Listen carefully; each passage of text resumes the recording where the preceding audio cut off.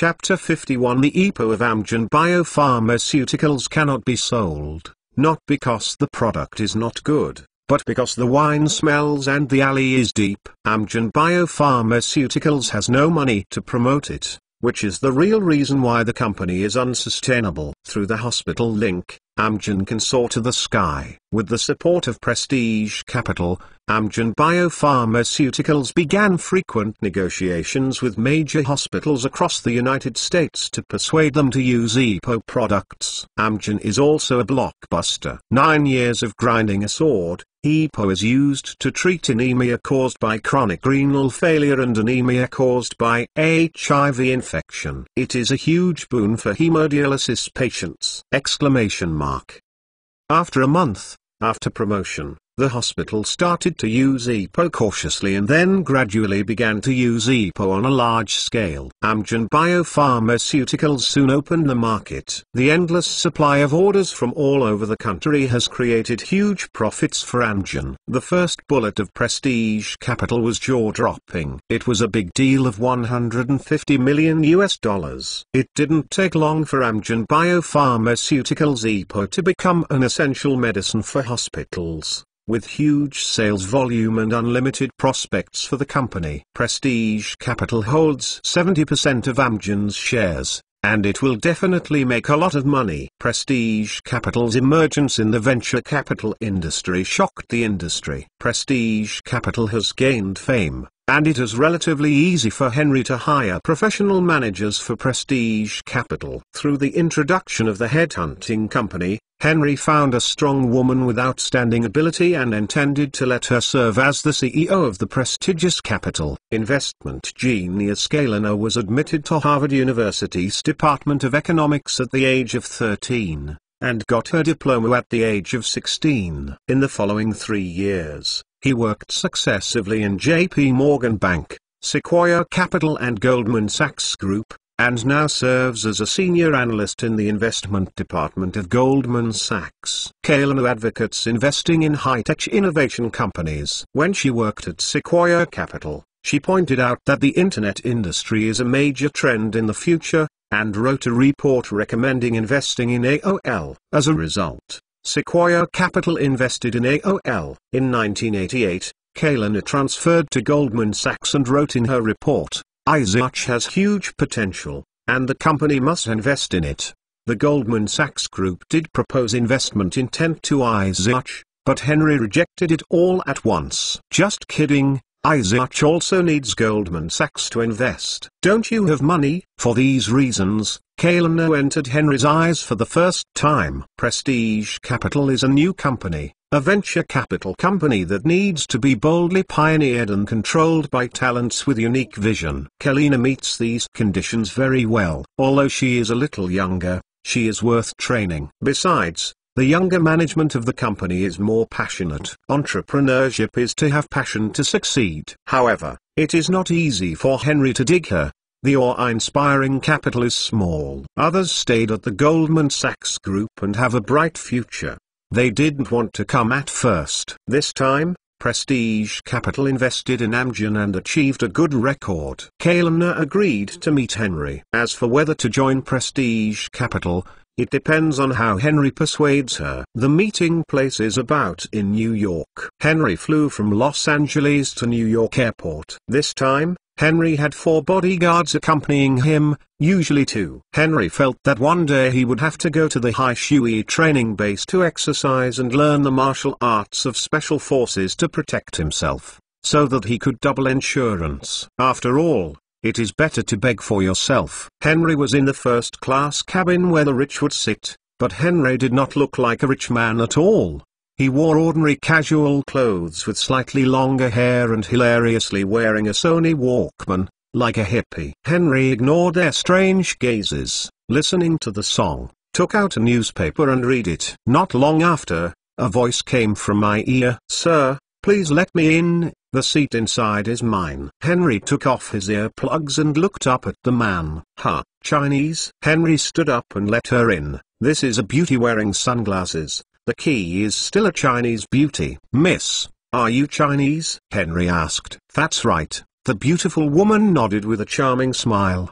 My parents are both Chinese and later immigrated to the United States, but I was born and raised in the United States. Henry smiled slightly. Oh, good Chinese. I also have a quarter of Chinese ancestry. Really? No wonder you look a bit like a Chinese. The beauty finished speaking, turned her head to organize her luggage, and immediately took out the Walkman from her bag, closed her eyes, and listened to the song. Henry originally wanted to talk to her more, but everyone closed their eyes and listened to the song. How could I be embarrassed to bother? However, if you close your eyes and listen to the song, then listen to the song. How do you stretch a pair of white thighs over the line, with your toes almost close to my calves? Henry felt a strange feeling rise from his heart. This beauty is not an ordinary beauty. According to Henry's own Chinese aesthetics, she is definitely a beauty at the level of the country and the city,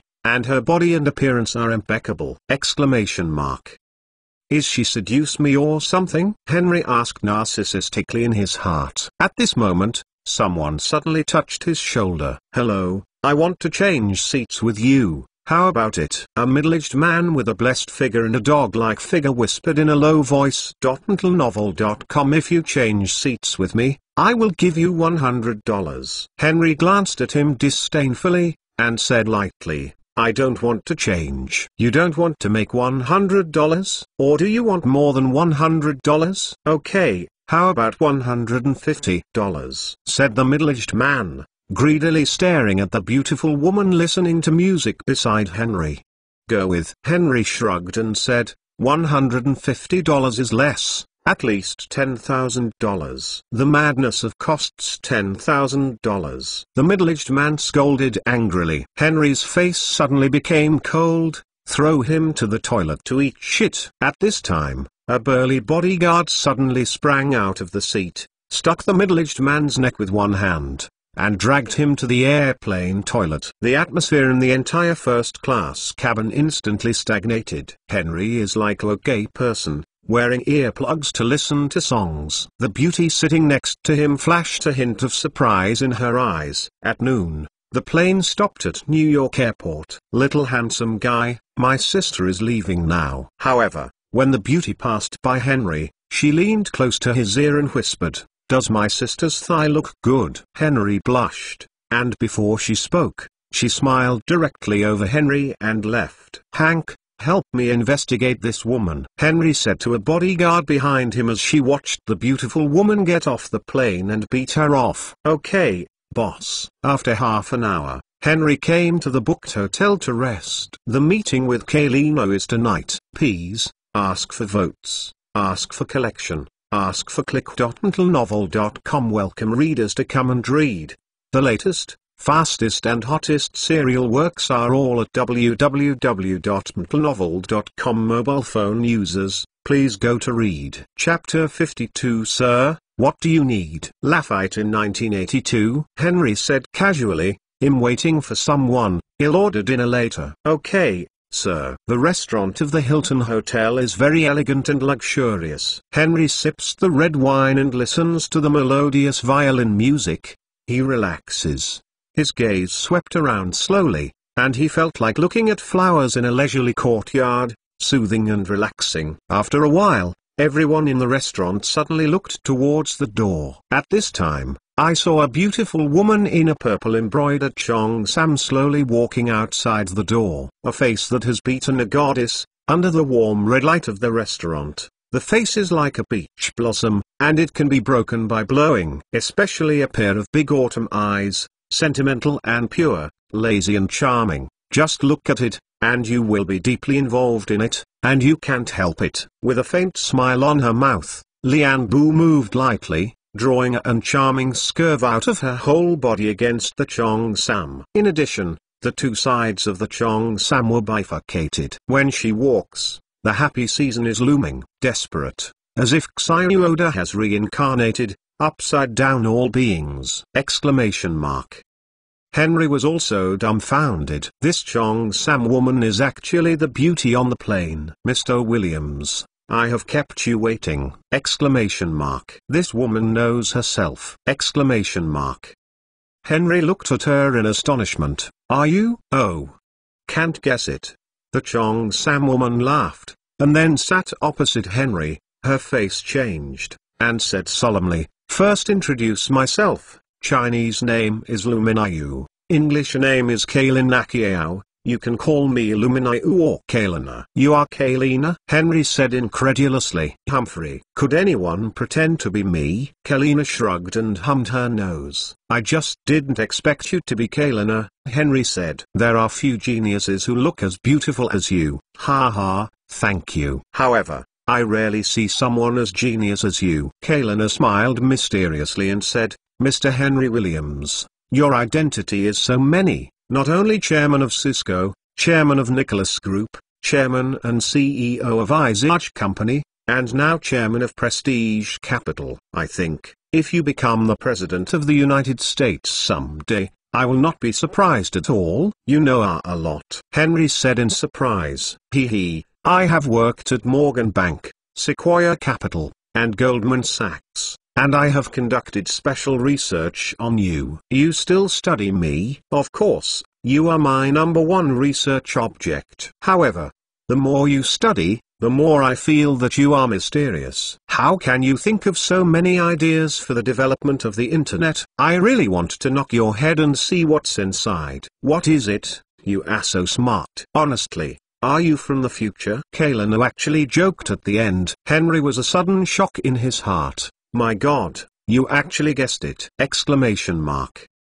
Henry quickly touched his nose, concealed his emotions, and deliberately pretended to be triumphant and said, "I am a genius by nature. You can't be jealous." "Ha!" Kailina snorted coldly. Henry took a sip of wine and asked, "Why didn't you identify yourself on the plane before? Also, since you are in Los Angeles, why don't you meet me directly and ask me to come to New York?" Regarding these 2 points, I very puzzled. Hee. "I just want to get in touch with you on the plane and conduct a more in-depth study of you in advance. Xwiba is a learning tyrant, so you can do research at every turn." "What have you researched out?" Henry asked angrily. "Genius will be angry too." "Nonsense. Everyone is angry." Henry rolled his eyes and said, "You just worked out this." "Of course more than that." "What else is there then?" Karina suddenly looked at Henry with a smile. "You want to know?" "Yes, I want to know." "Okay. I wanted to test. Are you a pervert? If you are a pervert,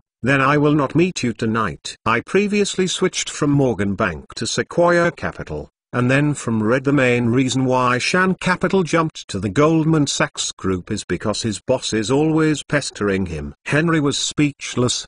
At that time, Kailina actually teased herself deliberately, but fortunately she held it and didn't do anything excessive, otherwise she would let her dove out. Henry took a sip of the red wine and smiled bitterly. "So, I passed your test?" Karina smiled and nodded, "Yes." "Well, I now officially invite you to serve as the CEO of Prestige Capital. I wonder if Miss Kailina is willing?" "I'm happy to help you, Mr. Williams." Kailina smiled. Henry stretched out his hand and said with a smile, "Miss Kailina, in the future, you will be proud of the decision you made today." "I hope so." Kailina stretched out her hand neatly and shook Henry's hand. Then Henry called the waiter to order. After eating, Kailina will leave. Tomorrow, she will return to Los Angeles with Henry, and then rush to San Jose to officially become the CEO of Prestige Capital. Seeing Kailina's graceful figure when she left, Henry shook his head unconsciously. It is a burden to be too beautiful for a woman. If she didn't have the ability to protect herself, she would have been invaded by a werewolf long ago. Henry returned to the hotel to rest for one night, and was full of energy the next day. At noon, Kailina came to the Hilton Hotel to meet Henry. This time, she wore a casual, white shirt, tights, and flat shoes, just like a girl next door. Behind her, dragging a suitcase, "The car is coming soon." Henry stepped forward and said. Karina nodded. After 2 minutes, the hotel car arrived. Henry helped Kailina put her luggage in the car, and then drove to the airport. Afterwards, we waited at the airport again. After waiting for half an hour, the radio said that the plane needs to take off later. Henry and others waited another half an hour, but the plane was still delayed. The airport is almost overcrowded, and many people are waiting for the flight. At this time, Henry saw an obese man wearing a large windbreaker preparing to take a special passage and directly enter the private jet area. But when I passed the waiting room, I glanced inadvertently and saw the pretty and charming Kaylina. The obese man suddenly stopped, turned around and walked into the waiting room.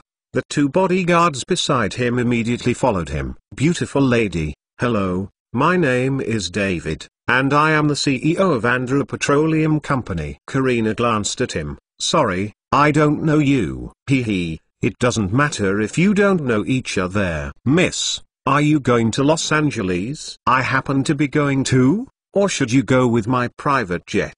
"I don't want to sit," Kaylina said lightly. "I already have my boyfriend. Please don't strike up a conversation with me. Let him misunderstand," said. Kaylina hugged Henry's arm. The obese man looked at Henry. His face was disdainful. He didn't put Henry in his eyes at all. "Miss, your boyfriend is a kid. You just follow me. I give you $20,000 in pocket money every month." Bash! Exclamation mark.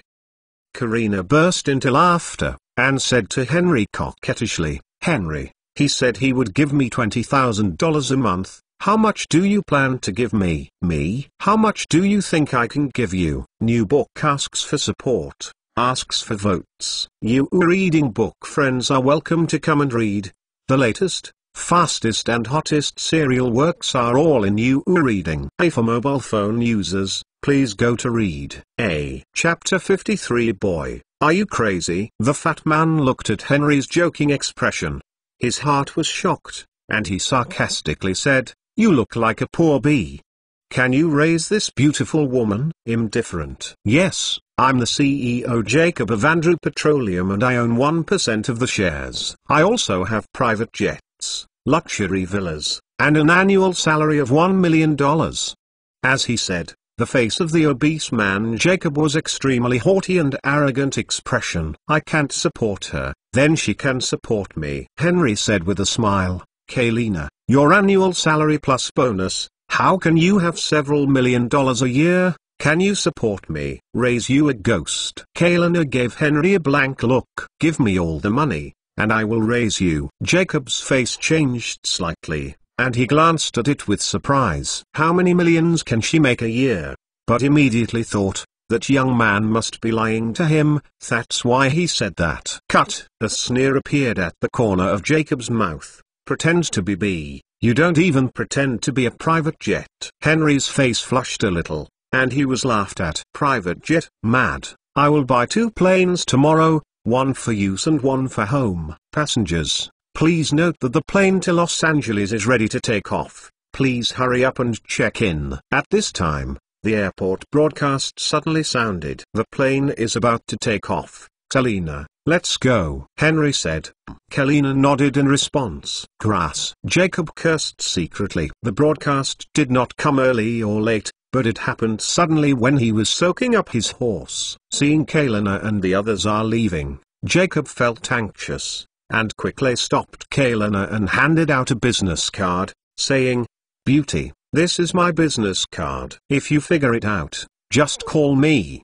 Phone." "Okay." Kaylina took the business card and said lightly to prevent Jacob from continuing to struggle. Jacob laughed with satisfaction and confidence, and then didn't laugh long before he saw Kaylina flick and threw his business card in the trash can. Jacob's face was instantly green. "Go, let's go to Los Angeles," Jacob said with a sullen face and angrily. The 2 bodyguards behind him followed him into the special passage and boarded a small private jet. 2 hours later, the plane landed at Los Angeles Airport. After leaving the airport, an extended version of the specially made Ford car has been here for a long time. "Get in the car, beautiful Miss Kaylina, or the CEO of some oil company will catch up." Henry laughed. "Oh, your car is modified. It looks cool. It's luxurious inside. Air conditioning, champagne, refrigerator, and a big bed at the back. You will really enjoy it." Kaylina sighed. "It's normal," Henry said. "Are you tired from flying? Would you like to go to bed and rest together?" Karina flushed suddenly, and then gave Henry a fierce look. Henry was stunned, and immediately thought of the ambiguity in the sentence just now. Oh, don't get me wrong, I mean, go to bed and rest, nothing else. You still said. Kalina glared at Henry again. Henry shook his head with a wry smile, and lay on the bed to rest by himself. Kalina watched Henry closing her eyes to rest. No matter what she was, she couldn't help but snorted, lying on the other side of the bed to rest. More than an hour later, the car arrived in San Jose. The first place to go is the villa Henry rented to Kalina. The rent has been paid for half a year. If Kalina wants to live there, she has to pay for it herself. After putting the luggage into the villa, Henry said to Kalina, "You have a good rest today, and I will take you to the company tomorrow morning. By the way, there are all ingredients in the refrigerator. If you can cook." "I can't do it." "Well, there is a note on the outside of the refrigerator with the phone number for food delivery." "Of course, you can also go out to eat." "Okay, if you don't invite me to dinner, I'm leaving." "Go slowly, don't give it away." Henry came out of Kalina's house, and then answered directly at home. At this time, the family servant had already made a dinner. After Henry had eaten, he went to take a bath and then processed the documents sent by the company. The next day, Henry came outside Kalina's villa early in the morning. At this time, Kalina has finished dressing up, wearing professional attire, full of white-collar temperament. Henry unconsciously compared her with Helen, perhaps because Henry was a Chinese in his previous life. He felt that Helen's beauty was a bit inferior to Kalina, but the two were still extremely beautiful. Only in terms of personality, there is a big difference. Helen is well-behaved, and Kalina is changeable, sometimes charming, sometimes cold and frosty, sometimes cute and straightforward, making people elusive. I came to Prestige Capital. In this matter, the company already has many employees. Henry summoned the crowd and introduced Kalina to everyone. She is Kalina Joe, and she will be the CEO of the company from now on. From now on, you must cooperate with her and work hard to grow the company. Yes, Chairman. Everyone responded loudly. In the evening, I will host a party in the company and welcome Karina. Yay. Chairman, can you bring a girlfriend? Of course. Boy and girlfriends can bring it. Henry laughed. In the evening, I will invite the famous Flying Leopard band from Silicon Valley to come over. Everyone will be happy when the time comes. Oh, that's great. Boss, did you invite a model to come over? Some male employees asked. Please, don't invite beautiful models to hold a party. MTLnovel.com. How can it be lively? Henry smiled faintly. Henry also held parties before, but they weren't very lively. Later, I asked other people to know the whole story. It turns out that a party needs to invite some beautiful women to liven up the atmosphere. Such beauties who specialize in attending parties have already become professions. I heard that the monthly salary is not low. Henry was shocked when he heard it at the time. There are so many wonderful places in the United States, and he is considered to be upright. Henry called and ordered his hands to do it, and he came to Kalina with a smile on his face. On the first day at work, get acquainted with the situation, and a week later, give me a development plan. Karina nodded and replied, no problem. The target of Prestige Capital is mainly high-tech innovation companies. For very promising companies, I hope to take the controlling rights of the company as much as possible. As you know, there are many companies under my name, such as Cisco, Nicholas, Global Online, Isaac, Noah's Ark, etc. may compete with those new companies at that time. Therefore, my purpose is to control these potential new companies through Prestige Capital, and then merge them into other companies under my name. Through mergers and acquisitions, Prestige Capital can make a lot of money, and other companies under my name can not only acquire competitors' companies, but also obtain the other party's technology, so that they can become stronger and more invincible. Karina's eyes lit up and said, if you do what you say, then Prestige Capital and other companies under your name can mutually benefit each other and achieve a win-win situation. Yes, that's it. Vote, vote, vote quickly. MTLnovel.com book friends are welcome to visit and read. The latest, fastest and hottest serial works are all at www mtlnovel.com for mobile phone users. Please go to read. Chapter 54. The party at night is very lively, because there are many hot models. Hi, handsome guy. A blonde patted Henry on the shoulder and exclaimed, "Hi." Henry said hello. This blonde beauty has a pair of beautiful long legs and wears flesh-colored stockings. She looks very sexy. She asked, "What's your name?" "Henry Williams." Henry simply replied that there are too many people with the same name and surname in the United States. It is difficult for one name to associate with other things. Henry does not need to cover up, even dare not say his own name. "My name is Alicia, Alicia Heidi." "Oh, hello, Alicia Heidi." "Huh? Are you looking for something to do with me?" "It's okay. I think everyone is dancing. So you won't go?" "I'm very curious,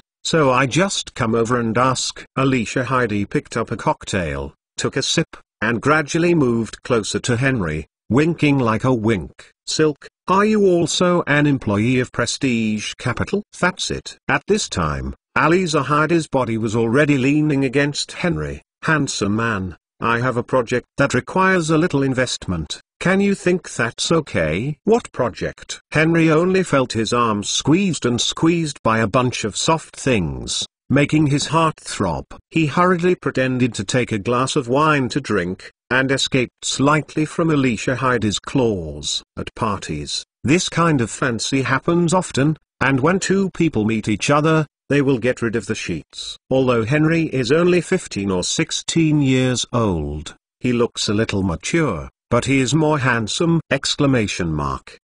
Combination of Chinese and Western, so handsome with no friends. It's not surprising that Alicia Heidi found Henry. "It's not easy to talk about here." Alicia Heidi charmingly approached Henry's ear and blew, "Is your bed big? It's best for us to come to your house to talk about it." It is said that American women are direct, and Henry can't bear it. Just about to refuse, a voice came from behind. "I'm afraid not. He belongs to me tonight." This voice is so familiar. Karina!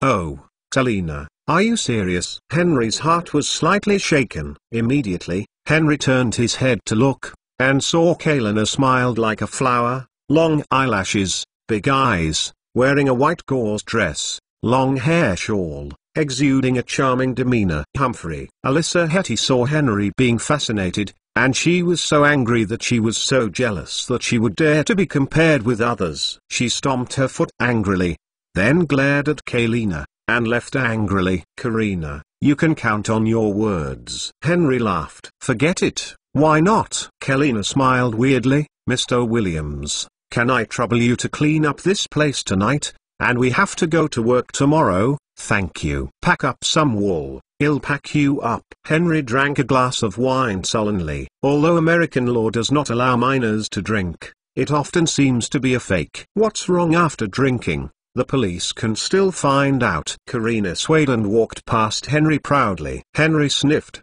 and there was a faint scent of body scent. This smell is not what it is, but it smells good. The party did not end until very late, and Henry hired someone to clean it, but he was not interested in cleaning it himself. Henry stayed at IZH for the following week. Bill Joyce and Luke Stowe have been working on the improvement of the algorithm with outstanding results. However, AOL's AOL search has caught up, and a lot of bugs have been revised. Although it is not better than IZH, it already has a place in the search industry. There are a lot of new users on the internet every year, and they don't know which search engine is good. So Henry can't let them all use IZH. Therefore, AOL Search has an opportunity to take advantage of, and share a piece of cake from a big cake. IZH market share is 85%, AOL Search is 8%, and the remaining 7% is occupied by other search engines. In the early stage of the internet, it is extremely important to improve the stickiness of IZH search and increase the loyalty of IZH users. Bad money drives good money. There are only more than 2 million netizens now, and there will be hundreds of millions of netizens in the future. In case AOL search turns over and sings someday, IZH can't kneel and lick it. Before the position is stable, there can be no slack. As the CEO of IZH, Henry has a great responsibility. So, Henry came to Isaac and gave them advice. First, Henry proposed Isaac Encyclopedia. Then, he proposed Isaac Post Bar. These two suggestions have helped Isaac Company like a tiger, but Henry also proposed Isaac AdSense, Isaac Advertising Alliance! Isaac AdSense is great. Once this idea is successfully implemented, AOL search will be beaten and defeated. So what exactly is Isaac AdSense? Simply put, it is a platform for making money for major websites. As long as you apply to join Isaac AdSense, the Isaac keyword advertisement will be displayed on the website. If the user clicks on this advertisement, Isaac will pay a commission according to a certain amount of clicks. Just imagine, which website is rich but not profitable? As long as you join Isaac AdSense, you can sit and collect money, regardless of it. To run a website well is to make a fortune. Henry's move simply provides a chance to survive for the websites of the vast number of difficult brothers and sisters on the internet, and at the same time greatly promotes the development of the internet. You have to know that many websites lose money to death, ads can't come, and no other means of profit can be found. In the end, they can only go bankrupt. Isaac Company is doing a great thing, a very noble thing, a thing that breaks away from the low-level interest. Once Isaac AdSense is successfully operated, Isaac will not need to pay a penny, and it will only take the money of advertisers to pay commissions. MetalNovel.com, but I can still get some money from it. For example, advertisers give 10 yuan, Isaac Company gets 6 yuan, and there are 4 yuan to join the website. From then on, Isaac Company has made money faster than it made money. Not only that, Isaac AdSense has been successfully operated, and the internet is overwhelmingly covered by Isaac. With this influence, AOL search and other search engines can leave behind. However, if Isaac AdSense wants to operate successfully, it is still a bit difficult. The main problem is whether advertisers agree with this advertising model. These advertisers are all owners who don't see rabbits or scatter eagles. It's no good and no effect. They don't do it! So, first they have to make them feel the effect. Now, of course, we must quickly develop various functions. After the development of Isaac AdSense is completed, Henry intends to first allow all companies under his name to join Isaac AdSense if they have a website, and then conduct all-round publicity on the internet, newspapers, and TV, so that everyone knows what Isaac AdSense is all about. Then negotiate with major advertisers and persuade. They really don't want to spend more money. Isaac doesn't mind letting them try it for free for 1 month. But if you want to continue using Isaac AdSense, then I'm embarrassed. Please pay the advertising fee of last month before you talk. Voting, now it's the second update, and there will be the third one in the evening. MetalNovel.com book friends are welcome to visit and read.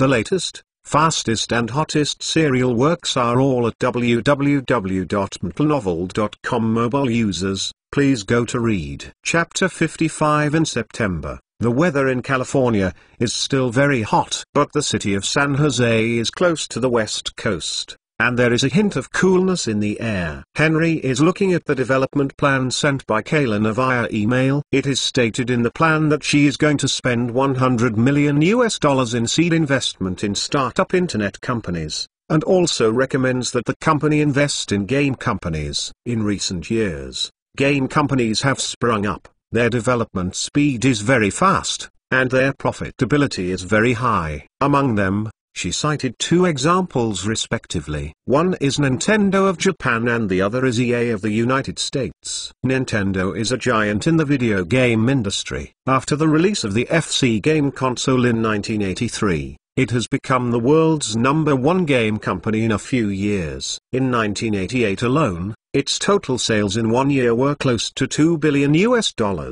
and its profit exceeded $500 million. And EA Company was established in 1982. It is a company specializing in the production and distribution of computer games. Although the company was short established, it has developed rapidly. On October 1 this year, It is preparing to be listed on the Nasdaq. Henry was silent after reading Kalena's plan. He is familiar with these two companies, especially Nintendo. Many people must have used the red and white machine, played Super Mario, Contra, Tetris and other classic games. And in this period, Nintendo has almost reached the level that no one knows. Its games are sold all over the world, and the characters in the game are also popular all over the world. Of the 30 best-selling toys in the world, 25 of them are related to Nintendo. By 1992, in this year alone, Nintendo's profit will be equal to that of the entire Hollywood, and equal to that of the 3 major television networks in the United States! Nintendo has repeatedly replaced Honda and Toyota Group, becoming the #1 company in Japan!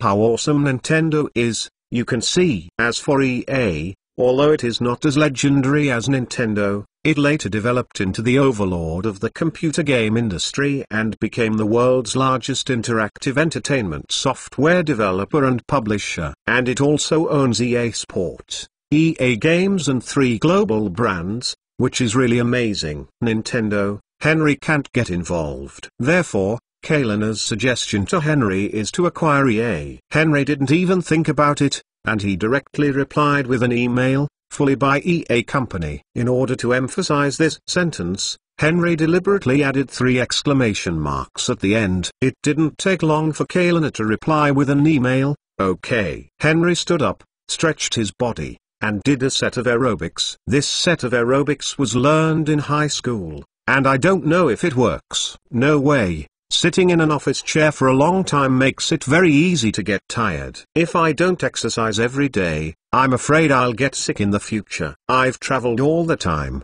I can't be a tired ghost, right? In the beginning, I thought it could be cured by hanging down. I don't know. Things are not as simple as I thought. If you really feel relieved to give it all to professional managers, then your company will not be far from bankruptcy. Others will vacate your company bit by bit, and eventually become an empty shelf there. Although the United States has a lot of supervision methods, there are more ways to exploit loopholes. Henry has to ask about the development of the company under his name every time, and important matters have to be in charge, and many documents have to be signed by themselves to take effect. In this way, the safety of the company can be guaranteed as much as possible. Will be deceived by the company's management, or dove into the magpie's nest. However, Henry will be very tired if he does this, because he has a lot of companies. It seems that you have to hire a private doctor or a nutritionist. Chinese health regimen is well known, and it has a long tradition. I don't know if there is a health regimen master in the United States. If there is one, please come together. Little life. What does it cost to spend some money? Henry couldn't help lying on the chair and muttered to himself after finishing a set of broadcast gymnastics. After thinking for a while, Henry dialed a phone call, told his subordinates what he had just thought, ordered them to investigate, and then invited someone over. The investigation may take a while, but Henry is still young and in no hurry. What he is most anxious about now is whether Wifing Capital can acquire EA. 3 days later, Kalena called Henry and said, "Henry, things are a bit bad." "What's wrong?" Henry asked hurriedly. "EA Company rejected our purchase intention." "Is the price unsatisfactory?" "No. The main reason is that their founders are determined not to sell the company." "Then if we invest in EA, can we get a controlling stake?" "I'm afraid not. The company's largest shareholders are very optimistic about the development prospects of EA, unless we spend several times the price. Otherwise, they will not sell their shares. Moreover, EA is about to go public. Once the financing is successful, they will not know more money. At that time, it will be even more difficult for us to want to buy it." "You estimate, if we must take the controlling stake in EA, how much will it cost at least?" Henry frowned and said. Karina had already done some preparatory work before, and she opened her mouth and replied, "At least $350 million. I want so much." Yes, since EA was founded, it has released more than 10 games in a row, all of which are very popular, Especially sports games are very popular in the United States. Last year, the game Madden's Rugby invited the Oakland Raid. The coach of the team, John Madden, joined the game. Once the game was released, the sales were very hot, and many sales outlets in the United States were growing up. Even the New York Times, Washington Post and other major American newspapers made special reports on this! 350 million? Henry touched his forehead, a little hesitant. Karina said at this time, 350 million is only a conservative price. We want to truly win the controlling stake in EA. I am afraid we need more. So, I suggest that we look for the target again. Looking for the target again? Henry shook his head, still didn't want to give up EA. After all, he was so famous in his previous life. Karina, you asked the founder of EA to come out. I want to talk to him. Okay. The phone hangs up. Henry is silent, quietly thinking about the acquisition of EA. The next day, Kalina replied to Henry, Henry, EA founder Trip Hawkins promised to meet you at 3 o'clock in the afternoon, at the headquarters of Prestige Capital. Okay, I know. Henry then ordered someone to drive to Prestige Capital. When he got there, it was only at noon. Henry and Kalina had lunch together. Kalina and Henry talked about the situation of EA founder Trip Hawkins. Trip Hawkins graduated from Harvard University, served as the head of marketing at Apple in his early years, and personally witnessed the rise of Apple. But in 1982, he resigned resolutely and founded EA Company. Therefore, he has high hopes for EA, and has no plans to sell the company at all, and he himself holds 45% of the company's shares. Prestige Capital wants to hold EA Company. It is very difficult. Henry frowned after listening. If we can't agree, we will give up this acquisition. At 3 o'clock in the afternoon, Trip Hawkins came to Prestige Capital on time. Henry exchanged a few words with him and asked him to meet in the conference room. Mr. Hawkins, I would take the liberty to ask, do you want to make EA the world's #1 game company? Of course. Trip Hawkins nodded, thinking secretly in his heart. He asked what exactly this sentence meant, and what kind of medicine was sold in the gourd. In this case, EA Company should accept the investment of Prestige Capital. EA companies can raise funds just as they go public. If it is a general venture capital institution, Trip Hawkins will definitely accept investment. But Wifing Capital has bad intentions and wants to acquire EA, which he will never allow. Mr. Hawkins, if the company wants to grow and grow, it is not just a matter of money,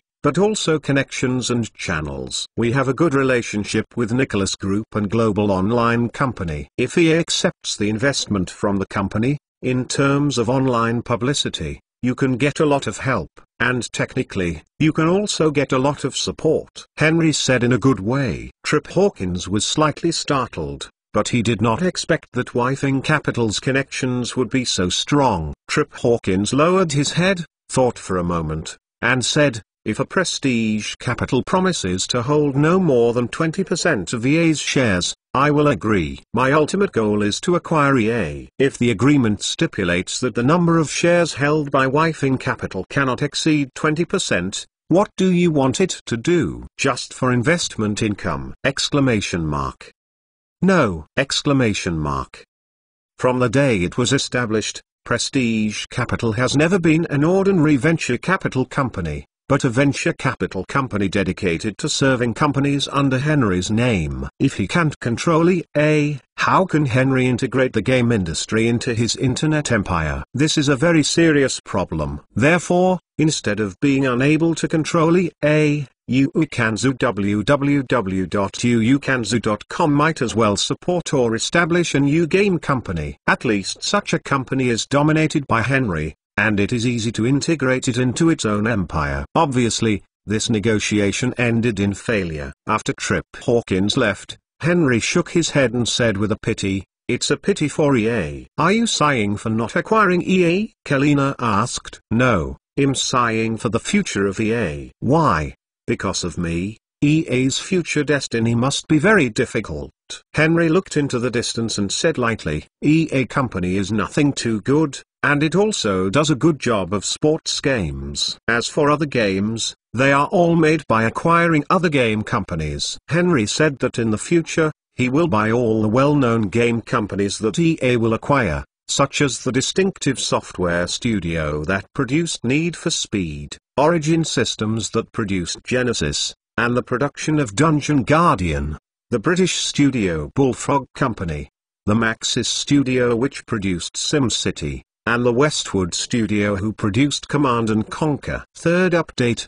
New book top. Chapter 56 University of California, Los Angeles, UCLA is the top public university in the United States. It is the cradle of American business, finance, high-tech industry, film art and other professionals. It is the most extensive university in the United States to cultivate cutting-edge talents. UCLA has charming scenery, and its architectural design follows the Lombard Renaissance art style, allowing people to appreciate the unique art and culture of the time. Henry does nothing but visit the Three Treasures Hall. He didn't come here to travel. Blizzard Three Musketeers came from UCLA University. Yes, Henry came here to find the future founder of Blizzard. UCLA is really different from Stanford University. As the cradle of movies, UCLA University, the number and quality of beauties can be a whole street away from Stanford University. Henry wore a white casual clothes, strolling leisurely through UCLA University, sometimes looking at the beauties nearby. At noon, the sun was vicious, and a couple of men and women went into the grove. Henry sat quietly across the small forest on a large rock across a lake. He didn't intend to spy on anything, but the benefits brought by the crossing made his vision better than ordinary people. What happened to the small forest across the lake? A panoramic view. Fuck, you deserve to be a University of California student. Talent. This is a great trick, I cheat. Wow, that blonde girl over there is too fierce. Henry was astounded and asked whether he should also go to university, or else he would miss such a good welfare. Just when Henry was wishful thinking and was still making comments on others, his bodyguard brought all the three founders of Blizzard over. Mike Mohwemi, Alan Eden, Frank Pierce. The three of them knew each other because of the computer password Joe Strangers. They were very good friends. When Henry's bodyguard went to find them, they were experimenting room to study Nintendo's game consoles. In more than a year, the three are about to graduate. They have already planned to set up a game company after graduation to develop games for Nintendo. Hi, how are you? Although you are very strange, why did I invite you over? But now, please let me introduce myself. My name is Henry Williams, the chairman of Prestige Capital Ventures. Henry laughed. He stood up and said to them. The three of them were all surprised. Didn't expect that the chairman of a venture capital company would look for him. This is too strange. Hello, my name is Mike Mohwemi. Alan Eden, Frank Pierce. The three shook hands with Henry and briefly introduced themselves. The University of California, Los Angeles is a great place. I mean, outstanding people. Henry said, that's it. We are ready to spend $100 million to start the Prestige Incubator program to help potential new companies grow and grow. Secondly, we will also give out a sum of money to help college students take the initiative to start their own businesses. Oh, you mean? That's right. Henry laughed. I have heard your names and know that you have real talents, so I plan to invest in you and help you build your company. How about, are you interested in accepting this investment? We Wifing Capital people with connections and resources can help your company grow, and we have a good relationship with Cisco, Nicholas, Global Online, Isaac, Dell and many other large companies. After the three listened, they were very excited. They have nothing, no company, no money, and no outstanding performance even in college. They are poor college students who work silently, but there are venture capital companies that are optimistic about them and are willing to invest in them. This kind of honor and treatment is hard to come by in a century. Henry valued them very much. He was treated with great courtesy, and almost moved them to tears. The three of them exchanged their eyes briefly, and they all nodded and said, We are interested in accepting your investment. This is great. Henry was very happy. It's noon now, let's go. I will invite you to lunch, and then discuss investment matters. Thank you, Mr. Williams. Just call me Henry. I'm a few years younger than you. There are many restaurants outside the University of California, Los Angeles. Henry chose a restaurant that seems a bit tall and stylish. How is this restaurant? Mixie Restaurant is very famous in this area, and the food is superb. Many rich college students often come here to consume, Frank Pierce said. Then this one. Henry took the lead and walked into the restaurant. The decoration in the restaurant is very stylish and simple, which is in line with the aesthetics of college students. At this moment, the #1 song Eternal Flame of the US pop chart is playing in the lobby, which is very hot, and many guests are still swinging their bodies to the rhythm. However, Henry was not interested in the song, so he immediately recruited a waiter and asked him to recommend any good food in the restaurant. After ordering the meal, Henry prepared to chat with Mike Mohwemi and the three people casually to relieve their pressure. Henry could see that the three of them were a bit nervous and restrained. In front of a billionaire, in front of a rich man who said that he would invest in them, it was indeed enough to make them nervous for college students who had not yet stepped out of the ivory tower. Henry asked them about their life experiences in the university. As they talked, everyone gradually became familiar with them, and the tension gradually disappeared. After a while, lunch was delivered. After Henry had it, it tasted really good. Mike, you are eating here too. At this time, a woman's voice suddenly sounded. Later, Henry saw a very unfashionable dress, kicking on high heels to Henry's table. MTLnovel.com. The lips of this woman were smeared like flaming red lips, enchanting people. Surprised, Mike Mohwemi's complexion instantly turned hard to look, and he smiled reluctantly. Oh, Raphael, hello. Henry's face was puzzled. Alan leaned into his ear and whispered, Raphael is Mike Mohwemi's ex-girlfriend, just broke up yesterday. Henry nodded, expressing his understanding.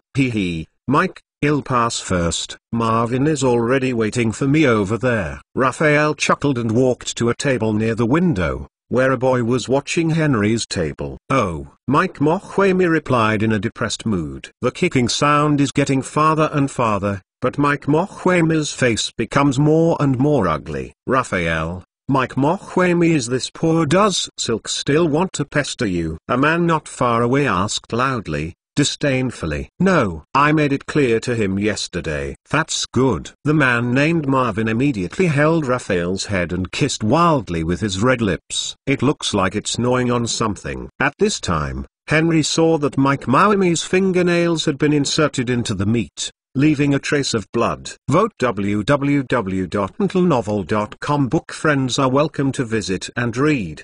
The latest, fastest and hottest serial works are all at www.mtlnovel.com. For mobile users, please go to read and lt:/a and amp:/GT. Chapter 57. Men suffer from hardships, and suffer from losses, but you can't wear a green hat. Looking at Mike Mohwemi's appearance, he must have been robbed of love by others, which is simply too tragic! Mike. Henry sighed slightly, patted his shoulder, and comforted, I promise she will regret it in the future. Mike Mohwemi nodded vaguely, but said nothing. Alas, really, it's not a pleasure to have a meal. Waiter, check out. Henry snapped his fingers and called the waiter to check out. After the checkout, everyone left the restaurant. Later, Henry found a quiet place in the school to talk to them about investment and starting a company. Henry asked, what kind of company do you plan to create? The three looked at it, and finally Mike Mohwemi said as a representative, we plan to build a game company. We have studied that the game industry is a sunrise industry, which is very profitable, especially if the games we develop can be transplanted to Nintendo. You can definitely make a fortune. Henry looked thoughtful after hearing his words. In the past life, Blizzard did indeed do this, and it was a great success. In the following 2 years, Blizzard launched the stunning work Warcraft! But in this world, if Blizzard follows the old road, This step is too slow. It will not release Warcraft until 1994. Henry can't wait for it. He really wants to play StarCraft now. Green years back then. Exclamation mark regardless. No matter how you burn money, Blizzard must develop rapidly. Exclamation mark. However, Henry settled down and thought about it carefully. They had to train them first. If they develop Warcraft as soon as they get started, Henry will be depressed if it messes up. Okay, then just do one game and transplant it to Nintendo as a hands-on practice. Exclamation mark. Henry has already thought about the name for them. It's called The Lost Viking. This game is the first super game in the United States to be ported to Nintendo of Japan. And it is also a masterpiece of Blizzard. Isn't plagiarizing one's own work counted as plagiarism? Henry thought cleverly. Immediately, Henry said to Mike Mokwemi and others, the games ported to Nintendo are indeed very profitable. But I hope you can define the company as a computer game company, and the main task in the future is to develop computer games. However, before that, you can develop a video game as a masterpiece. Later, Henry gave the game content of The Lost Viking again. Mike Mokwemi and others are still just small, the investors' words are the biggest. Mike Mokwemi and others can only follow their orders. Next, I will talk about the issue of equity. Henry said, Viking Capital invested $1 million as the company's startup capital, holding 70% of the shares, and the three of you each hold 10% of the shares. What do you think?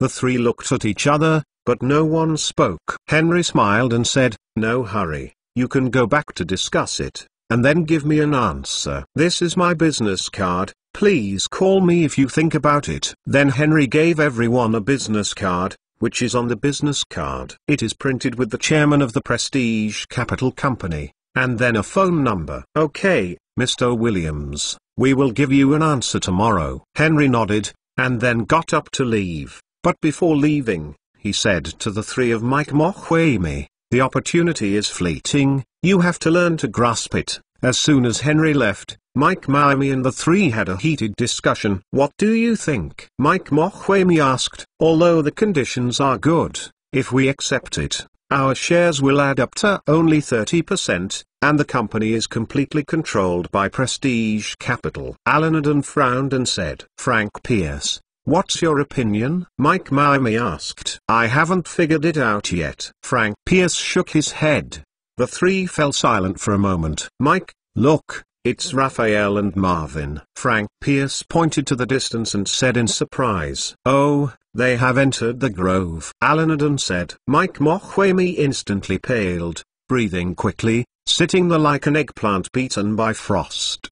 The whole person shrank. Mike, Raphael, don't worry about it. She is leaving you now, it is her loss. Look, there is no angel investment to find us today. I think it will not be long before we will be successful. Exclamation mark. Frank Pierce comforted. Mike Mokwemi didn't listen to Frank Pierce's words at all. He was now full of imagination about what would happen in the grove, and his mood suddenly fell to the extreme. Soon, Mike Mokwemi suddenly recalled what Raphael said to him when he broke up yesterday. Mike, I have slept with Marvin, let's break up. Raphael, you actually followed Marvin with me behind your back. Mark shook his head, and the words behind it were hard to tell. Wake up, Mike. A week ago, I was on good terms with him. Marvin's family is very rich. His father is a multimillionaire. What about you? You are a pauper, a programmer. You say you have been pursue the so-called game dream,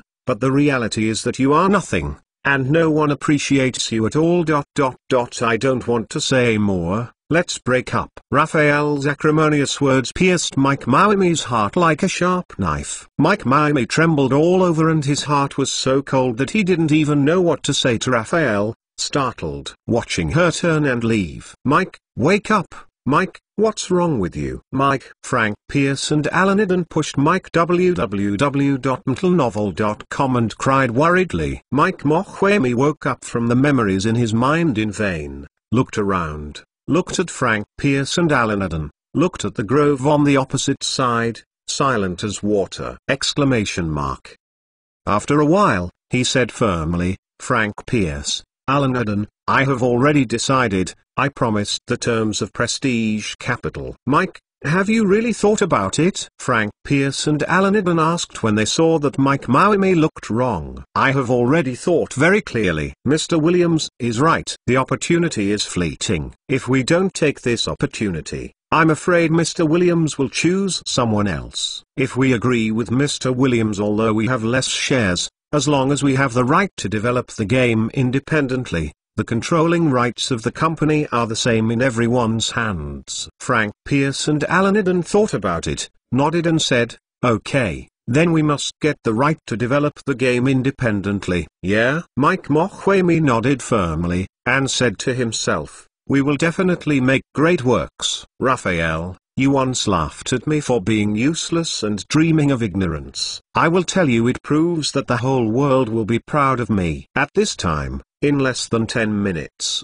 Marvin and Raphael came out of the grove. This is the second watch, and the third at night. Is it abuse? Just get used to it. Finally, longing become an angel. At the end, please bring the ticket.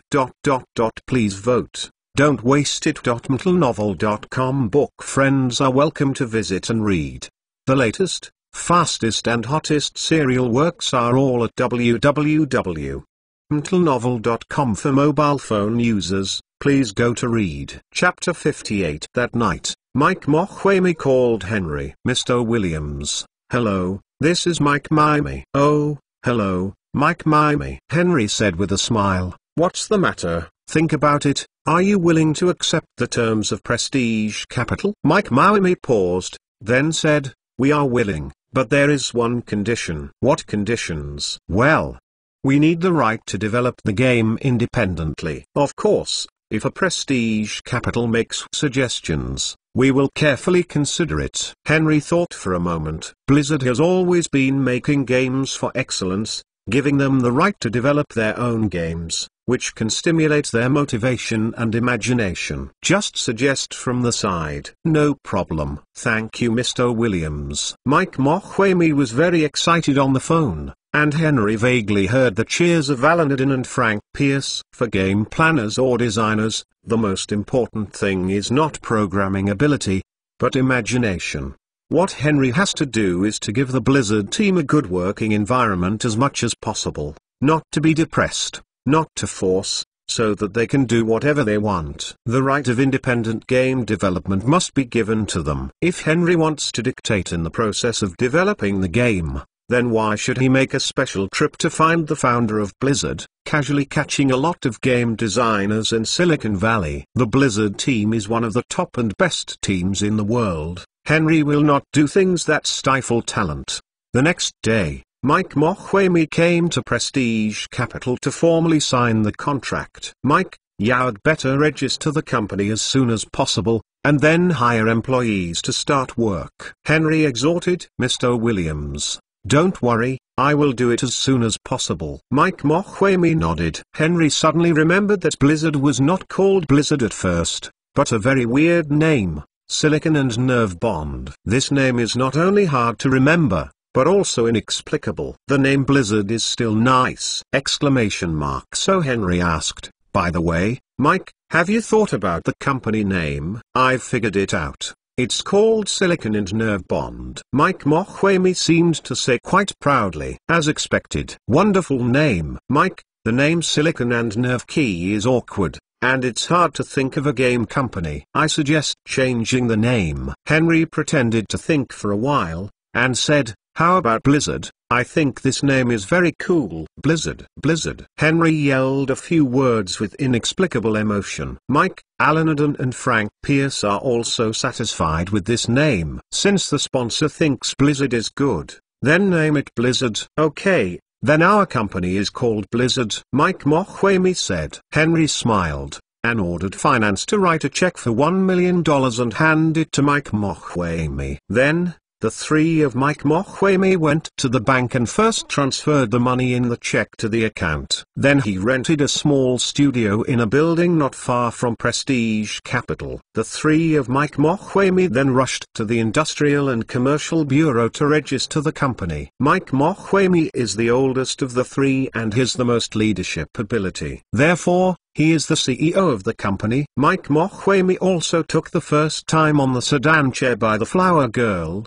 with no experience at all. In the end, Henry sent someone to help fix the company's various charter systems. Mike Mohwemi only needs to be responsible for recruiting employees. A week later, Blizzard hired 10 technicians, 1 financial officer and 1 clerk. Finance is the people appointed by Henry, not that Henry does not trust them, but a matter of principle. As the controlling party of the company, you don't care about the company's personnel. You always have to manage the finances, don't care about anything, and that's it. After the establishment of Blizzard, the second investment project of Prestige Capital was completed. After Blizzard succeeded, Prestige Capital gained another reputation. The more success of Prestige Capital, the stronger its influence in the industry. At that time, Majestic Capital roared, "Take the money, I will help you invest." Immediately there will be countless rich people willing to hand over the money to Majestic Capital to manage. At that time, Majestic Capital will be awesome. Maybe you can also wrestle with Sir's Quantum Fund! However, the success of Prestige Capital is inevitable, and it will inevitably become a unique legend in the venture capital industry! Xiao Feida, a good example. Prestige Capital is Xiao Feida!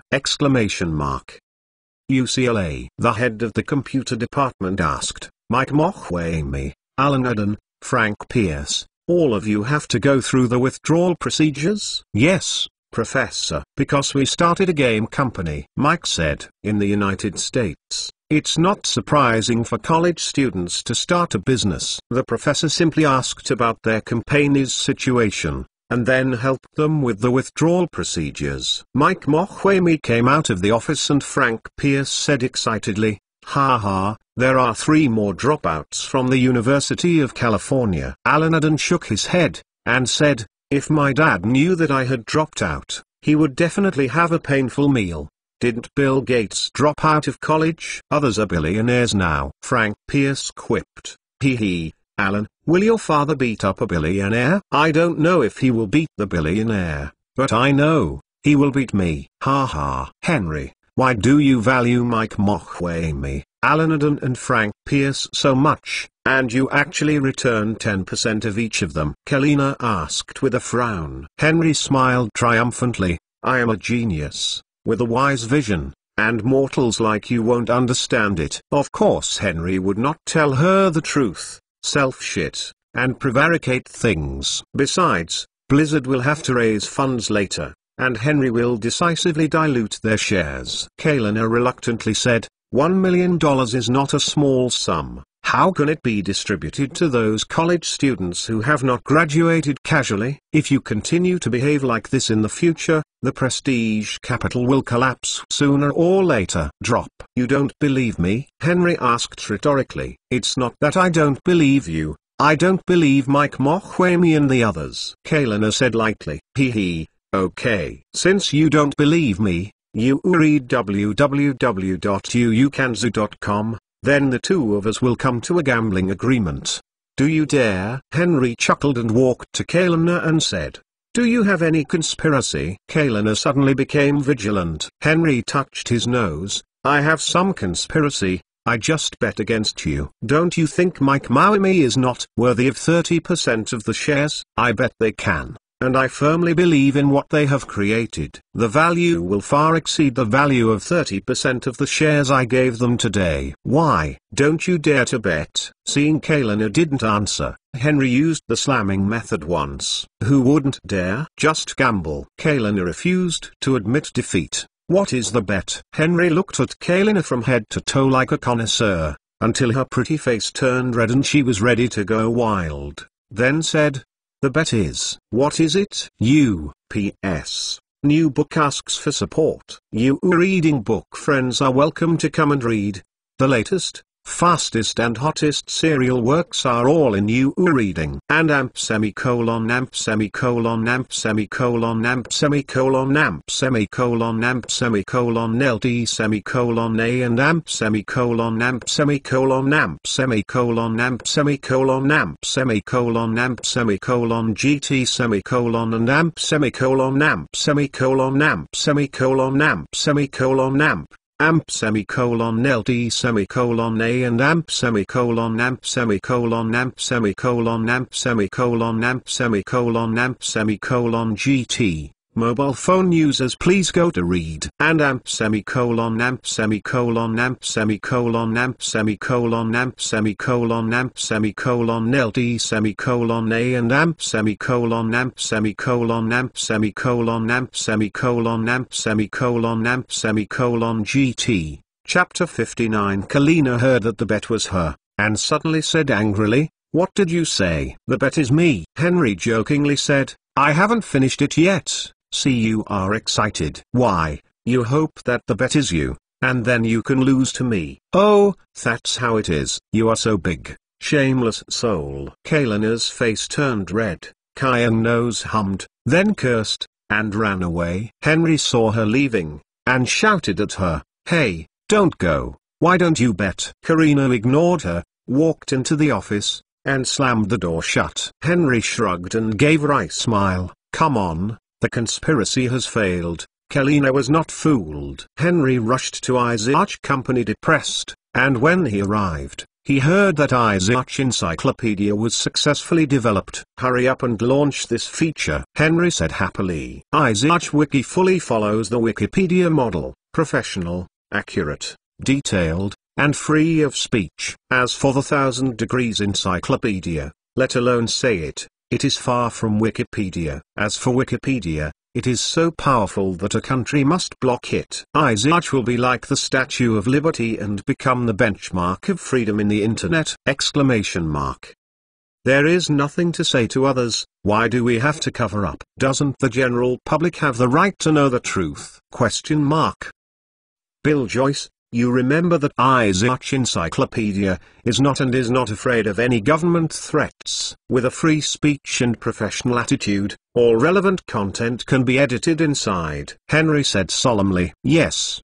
Bill Joyce nodded, expressing his understanding. At the beginning of October, Isaac Encyclopedia is finally online. For this reason, Isaac expanded its scale, bought a large number of Noah's Ark servers, and established Isaac's first data center in San Jose, California. At the same time, Isaac has recruited more than 400 employees who specialize in data editing and review work. In the early stage, the content of Isaac Encyclopedia was almost blank. Naturally, Isaac Company needs to take the lead in improving the content of Isaac Encyclopedia. In fact, during the development process of Isaac Encyclopedia, the editing of materials has already started. More than 400 employees have been working day and night for more than a month, and it is still somewhat effective. The editing work consists of more than a dozen groups including economics and finance, politics and military affairs, movie entertainment, etc. The current popular elements are more or less included in the editing. The launch of Isaac Encyclopedia naturally received strong support from many companies under Henry's name. Among them, Netscape Browser, Global Online Network, and Isaac itself have the most publicity. Netscape Browser pop-up window, Global Online cover recommendation, Isaac search interface prompt. The internet is flooded with ads from Isaac Encyclopedia for a while. Rich and resourceful, it's really easier to do anything. This is also the reason why the rich are getting richer and the poor are getting poorer. They are all being exploited by these rich capitalists. If Isaac Encyclopedia does not have many aspects of cooperation and promotion, I really don't know that the Year of the Monkey can only be developed. Isaac Encyclopedia not only promotes online, but also promotes it offline, mostly in universities. Isaac temporarily recruits local students in major schools to help with publicity. You can imagine how cheap the commissions for students are, but they play a very big role. Each school recruits 20 or 30 students, and then divides them into 5 or 6 teams to sweep the male and female dormitories in the school. It feels invincible. On the first day of the launch of Isaac, the traffic ranking squeezed into the top 10 on the internet, with up to 10,000 edited vocabulary. The next day, the number of edit entries increased by 50,000. There were too few entertaining programs in the early days of the internet. Netizens had no entertainment at all except for browsing BBS and watching the news. It's good now. Isaac Encyclopedia has found things for them. Editing entries is not only interesting, but also very fulfilling. Does it feel good when you think that others are browsing the entries you edited? Isaac Wiki also has a point level. The more entries you edit, the higher the points and the higher the level. The more the entry is viewed, the more points will be added and the level will be improved. Some people have nothing to do and edit entries all day, just for coolness and for ranking. With the gradual improvement of the content of Isaac Encyclopedia, it has become the first choice for people to search for information. The degree of Isaac's search stickiness has increased, and the user's loyalty to Isaac's search has also increased. AOL search and other search engines are losing ground, losing their armor and losing a lot of market share! Isaac only added the Isaac Encyclopedia, and AOL search and other search engines couldn't resist it. Then Isaac posted it out. Isaac AdSense came out. How do they live? Go your own way, leaving others with nowhere to go. The world of the internet is so cruel, and according to the description of the Matthew effect, the stronger, the weaker the weaker. Sooner or later, other search engines will withdraw from the market. Dingy!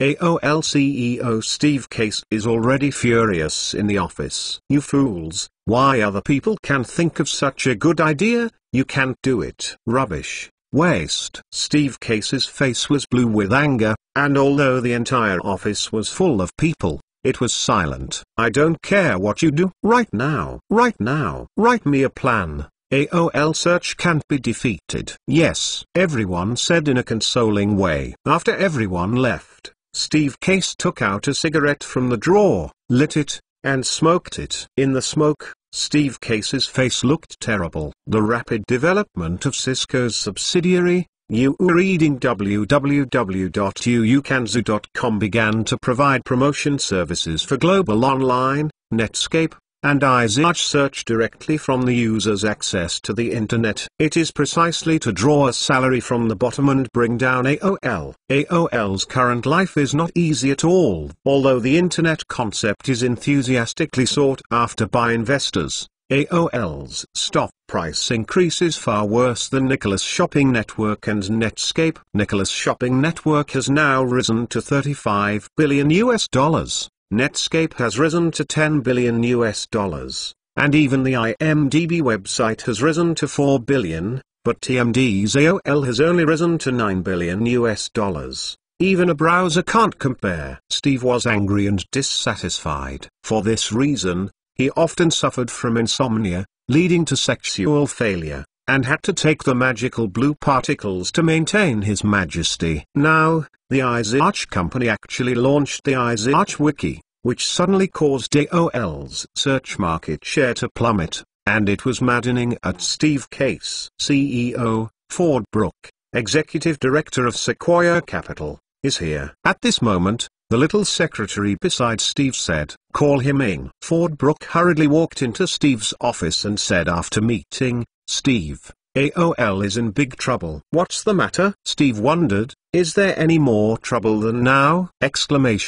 Steve rubbed his temples, looking exhausted. "Cisco is ready to acquire MCI." Upon hearing this, Steve Case jumped up from his seat.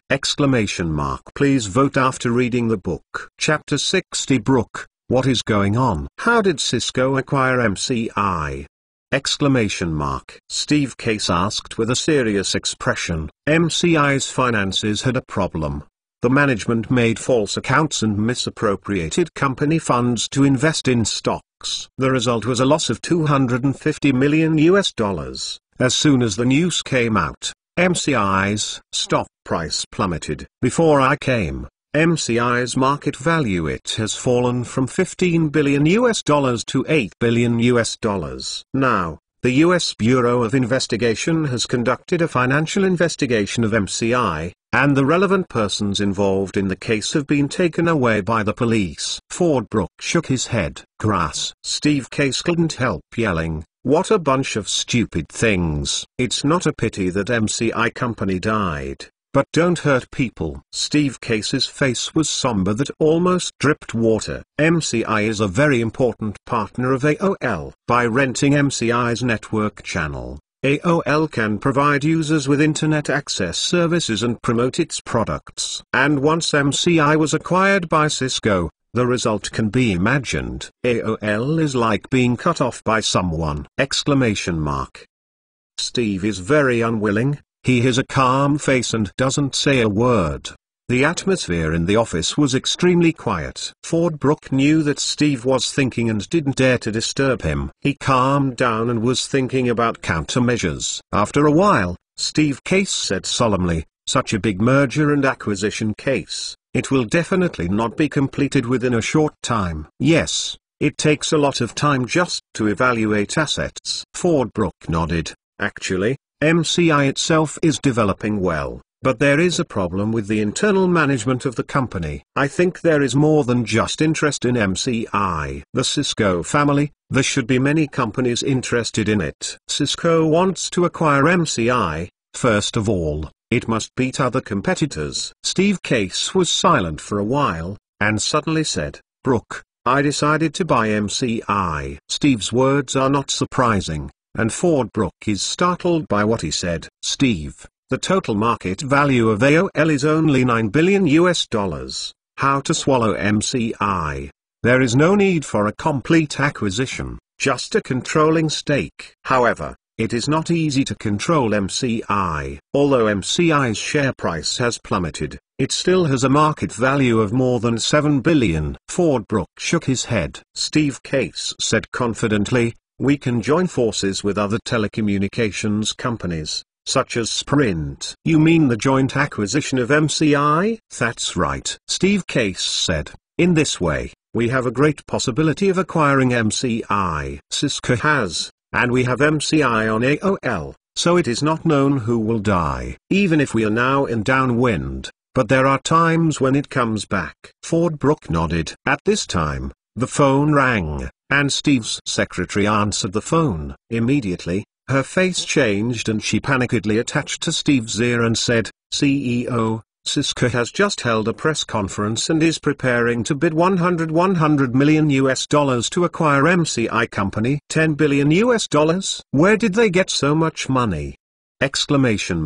Steve Case said incredulously. Citibank and Morgan Bank expressed their willingness to provide loans to Cisco, while Cisco uses 20% of its shares as collateral. The secretary said, looking at Ford Brook with a different look. She knew that Sequoia Capital was originally also Cisco's major shareholder, but after several rounds of financing, Sequoia Capital's shares in Cisco have been diluted to 2.7%, and even a board seat is gone. And now, Cisco's market value has exceeded $50 billion, and based on the current situation, the stock price will continue to rise. Sequoia Capital may have regretted breaking its bowels!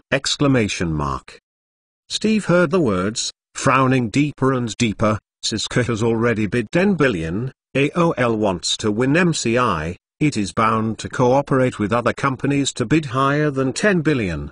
But Steve suddenly felt very powerless and powerless.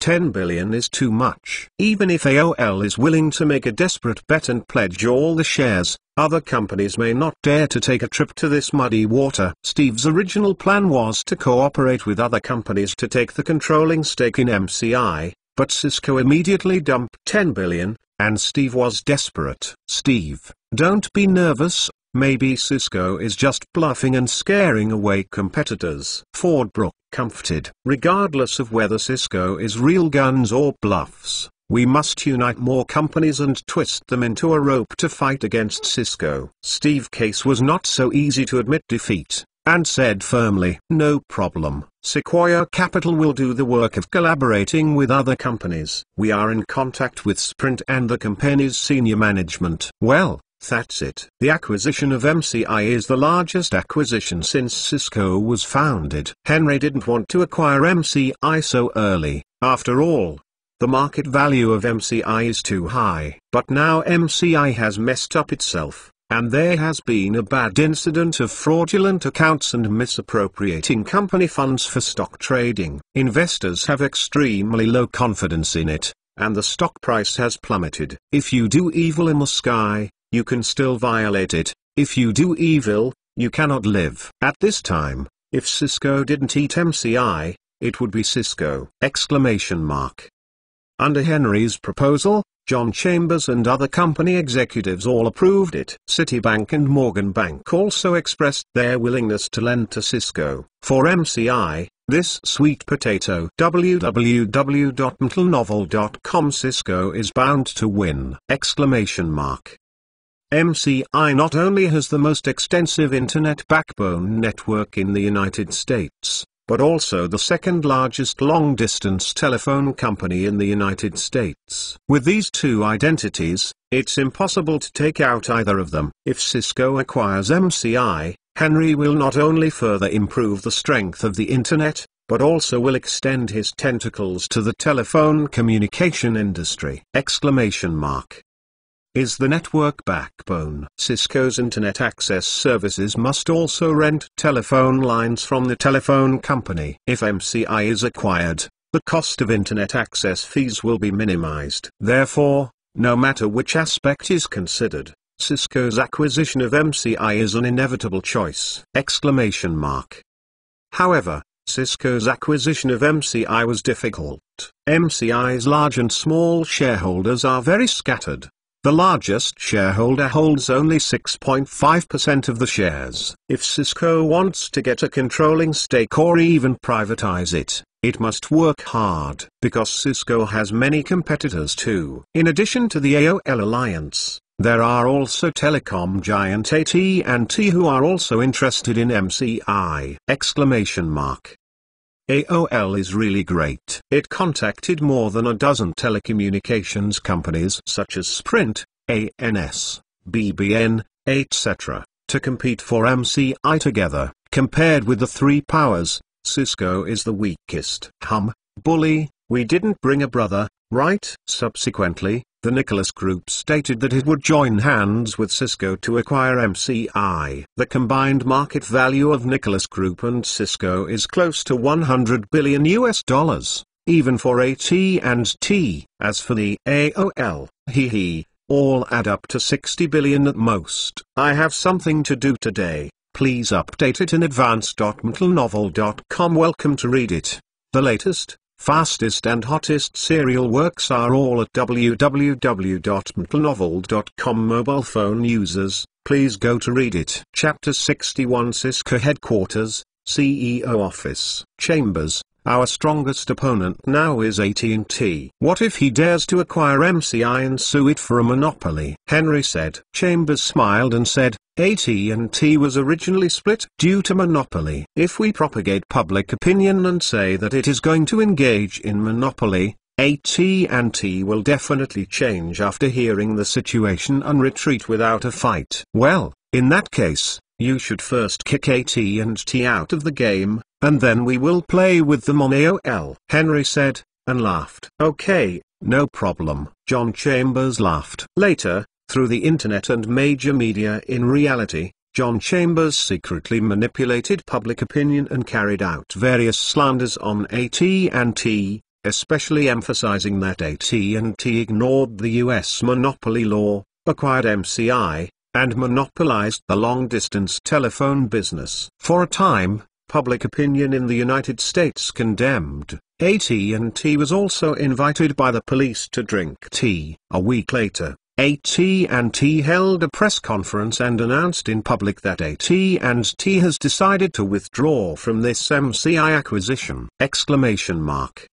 Steve Case and others know that the withdrawal of AT&T must be a ghost of Cisco. But they didn't stop it, but added fuel and vinegar. One less competitor, one more hope of victory. Now, there is only a showdown between the alliance formed by Cisco and the Nicholas Group and the AOL alliance. Although the two sides have not yet officially started a war, the focus of the United States has been concentrated here. Major newspapers and television are paying attention to this matter. Many experts and professors have expressed their opinions. On the internet, there are also heated discussions. A $10 billion acquisition is extremely rare in the United States and even in the world. But all the companies that participated in the acquisition this time have more or less increased their reputation. Cisco and Nicholas Group are well known! 2 to 10, awesome. A certain netizen praised. Support Cisco, support Nicholas. The United States has always had the habit of sympathizing with the weak. Henry has only 2 companies, and AOL has more than a dozen, and he also obviously puts on a posture of playing more and less, showing up in front of the media frequently, and ranting. This is not what's looking for. Cisco and Nicholas are definitely not our opponents. The company's CEO believes itself. Cisco and Nicholas get out of the MCI acquisition. The CEO of ANS yelled. He said that the AOL team is strong and the funds are abundant, but Nicholas and Cisco are just inflated stock prices. He even talks about it. Cisco's stock price maybe someday will plummet! It didn't take long for Cisco's stock price to riot, and that day someone sold a lot of shares. Many media have also begun to advocate that Cisco's market value is inflated, investors have no confidence, etc., to advise investors to quickly sell Cisco shares. This time, Cisco's stock price began to plummet. Henry, John Chambers and others held an emergency meeting. John Chambers said solemnly, "From the current situation, someone must be maliciously suppressing our Cisco stock price. This group, don't guess, it must be AOL." Henry said, "Some time ago, someone bought a large number of Cisco shares in the stock market. It seems that this is a long-planned plan." That's right, John Chambers said, "the top priority now is to stabilize the stock price. I suggest that no matter how much they throw out, we must eat it." "How much money is left on Cisco's books?" Henry asked. "Only $2.5 billion US. Give Citibank and Morgan Bank a notification and ask for their help." Henry said solemnly, "Understood." John Chambers nodded in response. This time, the AOL alliance is coming fiercely. If Cisco cannot resist the stock market, the stock price will inevitably fall.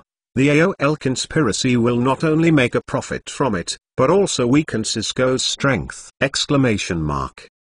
Then Henry called the Nicholas Group and informed them to help Cisco buy Cisco shares on the stock market and maintain stock price stability. Cisco's stock price is far from reaching its limit. After Nicholas bought it, it will definitely appreciate. In the following week, the stock market staged a big drama. Hundreds of millions and hundreds of millions of dollars in Cisco shares are traded every day, one throw, one buy. It was thrilling to see! But in the end, Cisco's stock price stabilized. Sequoia Capital headquarters. Steve Case, Ford Brook and representatives of other companies are here. Steve said, "Ford, it's time for Sequoia Capital to make a move. Cisco can't hold it anymore. As long as Sequoia Capital sells its shares, Cisco's stock price will inevitably form a domino effect and plunge. We can make a fortune by selling short." Ford Brook is a little uncertain, but Cisco has the support of Citibank and Morgan Bank. I'm afraid the action to suppress Cisco's stock price. In fact, at the beginning, Sequoia Capital did not know. This is Steve Case's poisonous scheme. Because Sequoia Capital is a shareholder of Cisco, it deliberately conceals Sequoia Capital and prevents them from knowing that Sequoia Capital will wait until the raw ice is cooked and it's hard to turn around. This only then did they inform Sequoia Capital of their actions. Now, Sequoia Capital has no retreat. Must support AOL's actions, otherwise, if the plan fails, AOL and the alliance will suffer heavy losses. Sequoia Capital, as the major shareholder of AOL and as a minority shareholder of Cisco, who will he support? This multiple choice question is not difficult, but Sequoia Capital is only worried about Citibank and JP Morgan's support for Cisco. If Sequoia Capital sells its shares, it will lose money! At this time, Steve Case smiled mysteriously and said to Ford Brooke, "Ford, see who they are." As I said, I walked into the CEO of Citibank and Morgan Bank one after another outside the door. Ford Brooke was stunned, and his face was puzzled. What's going on? Why did the CEOs of Citibank and Morgan Bank come here? Everyone immediately greeted the CEOs of the two major banks. MntleNovel.com. Steve smiled at Ford Brooke at this time. What's the matter? Are you very confused? Ford Brooke nodded. Steve smiled and said, "Look at who is sitting around. How can Citibank and Morgan Bank offend more than a dozen telecommunications companies because of Nicholas and Cisco?" Citibank CEO Max Rockefeller smiled and said, "We are not helping each other in this operation." Hee, that's right. Morgan Bank CEO John Morgan smiled. "We, Morgan Bank and Citibank, remain neutral." Steve Case patted Ford Brooke on the shoulder and said, "Since the two major banks are unwilling to help Cisco, and Cisco is finished, it must not be able to withstand our attack. Ford, I suggest selling off the shares early, and you can cash out more money." Ford Brooke and Steve Case looked at each other and smiled. "What? Citibank and Morgan Bank both refused to lend us?" Henry said in disbelief. "Yes." John Chambers smiled wryly. "AOL has conducted lobbying work, and Citibank and Morgan Bank are not willing to offend them. After all, those telecommunications companies are also big customers of Citi and JP Morgan." Henry's face suddenly sank. "I still have to open my own bank, and relying on others is ultimately unreliable. Please support www.mntleNovel.com. Book friends are welcome to visit and read. The latest, fastest and hottest serial works are all at www.mntleNovel.com. To mobile users, please go to read. Chapter 62. The market value of Nicholas and Cisco is high, but it does not mean that the capital flow is also high. Citibank and Morgan Bank refused to lend. With the funds held by Cisco and Nicholas, Cisco's stock price could not be stabilized at all. Henry knew that Sequoia Capital still had 2.7% of the shares in his hands. If all were sold, it would be nearly $1.4 billion. Such a big single sell will inevitably cause violent turbulence in Cisco's stock price, and Cisco must spend more money to stabilize the situation. If the AOL collapses again, then the capital needed by Cisco will be very large. But obviously, the AOL will definitely come to an end! Before, Cisco had already spent a lot of money to deal with AOL. In fact, the combined capital of Nicholas and Cisco is already less than $2 billion. In a short period of time, there is no money at all. "You go back to work first. I need to think quietly." Throughout the afternoon, Henry stayed alone in the office. Because of the sudden backlash from Citibank and Morgan Bank this time, Cisco almost made Cisco very passive. Indeed, in the eyes of the bank, the market value of Cisco and Nicholas is inflated. In terms of influence and strength, it is far less powerful than the alliance of more than a dozen companies. Based on the principle of the supremacy of interests, the decision of Citibank and Morgan Bank seems to be very correct. Henry can also be regarded as having learned the cruelty of the capital world. It is clear that the things that have been said before, the backwater is only between changing hands! Time passed a little bit. Outside the door, John Chambers and others walked around restlessly, always looking at the office door from time to time. Until 5:15 in the afternoon, the door of Henry's office suddenly opened, and everyone turned their heads to look here. Henry walked out blankly. "Chairman, what do you want to do?" John Chambers stepped forward and asked. Henry said word by word, I have decided to temporarily abandon the acquisition of MCI. Everyone looked very surprised and looked at each other. Henry waved his hand to make everyone quiet, and then said coldly, Chambers, you write down all the telecommunications companies in the AOL Alliance. One day, I will swallow them all. Yes. John Chambers trembled in his heart and immediately responded loudly. Later, John Chambers asked, Chairman, what shall we do now? The top priority is how to deal with the sale of shares by Sequoia Capital. Let them throw it. Henry said coldly, I want to take this opportunity to take back all Cisco shares. How many switches and routers are needed for the development of the internet? No one knows better than Henry. In the future, Cisco's market value will definitely reach hundreds of billions of dollars. Taking advantage of the cheap stock price, Henry doesn't mind getting some back. Henry walked in front of the crowd, and Zizou said in his hands, MCI is not so easy to be acquired. Within 3 to 5 months, they won't want to take MCI. And this period of time is enough for us to raise money. After that, Henry asked everyone to go home from get off work. However, John Chambers was left to discuss things. Chambers, you are personally responsible for taking back Cisco shares. Remember to seize the opportunity to get more shares with limited funds. Now the Nicholas Group, Cisco, and my personal deposits total $2.4 billion.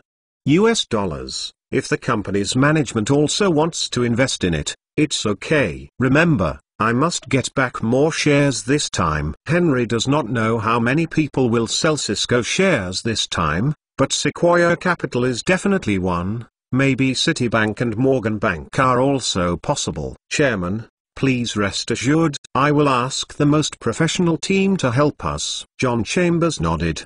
Henry said, also, you start contacting other banks to see which bank is willing to lend us a loan. Okay, no problem. Cisco's stock price stabilized after a period of turbulence. But not long after, another volatility struck. This time is more serious than last time, the scale is larger, and the time consuming is the longest. Citi, Morgan, and Sequoia Capital successively sold their shares, but in order to prevent the stock price from falling too fast, their tactics were very concealed.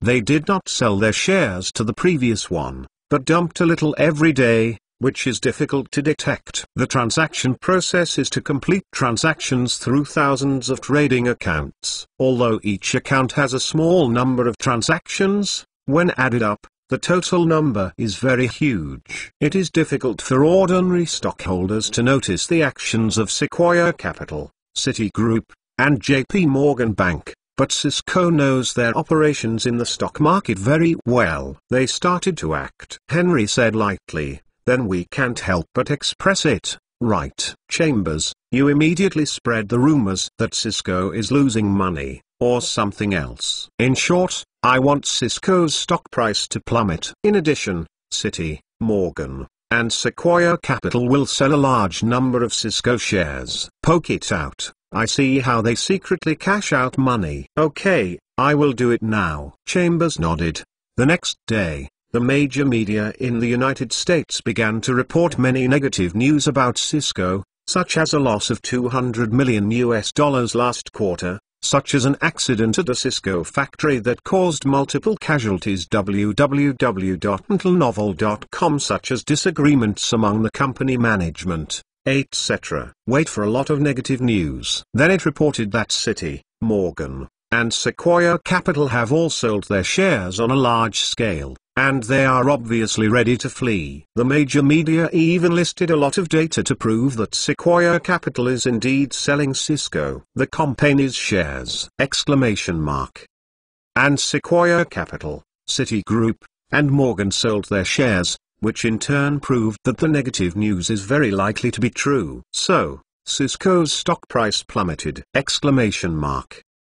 Sequoia Capital, Citigroup, and Morgan also changed from secret to open, and they suffered dumb losses and lost a lot of money for nothing. However, because the AOL is short selling Cisco shares, they still make more money. After all, the majority of investors have lost money. For Henry, It doesn't matter if Cisco's market value is lowered. He doesn't value it for a while. Lower is better, and it is more conducive to Henry's recovery of shares. But the stockholders' money has been discounted. Of course, if you are optimistic about Cisco and make long-term investments, you will definitely get rich. 2 weeks later, the market value of Cisco dropped to $31 billion, and it evaporated $20 billion.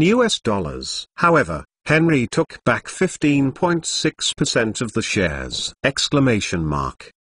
After the stock market turmoil, Henry's personal shareholding in Cisco exceeded 73%, and Nicholas Group held 7%. Citi, Morgan, and Sequoia Capital have all sold the shares of Clean Cisco. Since then, there is no half-line relationship with Cisco. However, Cisco and Nicholas don't have much money now, and Henry has only $100 million left on hand. Want to acquire MCI Company? It seems out of reach. Seeking support. McLenovel.com book friends are welcome to visit and read. Chapter 63. Henry stood on the top floor of a high-rise building and looked at the endless stream of people in the distance through the glass windows. It seemed that their fate was under his control. Here. The world changes because of me. I want to choke the throat of fate. I want to stand on the enemy's bones. I want to become the master of the technological world. The sharp light in Henry's eyes flashed, and he glanced down at the manuscript on the table and murmured, "Since the goal of reclaiming Cisco's shares has been achieved, it is time to raise Cisco's stock price." Henry picked up the phone and called John Chambers. "Chambers, execute the up plan immediately." "Okay, I'll arrange it now." John Chambers responded. Up plan is a stock price recovery plan planned by Henry, John Chambers and others. The main content is to clarify the negative news of public opinion. All relevant materials have been prepared. Cisco subsequently notified the media and held a press conference. At the meeting, John Chambers delivered an important speech. Cisco's stock price has suddenly plummeted recently, but the main reason is that someone deliberately tells right and wrongs, spreads rumors, slanders Cisco, which has a very bad impact. The newspaper said that Cisco is on a quarter of a loss of $200 million.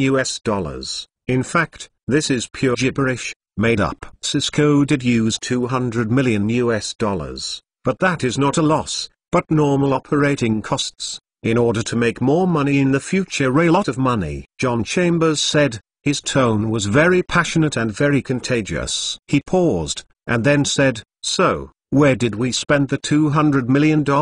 John Chambers glanced at everyone and said loudly, "The network we all use, the wider the coverage, the more money Cisco can make. If you spend $200 million, Cisco can make money. $1 billion, or even more. Shouldn't the $200 million be spent?" John Chambers finished speaking, and there was a round of applause. After a while, John Chambers raised his hand to signal everyone to be quiet, and then said, "The news said that Cisco management had conflicts and that some senior leaders wanted to quit. This is clearly a rumor. Here, I will announce to everyone, according to the data, Cisco's management options are the highest among all listed companies, accounting for 10% of the shares.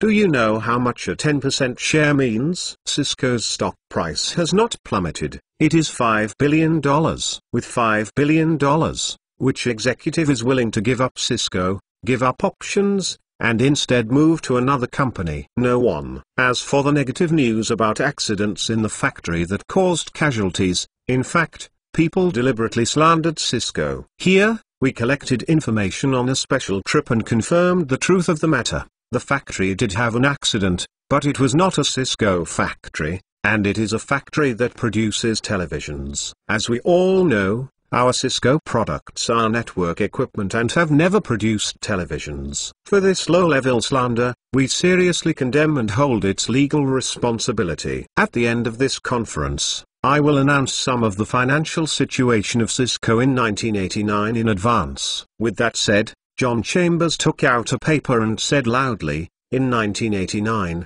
Cisco's revenue exceeded $3 billion and its profit reached $600 million. And with the vigorous deployment of the nation's network backbone, We expect Cisco the company's revenue will double next year. Happiness! Exclamation mark. The flash of the camera flashed continuously. John Chambers smiled slightly. The gentleman bent over and gave a thank you, then turned and left the scene. Chambers, good job. Henry watched John Chambers' speech all the way down, and gave him a thumbs up after it was over. The next day, major media reported on the press conference held by Cisco yesterday. New York Times, the most expensive slander of this century, $20 billion. Silicon Valley Magazine, we know that Cisco is good. American ABC TV station, this station reported that Cisco held a press conference yesterday. The company's CEO John Chambers responded to the recent plunge in Cisco's share price.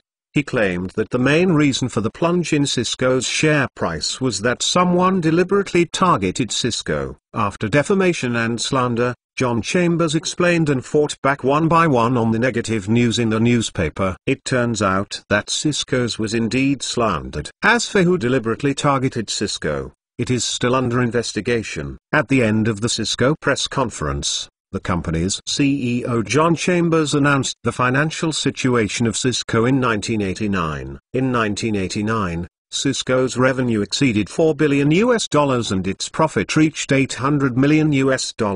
It is expected that next year my income will double.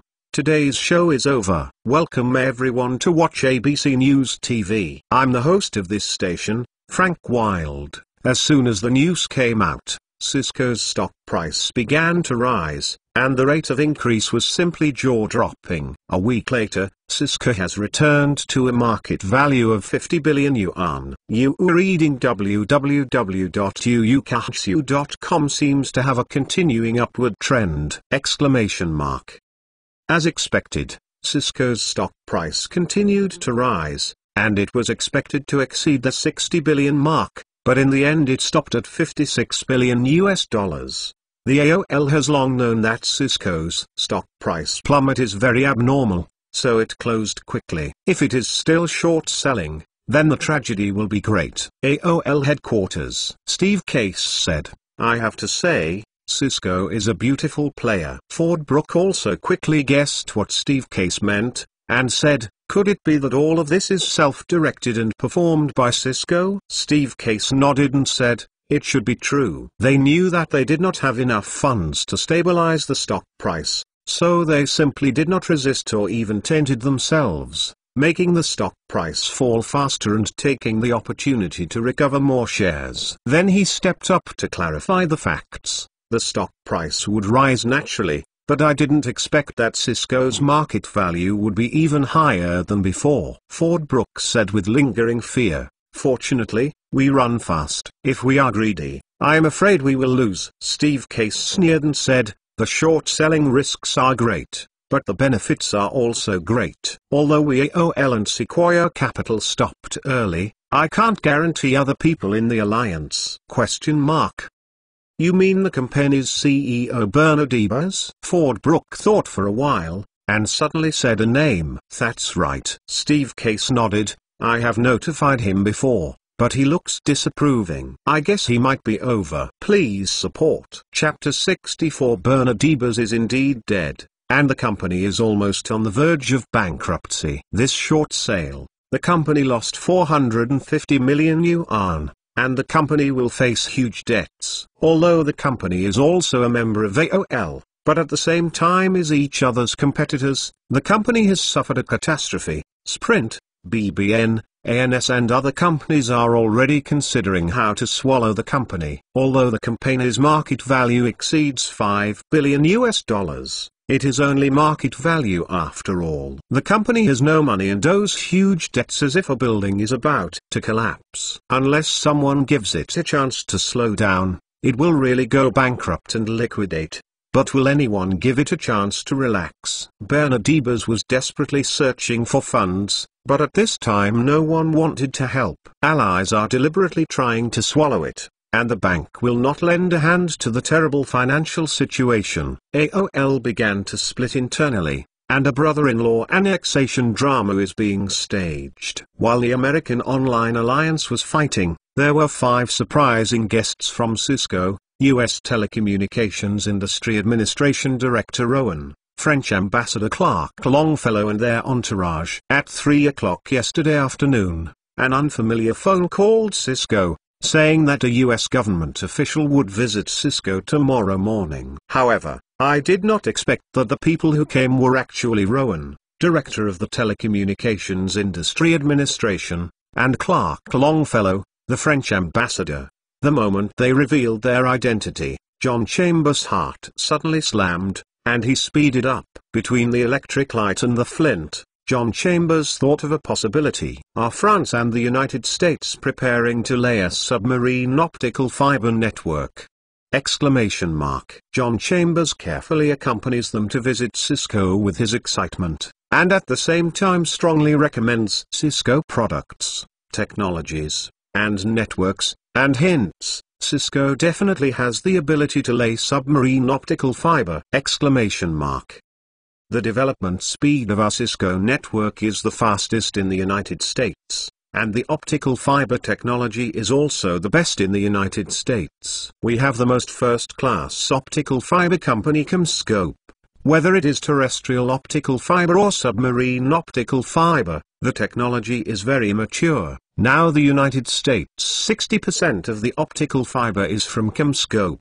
Rowan glanced at John Chambers meaningfully and smiled at the French ambassador. Clark, what do you think of Cisco? Very great, worthy of being the overlord in the field of network equipment in the United States. Clark Longfellow laughed. Thank you for the compliment of Ambassador Clark. We at Cisco will continue to forge ahead and make continuous progress. John Chambers smiled. After half an hour, Rowan and Clark Longfellow left Cisco. Although they did not say at all about the purpose of visiting Cisco, a discerning person can tell at a glance that it must be for a major event, otherwise the director of the United States Telecommunications Industry Administration and the French ambassador will be bothered by the pain and come here for no reason. Is Cisco strolling around? After Rowan and Clark left, John Chambers quickly called Henry to inform him of the incident. Chairman, in my opinion, the United States and France estimate that they are preparing to lay a submarine network optical fiber, and are now looking for a suitable partner. I think we must win this cooperation, John Chambers firmly said. Henry was a little excited. Once the network fiber is laid in France,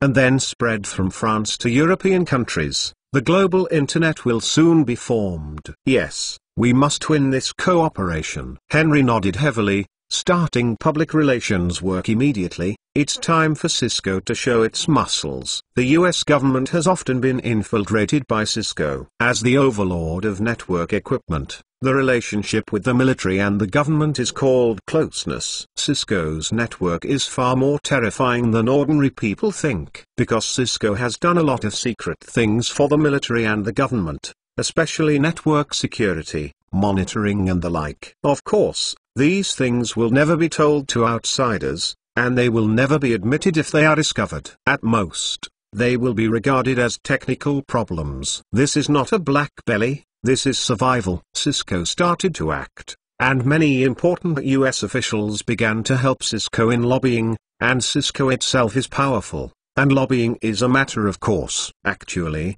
the US government was most interested in MCI's assistance in laying submarine optical fiber in the United States and France at first, but MCI is now in a mess, and it is difficult to protect itself. Can it still be counted on to develop submarine optical fiber? So, the second best thing is to find Cisco. After some inspections, the U.S. Telecommunications Industry Administration Director Rowan and French Ambassador Clark Longfellow were extremely satisfied with Cisco, and then added the lobbying work of major government officials. Cisco took this order of cooperation, and it has almost become a certainty. Within a week, Rowan and Clark came to Cisco again. This time they came to discuss and cooperate with Cisco very formally. John Chambers took them to the conference room. The director of the Telecommunications Industry Administration, Liu Owen, first said, Mr. Chambers, you must know our purpose. The United States and France are preparing to lay a submarine optical fiber, so they need to find a company to work together. After some inspection and comparison, We think Cisco is the most suitable company. Cisco is very happy to cooperate. Mentalnovel.com. This is our honor. John Chambers nodded excitedly. This submarine optical fiber is jointly invested by France and the United States. So both parties have the right to operate. What the US government means is that it is ready to hand over the operating rights of the United States to Cisco for management. Rowan added simply. There is no free lunch in the world. John asked, what conditions does Cisco need to pay? Cisco needs to turn over 90% of the profit from the operation of the submarine optical fiber network every year. Liu Wen said with a smile. John Chambers secretly said, the 90% paid in, and the remaining 10% is equivalent to working expenses for Cisco. However, it is better to have something than nothing. In addition, Cisco can expand the brand's influence by taking this order. Popularity. If other countries want to lay down optical fiber and connect to the internet, the first thing that comes to mind must be Cisco. No problem. We agree with this. John Chambers nodded. As for the cost of laying submarine optical fiber, we hope that your Cisco company can give a budget as soon as possible, and also write down the approximate completion date of the project. John Chambers smiled and said, a week ago, we had sent ships to explore the ocean and are looking for the best route. I believe it will not be long before our Cisco company will be able to give you an answer. That's good. Rowan and Clark were very satisfied with this. Then we first sign the letter of intent for cooperation, John Chambers said. Rowan and Clark both nodded. No problem. Rolling all over the floor for support. Vote.mentalnovel.com. Book friends are welcome to visit and read. The latest, fastest and hottest serial works are all here.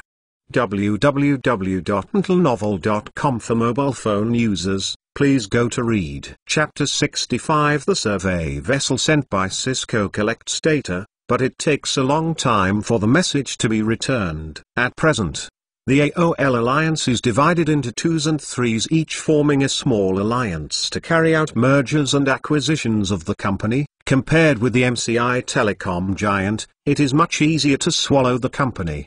The company is the famous WorldCom company in the past. After 1990, this company developed rapidly. Relying on the annexation of other telecommunications companies, it expanded rapidly and became the telecommunications giant in the United States, second only to AT&T. Among them, the most well-known acquisition is the acquisition of MCI Company with a market value of $37 billion at the time and the American Internet backbone Tier 1 ISP. However, this World was acquired by Cisco and changed its name. WorldCom was originally very good, but the company's CEO preferred to invest in stocks, and the result was planted. Then the company's performance fell sharply. In desperation, he began to make false accounts again, which eventually led to bankruptcy! It seems that Henry's arrival has already produced a butterfly effect, causing the company to hang up many years earlier. Since the troubles with Citibank and Morgan Bank,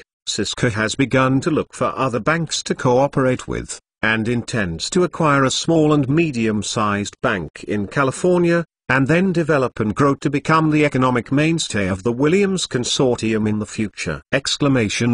Currently, we are looking for suitable acquisition targets. During this period of time, the U.S. telecommunications industry is full of flames, and the fight is in full swing. iSearch company launched iSearch Posts during this time.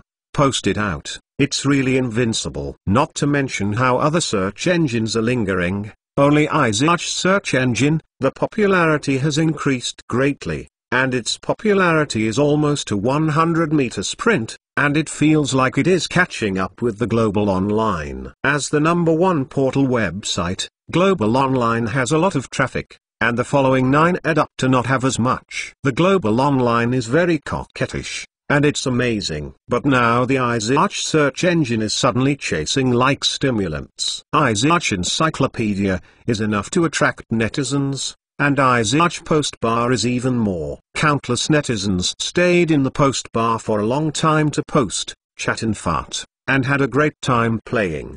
iSearch post bar is divided into many interest groups, so netizens can find like-minded people in the groups they are interested in. iSearch post bar has a strong stickiness, so more and more internet users use iSearch, which makes the advertising fee on iSearch vainly expensive. As of November 1, 1989, the number of registered users of iSearch has exceeded 500,000. Now there are only more than 3 million netizens, and 500,000 is already accounted for on iSearch. Such terrifying data can completely crush other search engines. Compare the data to know how big the gap is. iSearch searches for registered users, 500,000. AOL search for registered users, 5,000. 500,000 to 5,000, it's a world of difference! Exclamation mark. As for iSearch AdSense, it will take some time to be officially launched. It is not because this feature is difficult to do, but iSearch is actively contacting websites and advertisers. When it is officially launched, it will have a sensational effect. Months produce the most shocking effect! Exclamation mark. iSearch AdSense can also become a hit. When the time comes, the value will double, and the advertiser's money will be needed to get more! Exclamation mark. Today, AOL has been beaten on the internet and has nothing to fight back.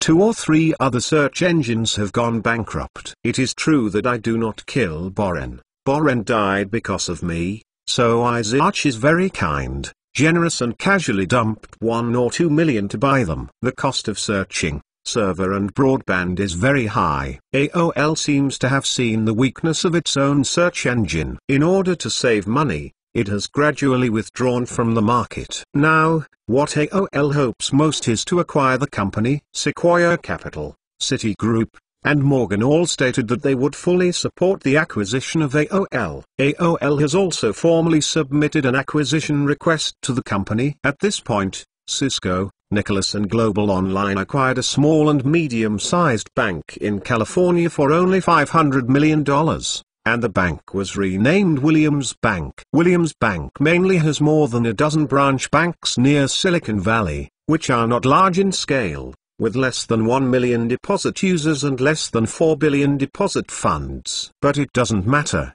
Rome was not built in a day, take your time. However, the news of the joint acquisition of banks by companies such as Cisco has caused a huge sensation in the media. Although in the United States, mergers and acquisitions between banks occur from time to time, it is not uncommon at all. But this time is different. Who is buying the bank this time?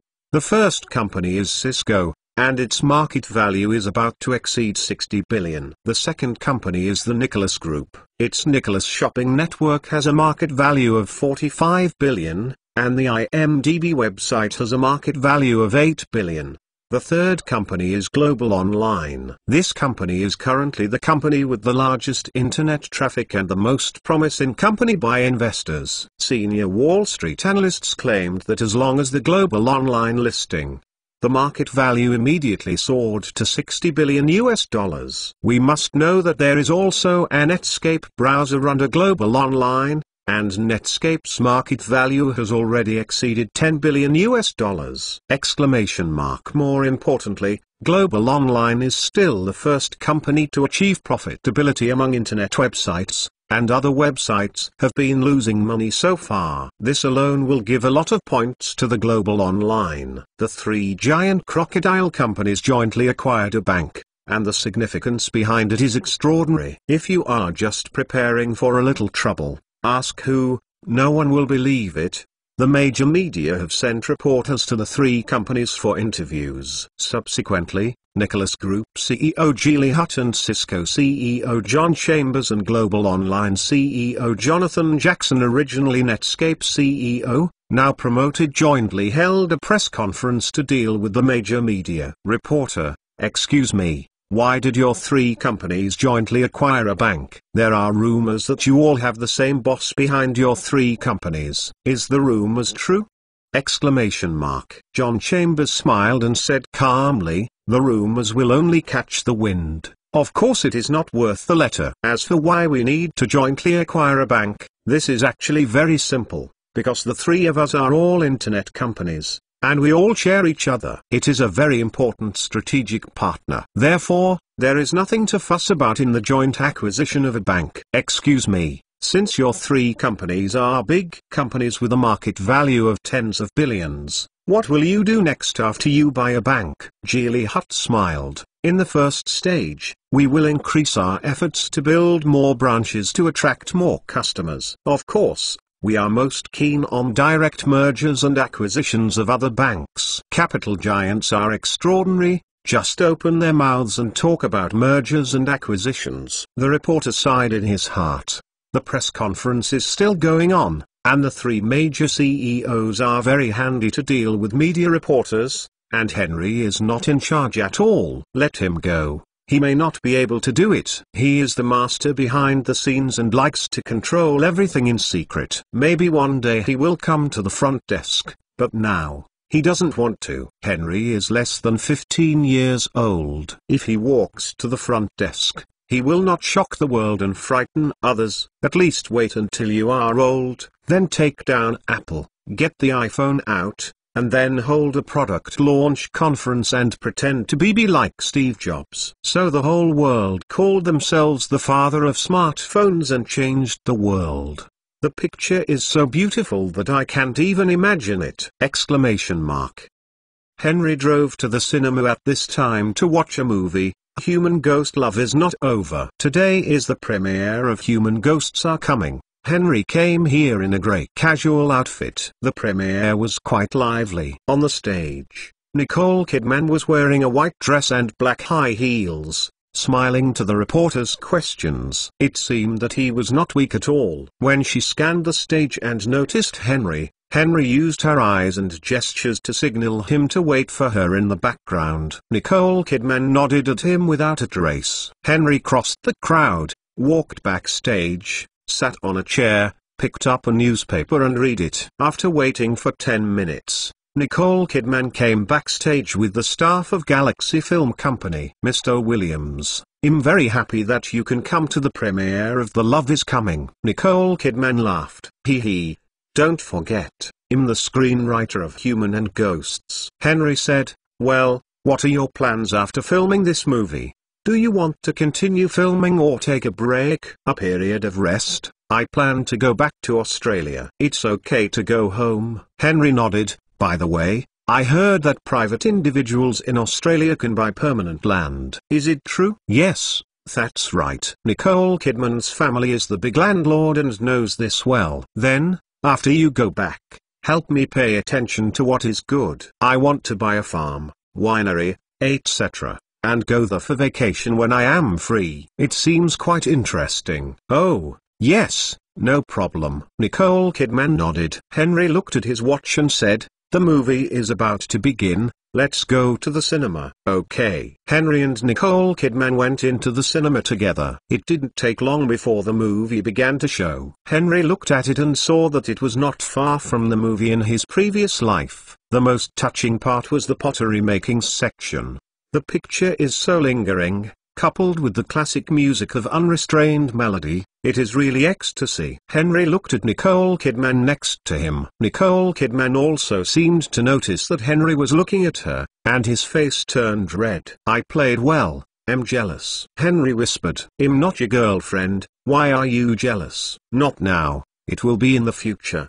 Do you still like others after seeing a handsome man like me? I think you must already like me now. Less narcissism. Who likes you? A little pervert? Nicole Kidman chuckled softly. Hee. Henry smiled non-committal. After the movie was screened, many women in the cinema were in tears. Henry knew that the movie Human Ghosts Are An Ending was a success. Nicole, after today, you will be a Hollywood movie superstar. I have to thank you. MTLnovel.com. The point is that the script you wrote is too good. I think, as long as it is a different performance, it must be very exciting and touching. Okay, you will invite me to dinner someday. I want to have dinner alone. Out of the cinema, Nicole Kidman drove back. Henry came here not only to watch a movie, but also to discuss with Bobby Robin, CEO of Galaxy Films. Bobby Robin had already received a call from Henry and was waiting outside the cinema after watching the movie. When Henry arrived, he greeted him and went to a nearby coffee shop. Bobby Robin, this is my new screenplay, Remains of a Deserted Island. Henry handed him a stack of manuscripts. Bobby Robin took it over and quickly browsed through it. Chairman, this script is very good and very interesting. Henry nodded, and then said, Leaves of a Deserted Island is best directed by Robert Zemeckis, starring Tom Hanks. And I deliberately set the identity of the male protagonist played by Tom Hanks as Express Delivery.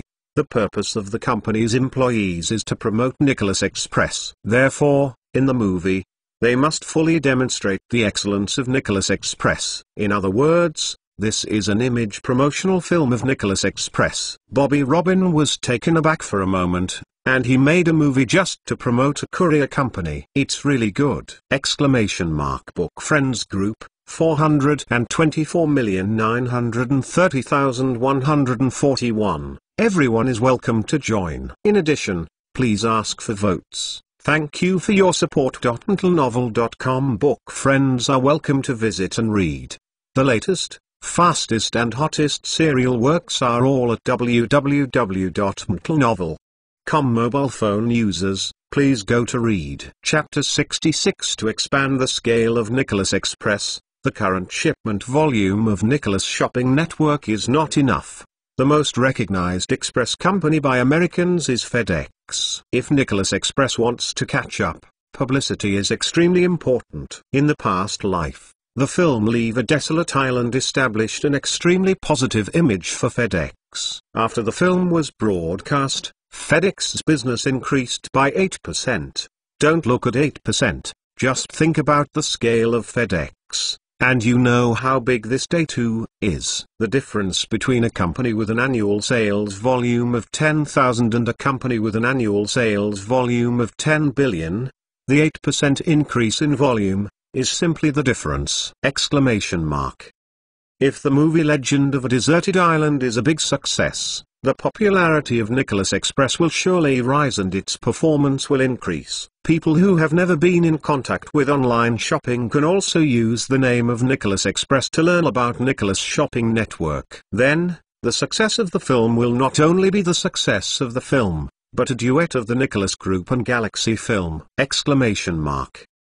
When Henry came to Cisco, John Chambers, Geely Hurt, and Jonathan Jackson were planning the development strategy of Williams Bank. When Henry walked into the meeting room, everyone stood up and greeted Henry. Henry nodded slightly, walked straight to the main seat and sat down. How is the discussion about the development plan of Williams Bank? Geely Hurt replied, we have just acquired the bank and we are not firmly established. Therefore, it is best to reorganize the bank from top to bottom and train a large number of reserve talents for future expansion. Jonathan Jackson added, bank management talents are the top priority. I have sent a request to major American headhunting companies to dig some senior management talents for Williams Bank. Henry nodded and said, well, great. I hope to reserve talents as soon as possible, and then expand the road. Williams Bank will provide sufficient capital protection to major companies in the future, like the last time Citibank, and I don't want to happen again at Morgan Bank's backwaters.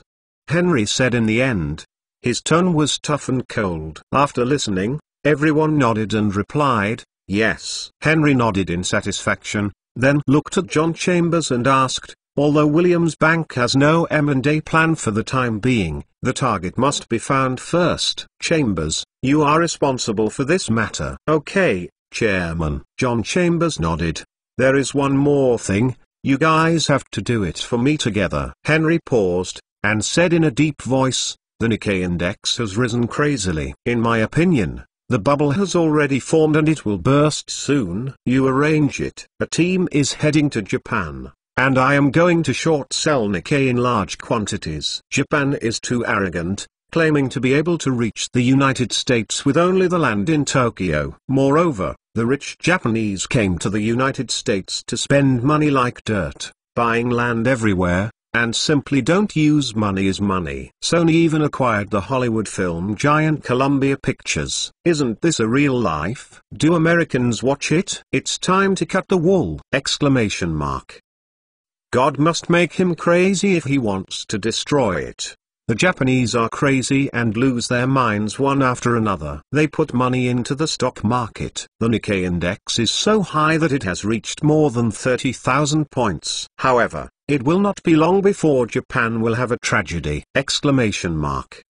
The 1990 Gulf War caused Japan, which was completely dependent on oil imports, into panic, and its stock price plummeted. After the Gulf War, the Japanese stock market rebounded strongly, but it could no longer reach its original height.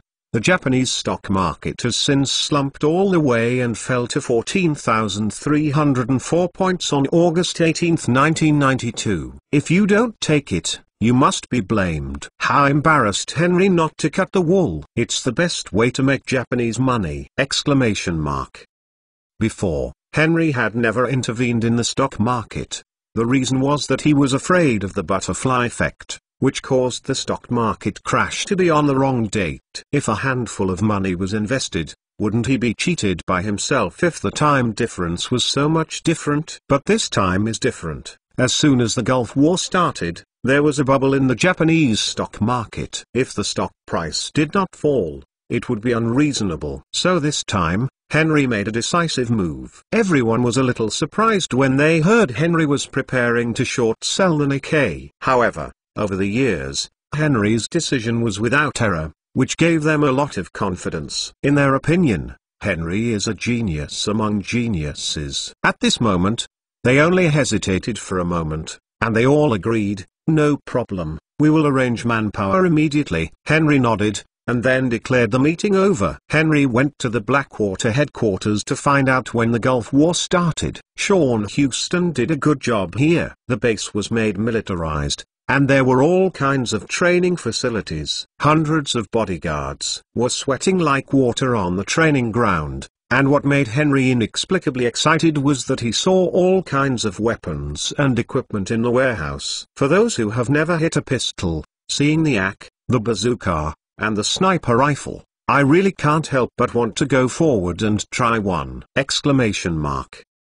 Under the arrangement of scene.mentalnovel.com, Henry can be regarded as an addiction, playing with the weapons in the warehouse. Of course, there are some dangerous things Henry just can't play. And his favorite thing is to use a sniper rifle. Sean takes him into the jungle and shoots the birds with the sniper rifle. The camera is aimed one shot at a time. Henry's marksmanship surprised Sean. For Henry, he knew it. It was definitely the first time he played with a gun. The marksmanship was so powerful. "The boss is born a sniper," Sean exclaimed in his heart. In the evening, the high levels of the base all came to have a dinner to show respect to the boss. Among these people, Henry only knew Sean Houston and the chief instructor of the base, Nelson Goss. Hearing from Sean Houston, Nelson Goss already had a nickname at the base, and he was called the Iron-Blooded Instructor by everyone. During training, he would never give up unless the bodyguards were stripped of their skins. However,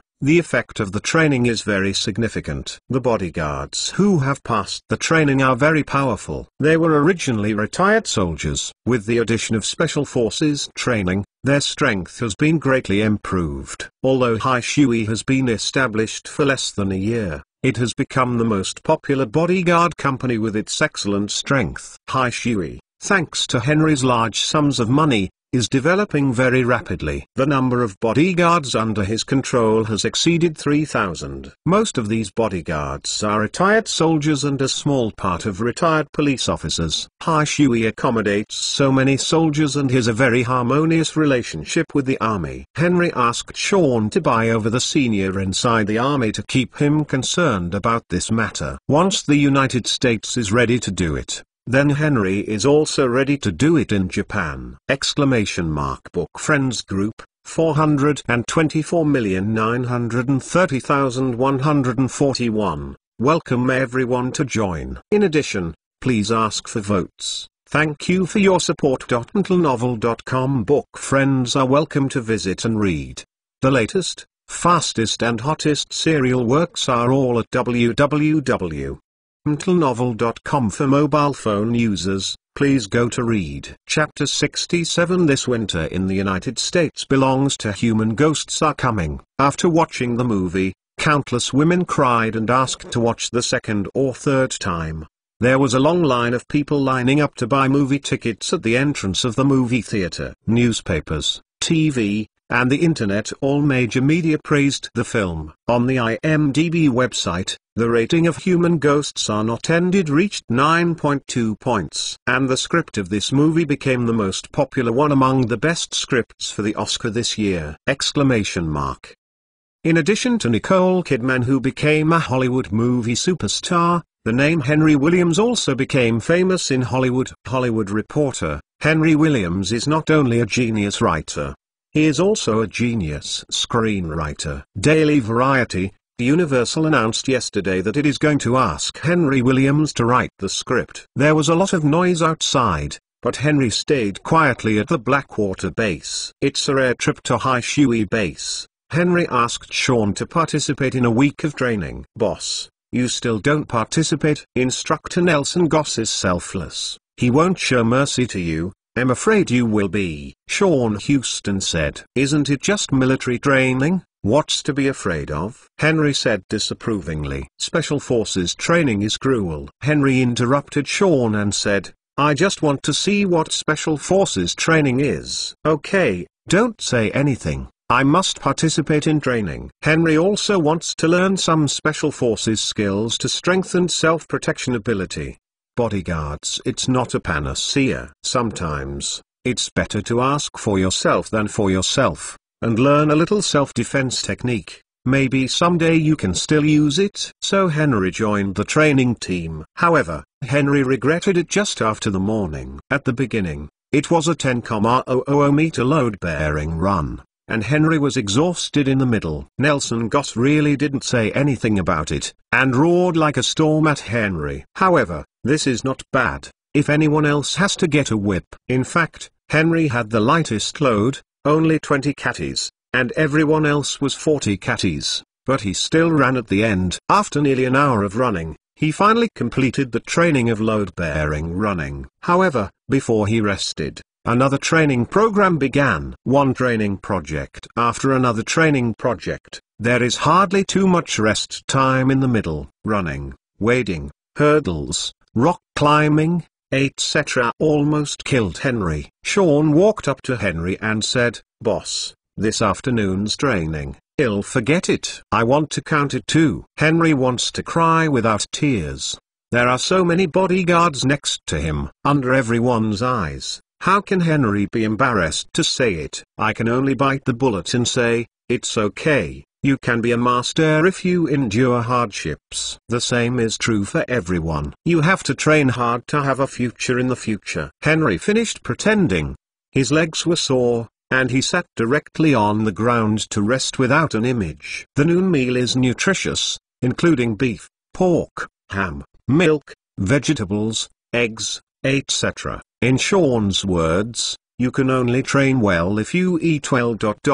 Henry believes that he eats the noon period. Henry felt energetic. However, when he thinks of Nelson Goss' cruel training, Henry still feels distressed. Damn, I can't bear this. How can I mess up in the future? I will have to manage millions of people to eat in the future. Henry gritted his teeth. In the following week, Henry suffered inhuman training. But in the end he gritted his teeth and persevered with extraordinary perseverance. In addition, Henry has also learned a lot of Special Forces fighting skills. With his unforgettable ability and super understanding, he can learn from other things and integrate the fighting skills of Special Forces. In terms of technology, it is definitely the best in the entire training base! However, strength, speed, and responsiveness, Henry is not as good as Special Forces. Every night, Henry will compete with the Blackwater members who have the best fighting skills in the base, and of course he will be abused. When you abuse and abuse, the level is up. At the beginning, it could be evenly matched, but as the strength diminished, it could only be defeated in the end. A week later, Henry was wounded. but this is the glory of a man. Henry took it away from the Blackwater base, and this training experience made him unforgettable in his life. Summarize in one sentence: painful and happy. Returning to the metropolis from the training base, far away from the crowds, Henry felt like a dream. When he came to Cisco, he heard good news that the California Consortium was willing to help Cisco acquire MCI and form a strategic alliance with Cisco and the Nicholas Group. The California Consortium is willing to help Cisco because they are all located in California and belong to the same family geographically. Second, the California Consortium has serious conflicts with the Citibank Consortium and the Morgan Consortium and belongs to hostile forces. The California Consortium urgently needs to find strong allies. Obviously, Cisco and Nicholas Group are two good potential targets. Henry asked Chambers, do they have any conditions for the loan? In the beginning, they planned to invest in Cisco through financing, but I refused. After several rounds of negotiations, they finally agreed to give us a loan, but the interest rate was very high, as much as 4%. $10 billion. They must pay them $400 million in interest every year. However, I think it doesn't matter if you can buy MCI and pay a little more interest. John Chambers said. Henry frowned and gave the bank $400 million in vain, which was a bit unwilling. Talk more. Henry told John Chambers. Okay. John Chambers nodded. Yes. The company's CEO Bernard Ebers issued a statement yesterday announcing his resignation. In addition, AOL invested $1 billion in cash and 40% of the shares announced the completion of the merger and acquisition. It is planned that the two companies will be merged into one, but the new company is still called AOL, and Steve Case will be the CEO of the company. Henry shook his head in his heart. I can't learn how to buy shares in other companies like AOL. There is obviously a lot of room for upside in URI. www.uukanzu.com Cisco's shares. If you use it to exchange shares in other companies, it's not at all not cost-effective. However, it is possible to merge and reorganize Cisco's companies with MCI. This is no problem. Then, Henry said to John Chambers, we also follow AOL and merge Cisco's subsidiary with MCI.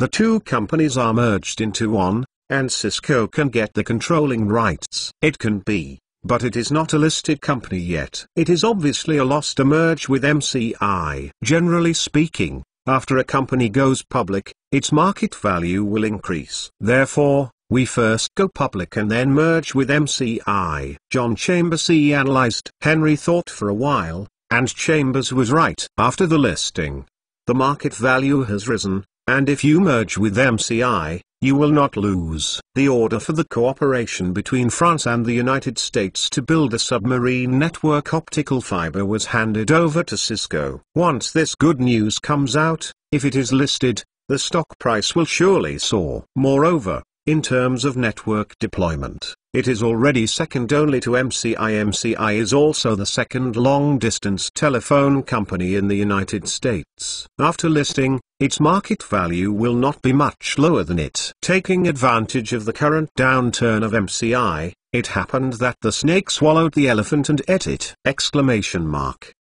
If this is the case, then as you said, we will go public first. Henry paused, and then said, this way, we need a lot less funds. However, the bank continues to talk. We want to take. If you have a controlling stake, you will definitely need some funds. Chambers nodded, expressing understanding. Book Friends Group, $424,930,141. Everyone is welcome to join. In addition, please ask for votes. Thank you for your support. Chapter 68. John Chambers was busy going public, and the bank sent the vice president of the company to talk about it. For the time being, AOL is very embarrassed, but their alliance is dead in name. Cisco is actively sending people to contact MCI, hoping to reach a merger plan. In December 1989, the game Lost Viking, developed by Blizzard Company, passed Nintendo's review and became the first American game that could be ported to Nintendo. Therefore,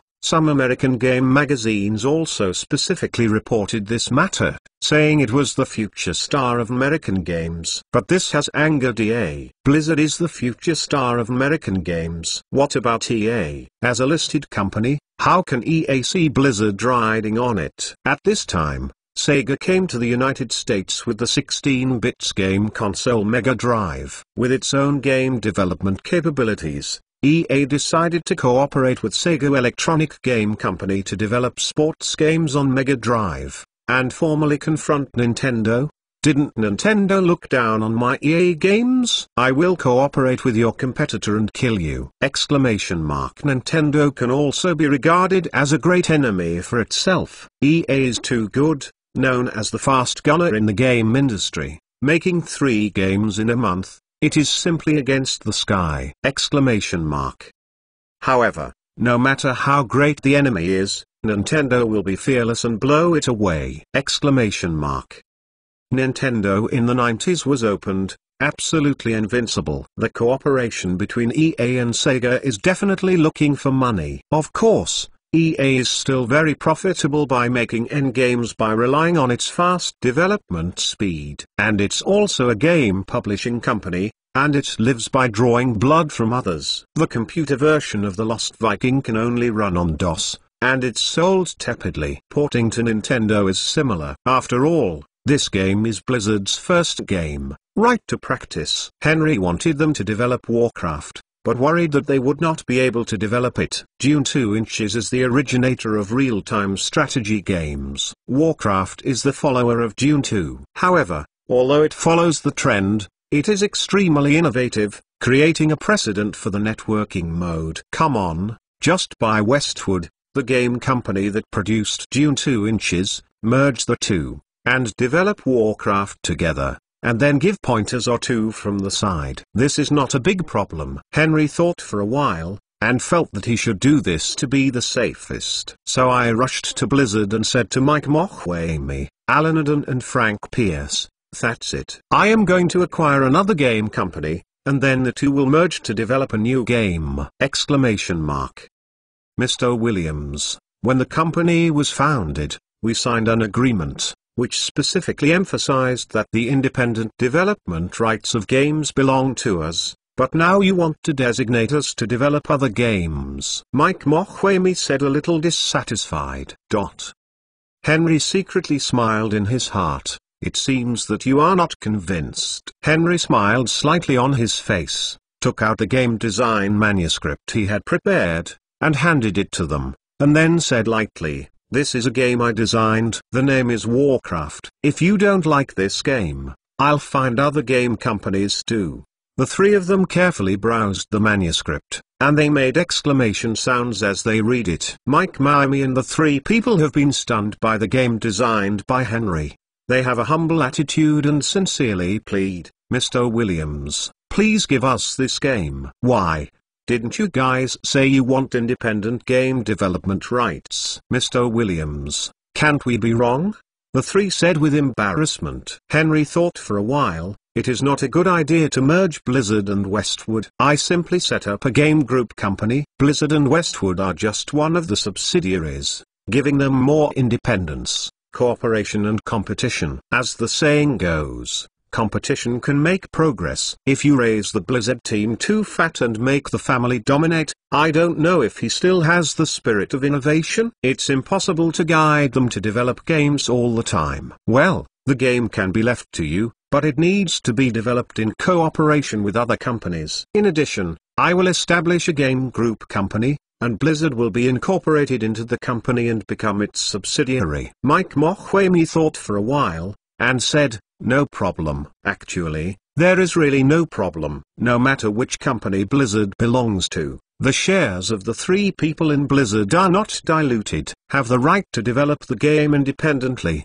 basically the same as before. Henry's purpose of establishing a group company is to optimize resources, share technology, and fight other game companies with the power of the group. This is much better than Blizzard alone. Not long after, Henry registered a game company in California called Firefly Game Company. Although the Prestige Capital Company is Henry's assets, in order to distinguish the equity, Henry still transferred the Prestige Capital Company's shares in Blizzard to his own private name. Subsequently, Blizzard was linked to the Firefly Game Company's banner. Westwood was founded in 1985, and it hasn't made any decent games yet. Henry sent someone to talk about the acquisition and bought Westwood almost effortlessly. Of course, Henry still gave Westwood's two founders, Super and Castle, 10% of the shares. Without the founders, this company would be equivalent to without the sold. Henry might as well recruit employees directly. Henry spent $3 million to take 80% of the shares,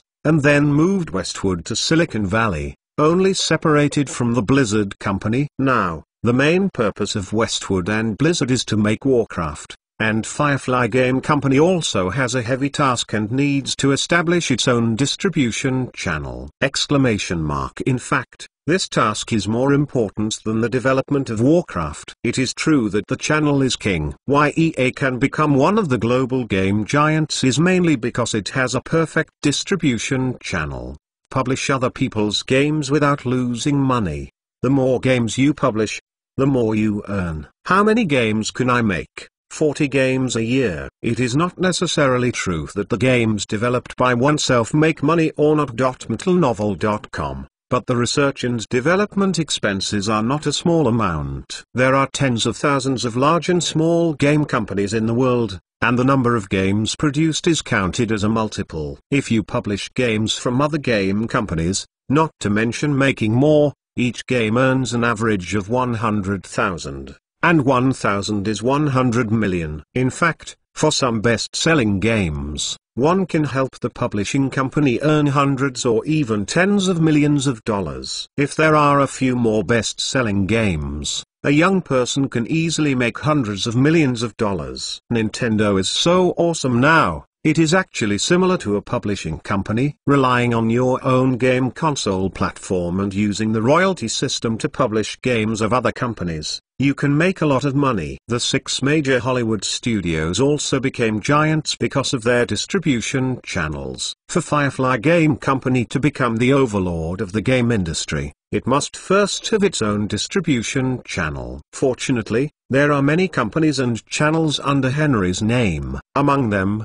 the channels of West German Publishing House are the most helpful to the Firefly Game Company. Many stores put books, music CDs, videotapes, and game cards together for sale. With the help of West German Publishing House, Firefly Game Company quickly mastered this part of the channel. Of course, this channel alone is not enough. Supermarkets, electronic shopping malls, and game consoles are all targets of the Firefly Game Company. Establish a perfect channel. A long way to go, but Henry is fully confident to establish a global distribution channel with the broadest and most complete channel. Recommendation ticket is too weak, please give it to everyone. In addition, the book Friends Group, 424,930,141. Welcome everyone to join. Today's chapter is posted in advance, and go to bed early after reading. MetalNovel.com. Welcome to read it.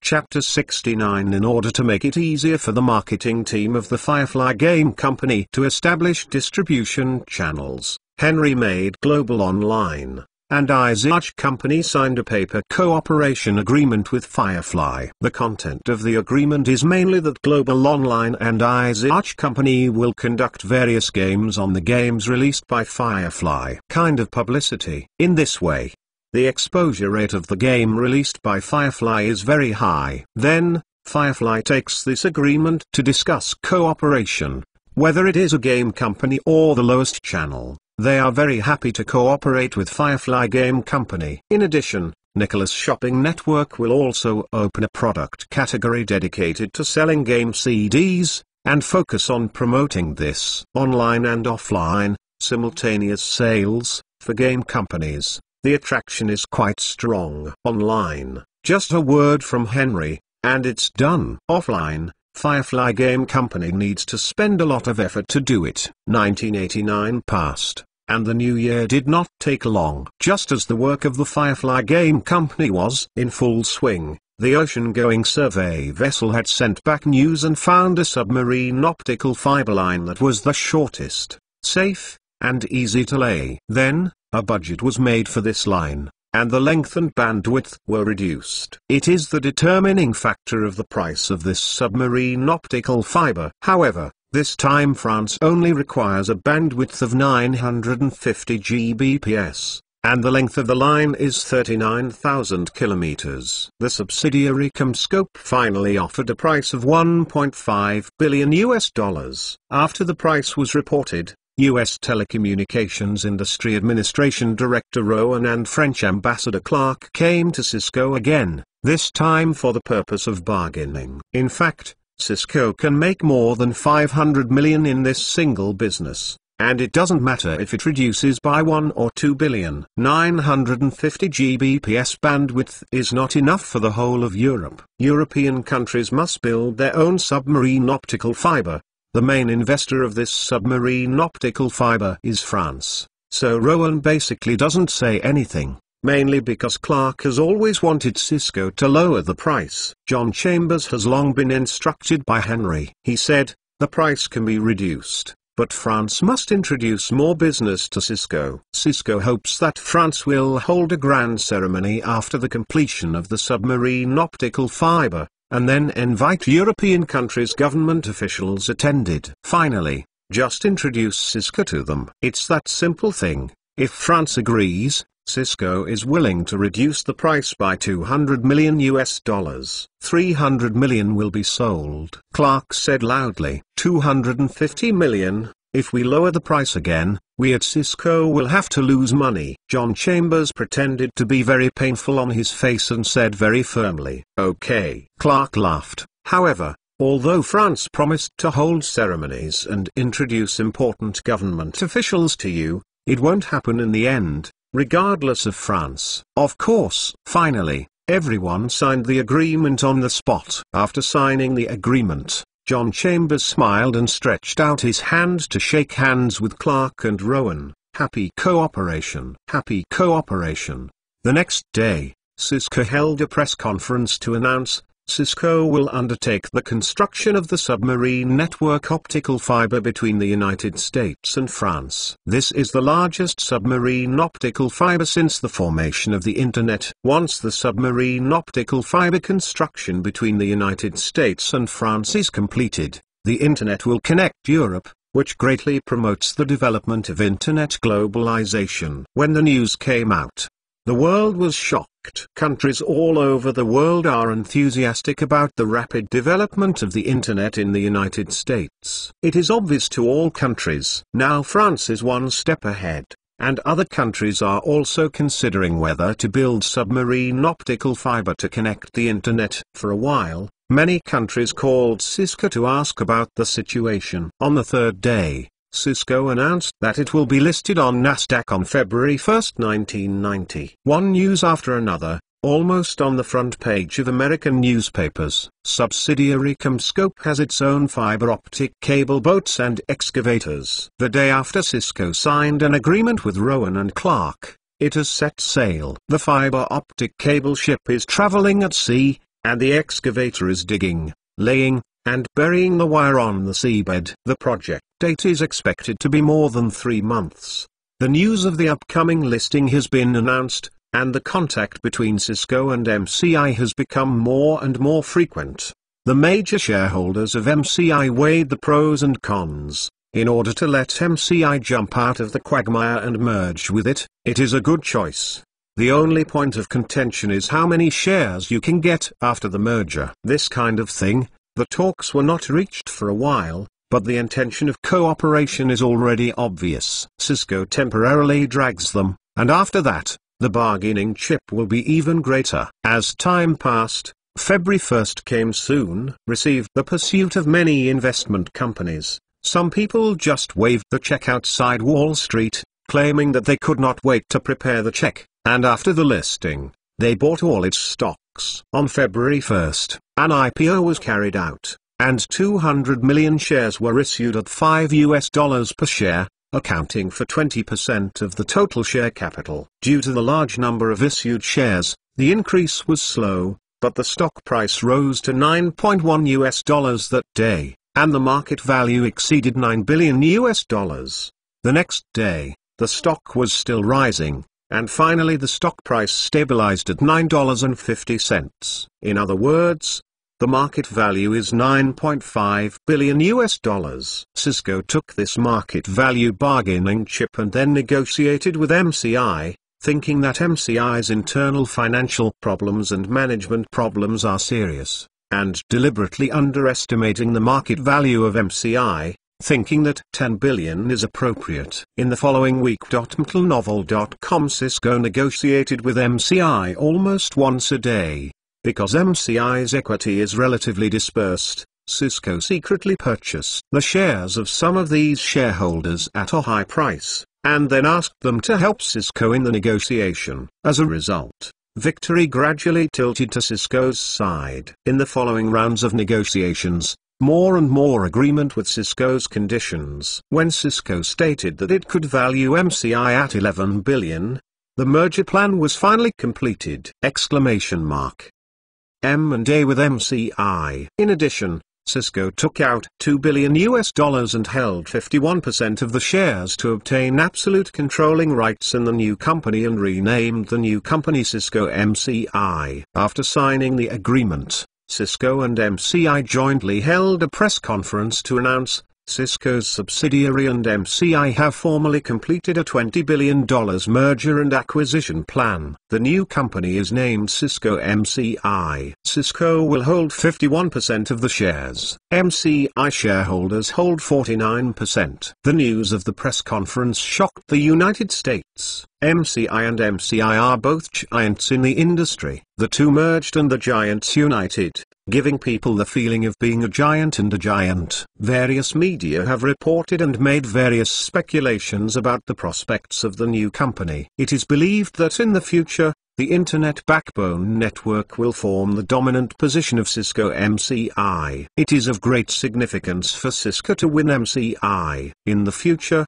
no one can access the Internet. It has laid a solid foundation for Henry's career and is basically invincible. In addition, it also creates opportunities for Henry to enter the communications industry! Recommendation ticket is too weak, please give it to everyone. In addition, Book Friends Group, 424,930,141. Welcome to join.mtlnovel.com. Welcome to read the latest, fastest and hottest serial works. www.mtlnovel.com. For mobile phone users, please go to read Chapter 70. After a short break-in period, Cisco MCI announced, Cisco MCI will spend a huge amount of $1 billion to build a wider network. Immediately afterwards, CommScope Optical Fiber, a subsidiary of Cisco MCI, announced to the public, Commodity Optical Fiber will invest $100 million in research and development funds to research and develop optical fiber technology, hoping to develop more economical and broadband optical fiber. Our goal is, let fiber to the home. Now I still dial up through the phone line to access the internet. The speed is like a snail. I can't see the video.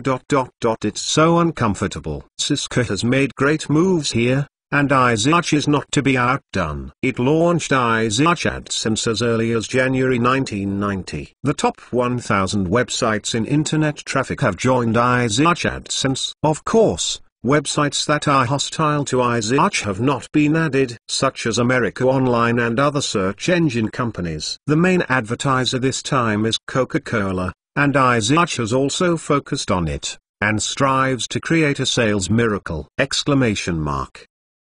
iSearch first looked for Pepsi, but was rejected. The reason is that false clicks on the website are cheating money. However, iSearch company explained this. Repeated clicks on each IP within a certain period of time are invalid. Even if there are false elements, it will not be too much. Moreover, iSearch company will also supervise various websites if any violations are found. Cheating will drive it out of iSearch AdSense.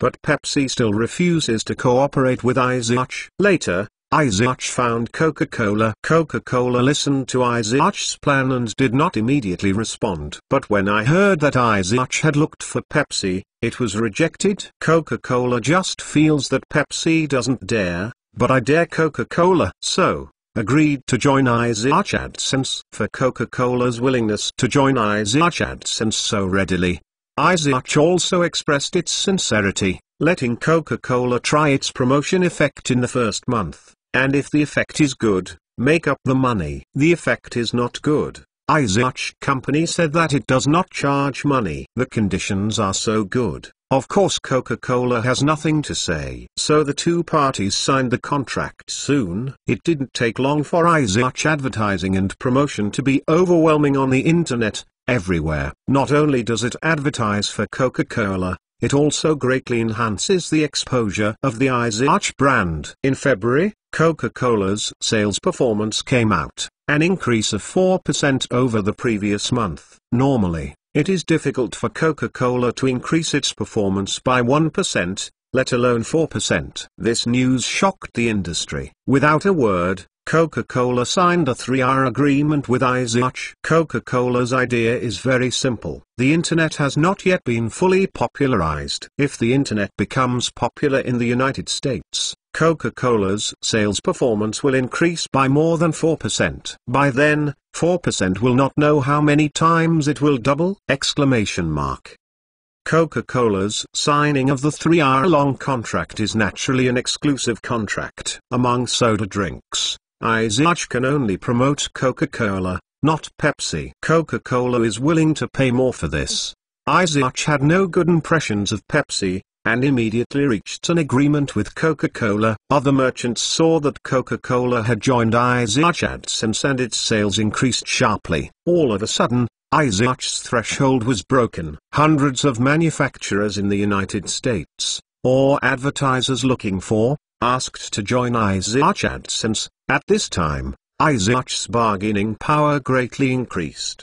The conditions for opening are far more demanding than those of Coca-Cola. For example, for the same amount of clicks, other businesses need to pay 5% more than Coca-Cola. Of course, the 5% will not be distributed to other websites, but into the pockets of Isaac. Although the conditions are a bit more demanding, there are still an endless stream of merchants who want to join Isaac AdSense. Due to the large number of advertisements, Isaac AdSense will subsequently make adjustments to classify websites and advertisements, so as to make targeted advertisements to make them more effective. Isaac AdSense became so hot that AOL Search had to announce its withdrawal from the search market. On February 10, AOL issued a statement. AOL Search will stop providing search services to ordinary netizens and transform to provide search engine services to enterprises. Sitting in Isaac's office, Henry sneered when he heard AOL want to provide an enterprise-level search service. Great people have said that the remaining braves should be chased after the poor, not the famous academic king. How can it be done without killing the AOL search engine? Immediately, Henry called Bill Joyce and Luke Stowe, and ordered, "It will be announced immediately that Isaac will also provide enterprise search services." No problem. Bill Joyce and Luke Stowe nodded. Enterprise search is a piece of cake for Isaac. Isaac can handle the entire internet data, not to mention small enterprises. As for the market for corporate search services, there is still a market for patent agencies, library and information agencies, media, and governments that require high-quality information services. So there is a high demand for search. Originally, Henry was not ready to enter this industry so early, but since AOL is doing corporate search, I'm sorry, what I like to do is to steal others' way and let others die behind. AOL headquarters. Steve Case almost vomited blood with anger. Isaac is so deceiving. It has already forced AOL Search to desperate, and it has to rush to kill. Now AOL Search just wants to drink soup and do business search, and Isaac has even don't let it go. Let people live. Regardless of how AOL complains, the search will never let you do it anyway. Search, instant messaging, e-commerce, whoever dares to intervene, pick it up. iSearch has developed rapidly with the launch of Encyclopedia, Postbar, and iSearch AdSense, and it has developed rapidly with Global Online, Nicholas Group, known as the Internet Big Three. According to statistics, the total traffic of these three companies accounted for more than 75% of the Internet traffic in the United States. At the beginning of 1990, the number of Internet users in the United States exceeded 3 million, reaching 3.4 million users. Cisco MCI has just merged. Once the resources are integrated, plus a huge investment in network development, it is expected that the number of network users will increase by 1 million by the end of this year. And this 1 million is just a new user of Cisco MCI, not counting other companies. If you add users from other telecommunications companies, the number of new netizens in the United States may be 2 to 3 million! Once the US and France connect submarine optical fiber, the number of French users will increase a lot. Now, the big three companies have started their global layout and are preparing to develop a French version of the website, so they have recruited many translation experts and French students from the Department of Computer Science.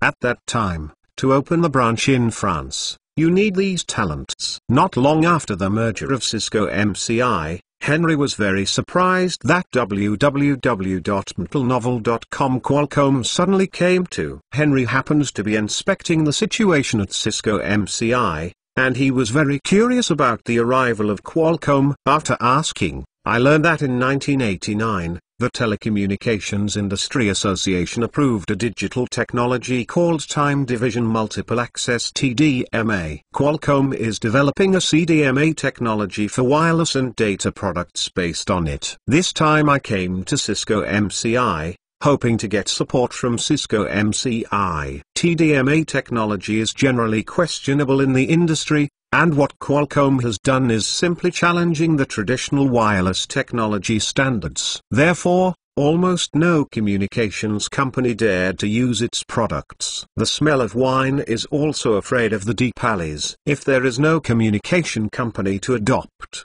then even if Qualcomm launches CDMA technology, it is useless. When Henry heard the word CDMA, his ears suddenly stood up!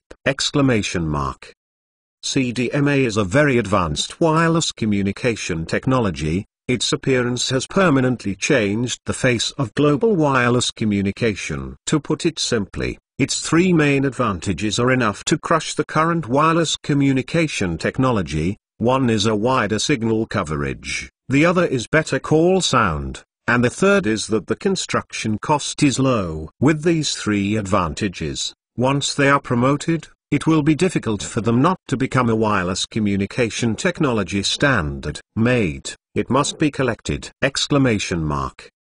Henry is thinking about buying Qualcomm quickly. Since Qualcomm is such a powerful company, since it has sent, is there any reason to accept it?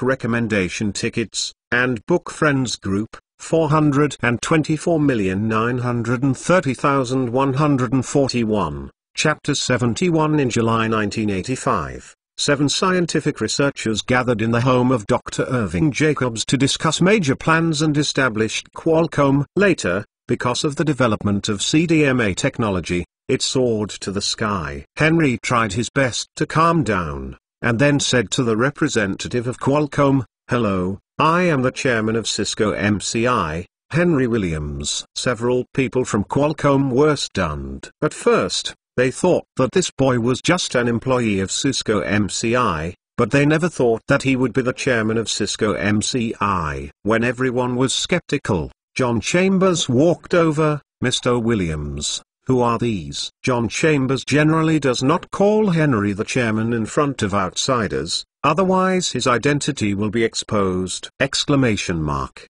But this time, Henry needs to reveal his identity. These are representatives of Qualcomm. They are here to talk about business. Henry laughed. "It's funny to say. I said I am the chairman of Cisco MCI. They still don't believe me." "John Chambers, you have to help." John Chambers was slightly surprised, thinking, What is the origin of this Qualcomm company that made the chairman of the board so important and hesitate to report his identity? Exclamation mark.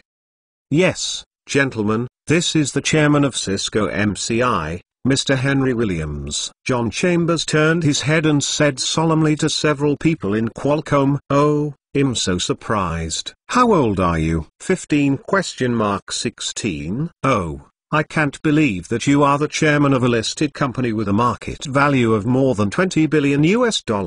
Qualcomm's person was shocked. Henry showed a slight smile. He. Now I have John Chambers testifying for me. Do you believe it? Several people from Qualcomm nodded. Mr. John Chambers is the CEO of Cisco. We naturally believe what he said. It's nice to meet you, Mr. Williams. Owen Jacobs, the chairman of Qualcomm, a middle-aged man in his 50s with glasses, smiled and greeted Henry. Nice to meet you, Mr. Jacob. Henry shook hands with him. I just heard you say that you developed CDMA technology. I am curious. Have you ever found other telecommunications companies before and want them to promote this technology? Irving Jacob suddenly showed an awkward expression, and replied, yes, we were the first to find AT&T. However, it is clear that AT&T has refused to use CDMA technology. Mr. Jacob, AT&T rejected you. I'm not surprised at all. Oh, Irving Jacobs questioned.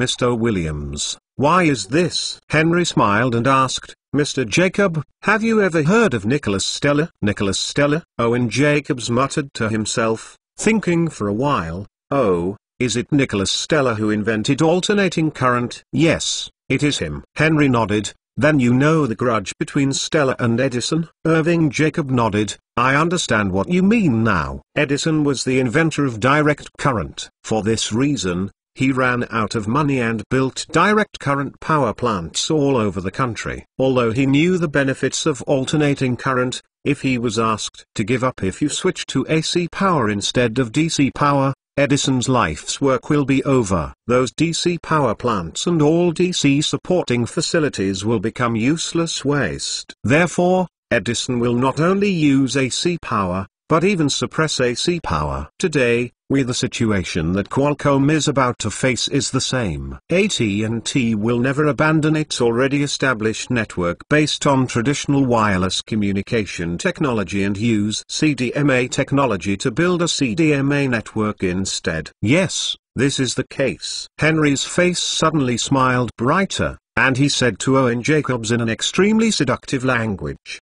but we are different from Cisco MCI. We are willing to use CDMA technology, we are willing to promote it and make it the standard of global wireless communication technology. Just imagine, Mr. Jacob, at that time, Qualcomm will become the world's top wireless communication technology company. It will attract everyone's attention. It will create supreme brilliance in the flowers and applause. Mr. Jacob, I look forward to Qualcomm at the time very much. Henry finished speaking and smiled at Owen Jacobs. Owen Jacobs was a bit enthusiastic about what Henry said, but he was old and had a good mentality. He calmly said, Cisco MCI will not help Qualcomm for no reason, right? Let's talk. What are your conditions? Henry took a sip of coffee and smiled. In fact, it's nothing. Just let Qualcomm merge into Cisco, and everyone will become a family. Naturally, Cisco MCI will definitely support Qualcomm and promote CDMA technology. Owen Jacobs and others' expressions changed when they heard this. Jacobs' tone intensified.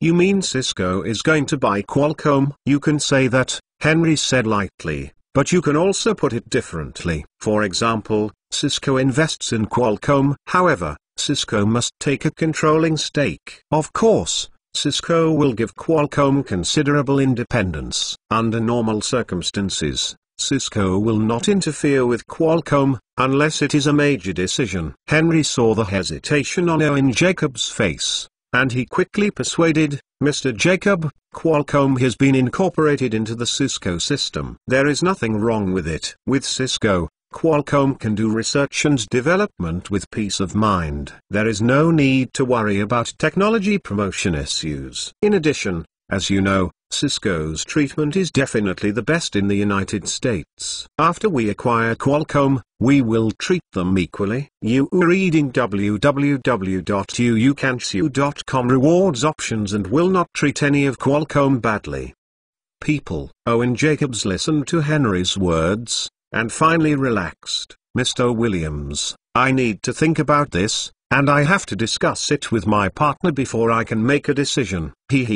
Of course. Then Henry and John Chambers sent Owen Jacobs and others out the door. Chairman, is this Qualcomm company very powerful? John Chambers curiously asked. It's very powerful. The CDMA technology they developed will subvert the entire wireless communication field. So, in any case, we must buy it. Henry nodded. You send someone to keep an eye on the movements of Qualcomm's senior executives. I want to take action against them. Know it all. Well, okay. John Chambers nodded in understanding. Owen Jacobs returned to Qualcomm and immediately told about the matter at Cisco MCI. Everyone then had a discussion. Some tend to merge Qualcomm into Cisco, but some disagree. The final result of the discussion is that Cisco did not respond first and tried a few more telecommunications companies to see the situation. After all, Qualcomm was established with hard work by everyone, and merging into Cisco is equivalent to selling to Cisco. Most people still don't want it. Soon Henry received the news that Qualcomm executives began to contact other telecommunications companies. I knew it was not that simple, Henry murmured. Seeking a recommendation ticket, and the book friend group, 424,930,141. Everyone is welcome to join. Chapter 72. It seems that the cooperation between Qualcomm and other telecommunications companies must be destroyed. Henry frowned, picked up the phone and called John Chambers. Chambers, come to my office. Okay, he'll come right now. After a while, John Chambers came to Henry's office. Please sit down. John Chambers thanked him and sat opposite Henry. Chairman, what's the matter? Henry said in a serious tone. Qualcomm is actively discussing cooperation with other telecommunications companies, and we have to find a way to destroy them. John Chambers nodded when he heard the words, showing a thoughtful look on the road. Henry was thinking about it himself, but he had no clue. He is far less powerful than John Chambers when it comes to playing business tricks. Henry looked forward to what John Chambers could think of a good way. John Chambers said at this time, Chairman, I have thought of several ways. First, we must try to entangle Qualcomm and make it overwhelmed. The best way is to file a lawsuit. Means to acquire a small wireless communication technology company, and then immediately make a specious CDMA technology to sue Qualcomm for infringement. In this way, Qualcomm will be in trouble, and until the court's trial results, other telecommunications companies will never dare to cooperate with it easily. Second, to slander CDMA and devalue CDMA. Weaken by Qualcomm employees and explode all kinds of inside information, saying that the CDMA technology is very flawed and cannot be used for commercialization. Which discourages many telecommunications companies interested in Qualcomm. Third, pressure is applied. At this time, Cisco MCI is acting hard, forcing Qualcomm to reach an agreement as soon as possible, and they cannot allow them too much time to consider. Henry was speechless after listening. The business struggle is really dark, but I like. Chambers, since you think so in detail, you are responsible for this matter. No problem. After watching John Chambers leave, Henry couldn't help but sigh. The men are too powerful. Brother is useless. I just thought about how to use the Blackwater Company to get those guys who didn't agree to merge Qualcomm into Cisco. It's crippled.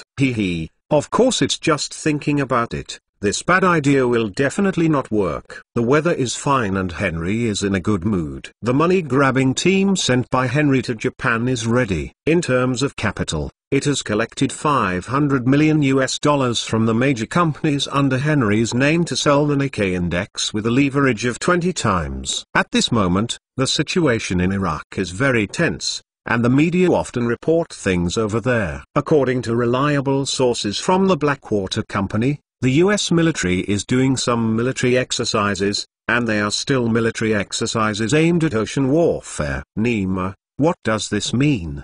What? Henry's heart is almost like a mirror. This is the United States preparing to do Iraq. Henry thought that he would sweep a lot of money in Japan, and he was suddenly excited. At the same time, Hishui will also develop because of the war. A few days later, John Chambers told Henry that Cisco had acquired a wireless communications technology company, and then it would prepare materials and sue Qualcomm. Qualcomm really suffered a disaster. Just as it had a good talk with other telecommunications companies, suddenly a court summons came over. What made Qualcomm very upset was that Qualcomm was sued for patent infringement. It was quickly known and reported by the media. Out. WL Wireless Communication Technology Company. What kind of small company is this? Actually sued us for patent infringement? Exclamation mark. In the meeting room, everyone was angry. I didn't have any reputation before. This is blackmail. They also have some technologies. They are just a bit similar to CDMA technology, but the essence is completely different. We have no infringement at all. At this time, there was a knock on the door. A female secretary walked in. The WL Wireless Communication Technology Company has sent us the materials suing our company. Look, Irving Jacobs took the lead out of the meeting room. However, when they saw the materials sent by WL Wireless Communication Technology Company, they were all dumbfounded. Here is a truckload of materials. My God, after reading the material, I don't know how much time it will take. WL Wireless Communication Technology Company is going to drag us down, right? Everyone is babbling, full of unrest. Irving Jacob frowned and said nothing. The campaign's lawyer said, everyone, depending on the situation, you must be prepared for a protracted battle. I guess it will take at least 2 or 3 months for this case to end. Everyone is almost fainting. And it can only be over in 2 or 3 months. What about the cooperation between Qualcomm and the telecommunications company? Irving Jacob asked in a deep voice. Can't the case be over soon? The lawyer explained, we will definitely win the lawsuit, but the other party's purpose is to delay time. You know, in the United States, lawyers can have many ways to delay time. It's normal to fight a lawsuit for 3 to 5 years, I think. This time it should be someone deliberately targeting Qualcomm. Deliberately targeting Qualcomm? Who will deliberately target Qualcomm? AT&T,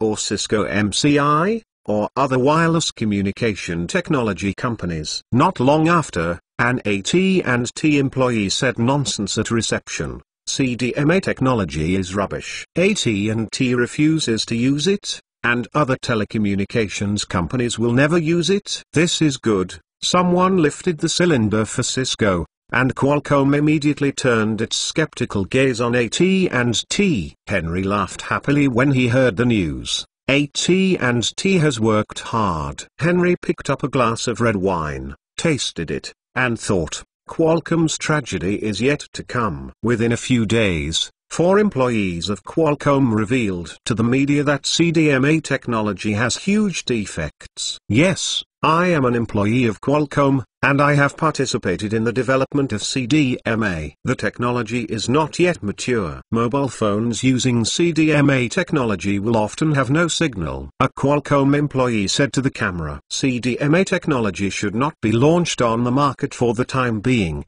but Qualcomm is too eager for success. So it will definitely fail. I have already planned to resign and leave this helpless company, another Qualcomm employee said. 4 Qualcomm employees resigned and stabbed Qualcomm against it, which immediately made Qualcomm even worse. The telecommunications companies that had contact with Qualcomm some time ago broke off their cooperation. Qualcomm corporate headquarters, Chairman John Chambers of Cisco MCI is here suddenly. The secretary reported to Owen Jacobs. Why did John Chambers come? Owen Jacob was puzzled, and said to the secretary, hurry up and invite him in. Okay. The secretary nodded and stepped back.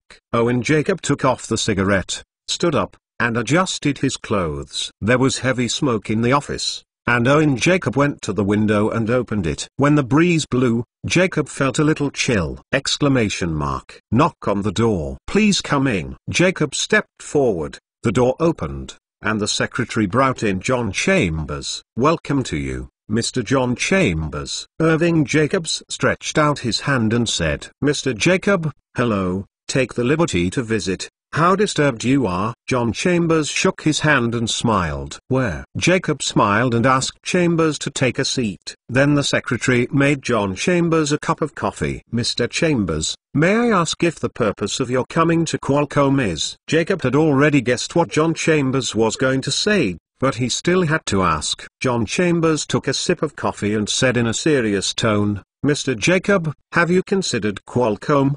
Do you want to incorporate into the Cisco system?" You know www.mentalnovel.com. Recently Qualcomm's troubles continue. Our Cisco board of directors has very big opinions on this. In the end, thanks to the assurance from the chairman, Mr. Williams, he decided to acquire Qualcomm. But at the end of this month, you must give us an answer. Huh? Probably not. There are 3 days. 3 days?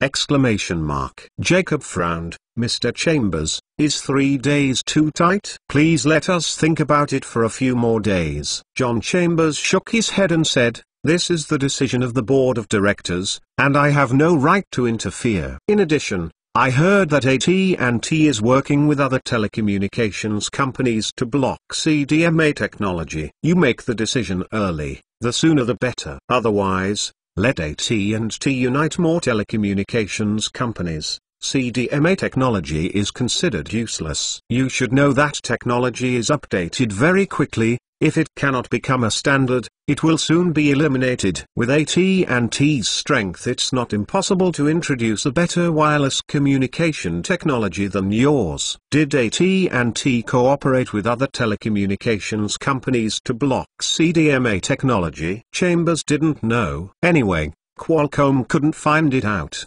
which just scared them. If it does exist, it would be better. Qualcomm can't worry about it. Chambers finished speaking and left immediately, showing Cisco's tough and resolute attitude. Jacob looked at the back of Chambers' departure, sighed slightly, and told the secretary, "You go and inform the board of directors at 2 o'clock in the afternoon. All major shareholders must participate." Is www.mentalnovel.com welcome book friends to visit and read.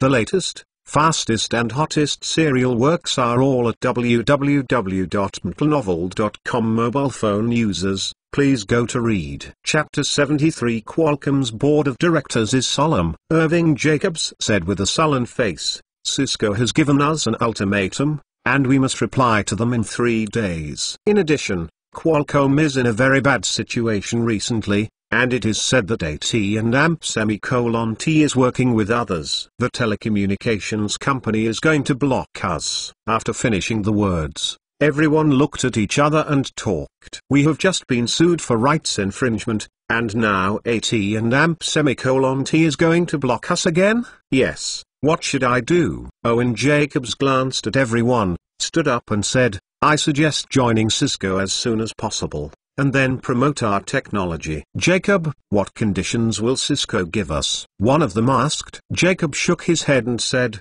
"The details have not been discussed yet, but they promised to maintain Qualcomm's independence after acquiring Qualcomm, and Qualcomm's treatment is the same as Cisco's, enjoying option rewards. Up until now, I can only join Cisco." "I agree with Qualcomm to join Cisco," said a shareholder. "I agree." Owen Jacob looked at the number of votes everyone had voted. Most people agreed to incorporate Qualcomm into Cisco, so he said, "Okay, then we will formally negotiate with Cisco right away." After the meeting, Owen Jacobs immediately called John Chambers and told him that Qualcomm agreed to merge into Cisco, but the specific conditions need to be discussed in detail. John Chambers acted quickly and immediately organized a negotiating team, and went to Qualcomm to meet with him the next day. "Mr. Jacobs, this is a condition that our Cisco company offers you." After John Chambers and his party arrived at Qualcomm, they immediately handed the printed documents to Owen Jacobs and other senior staff,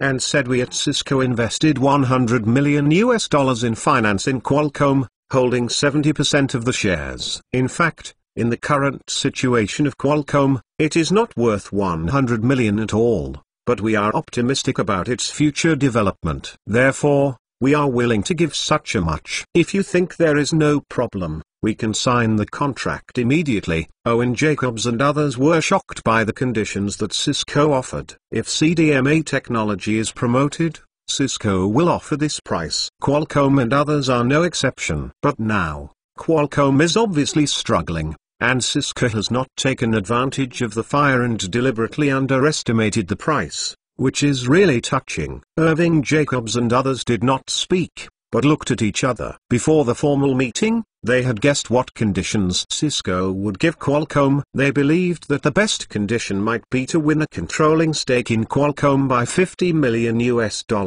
But Cisco directly offered $100 million, which shocked everyone. Mr. Chambers, please allow us to discuss it before we make a decision, Irving Jacobs said. John Chambers smiled. Of course, no problem. Then we will wait outside for your news. Then, the Cisco team stood up and walked out of the meeting room. After the Cisco team left the meeting room, Owen Jacobs said, "What do you think of the conditions?" "I think it's very good, but they want 70% of the shares, which is a bit too much." One of them said, "I think it is acceptable. If Qualcomm has $100 million, we can develop more advanced technologies, and we can even design our own chips." There was a lot of discussion in the meeting room. However, the temptation of $100 million is not small, and finally won by one more vote. Qualcomm decided to agree to Cisco's terms. Then, Owen Jacobs called John Chambers and others in and said, "Mr. Chambers, we at Qualcomm finally decided to agree to Cisco's terms." John Chambers was overjoyed and said with a smile, "If this is the case, then we will sign the contract now." No problem. Soon, Cisco signed a contract with Qualcomm.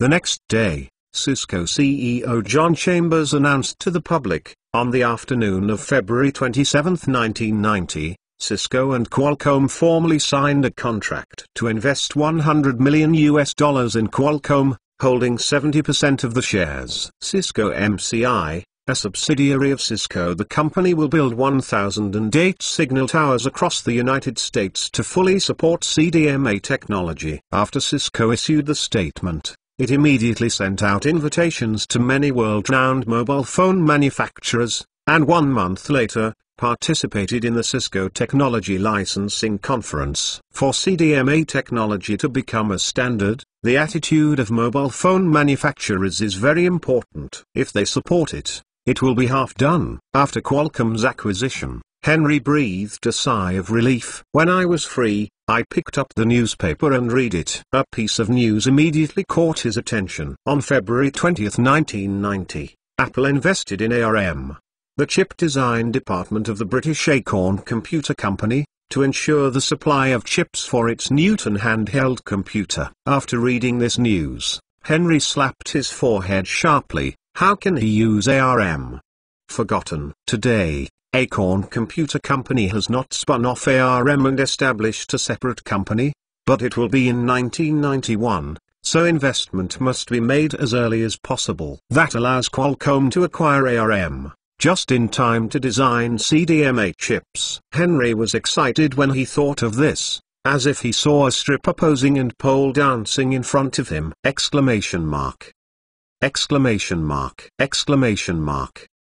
Henry immediately called Qualcomm CEO Owen Jacobs. The chairman became Henry, of course. You read www.uukanzu.com. Owen Jacobs: "Hello, this is Henry Williams." "Oh, Mr. Williams, hello," Henry said solemnly. "Mr. Jacob, I now recommend that you buy a chip design department under Acorn Computer Corporation in the United Kingdom. I think Qualcomm can design its own chips in the next step." "Oh, do you mean ARM, a processor chip specifically designed to streamline the instruction set?" "Yes, ARM has great potential. This streamlined instruction set has the characteristics of high efficiency and low energy consumption. It is especially suitable for mobile phone chips. For Qualcomm, if it acquires ARM, it will be like a tiger." Henry finished. Owen Jacob pondered for a moment, and then replied, "Mr. Williams, I will then arrange for someone to go to the UK to acquire the ARM department. Well,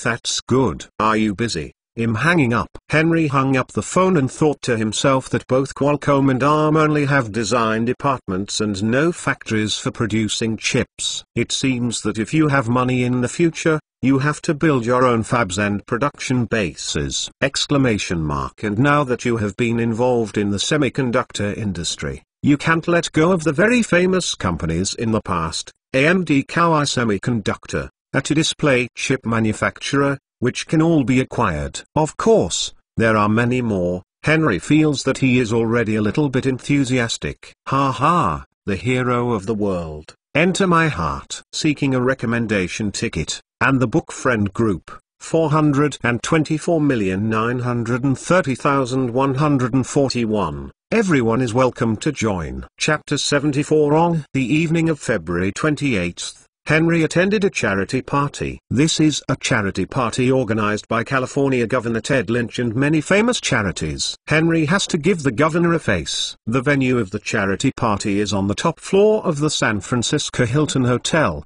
which is also the most luxurious and stylish place in the entire hotel. When attending the party, it is natural to bring a female companion. The female partner Henry invited is Helen Wheeler. Recently, Henry has been busy acquiring other companies, and she has been a little ignored. Just taking advantage of this charity party, Henry brought her out to relax, and at the same time deepen mutual feelings. Helen dressed up very glamorous tonight. When Henry saw her, he could hardly believe that it was Helen Wheeler. She wore a white tight-fitting off-the-shoulder evening dress. Her hips became more plump and breasts, and the bareback skin was as creamy, smooth as silk, and she couldn't help but touch it. The evening dress is covered with a layer of white gauze, and the beauty is hazy, like a fairy descending to the world. There is a white ribbon tied around the waist and tied into a butterfly shape, which looks very cute, and under the action of this ribbon, the figure becomes more and more graceful. Especially the pair of big white rabbits on the chest are almost ready to come out, as if they are blown up!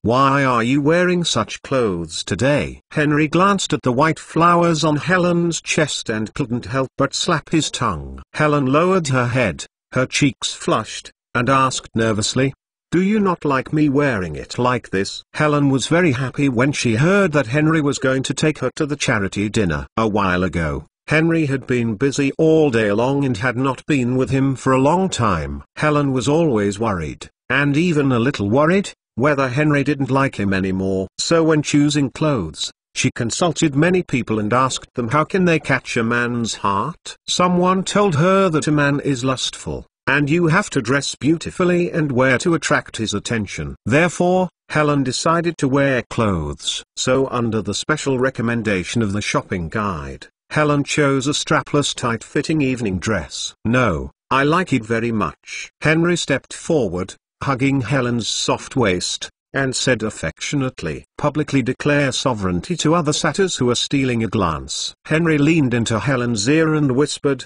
"But, because it's so sexy, it always attracts the eyes of perverts. I don't want to let those perverts feast their eyes, so you will wear them at home for me in the future!" Helen blushed and responded in a low voice like a mosquito or fly. The beautiful woman was in his arms. Henry couldn't help but feel contemplative, kissed her earlobe, and whispered softly, "Helen, I'm going to be 16 years old, and then, you will move to my house." Helen's face was instantly red like a ripe apple, and people couldn't help but want to take a bite. She dared not look at Henry's gaze. She lowered her head and held the corner of her clothes tightly with her right hand. "He wants to live with me." Helen felt nervous, thinking about living in a house and some things that might happen afterwards after cohabiting. Her heart thumped and quickly accelerated. Henry smiled at this time. If you don't speak, it means acquiescence. On my birthday, you will move over." "Helen, do you remember when my birthday is?" I remember," Helen said shyly. Her voice was as small as a mosquito,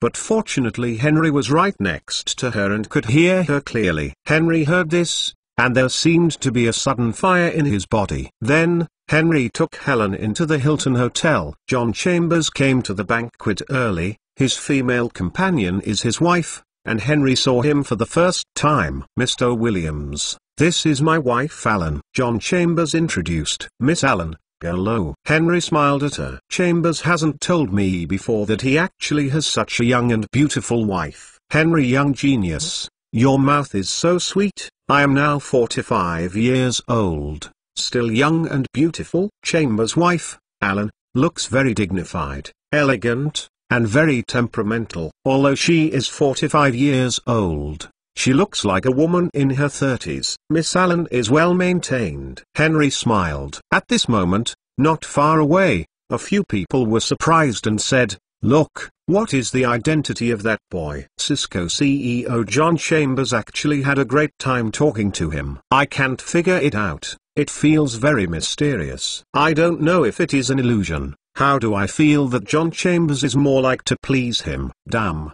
what are you talking about? John Chambers is trying to please that boy. How is this possible?" In the hall, many people began to notice Henry's side. Henry couldn't help but smiled bitterly. "Chambers, your reputation is too big.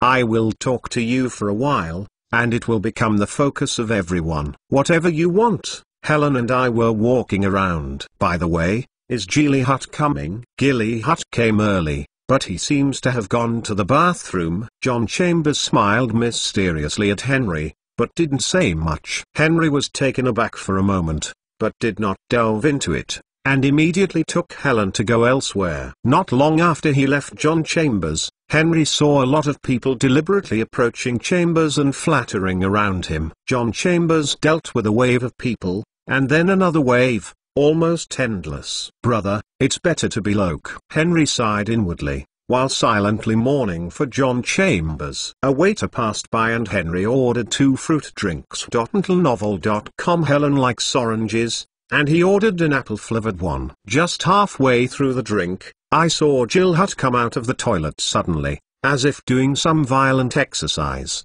blushing and panting, and still looking disheveled. As for going to the toilet, Henry shook his head. Then when Gilly Hutt approached, Henry saw that there was a trace of lipstick on his neck. Damn, this girl, who was in the toilet. Henry was speechless suddenly. No wonder Chambers just smiled mysteriously. It turned out to be like this. "Gilly Hutt, where is your female companion?" "Oh, she went to the bathroom.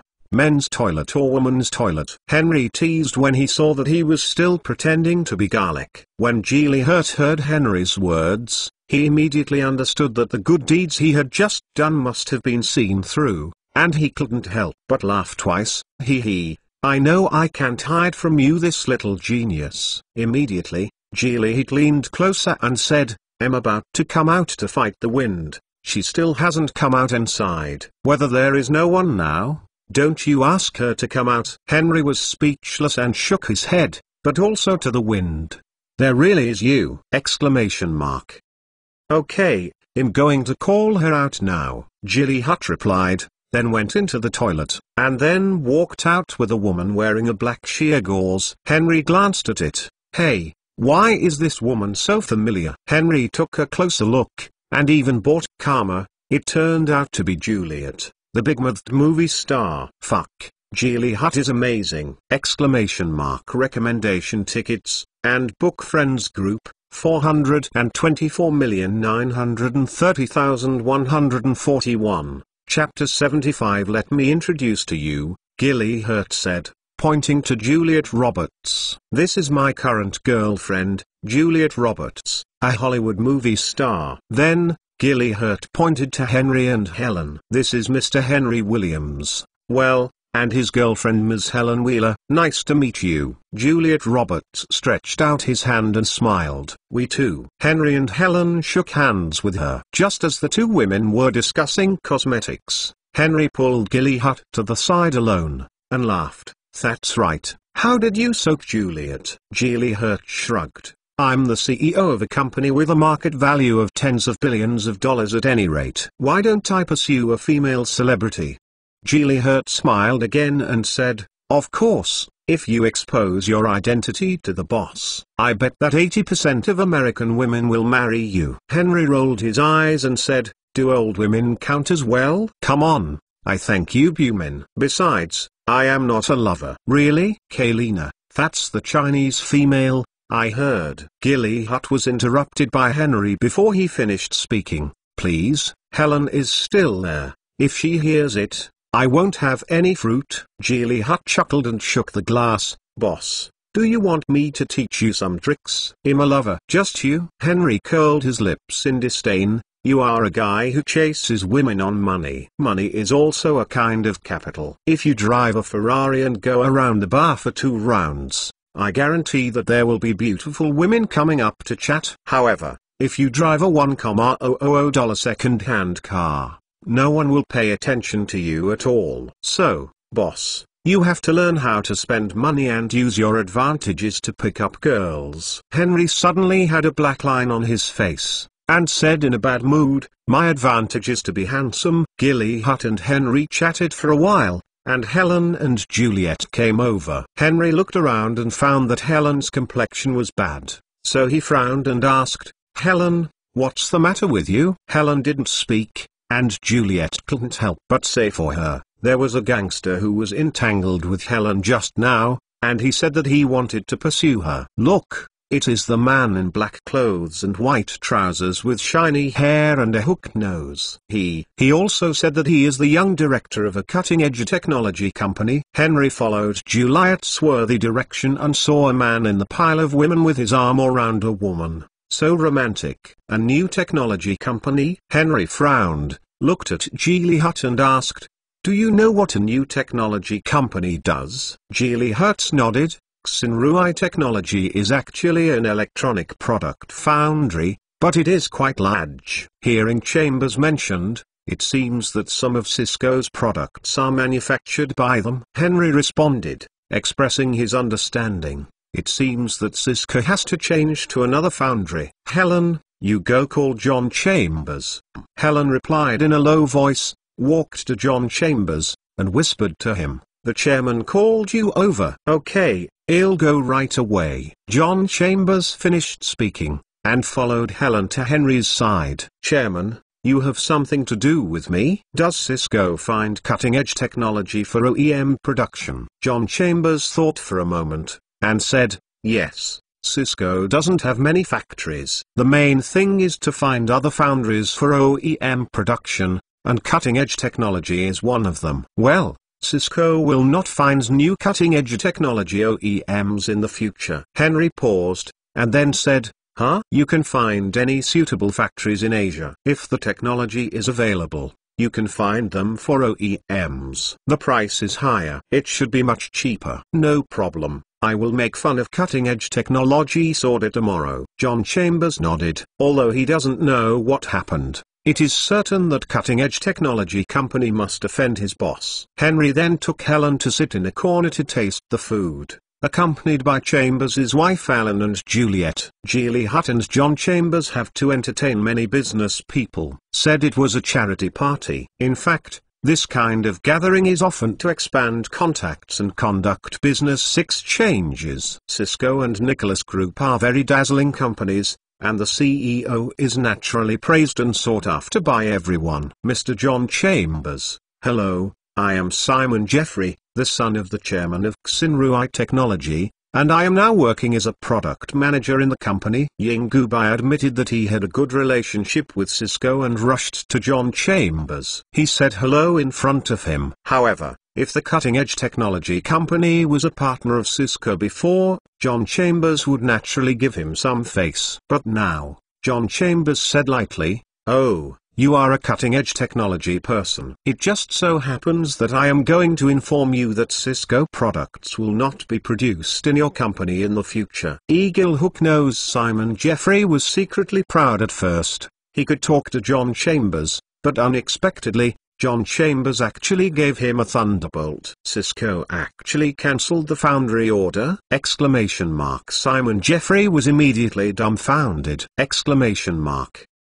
I'm sorry, let me. John Chambers passed him and left. At this time, the group of people next to Simon Jeffrey sneered, Jeffrey, ha ha, what's the matter with you? Your face is pale. Did you overwork last night? Jeff.untlenovel.com You said, if your father knew that Cisco had cancelled the foundry order in cutting-edge technology, would he kill you? Ha ha. Simon Jeffrey had a gloomy face. He didn't expect that Cisco would cancel the foundry orders for cutting-edge technology. Hasn't it been a good cooperation before? However, some people observed carefully. Simon Jeffrey had entangled Helen before, and then he saw that Helen knew John Chambers. He must have said something, which made John Chambers change his attitude! This Simon Jeffrey is simply cheating. That woman has a lot of background, and even John Chambers can command it! However, they are taking a closer look. That woman is actually a teenage girlfriend. She is sitting in his arms and talking. Damn, is that young man really promising! At this time, they saw that Global Online CEO Jonathan Jackson walked up to Henry with a glass of red wine. He looked a little respectful, said something, and then left. Then, he saw Bob Gallagher, the CEO of Noah's Ark, walked to Henry, said something in the same way, and then left. Before long, California Governor Ted Lynch also walked over, and everyone was almost dizzy. Who is he? P.S. There is only one watch today. My relatives get married. I'm going to help. I don't have time to code. I won't be back tomorrow afternoon. At that time, I will work hard to make up for what I owe before, okay? In addition, ask for a recommendation. Group, 424,930,141. Everyone is welcome to join www.untlenovel.com. Book friends are welcome to visit and read. The latest, fastest and hottest serial works are all at www.untlenovel.com. Mobile phone users, please go to read. Chapter 76 Henry rarely shows his face in front of the media, and most people still don't know his true colors. Perhaps they have heard of the name Henry Williams, but it is only the name. Henry appeared in front of the media or attended the book signing event in London, England when he wrote Harry Potter a few years ago, but over the years, his appearance has changed a lot. If it is not a familiar person, it is basically difficult to recognize him. Of course, for the governor of the United States, especially the governor of California, Henry's identity is not concealed. Others have a way to understand his details, and California Governor Ted Lynch asked his assistant as soon as he entered the hotel, "Has Henry Williams arrived?" "Here, I am eating in the corner of the lobby now." "Eat? Didn't he have dinner before he came?" Ted Lynch couldn't help but be astonished. "It's already 8 o'clock in the evening. I should have eaten it long ago." Sure enough, genius is different from ordinary people. Everyone busy to discuss business at the party. He is the most maverick. Ted Lynch was shocked, but he was praised. Henry said to Helen as he ate, "I went to pick you up just now. I only ate a few bites for dinner. I am very hungry now." "Eat slowly. No one will grab you," Helen said, peeling him a bowl of golden shrimp, then took the apple and peeled it, then cut it into small pieces and placed it on the plate. Henry was eating with relish, but not long after, California Governor Ted Lynch came over. "It's nice to meet you, Henry Williams." Ted Lynch walked up to Henry and introduced himself. "I'm California Governor Ted Lynch." Henry looked at him when he heard that he was the governor of California, and saw that he was about 50 years old, wearing a black suit, a purple tie, big eyes and thick eyebrows, and sharp short hair. He looked like a spirit. Henry stood up immediately, stretched out his hand and smiled and said, "Mr. Governor, hello." Ted Lynch shook hands with Henry, and said, "It's too bad to call the governor. You can call me Ted or Uncle Lynch." Henry was taken aback for a moment. Is the governor of California so approachable? Henry didn't have time to think about it. Since other people gave face, he would follow suit, so he shouted, "Hello Uncle Lynch." Ted Lynch suddenly laughed when Henry called him that. "That's right." Ted Lynch sat down beside Henry as if he was familiar with him. "When I started, Henry was inexplicable." "Henry, here is my business card, with my personal phone number on it. If you want to ask me for help in the future, Just call this. When finally leaving, Ted Lynch handed Henry a business card. Henry held his business card thoughtfully. Helen whispered to Henry, "It's strange, this Ted Lynch has always been cold to people. How can he treat you so well? Who knows?" Henry shrugged. "It doesn't look like a bad thing." On the other side, Ted Lynch drank a glass of wine, turned his head to the assistant and asked, "Is Murdoch here?" "Here, he is in the box." "Well, let's meet him," Ted Lynch said lightly. "Yes." The assistant nodded, and then asked, "Mr. Governor, as far as I know, Henry Williams has a very clear support for Clinton's campaign for the presidency of the United States. Can we win him over? There is more than a year left. I will let Henry Williams change his mind." Ted Lynch believes himself. The assistant was silent for a while, and said nothing. With Helen serving him, how could Henry's food be comfortable? Pour wine, feed grapes, the enjoyment like an emperor is nothing better than that. At this time, the hall suddenly became quiet. Then, I saw Ted Lynch and Murdoch walk out together, followed by a dozen people behind them. Ted Lynch picked up the microphone and said loudly, "Welcome to the charity gala tonight. The theme of this charity gala is to give love to disabled children. Therefore, we have prepared a small charity auction tonight. We'll use all the funds auctioned tonight to help disabled children. Happiness!" Exclamation mark. After speaking, applause suddenly sounded from the audience. Ted Lynch smiled in satisfaction, thinking, that's how it should be for a reputation. Immediately, he announced on the spot, "Ladies and gentlemen, the charity auction has officially started. Next, Mr. Andrew, the head of the Fusabai auction house, will host this charity auction." Henry raised Erlang's legs and looked at the stage with interest. While drinking the juice, he said to Helen, "I want to understand one thing now." "What?" Helen was taken aback. "I mean, what do you want to understand?" "Ha ha, have you noticed Murdoch?" "Well, it's the old man in a white coat next to California Governor Ted Lynch with a red rose embroidered on his chest. This old man is not simple, he is a super tycoon in the media industry, in the United States, very influential." Seeing him and Ted Lynch appear side by side, I understand that Ted Lynch might want to run for President of the United States. "So, he wants to win you too," Helen murmured. "Murdoch is the real media tycoon, but you are the king of the internet, dominating online public opinion. If Ted Lynch can get both of you with the help of this person, he will have a great advantage in running for the President of the United States." "Yes." Henry smiled and nodded.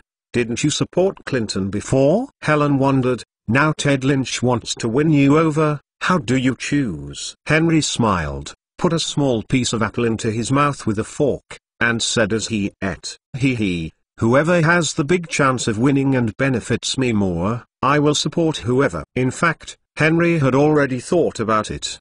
Intend. Ted Lynch suddenly kicked in. "You are reading www.uukansu.com also wants to run for the President of the United States. That is the best. Although I definitely support Clinton, I have to make Clinton nervous. Otherwise, it should be taken for granted that you should help him, as if you have to help him!" Exclamation mark. "However, I want to let you know that I actually have other candidates. Your sister, if you don't quickly get some advantages, I will change the banner and change the banner. See if you are anxious when the time comes." Helen doesn't know what Henry is thinking, but she agrees with Henry's saying that whoever gives more benefits is supported. Just wait for the price, isn't that? Helen smiled at Henry. "You are really cunning." "Cunning will not suffer." Henry smiled and scratched Helen's nose lightly. At this time, the auction has already begun. On the one hand, Henry felt obligated to help disabled children. On the other hand, this is an important moment for Ted Lynch to gain his reputation. If he supports him, Clinton will feel very nervous. When the time comes, my goal has been achieved! Exclamation mark. One stone two bird. Not only do good deeds, but also warn Clinton. Why not do it? So he cares. The time to witness the local tyrant has arrived. The book has been signed, so I won't be supervised. The relatives got married in the past 2 days. I went there to help, because I was busy. I didn't have time to code. the last chapter. Don't worry, the old chapters will be added in the future, and there will definitely be outbreaks in the future. Finally, thank you very much for your support. Bsha has established a book friend group, 424,930,141. Welcome everyone to join. Chapter 77. At the auction, the price calls came and went one after another. The first few auction items were foreign paintings and calligraphy. Henry expressed no interest at all, and he did not bid for the wine. I thought that doing good deeds can't be all-inclusive, isn't it? Other people finally come back, and they can't leave empty-handed. TSK. Even a few modern paintings and calligraphy works can be sold so expensive. Helen shook her head and secretly smacked her tongue. Henry laughed and said, where do they buy paintings and calligraphy works? They actually buy it for the sake of face. Doing charity in the United States can avoid taxation. It doesn't matter if you bid a little bit more. You see,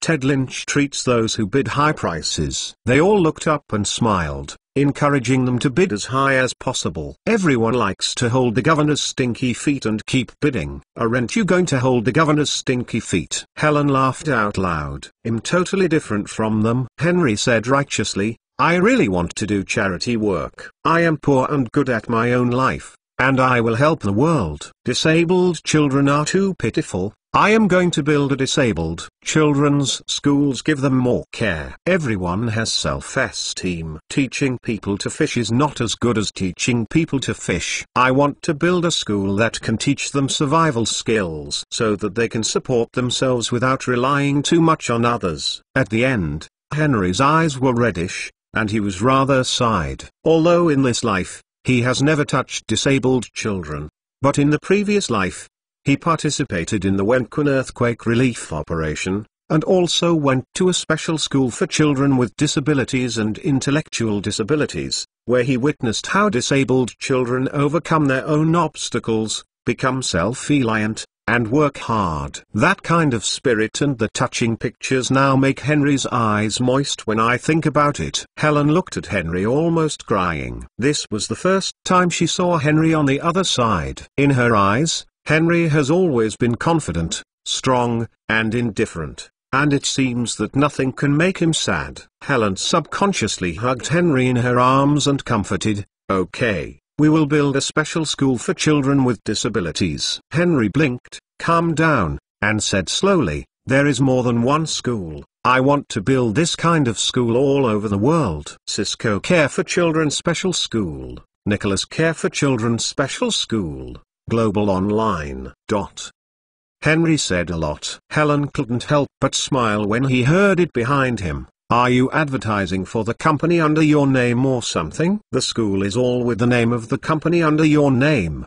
Doing charity and advertising are not wrong. Is there any problem with this? Henry said, if a person does a good deed, if he does not receive the respect and the honor he deserves, then who is willing to do good deeds in the future? Not everyone does it. It's God. We're all saints. We're all ordinary people. We all have vanity. I'm just setting an example for everyone. Maybe someone has done good deeds just because of a little sense of vanity, no matter what his purpose is, but he has indeed done good deeds. Isn't it a contribution to society? Well, what you said makes a little sense. Helen nodded. Then, the good man, when will you bid? 5 things have already been auctioned. Henry stared at a dragon head on the stage. His face changed, and his tone was firm. This time I must shout. Although Henry was born in a foreign country, he still has a quarter of Yanhuan blood, and he was a 100% Chinese child in his previous life. Henry didn't realize that he was in Cao Ying's heart. The moment he saw the dragon's head,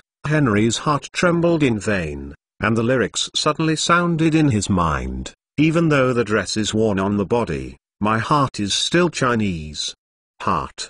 The heads of the 12 zodiac animals are scattered around the world, and the shame of the year has not yet been snowed. Henry saw the dragon head and decided to buy it anyway. At this time, the host introduced, this collection is one of the dragon heads of the 12 zodiac animals in the old summer palace of the Qing dynasty. It is cast in bronze and has fine carvings and lifelike life. It has a very large collection value. Now, the starting price is $500,000 Exclamation mark.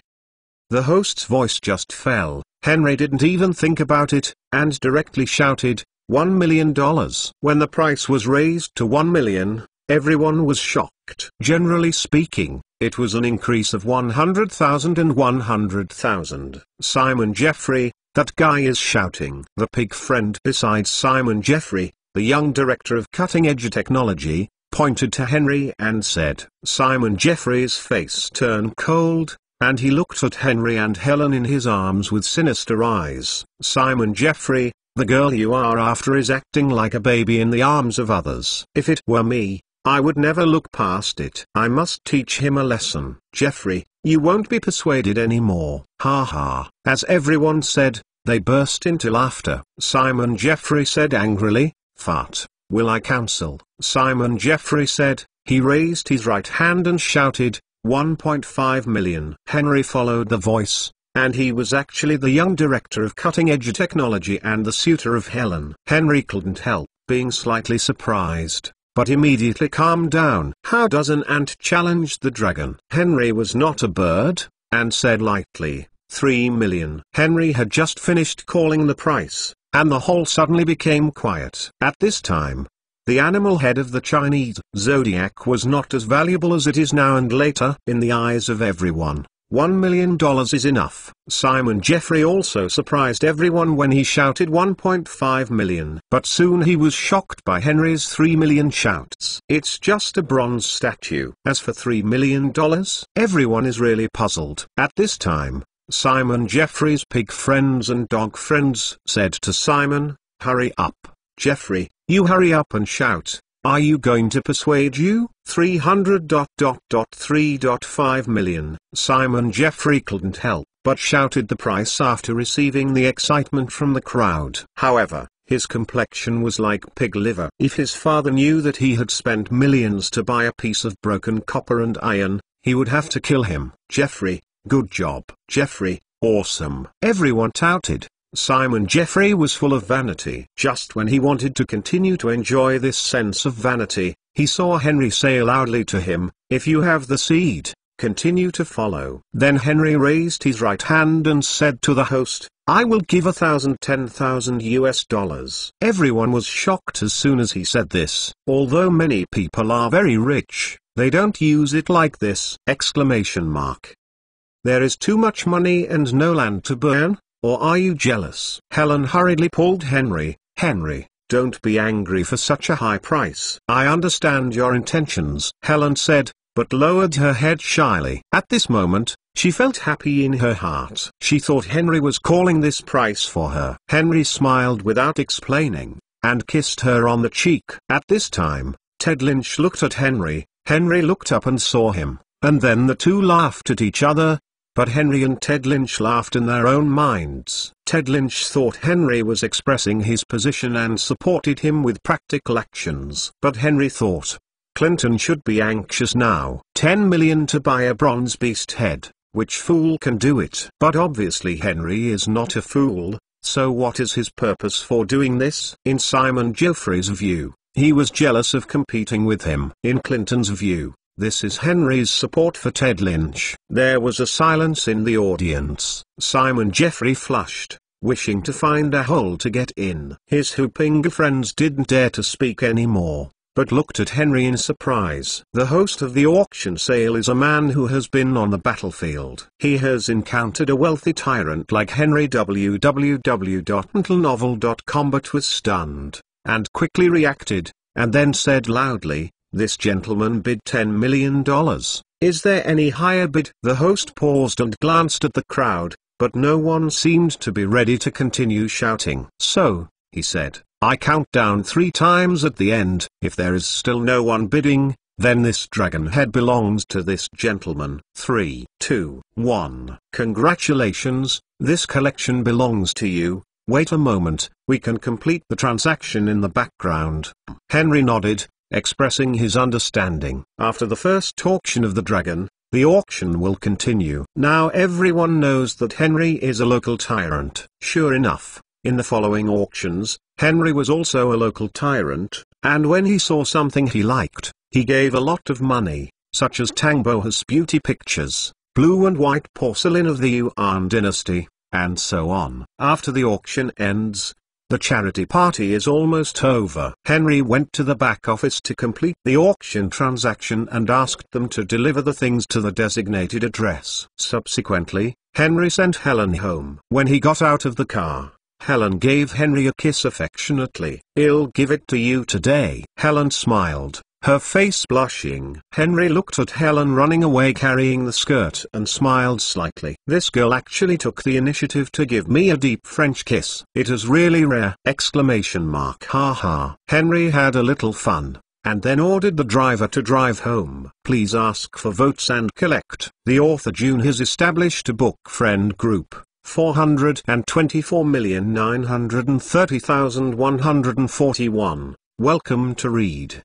The latest, fastest and hottest serial works are all at www.mtlnovel.com for mobile phone users. Please go to read. Chapter 78 Silicon Valley has become synonymous with technological innovation. Every March holds a science and technology exhibition, and world-renowned technology companies will come here to showcase their products. So at this time, Silicon Valley must be very lively. Some small companies or individuals will also come here to seek opportunities. If their products are favored by others, they may skyrocket, because Silicon Valley is also the place where venture capital is most concentrated! The success of Silicon Valley is absolutely inseparable from the capital of venture capital companies. Hundreds of venture capital companies around the world have gathered in this place in Silicon Valley, so the entrepreneurial rate is also the highest in the world. Don't look at just an ordinary supermarket salesperson. Maybe he was a rich man with a market value of tens of millions or even hundreds of millions of dollars before. Henry's company participates in the Science and Technology Exhibition every year, and sometimes picks up leaks and acquires several companies. Many of the things at the Science and Technology Exhibition are weird, some have very large commercial value, and some are worthless, which can be called a peerless pit. VCs must keep their eyes open. For the first time Prestige Capital participated in this technology exhibition. Henry decided to accompany Kalina. If you talk about the sharp eyesight, relying on more than 20 years of advanced insight, Henry is simply unmatched! Henry intends to let Prestige Capital acquire some companies or technologies that he considers to be very promising at this technology exhibition. In the future, when people talk about Wifing Capital, they think that the investment income of Wifing Capital is as high as hundreds of times this. Nima, do you want to be so scary? At present, Prestige Capital has attracted foreign investment, attracting investors to hand over the money to Prestige Capital's management. So far, it has absorbed $50 million. Prestige Capital promises that its annual rate of return is at least 10%. In fact, under the management of Kalina, Prestige Capital has developed well and the return on investment is as high as 25%. The reason why Henry decided to absorb foreign capital was to make friends with some powerful and wealthy businessmen and to form a profit community. On the other hand, it was not bad that he used other people's funds to preempt the layout and occupy the market when he did not have enough funds. If a Prestige Capital can control hundreds of billions of US dollars, it will be able to call for trouble in the financial world. In 1997, the Asian financial turmoil and so on, let Soros Quantum Fund take charge, and Prestige Capital will be the boss! Karina's shirt is a white shirt, and her pants are black shorts. She looks very capable in black and white matching. As she drove, she said casually, "I heard that you spent $10 million on a bronze dragon's head last night because you slapped your daughter for a smile on a bow woman." As soon as Henry heard this, his body suddenly tightened, and he hurriedly took his eyes to peep at her, and said vainly, "What's the matter? You know, I also have a quarter of Chinese descent. How can I see the national treasure lost? So, I bought it. Do you need 10 million? Kaelina curled her lips in disdain. I'm afraid that others will fight with me. Henry's explanation was reluctant but weak. Kaelina immediately made up the knife and said, "You are jealous of the wind." Henry smiled, did not say anything, but stared at Kaelina's eyes, ambiguously said, "What? Are you jealous? It's my shit. What kind of vinegar do I have?" Kaelina sneered. "I'm not jealous. Why are you angry?" "Huh, who is angry?" "I'm not angry." Kaelina snorted coldly. At this time, the car suddenly increased speed, and it was generally overtaking. When Henry saw this, he secretly said, "Auntie, don't even think about driving, crashing and dying." Henry quickly took out a bright phoenix jade pendant and said to Kaelina, "Karina, I deliberately bought a jade pendant for you. Don't look at this phoenix jade pendant, but it is one of China's 4 greatest beauties. Yang, the ancient jade worn by the imperial concubine, regardless of the carving and the material, is first class, and it is absolutely valuable. It is said that Tang Xuanzong bestowed on the concubine Yang to express his love." Karina glanced secretly, and without realizing it, the car slowly slowed down. However, Kaelina pretended not to care and said, "It's just a jade pendant. You do not want?" Karina Wu drove the car without reply. Henry sighed and said, "Well, since you don't want it, then I'll give it to Helen." Boom boom boom! Exclamation mark. Suddenly, the accelerator accelerated and made a loud noise, and the car went out like a cheetah. Henry's guts called a tremor. "Just kidding, I bought it for you on a special trip. How can I give it to Helen?" Henry looked at a frosty face and couldn't help but smiled bitterly. "Kaelina, I was wrong. The car is driving so fast." "Wait for the traffic police to stop the car," Karina said with a cold face. The car still drove very fast. Henry shook his head when he saw this, opened the window, making the appearance of throwing things out. "You don't believe me? Then I will throw it away." As he said, Henry's right hand shook hard, and suddenly he heard the sound of something falling to the ground. Then, the car stopped abruptly. Karina called to Henry, "You are crazy. Why did you throw the jade pendant?" "Since you don't want it, Pei doesn't have a mistress. What do I want it to do?" Henry said flatly. "Even if I don't want it, you can't throw it away. That jade pendant is invaluable. What a pity to throw it away." With that, Kaelina opened the car door. Henry held her. "What are you going to do?" "Pick back the jade pendant." Henry chuckled, took out the phoenix jade pendant from his pocket, and smiled. "No need to go. The jade pendant is here. Didn't you throw it away?" "I threw a lighter." Henry finished speaking, put the jade pendant in front of Kaelina, and said, "Do you want it? If you don't want it, I will really throw it away this time." Karina looked at Henry's serious expression, knowing that he didn't lie this time. He would really throw away the jade pendant. "Take it?" Kaelina hesitated. "It's better to take it. After all, this jade pendant is very valuable. It's a pity to throw it away." "However, I didn't take it because of other things." Kaelina comforted herself. At the moment when Kaelina stretched out her hand to catch the jade pendant, Henry suddenly grabbed her hand and said with a smile, "I knew you would accept this jade pendant." Then, Henry bullied himself and pressed it down. Karina looked at Henry's handsome face close at hand. She didn't realize that her face was hot and her cheeks were flushed. "Don't get me wrong, I just can't bear to see the jade pendant broken." "Really? What am I misunderstanding?" Henry moved forward again,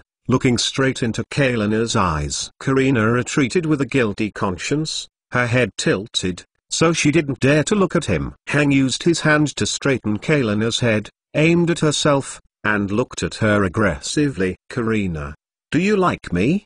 "Dislike." "Really don't like it?" "I really don't like." "I do not believe," said Henry kissed her charming little mouth. At first, Kaelina refused, but after a while, she took the initiative to kiss Henry affectionately. 2 or 3 minutes later, Henry and Kaelina were panting. Henry smiled triumphantly. "Your body is more honest than you." "Huh?" Kaelina snorted. "Does kiss mean you like you?" "It doesn't matter if your mouth is hard, just watch me kiss you softly." Speaking, Henry was about to kiss Kaelina again. Karina said 2 words: "Rascal, rascal," but basically did not resist! Exclamation mark. At this time, there was a knock on the window. A traffic policeman shouted outside, "No parking here, hurry away!" Karina straightened her tangled hair and complained to Henry, "It's all you, look at the traffic police." Henry smiled, did not speak. Then, Kalina opened the window and said a few words to the traffic police,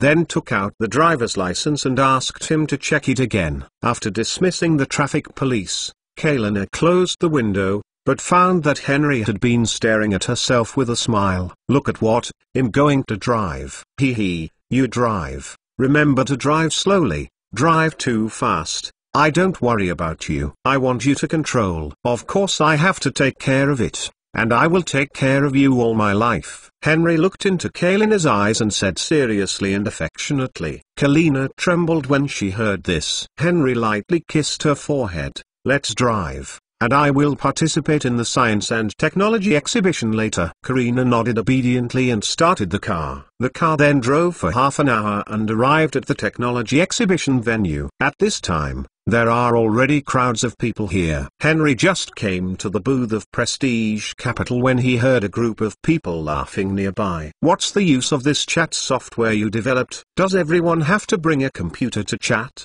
Exclamation mark. A middle-aged man in grey clothes with two beards shook his head and said. The people around sneered. "This design is so stupid, it's useless at all. A mobile phone is enough for chat, who would use a computer?" "Hee, you know, only Chinese. What decent things can they design?" "Hee, you are right. This chat software is terrible. I can't bear to look directly at it." Among the crowd, a young man wearing black clothes was blushing by everyone. Despite this, he stubbornly said, "How useless. The chat software I developed allows netizens to make friends through the internet."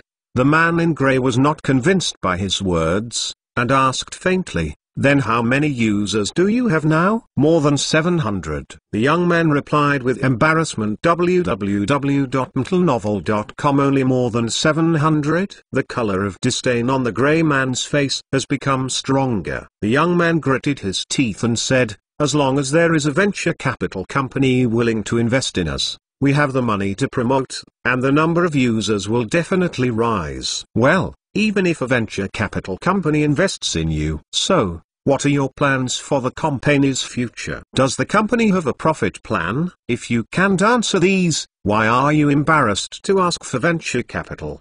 Exclamation mark. The young man was speechless. His face flushed. He didn't take these into account. He just wanted to make the chat software well. He believed that as long as there are users, the company will have the possibility of making a profit sooner or later. "What's the matter? I can't say a word?" "Haha, I have seen a lot of people who cheat venture capitalists like you. I don't have any plans, and they dare to come and ask for venture capital. Really be your venture capital company? Cash machine? Ha, ignorant Chinese." The grey man sneered. "Mr. Smith, you can laugh at me, but you can't laugh at the Chinese." Although the young man's physique is not very good among Americans, his voice is powerful and overwhelming everyone present. Haha.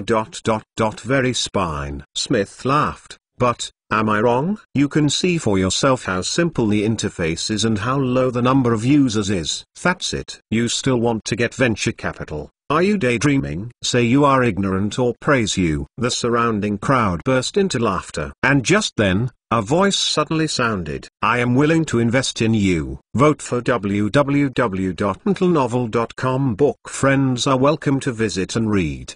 The latest, fastest and hottest serial works are all at www.mentalnovel.com. For mobile users, please visit Read. Chapter 79. Everyone turned their heads to look after the voice, only to see a teenager who was about 16 or 17 years old was talking. Next to him stood a pretty young woman, who was really pretty. The young man exaggerated, and there was a kind of domineering high in his eyebrows. He walked slowly towards the young Chinese in the crowd, and everyone couldn't help but voluntarily give way. The young Chinese was already stunned at the moment, staring blankly at the young man coming. Henry glanced at everyone with disdain. It was these people who were stupid and ignorant, who actually treated gold as stubble. What an awesome thing about online real-time chat software, they are even worthless! Exclamation mark. Henry came to the young Chinese and took a close look at him. He was about 178 centimeters tall, he was handsome, and his eyes were energetic. The thing that made Henry admire him the most was the sonorous and powerful words he said, "You can laugh at me, but you can't laugh at the Chinese." "What's your name?" Henry asked calmly. "My name is Tan Shuai," the young man responded. Hearing this, Henry nodded, and then asked, "Are you willing to accept the investment of Prestige Capital? If you do, Prestige Capital will invest $8 million in financing, and Prestige Capital will hold 80% of the shares, and finally give you or you the team retains 20% of the shares." Henry had just finished speaking. Everyone was very surprised, and there was a lot of discussion. Shuai Tan's eye sockets were slightly moist. He was struggling to find a venture, but he was beaten to death. When she was almost desperate,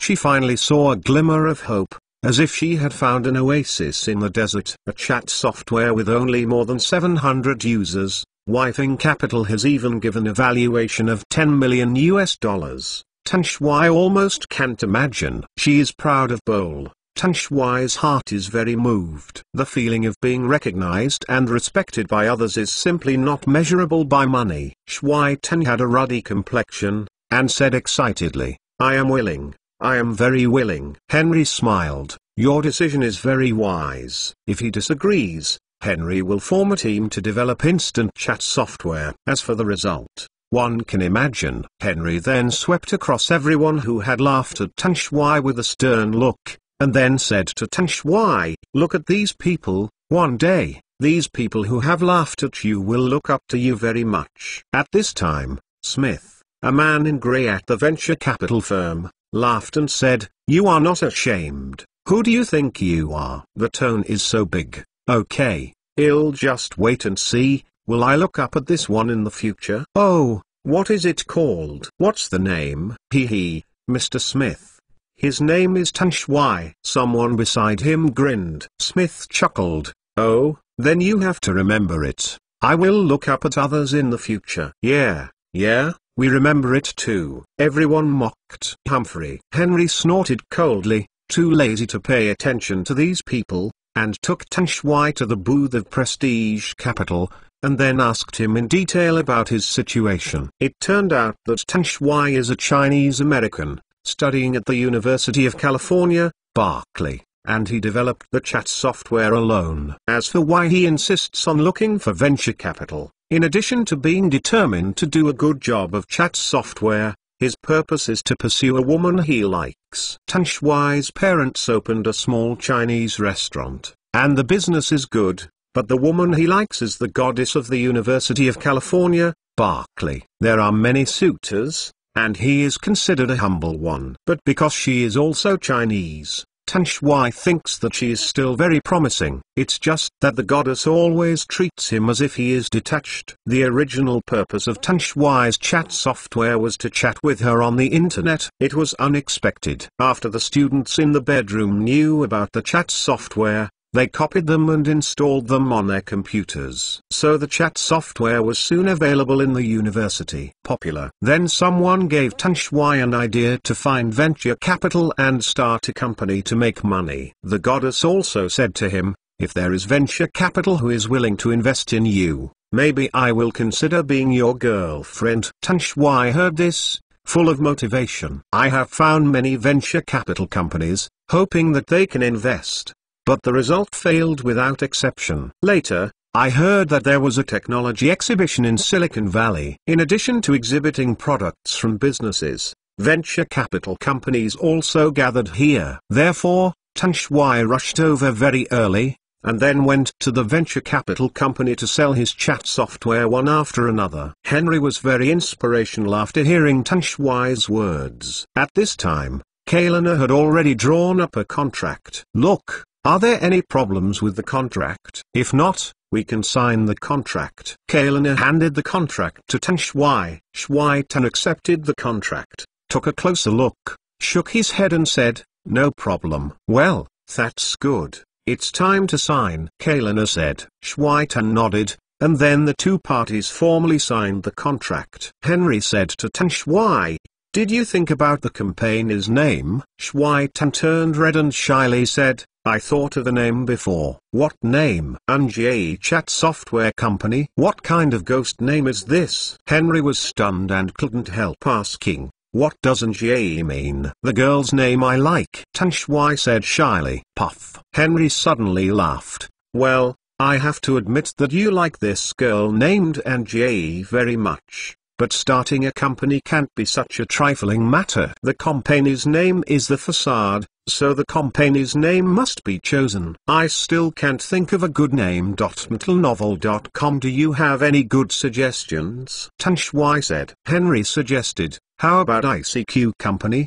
The chat software is also called ICQ, which means ICQ. I am looking for you." "This name is good." Tan Shui's eyes lit up and agreed. "Then it's settled. Just the name ICQ. Don't get an Anjie company out at that time. Then I will withdraw from the capital." Henry joked. Schweitan laughed and said, "Hee hee, no, don't worry." Henry handed Tan Shui a check, saying, "This is $3 million, and the remaining funds will be credited to the company's account in installments. You can register the company now. As for the address, I have chosen the address for you. The Capital Incubation Base is less than 10 minutes away from the headquarters of Prestige Capital, where we rented a whole building from Prestige Capital." Then, Henry handed him a business card with the address of Prestige Capital's headquarters and Prestige Capital Incubation Base address. "The company will first settle in the Wifing Capital Incubation Base, and in the future the company will develop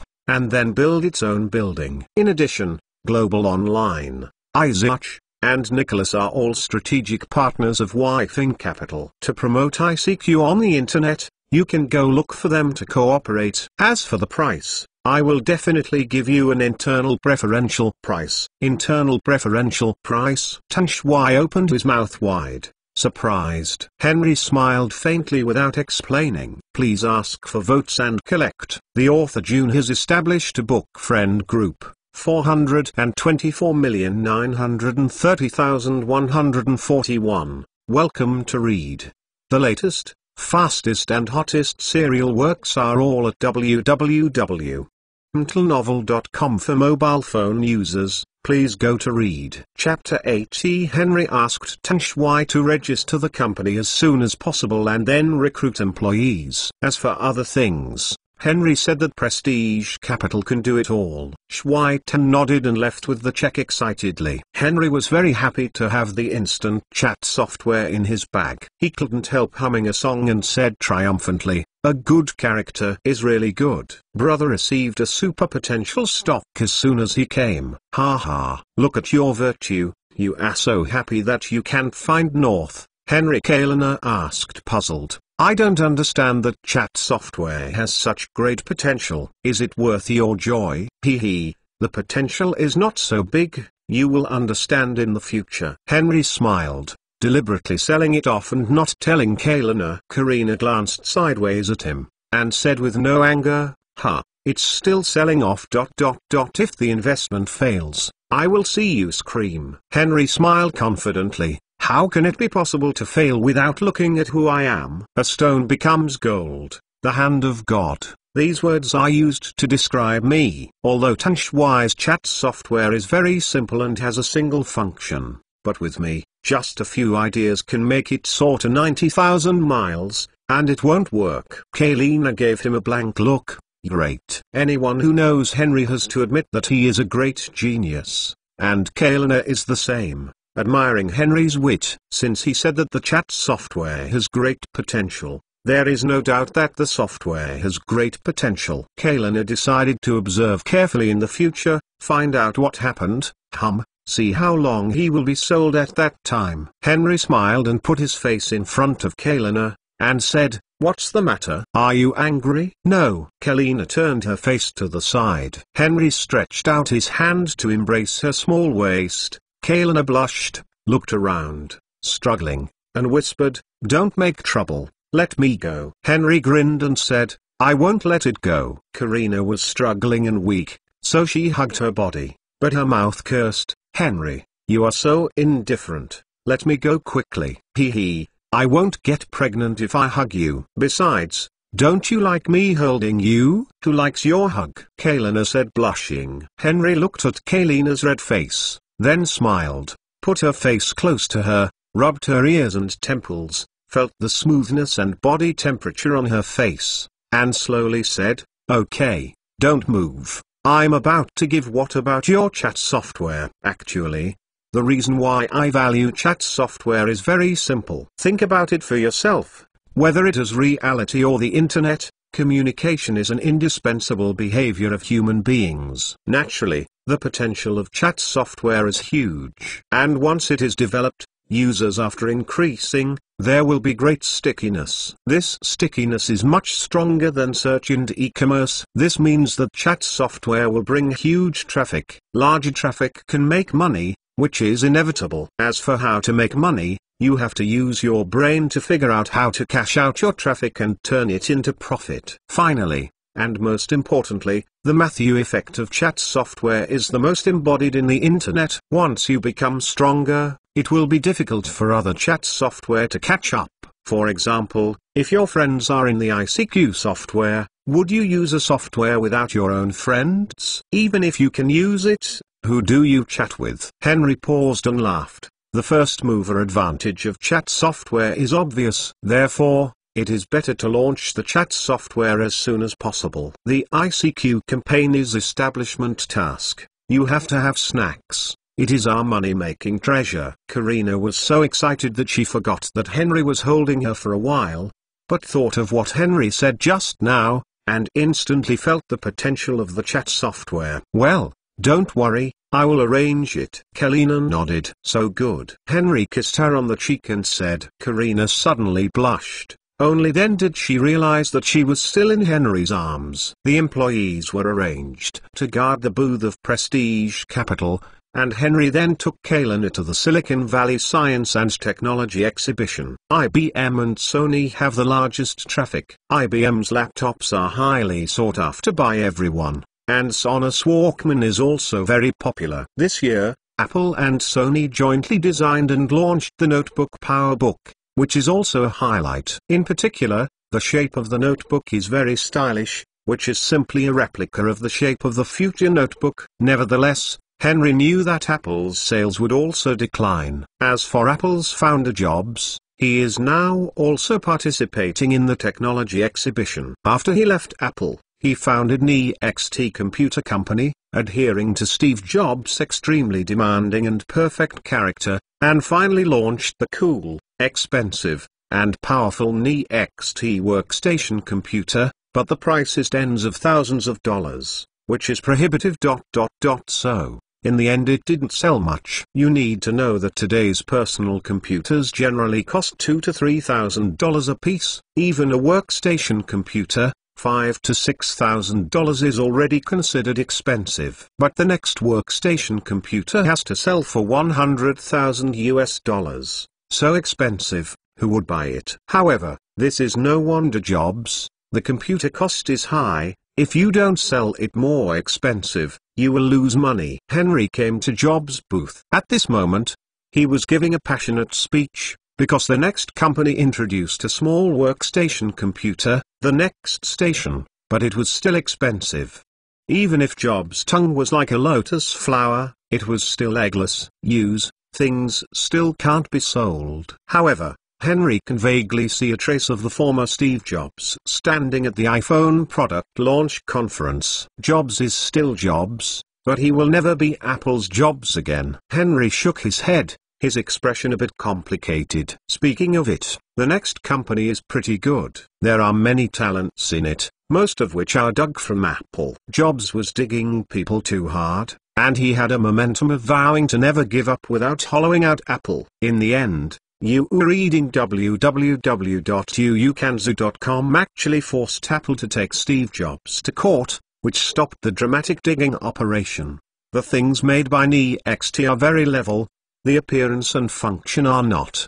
but the direction of development is wrong. Next is neither high nor low. It is neither high end nor low end. That is the rhythm of hunting for death. According to statistics from previous lives, from the establishment of the company to Apple, that is, during the 11 years from 1985 to 1996, all the company's products did not sell 50,000 units in total. This figure is definitely a shame for Jobs. Almost I want to beat Jobs to the end. You know, Apple sells many more computers in a month! Exclamation mark.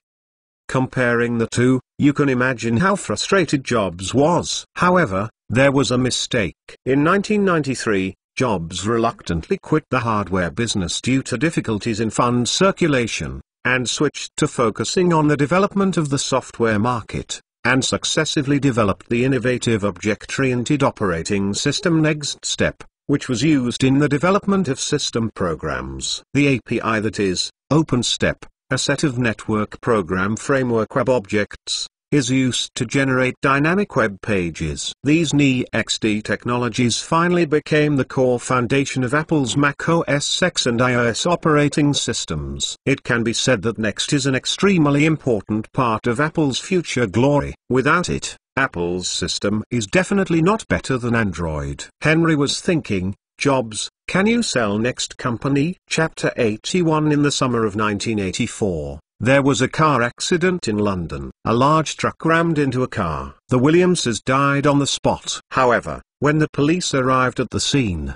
they found that a 10-year-old boy was in his mother's house. Survived miraculously under the protection. Peter Williams? Yes, police officer, this is Peter Williams. Oh, I'm very sorry, Mr. Williams. I have to tell you something very unfortunate. Officer Charlie paused, shook his head slightly, and said to Peter in a pitying tone, "It happened in London yesterday afternoon. Car accident, your brother and sister-in-law were killed in this car accident." Peter Williams has sunken eye sockets. His expression is very nervous. He has a strong smell of low-quality tobacco. On the way to the police station, he had obviously smoked a lot. He didn't know why the police officer told him to rush to the police station immediately. He thought, he didn't seem to have committed anything recently. How could he call himself to the police station for no reason? Peter felt uneasy. He forgot to change his clothes, so he hurried to the police station in light blue workshop overalls with a hint of oil. However, he did not expect that he would be told that his brother had been involved in a car accident.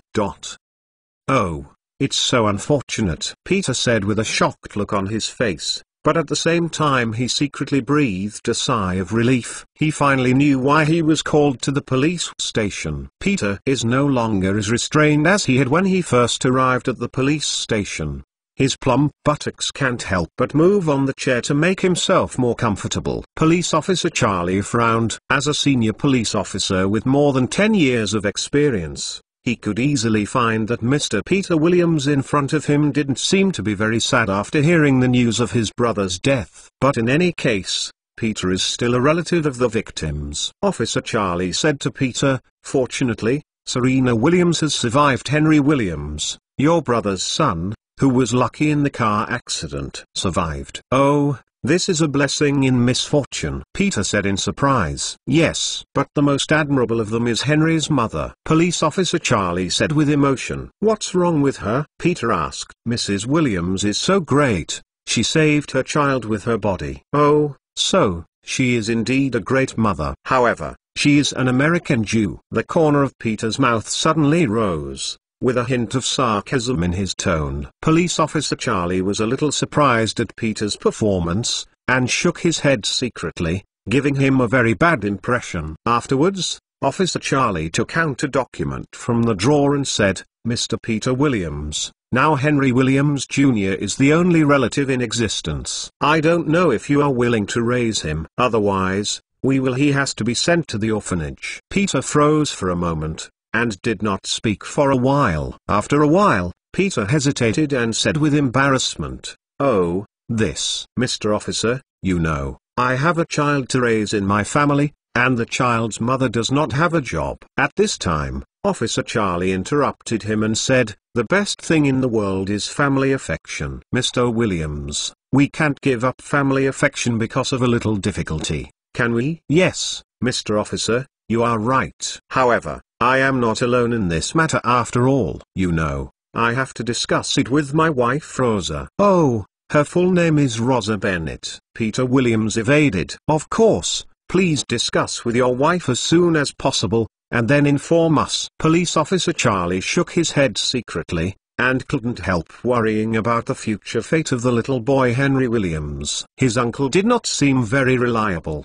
Going to the orphanage, or going to his Uncle Peter's house, neither seems to be a good place to go. In a somewhat dilapidated old house near the London railway station, Peter said to his wife Rosa, "Rosa, my brother's family had a car accident yesterday afternoon. My brother and aunt died almost instantly." Rosa Bennett is 35 years old this year, 3 years older than her husband Peter. She is already fat, and she is wearing a large white skirt with cream and powder. The dress is fancy. When she heard the news from Peter, she was shocked. "Oh, this is really the most unfortunate news I have heard so far this year." "Yes, Rosa. However, my nephew Henry Williams Jr. survived by chance," the police officer said. "I want us to adopt him." "What? Oh, damn. This is the saddest news I have heard this year. How can that little guy live with us?"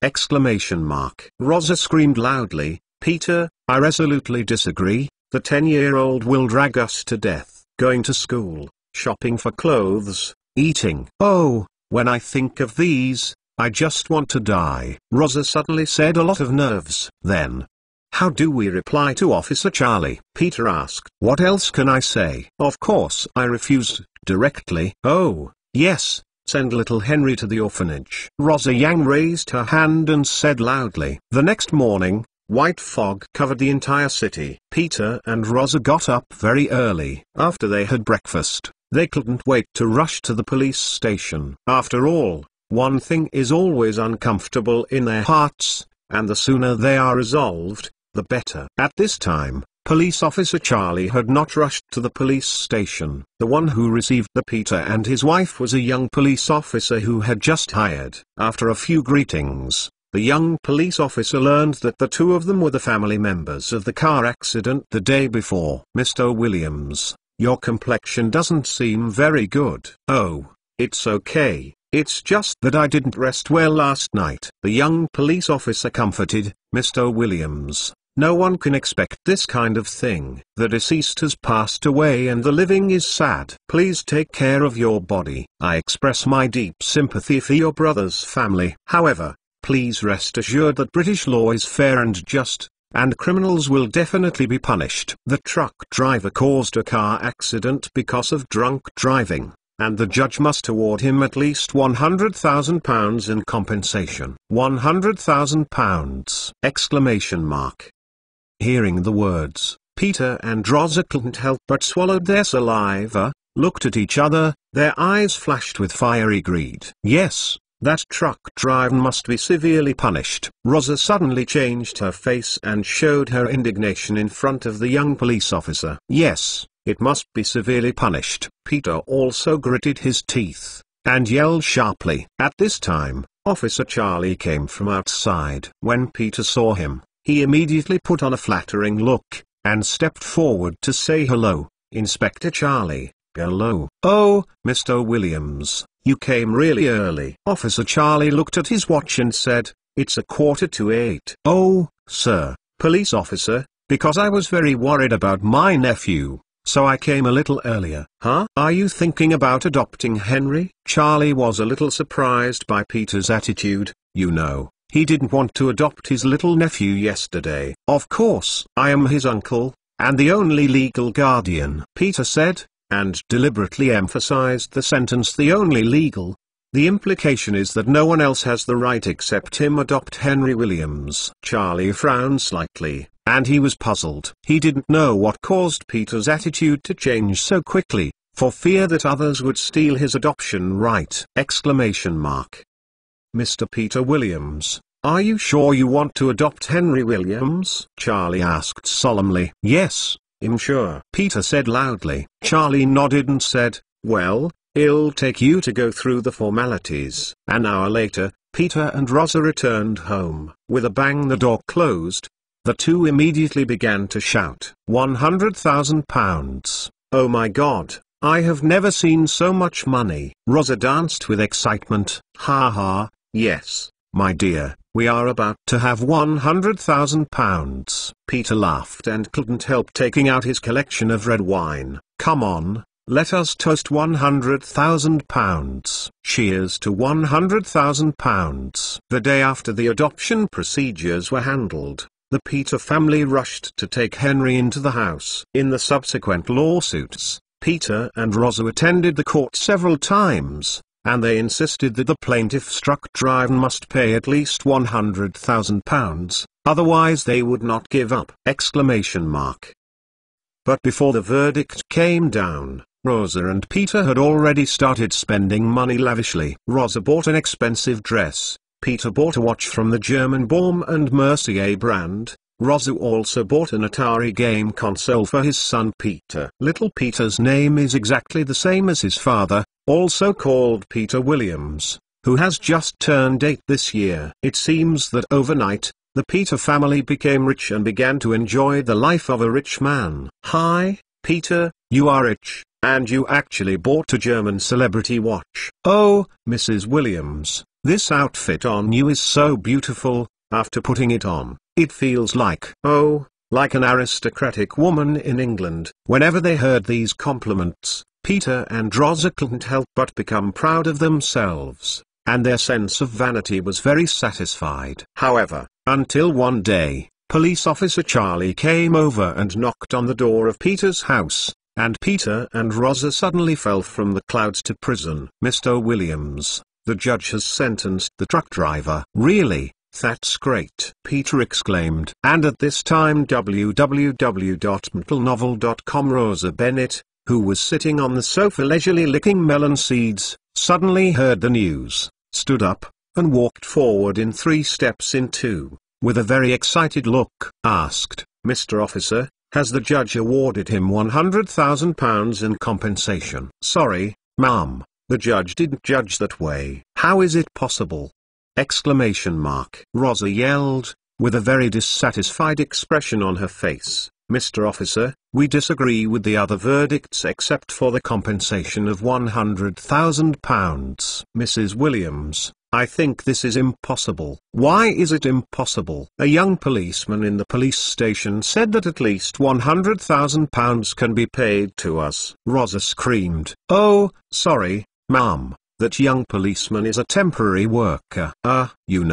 Temporary workers generally don't understand British laws. The faces of the Williams and his wife changed in vain, astonished, excited, and crazily, even more gloomy than the thunderstorm in London. Charlie couldn't help but shook his head secretly, and said to the two of them, besides, even if the judge sentenced the truck driver to pay you £100,000, he will not be able to pay it because that truck driver is a downright poor man. His bank carry didn't have a penny, and even owed the bank more than £1,000. How could he compensate you with £100,000? After hearing the news, Peter and Rosa were completely dizzy and their heads went blank. Various requests for new books, recommendations at no cost, collections at no cost, and your wise comments. www.mtlnovel.com Book friends are welcome to visit and read.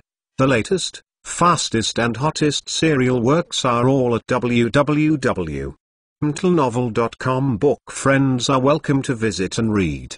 The latest, fastest and hottest serial works are all at www.mtlnovel.com. Mobile phone users, please go to read. Chapter 82 Uncle Peter's home is a hell, and Aunt Rosa is a vicious devil. Henry Williams is tortured by them every day like a gas bag. Since 10 days ago, Peter and Rosa suddenly made an inexplicable fire at him, and then began to abuse him. Henry lives in a storage room less than 10 square meters on the roof. In addition to a small bed with rusty stains, it is also filled with all kinds of odorous debris. This morning, when Henry was sleeping soundly, Rosa was already yelling outside. Broom Star, hurry up and do housework. Don't think you can eat and live for nothing when you are young. If you don't clean up your house today, You don't want to eat. Henry has a sore shoulder, and even his hands have blisters. Peter's dirty and greasy work clothes need to be washed by Henry, and Henry needs to do the hygiene at home every day. The most annoying thing is that Rosa always finds Henry's fault when there is nothing to do, asks him to work, and yells at him. Henry got up, rubbed his shoulders, put on his clothes, and walked out the door of the storage room. Outside the door, Rosa looked at him with a vicious look. "Mrs. Rosa, my hands are blistering. What do you want me to do today? Washing, cleaning, chopping wood? You know, I have done all these tasks last night. So, I will be my whole day. During the rest time, I can use it any way I want." Henry said coldly. "Have you cleaned up? Don't you know that the floor at home is dirty again?" Rosa stared at Henry triumphantly, especially when he looked flat. She felt a kind of malformed pleasure after revenge in her heart. They failed to get £100,000, and they felt disappointed, as if they had done some loss-making business. Therefore, under the influence of this perverted mood, in order to make money, Rosa changed the method to torture little Henry. Henry smiled, laughing loudly in front of Rosa. If he is really just a 10-year-old boy, maybe he will be bullied by Rosa. But he is not. He is a middle-aged Uncle Qin Muliang from 2015. He was originally a network engineer, but unfortunately he was electrocuted in the laboratory. However, fortunately, the ancestral tomb was smoked, and it passed to 1984. In fact, on the day of the London car accident, little Henry was dead, and Qin Muliang was replaced. "Mrs. Rosa, you are very happy for deliberate child abuse, aren't you? Maybe I should call Officer Charlie and ask if it is illegal for the British law to abuse children," Henry said, deliberately opening his palms, revealing evidence. Rosa saw a row of drain bubbles in Henry's hand, and she felt guilty in her heart. Her face was both angry and introverted, like a hen defeated in a fight. Henry walked past Rosa with a sneer, then went downstairs and finally out of the house. Although Rosa was frightened by Henry this time, Henry is bound to be under the fence when he lives in this home, not to mention that the family does not want to see him. If Henry hadn't been too young and had already ran away from home, how could he be so angry here? Qin Muliang, now Henry Williams, even though he was only 10 years old, he was not willing to resist even a little bit. In the past few days, Henry has been hiding in the storage room for his great cause of resistance whenever he has time. He knows that if you have money, you can go everywhere. If you have money, Peter and his wife are willing to pretend to be grandsons. Therefore, Henry wrote the words Harry Potter in the storage room. It's strange to say that after crossing, Henry's mind remembered all kinds of things in the previous life. You can remember everything you have seen or heard once, and this life's memory is also very outstanding, and the ability to learn and understand is also superb. Henry was ecstatic for the first 2 days, but over time he got used to it. Although Henry was only a network engineer in his previous life, he has a wide range of hobbies, like movies, music, novels. In the current environment, Henry's only use is to write a novel to make money. But what kind of novel to write? Henry was just about to think, but suddenly discovered that Harry Potter and his own situation were very similar. The same orphan, the same fostering at his uncle's house, and being abused. Even his home was near the London train station. Many conditions are too consistent. God is destined to write a novel to write Harry Potter. Fortunately, I read this book in Henry's previous life. It's just a handwriting of 10,000 characters a day, which is more tiring than 30,000 code words on a computer. After a quarrel with Mrs. Rosa in the morning, Henry went out with the manuscript. After asking for directions, Henry came to a small publishing house nearby, the Giraffe Press. There are many publishing houses named after animals. Penguin Press is one of the most famous book publishing houses in the UK. It's a coincidence that the Giraffe Publishing House is not far from Peter's house, less than 200 meters away. After Henry entered the house, he looked left and right, and stood there for a long time, but no one paid any attention to him. In the hall, a young man in a suit and leather shoes was hooking up with the receptionist, and the lady at the front desk seemed to be fascinated by the handsome guy. Her eyes were like silk,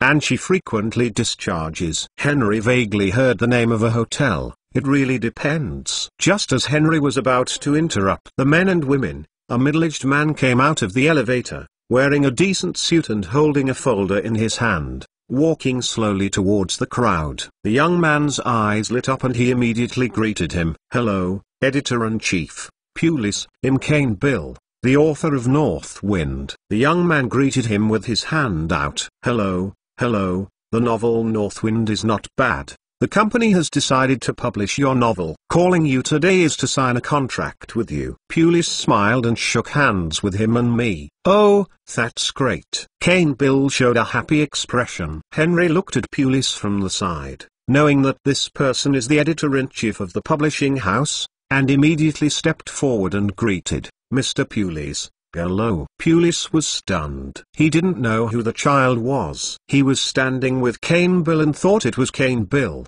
so he responded with a smile, "Hello, kid." "Mr. Pulis, can you take a look at the novel I wrote? I mean, can your publishing house publish my novel?" Henry said seriously, his blue eyes bright and sincere, extremely looking expectantly at Editor-in-Chief of Pulis. Editor-in-Chief Pulis was taken aback for a moment. A 10-year-old kid was looking for his own publishing house to publish a book. It seemed very funny no matter how he looked at it. "My kid, how old are you and what's your name?" "I am 10 years old. My name is Henry, Henry Williams." "Oh, are you the little nephew of Peter's?" Pulis asked. "I think so, if Peter is a dirty, lazy, and bad-tempered auto mechanic," Henry said dissatisfied. "Ha ha, yes, you are right." Pulis smiled, then looked at Henry carefully and said to him, "I know your uncle and I heard that he recently adopted his nephew." "Mr. Pulis, can you take a look at my novel?" Henry didn't want to talk to him about other things, so he turned the subject around immediately. At the same time, Henry passed the manuscript in his hand. Pulis took it, flipped it casually, and glanced at 2 pages roughly. Within a minute, Pulis closed the manuscript. "Little Henry, I'm sorry, our publishing house cannot publish such a naive novel." "So naive!" exclamation mark. The first part of Harry Potter is a bit low, but it shouldn't be devalued. The novel is full of whimsy and childishness. As an editor-in-chief, don't have this level of appreciation? A trace of contempt flashed across Henry's face. Maximal horses are often present, but bowl is not often present. It's no wonder that J.K. Rowling's previous life was miserable at first. But there is really a lack of bowl who can really read this book. The young man Kane Bill smiled and said, "It's not for anyone to write novels. Novel.com without a little experience. No writing style. You can't write a novel." After Kane Bill finished speaking, there was a hint of pride on his face unconsciously. "Mr. Bill is right. Boy Henry, you are still young and lack life experience. When you grow up, it will not be too late to write novels." Pulis preached to Henry. "Harry Potter was said to be worthless by you. It is really unbearable." Henry sneered in his heart, and said with dissatisfaction, "Mr. Pulis, who said that you can't write good novels at a young age? My novel will definitely shine in the future." Kane Bilton sneered. Pulis also scowled, showing an unhappy look. Henry saw this, knowing that publication was hopeless, so he took the manuscript and walked straight to the door. After Henry pushed the door and left,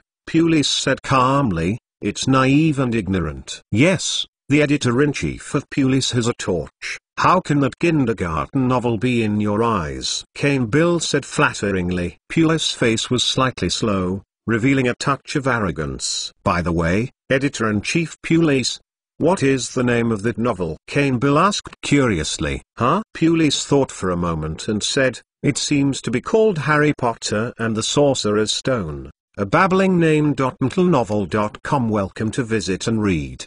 The latest, fastest, the hottest serial works are all at www.novel.com. Book friends are welcome to visit and read, and the latest, fastest and hottest serial works are all at www.mtlnovel.com. Mobile phone users, please go to read. Chapter 83. Henry ran around, only the publishing house Giraffe. No matter how far away, you have to take a ride to the city center. Henry was penniless, so naturally he could not go. As for the submission, there was neither postage nor money for copying the manuscript. Henry walked on the road while thinking hard. After thinking about it, I finally came to a conclusion, that is to find a job first. I earn money by working part-time, and then copy the manuscripts and submit them to major publishing houses. I think there will be publishing houses with a good vision to favor their novels. But what kind of job are you looking for? Henry was upset again. Henry wandered around the train station in the afternoon,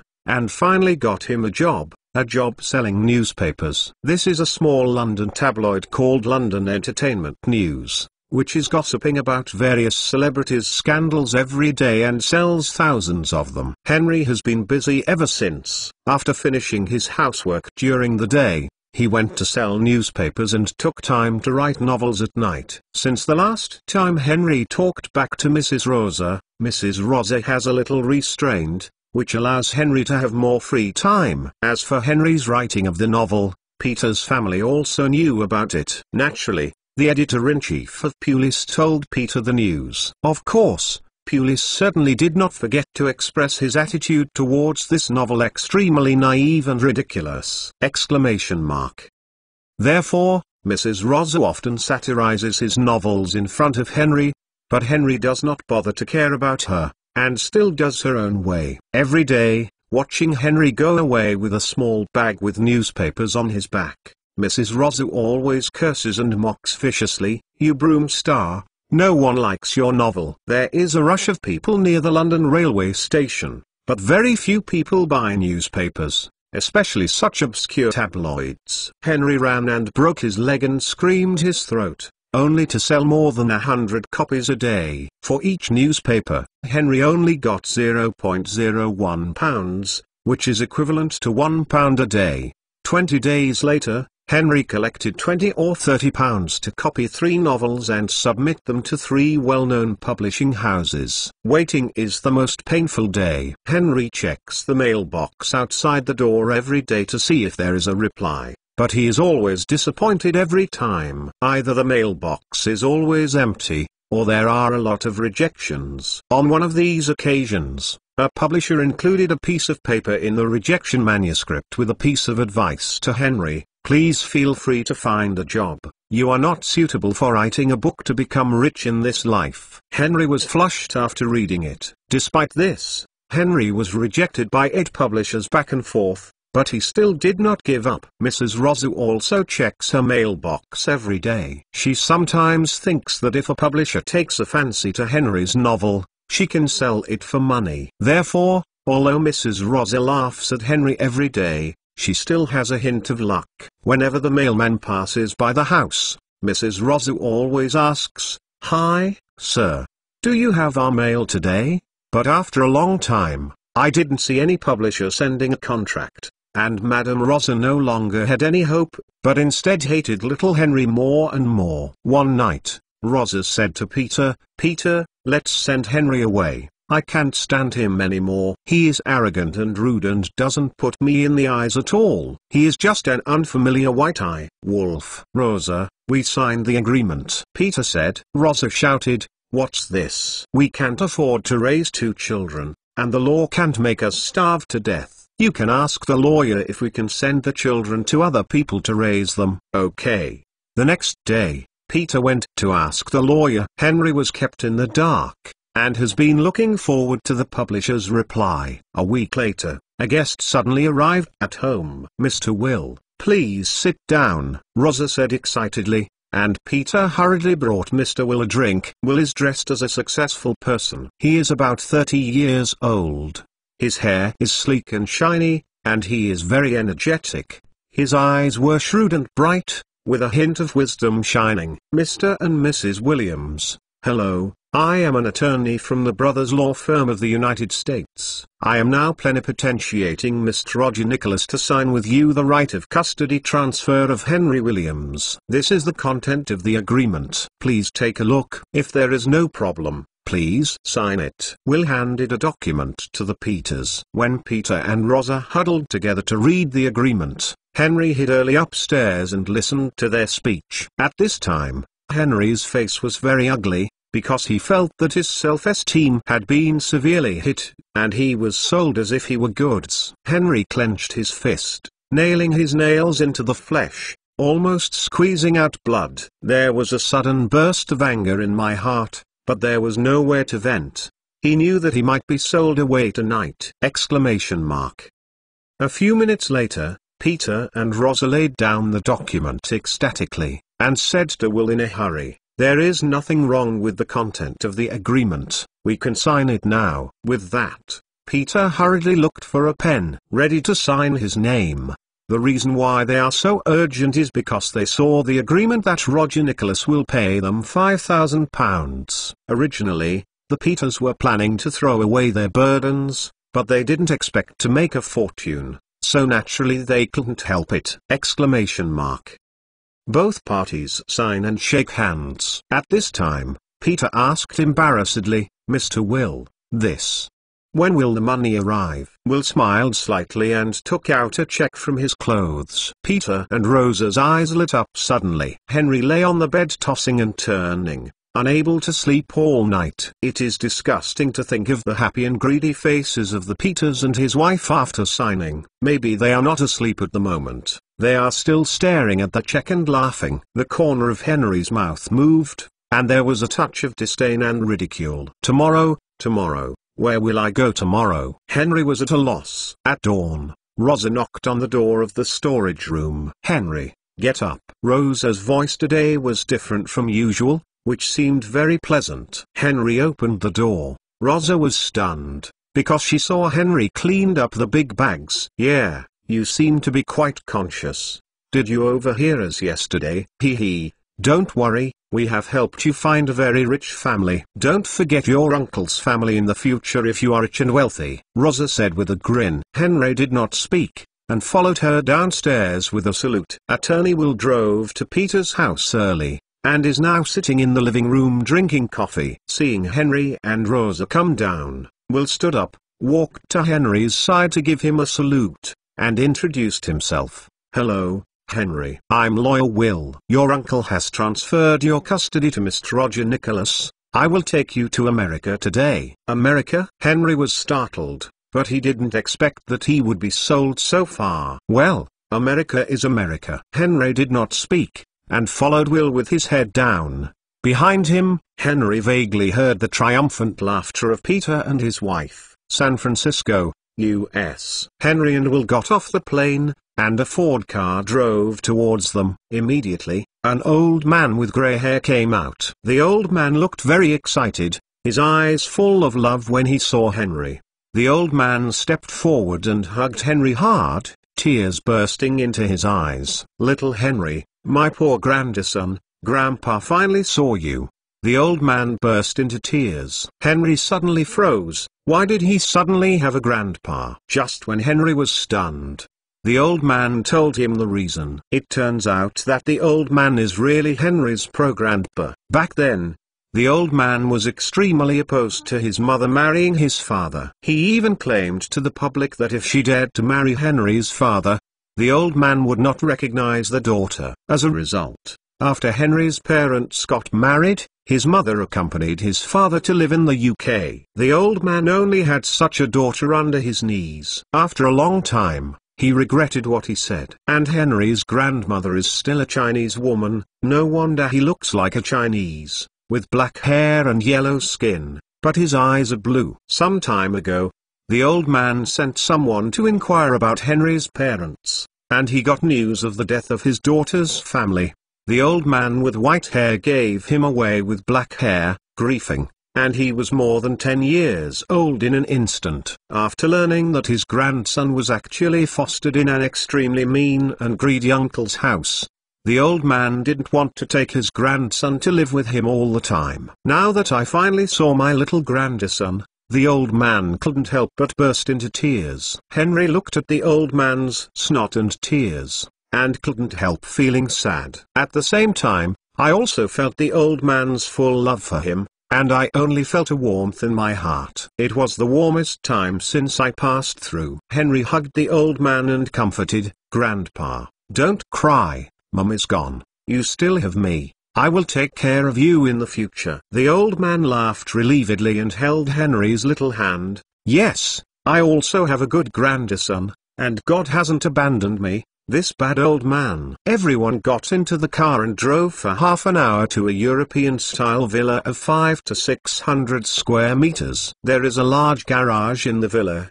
and 3 cars have been parked in it, including the American Ford, the Japanese Honda, and the German Benz. In front of the villa is a small garden filled with various flowers and plants, and there is a small swimming pool behind the villa. The decoration in the villa is not very luxurious, but it is very delicate. "Henry, Grandpa takes you to see your new room." The old man looked very happy, and took Henry's hand as he walked. "Opened the door, and you saw a bright glass window outside, with green trees and sunshine. There is a separate bathroom in the room, with all kinds of household equipment." The old man also bought Henry an Atari game console and placed it next to the TV. Even the packing box had not been opened. "Henry, do you like this place?" "Like." Henry showed his happiness to the old man. Although the conditions here are no better than the 5-star hotel where Henry used to live in his previous life, the old man's heart is rare. "If you like, you can live here with peace of mind in the future." Henry nodded, as he settled down in America. You are reading www.uukanzu.com. Later, Henry learned that his grandfather Roger Nicholas was the owner of a small and well-known bookstore chain in California, with assets of more than $20 million and a total of 25 bookstores. On the 3rd day of Henry's departure from the UK, a British publishing house intended to publish Henry's novels. When Rosa opened the mailbox, she suddenly found a package. After opening it, she found that it was a publishing contract. Rosa was suddenly surprised, and quickly called Peter, and the two could not help discussing the contract in the evening. "I can't see that a publisher really has fancy Broomstars novels." Rosa grinned, her tone of sourness. "Yes, the Pure Sky insisted that this novel is naive and ridiculous. No publisher is willing to publish this novel. Now it's okay. Someone else has already sent in a publishing contract. Peter hates Pulis. On it. If you buy out, you can get £20,000, and you will get 8% of royalties." Rosa said with regret, "Oh, Peter, we lost. We only got £5,000, but we lost more." Both looked at the contract in a daze, with regrets on their faces. "Rosa, we are going to tell Henry. Is there a publisher willing to help him publish books?" Peter asked. Rosa screamed, "Tell him so that he can show off in front of us." "Tear it. Tear the contract." Hiss! Exclamation mark. Rosa was almost crazy, tearing the contract to shreds with both hands, and then throwing it on the ground, scattered like a peach. You reading book friends are welcome to come and read.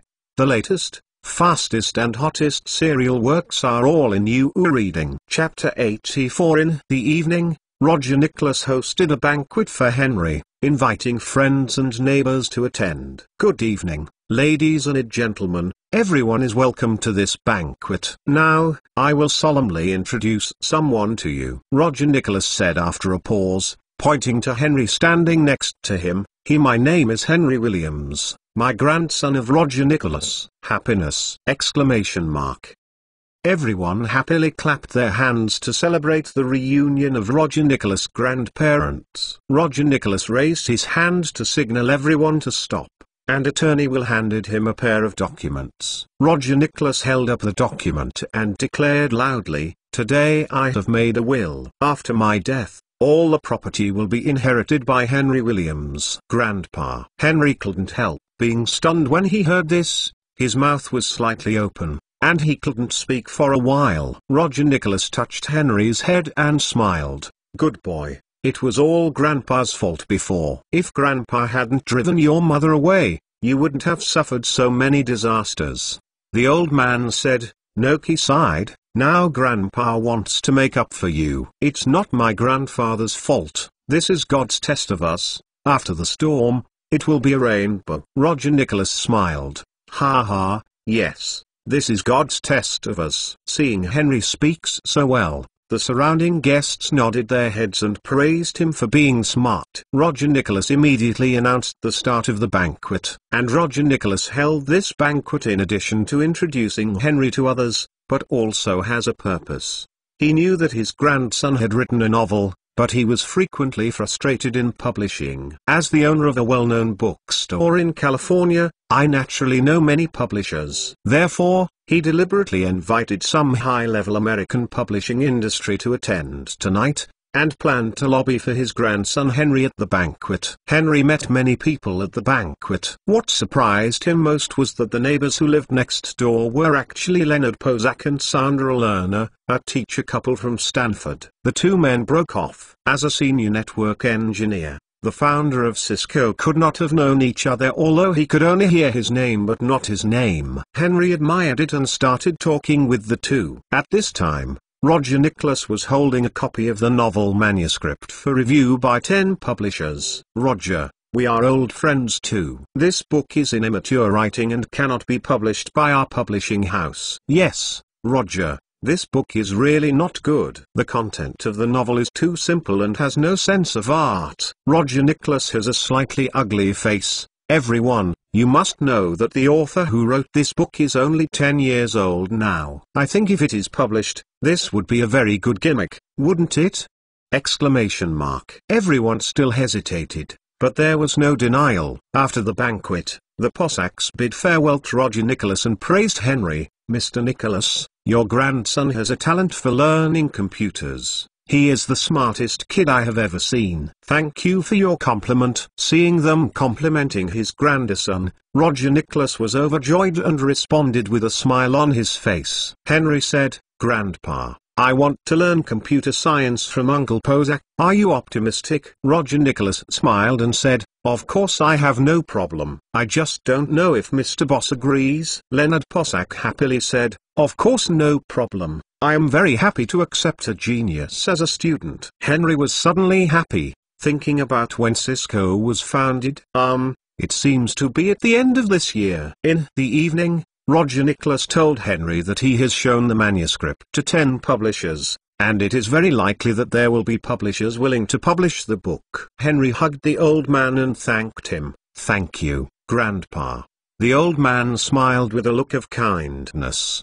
The next day, Henry went to Posak's house with some meeting gifts. For Henry's arrival, the Pozak family was very welcome. The Posacks teach at Stanford, so naturally they don't have much time to teach Henry. So Pozak gave Henry a rough lecture on computer knowledge, and then gave him a few books for him to teach himself. A few days later, Pozak was shocked. He asked Henry to take the test, but he didn't expect Henry to get it right. There are some advanced content involved, and Henry can also answer it not badly.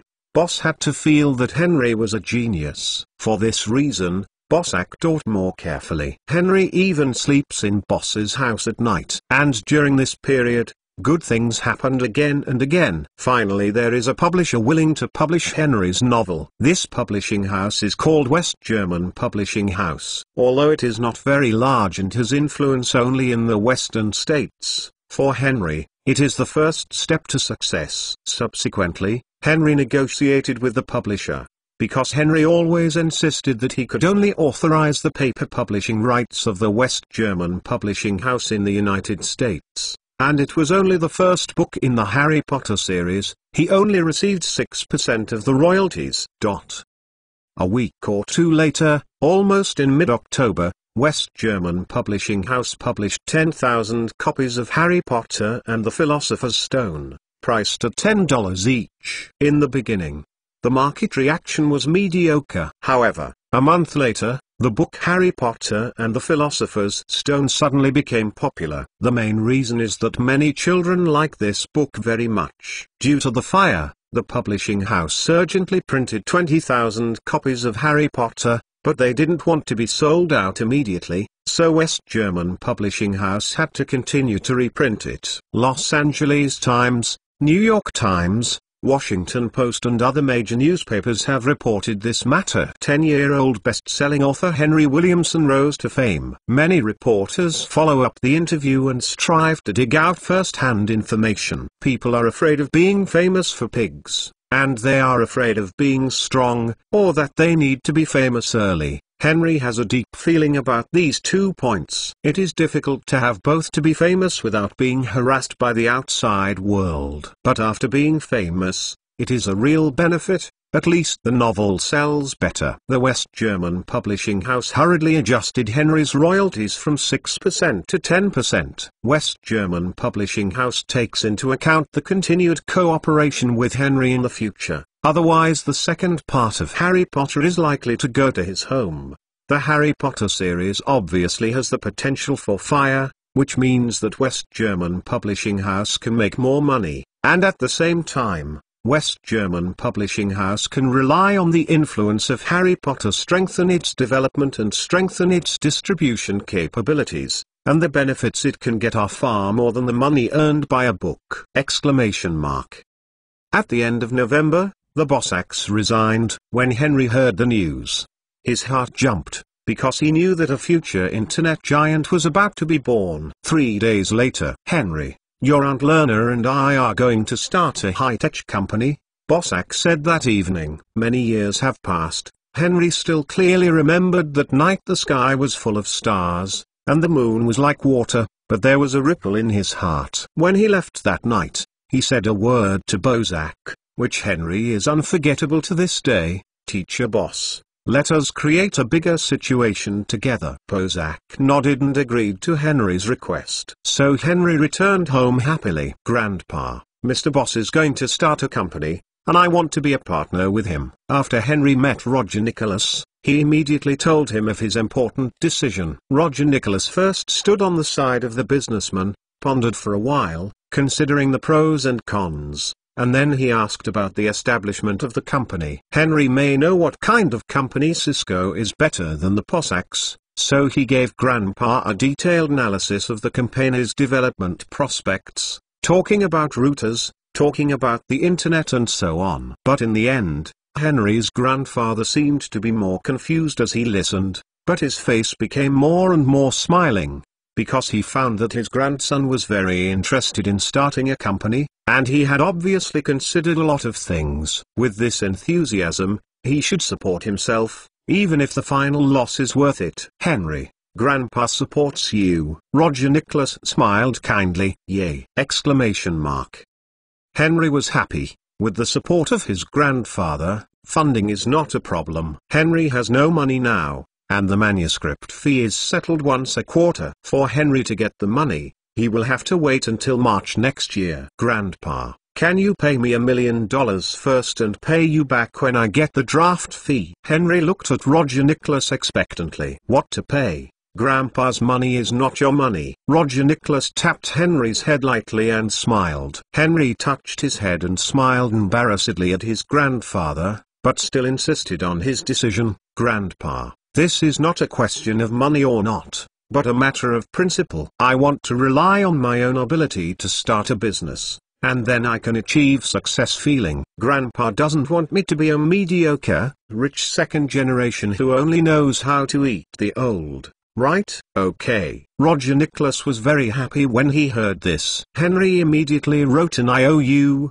and then handed it to his grandfather. "This is my IOU. I will pay you back when the contribution fee is received next year." "Okay." Roger Nicholas took Henry's IOU with a smile, and saw the IOU read on the evening of December 3, 1984. Henry Williams borrowed $1 million from his beloved grandfather, Mr. Roger Nicholas. US dollars. Roger Nicholas collected the IOU at will. He didn't plan to make Henry pay back.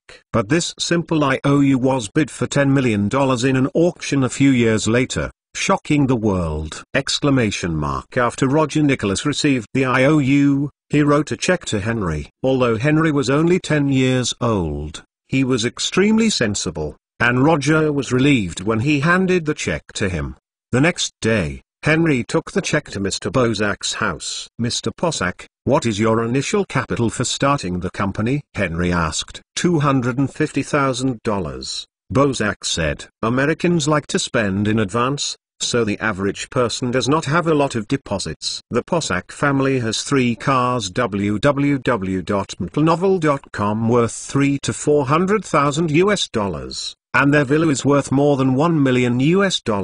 Speaking of which, the Bozaks are still a wealthy man. But $250,000 is a drop in the bucket for starting a high-tech company. Historically, Bozak took the villa mortgage. Later, it immediately accepted financing from Sequoia Capital, and the company developed. Teacher Bozak, "I borrowed $1 million from my grandpa for next year's manuscript fee," Henry said, and took out the check. Both Bozak and Lerner were stunned, and they didn't expect me to spend so much money at once. Teacher Bozak, "I invested $1 million.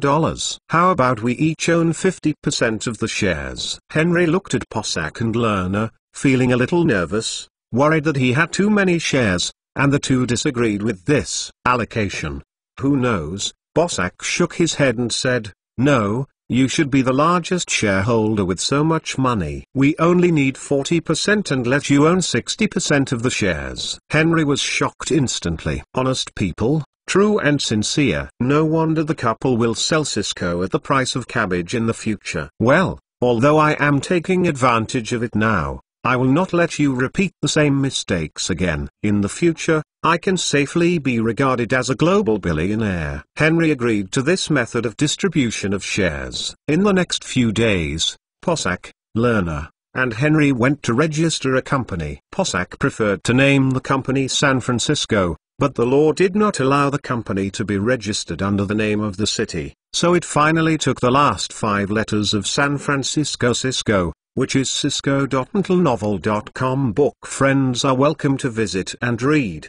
The latest, fastest and hottest serial works are all at www.mtlnovel.com. For mobile phone users, please visit Read. Chapter 85. The company is headquartered in San Jose, Silicon Valley, and Henry drove from his home to the company headquarters in about an hour. On the day the company was founded, there were only 3 employees: Henry, Bozak and Lerner. Bozak manages technology, Lerner manages, and Henry beats soy sauce. Regarding the development of the company, Henry put forward a lot of suggestions, and clearly put forward a concept of multi-protocol routing. That is, to design a new type of networking equipment to connect various computer LANs globally to form a unified network. When Henry proposed this concept, Bozak and Lerner were stunned. They just thought of turning Stanford University into a network. Teacher Bozak, "Do we have patents related to routers?" Henry asked knowingly,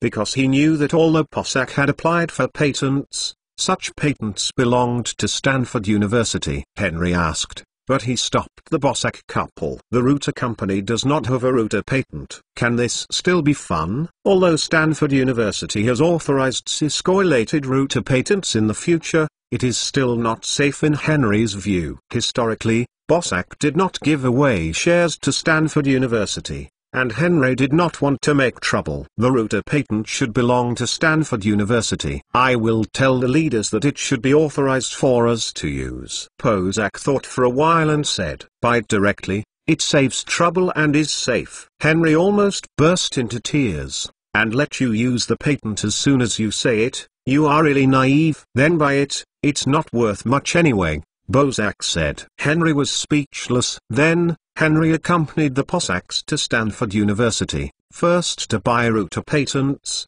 and second to recruit new employees. Stanford University welcomed the arrival of Bozak, and was very happy to sell the router patent to Cisco.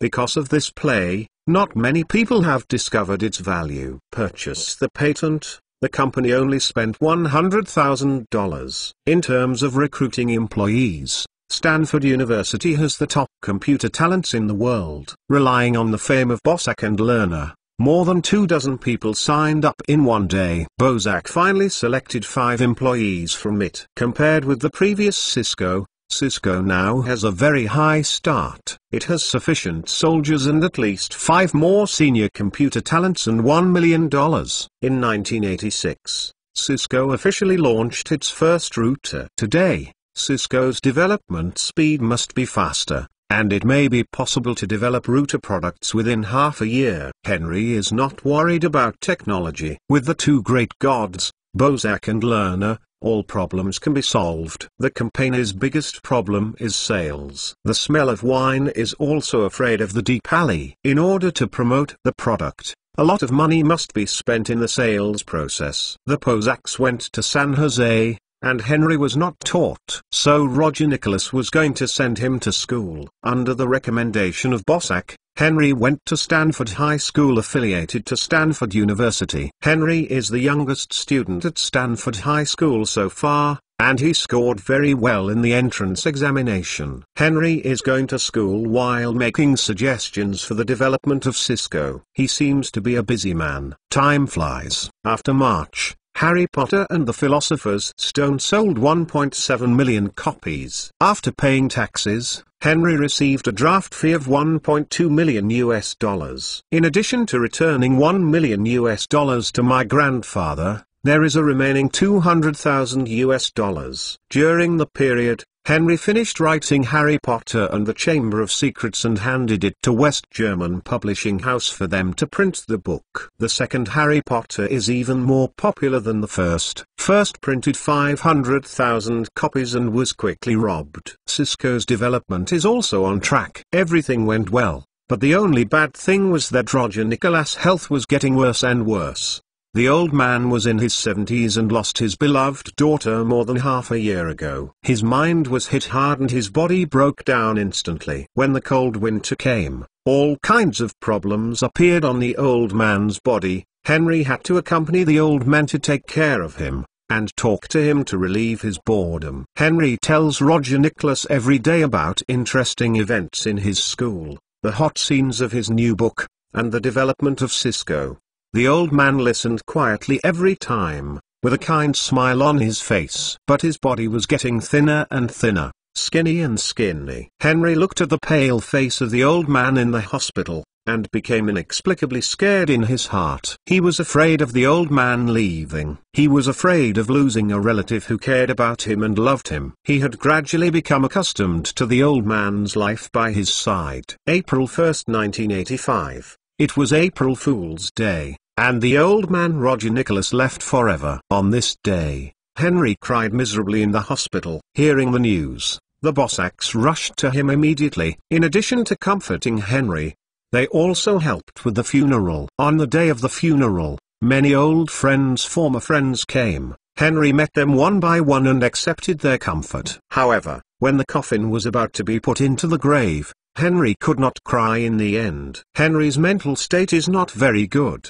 and the Bozaks accompanied him back home. Henry, the sorrow and change. Bozak comforted. Lerner went to the kitchen to prepare dinner for Henry. Henry basically didn't eat anything during the day. Lerner simply made some steak, juice, and bread, and it was quickly delivered to Henry. Henry, let's eat something. Lerner hugged Henry with some pity, and said softly, "Tonight, the room is empty." Henry slept on the bed, looking up at the starry sky. There seemed to be an old man's face emerging from the starry sky. After a while, maybe early May, Henry's mood gradually improved. During the period, Henry did not go to school, and stayed at home every day to write Harry Potter, trying to immerse himself in the novel, forgetting sadness and troubles. Soon, the third Harry Potter book, Harry Potter and the Prisoner of Azkaban, was finished. After the death of Roger Nicholas, the business of the bookstore suddenly went bad. There are many reasons for this. In addition to the suppression of competitors,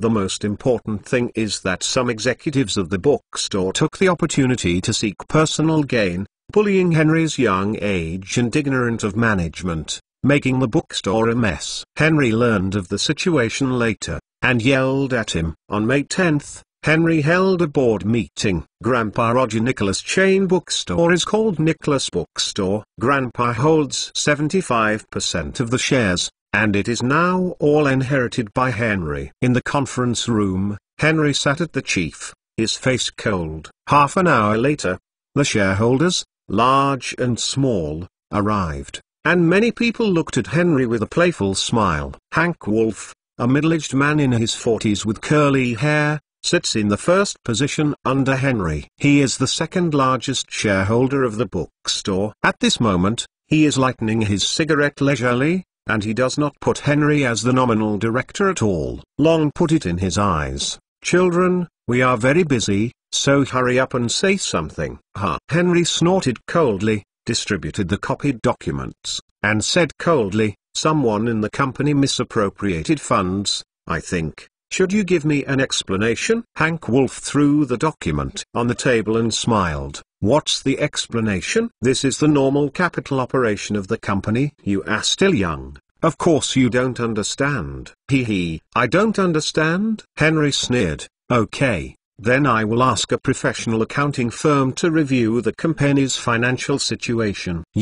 Hank Wolf suddenly became angry. Henry patted the table and said loudly, "I don't care what it was before. In short, before tomorrow, if anyone doesn't return the money that was previously embezzled company property, I will send him to jail." Henry finished speaking, and many of the shareholders present were chilly. "In addition, I decided to sell the bookstore chain. At the same time, I will compensate all shareholders. I am willing to purchase your shares at a premium of 5%. "What? Are you going to sell the bookstore?" Everyone was shocked. "Yes." Henry nodded. "I have hired a professional accountant to evaluate the company's assets. The market value is $24 million. You have 25% of the shares in your hands, which is $6 million. If you are willing to sell it, we can make a deal now." The meeting room suddenly became noisy. Many people criticized Henry as a prodigal son and sold the bookstore that his grandfather worked so hard to run. In fact, in Henry's view, this bookstore is already riddled with problems and cannot sell. After the grandfather fell ill, he was unable to manage the company's business, a lot of bad debts, and the major shareholders arbitrarily misappropriated the company's property. Such a company would be considered good if it didn't go bankrupt. Henry thinks he can't do anything about this mess. He might as well cut the mess with a knife and sell the bookstore. The pressure of competition in physical stores is very high. Henry only needs to keep the name Nicholas Bookstore and all the stores can be sold. Henry believes that he can develop the bookstore created by his grandfather and become the #1 in the world! The meeting room is still noisy, and there is no end to greed. Henry gave a 5% premium, and they were not satisfied yet, instead demanding more. "The bookstore is our painstaking effort. At a mere 5% premium, just wanting us to sell our shares is just wishful thinking. Yes, we will not sell the shares in our hands." Henry said coldly, "Then how much do you plan to ask for?"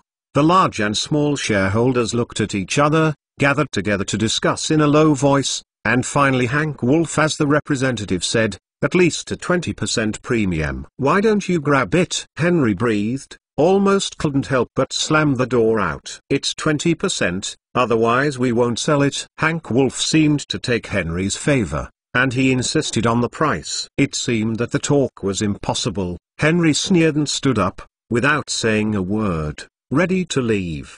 Before leaving the door, Henry turned around and warned Hank Wolf, "Mr. Wolf.mtlnovel.com, can you make up the misappropriated $1 million tomorrow, otherwise, the court see Humphrey." Hank Wolf snorted coldly. Boom. "The door is closed." "Wolf, this little guy looks hard to deal with," said one of the minority shareholders. "A mere 10-year-old kid. Are you still afraid of him?" Hank Wolf said with disdain. "Wolf, isn't that little guy really going to sell the bookstore? In that case, wouldn't our shares be worthless?" Another minority shareholder said. "No." Wolf thought for a while and said, "That little guy loves his grandpa very much, and he probably won't sell the bookstore his grandpa has worked so hard to create. I think this little guy must deliberately lie to us so that we can handle it. Sell the stock in here to him." Yes, Wolf is right.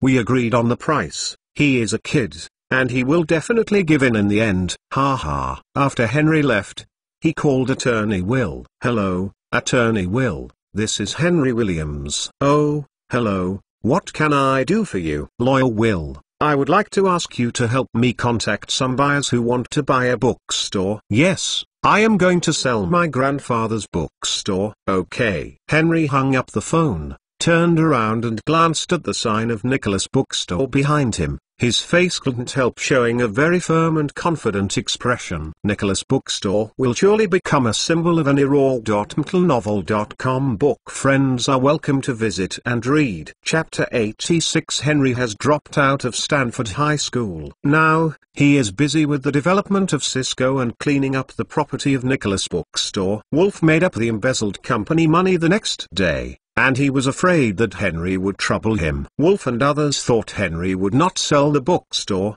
but they guessed wrong after all. Henry acted quickly. A week later, he got in touch with 3 well-known bookstores in California and basically reached an intention to sell. When the representatives of the 3 bookstores came to the headquarters of Nicholas Bookstore, Wolf and others were immediately dumbfounded. "Henry, you have no right to do this," Wolf yelled at Henry. "Why not?" "I am the controlling shareholder and I have formally notified you on the board of directors. Therefore, selling the bookstore complies with all procedures." Henry said lightly, "Of course, my promise that day is still valid, no more, no less, or 5% premium." Henry finished speaking, and led the representatives of the 3 bookstores into the living room. Wolf and other large and small shareholders looked at each other and immediately followed in. On the negotiating table, Henry had already negotiated with the 3 representatives about the general content. The 3 bookstores jointly acquired Nicholas Bookstore, but the brand name Nicholas Bookstore was not included. The acquisition capital is $20 million. Wolf and others knew that they would lose money when they looked at the content of the agreement. The bookstore was originally valued at $24 million, but now it sells for $20 million, which is a sudden loss of $4 million. As for the brand name of the bookstore, it is of little value to them and does not value it at all. What's more, Henry bought their shares at a premium of 5%. With such a calculation, if the bookstore is sold, they will lose a lot. "Chairman, I will sell you the shares in my hand," a minority shareholder said to Henry. "Yes." Henry looked at him meaningfully, then nodded. "Chairman, I want to sell too." The minority shareholders basically stated that they would sell their shares to Henry, and in the end only Hank Wolf was left. Hank Wolf holds 12.5% of the shares and is the vice president of the bookstore. He is a high-ranking man. He was embarrassed to bow to Henry for a while. Henry looked at him and smiled playfully. "Mr. Wolf, it seems that you are not going to sell the shares." "Ha ha, yes, I will save more money." Hank Wolf's face almost bleeds. "No, number. I plan to sell the shares too." Mr. Wolf deserves to be a smart man, he knows the current affairs. Henry smiled and said sarcastically, "Well, since you all decided to sell the shares to me, now transfer all the shares to my name, and I will let the finance write you a check." "Good, good." Shareholders of all sizes nodded one after another. An hour later, Wolf and others left the company contentedly. Henry looked at their backs and shook his head in his heart. If it weren't for avoiding disputes over the brand name of Nicholas Bookstore, he would not buy their shares at a premium. After all, they are shareholders, and the brand name also has their share. At 3 o'clock in the afternoon, Henry signed a contract with 3 bookstores. Prior to this, Henry had won over a talent who could really do things in the company. He is Geely Hutt, 30 years old, originally a team leader engaged in book procurement under the company. Its ability is very outstanding. The social level is very high, especially with major publishing houses. Henry valued this very much,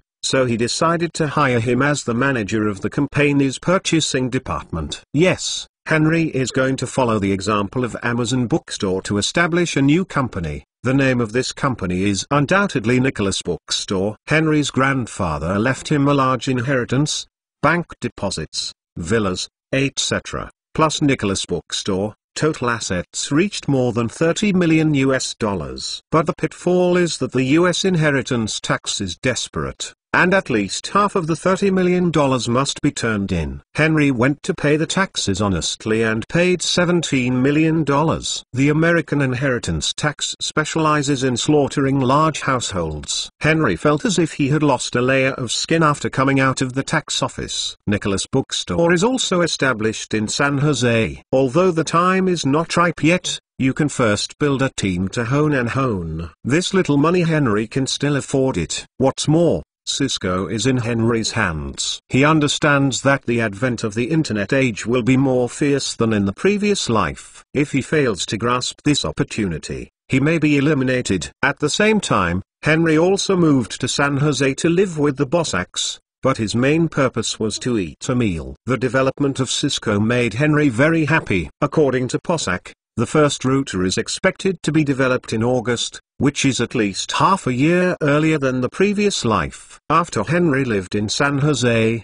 he taught himself while writing novels. The West German publishing house always sends people to follow up the manuscripts, and Henry thought, taking advantage of the two companies' business is not busy now, he hastily finished Harry Potter's writing. Otherwise he doesn't know if he has time to write in the future. Recently, Harry Potter's second Harry Potter and the Chamber of Secrets topped the best-selling list of American novels for 6 consecutive weeks, with a total sales of more than 3 million copies, and led to the first Harry Potter and the Philosopher's Stone. The West German publishing house was cheering and eager to offer Henry as a god. When Henry got the manuscript fee for the second time, it was more than $3 million, nearly $2 million more than the first time. Lerner often joked, "Henry, you write novels every day. I believe that one day, you will become the richest man in the world." Henry gave her a roll of eyes and smiled. "I am already the richest man in the world, because I own 60% of Cisco's shares." When Henry finished speaking, Lerner smiled. She absolutely did not believe what Henry said. On July 1st, unable to bear the eager and longing eyes of West German publishing house, Henry wrote the third Harry Potter book, Harry Potter and Azkaban, that had been written earlier. The Prisoner was sent to West German publishing house. It didn't take long for the newspapers and media to be overwhelmed with advertisements for Harry Potter's third part. The third part of the new work of the talented young Harry Potter is a fresh donkey, Harry Potter and the Prisoner of Azkaban, a new book by an 11-year-old genius writer. That's right, Henry is 11 years old, his birthday on June 19th. Moreover, because Harry Potter was too popular, many fans kindly referred to Henry as Harry Potter, and many of them were behind the operation of the bad guy, West German publishing house, to publicize some of Henry's deeds in the UK. Henry's uncle, Peter's family, has suffered, and has been vilified and despised by fans all over the world. Since the first Harry Potter book went viral, the West German publishing house led the way. The British Penguin Publishing House contacted Henry and signed an authorization contract. The content of the contract was that Henry Williams authorized Penguin Publishing on the European paper copyright of the Harry Potter series of novels. The royalties from the manuscripts reached 12%. However, the manuscript fee settlement is done once a year. It didn't take long for Hollywood to come. It was a small film company. Anyway, Henry had never heard of a film company. He asked for the film adaptation rights of the novel. Henry asked how much they planned to pay. The person in charge saw Henry's young age and thought he was going to be bullied, so he shouted with rich wealth, $1 million. The right to film adaptation of the entire novel series. Get out. He was a second-hand dealer who lied to me, and Henry suddenly cursed in his heart. "Mr. Williams, don't be angry. The price is easy to say." The person in charge of the small film company smiled bashfully. "Why do you offer a price?" "Sorry, I don't have the idea of selling the copyright of novel film adaptations. If there is one, I will call you to notify you." Henry stood up and issued an eviction order. Then, several Hollywood studios came one after another. Henry refused one by one. Henry knew the value of the Harry Potter IP. The profit from selling books was only a small part of it. And more importantly, the peripheral income after the movie. The premise is that the film must be successful. Therefore, Henry would rather let a powerful film company make a classic for free than make a bad film for a little money. Special effects are a key to Harry Potter's success. It's 1985 now, it's early. Approaching August, Henry can clearly feel the tension within Cisco. The new product is about to be successfully developed, and everyone has hope for it, but at the same time, it is inevitable that they are uneasy, because they are walking a path that no one else has ever walked. Henry also came to the laboratory to lay hands, but every whimsical idea always made the entire R&D team ecstatic. Possack said, "This is my student, the most proud student." On August 5th, Cisco's first router finally came out. Possack asked Henry to name it, and Henry thought for a while and said, "Let's call Cisco 85. August 5, 1985. This is a very meaningful name, isn't it? Okay, that's a good name. Possack happily agreed when he heard Henry say this. So, the name of the first Cisco router was decided like this. Cisco 85. Things come out, they have to be sold. Possack said that he can go to Stanford University to sell. Henry shook his head. This is the typical way of thinking of technical talent. How do capitalists play? Give them to use. I haven't eaten pork and have not seen a pig run. Henry raised his head and said, "This, Mr. Possack's idea is very good, but it's slow to work. I think we can give it to some well-known universities or scientific research institutions. After a while, let's take it back. If they want to continue using it, then buy it." Ha ha. But I think once they use our company's router, they will definitely be inseparable from it. Okay, Possack exclaimed in excitement. But Lerner, the company's financial officer, poured cold water on him. "The company doesn't have much capital, so I'm afraid I won't even be able to pay wages." "Then, let me invest another $2 million. Henry blushed for a while, feeling like he was evil. If the investment of another $2 million goes down, the shares of the Possacks will be diluted. But the company has no money, so it still needs to raise money in the end. Whoever raises money is not financing. Why should it be cheaper to other people? Henry comforted himself like this. The Possacks considered for a while, and finally agreed to Henry's financing request. In terms of allocating shares, Henry only needs 10%. Which is definitely the conscience of heaven and earth. Sequoia Capital raised $2.5 million after Cisco had developed, but took a third of the shares of others. This is simply a starved wolf legend. This kind of legend, Sequoia Capital has staged many times. The Possacks are embarrassed, said MetalNovel.com. At the beginning of the company's establishment,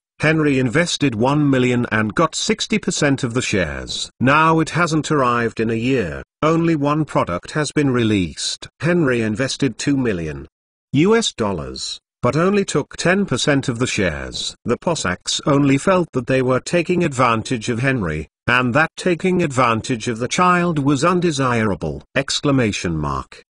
The Possacks discussed it and finally decided to give Henry 25% of the shares. Don't so much. Henry swallowed after hearing the Possacks' decision. Teacher Possack, the shares you gave me are too much. Not much at all, Possack said. Henry shook his head. Since the Possacks are such sincere people and good teachers of educating and educating people, they shouldn't take too much advantage of themselves. They are morally inexorable. After Cisco develops in the next 2 days, it's hard to protect the Possacks. Feel unhappy in my heart. If it's because the two parties involved in this incident are unhappy, it's not good. If there is a problem with the management of the company, trouble will be a big deal. If they are not angry, take the team out to start a business, and get another competitor out. Henry will almost cry to death. Let's do this. You let me 15%, I will be disturbed by more. Seeing Henry's firm attitude,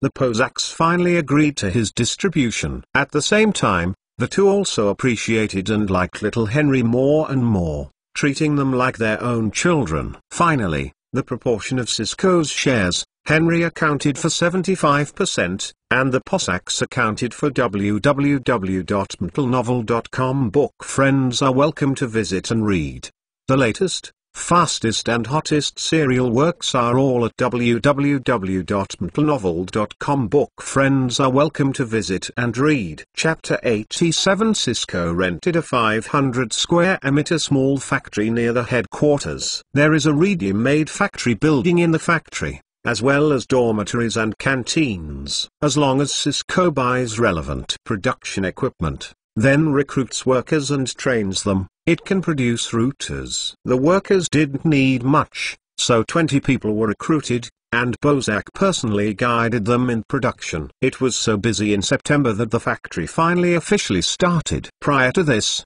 Cisco also formally confirmed the registration of the trademark in the image of the Golden Gate Bridge. Each router will be affixed with a unique Cisco logo. The enthusiasm in the factory is enthusiastic, and Bozak and many R&D personnel also come to help. By October, the factory produced a total of 1,000 routers. In accordance with the instructions of Henry's major shareholders, Bozak took the R&D team to major well-known universities to send warmth. Stanford University, University of California, Harvard University, etc. Each university sent 3 or 5 routers and taught them how to install and use them. Bozak brought the team to the wind and the rain, and even had to run several times in the city a day. First ran the well-known universities in the western United States, and then ran to the famous universities in the East. When Bozak returned with the team, Henry couldn't help being surprised. I saw such a group of people,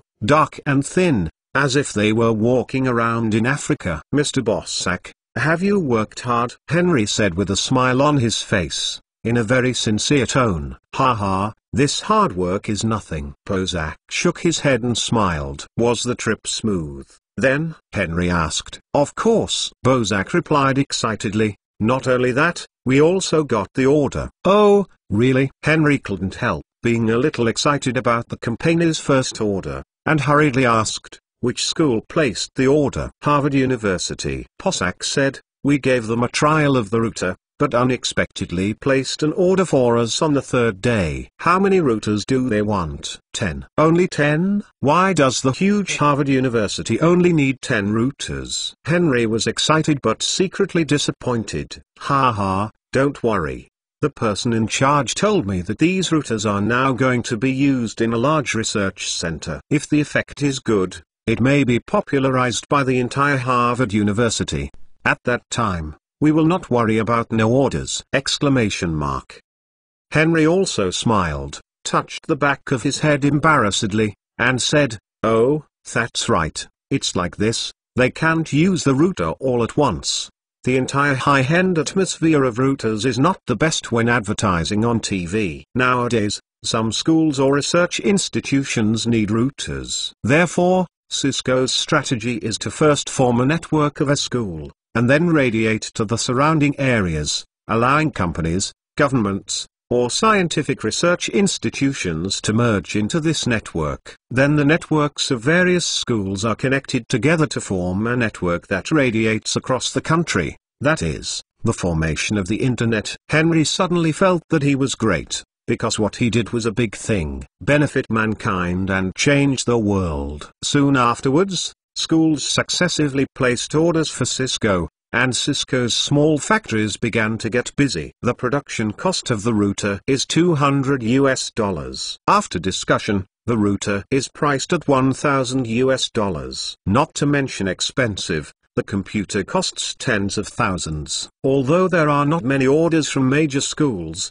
they are barely able to maintain the company's operations. After that, when the network becomes a certain scale, Cisco will usher in explosive development. The situation at Nicholas Bookstore is full of difficulties. The Internet has not yet emerged, and selling things online is simply unrealistic. But Henry took a different approach, recruiting some computer talents and making a browser. The name is Netscape. Then I made a website and hung it up. Since there is no internet, the software is installed, and the user opens Netscape, browses the contents of the Nicholas Bookstore, and then makes purchases over the phone. Looks very troublesome and cannot update the content in real time, but it is an effective stupid method. However, this is good, Netscape will be a product of Nicholas Bookstore in the future. The future Netscape browser has a market value of billions of dollars, and it is a gateway to the internet. Now, the time is right. Therefore, the work of the Nicholas Bookstore team is very difficult. It is a technical problem to first make a browser, and then to make a website with rich content. It will be difficult to succeed at this time. So, even though Henry opened the Nicholas Bookstore in June, he hasn't even gotten the browser right now. However, many of these browsers have applied for a lot of related patents. This is a process from scratch, a process of groping forward.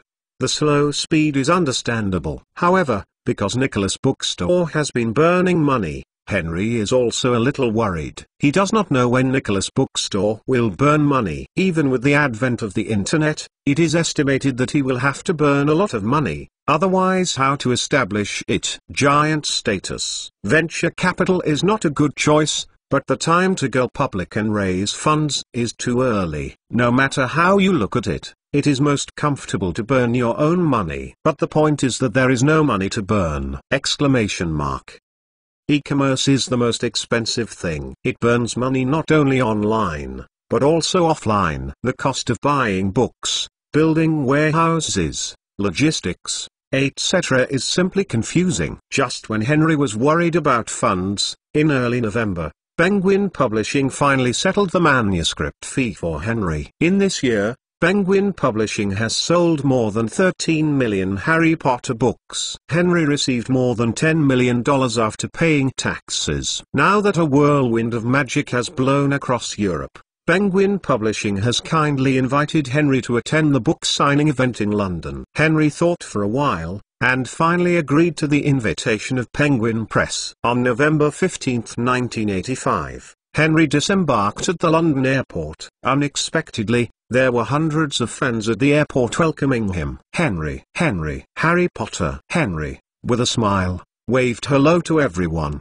and with the help of the staff of Penguin Publishing House, he left the scene. After getting in the car, Henry wiped off his sweat and murmured, I didn't expect I was so famous already." A manager of Penguin Publishing House smiled and said, "Haha, of course, you are a genius boy. In the UK, especially the Harry Potter story takes place in London. Therefore, the London people like you and your works most!" The manager paused and leaned closer to Henry and whispered, "We at Penguin Press have heard some news that it seems that Her Majesty the Queen is going to knight you." "Knight me?" Henry was taken aback. "Nothing comes from the ground, it may not be without cause. I think it is very likely." The manager guessed. Henry is happy, it's good to be knighted, and he immediately entered the upper class. Penguin Publishing House arranged Henry in a 5-star hotel, and British newspapers had begun to report that Henry had come to London. On the afternoon of the 15th, Penguin Press held a press conference to announce that Henry Williams, the author of Harry Potter, will hold a new book signing and book sale at the London Hotel at 8 a.m. the day after tomorrow. The 4th Harry Potter novel will be first to appear in London! Henry attended this press conference for publicity and answered reporters' questions. "Hello, Mr. Williams. I'm a reporter from The Sunday. May I ask what inspired you to write? It is said that Harry Potter was created based on yourself, right? Your situation is like that." "Similar," the reporter asked. "The original purpose of writing was actually very simple. It was to make money. As for whether Harry Potter was created based on my own prototype, I think it should be." Henry thought for a while and replied, "Excuse me, you were rejected by 8 British publishing houses. Was it true?" "It's true. One of the publishers kindly sent me a letter of advice, saying, 'Get a job with peace of mind. Writing a book to get rich is not for you.' After reading it, I insisted on writing. Instead of wavering, I became more determined. I believe that I will succeed one day." Later, I did succeed and I became a favorite writer. Of course, I did not resent that publishing house, but rather thank them so much. After the press conference, the reporters rushed back to edit the manuscript. The next day, The front pages of the newspaper were all about Henry. The signing of the new Harry Potter book on the 18th is grandly held. Harry Potter is the author himself, a genius who rejected 8 times and refused to admit defeat. On this day, the sales of British newspapers increased sharply. According to incomplete statistics, the major newspapers in the UK have printed one after another, which has increased their sales by 50% over the past. The printing presses in some factories are experiencing problems. George Mackinson, CEO of Penguin Publishing House, hosted a banquet to Henry in the evening and held a party in the luxurious lobby on the top floor of the London Hotel. In the lobby, beautiful women are like clouds, and many business partners of Penguin Publishing are present. When Henry arrived, Marginson smiled and walked over to welcome him. "Welcome to Henry the little writer." Marginson is in his 30s, young and promising, handsome, and looks very dignified in a decent suit. Penguin Press is a world-class publishing group. Marginson can serve as the CEO, and he can imagine his ability is extraordinary. Henry shook his hand and said, "Thank you." Marginson smiled and said, "Henry, I am your loyal fan." Isn't it? It's a great honor. Henry smiled. Mackinson took Henry's hand, walked in front of everyone, and introduced, "Everyone, this is Henry Williams, the author of Harry Potter." Everyone greeted Henry one after another, including executives from TV or newspapers, as well as owners of large chain bookstores www.mtlnovel.com and some colleagues. Henry said hello to them in a polite and gentleman manner. After the party, Marginson took Henry to a nearby private room alone. Henry knew that Mackinson must have something to say to him. As expected, Marginson said straightforwardly, "Henry, I heard that you have not authorized Asian copyrights to other publishing houses. What do you think of our Penguin Publishing House?" Henry was not surprised when he heard this. Mackinson talked to himself, nothing more than Harry Potter. Henry pondered for a while and said lightly, "The main strength of Penguin Publishing House is concentrated in Europe, and your strength in Asia is not very strong." "You are right. However, Penguin Press has made up its mind this time and wants to spend a lot of money to open up a new situation in Asia.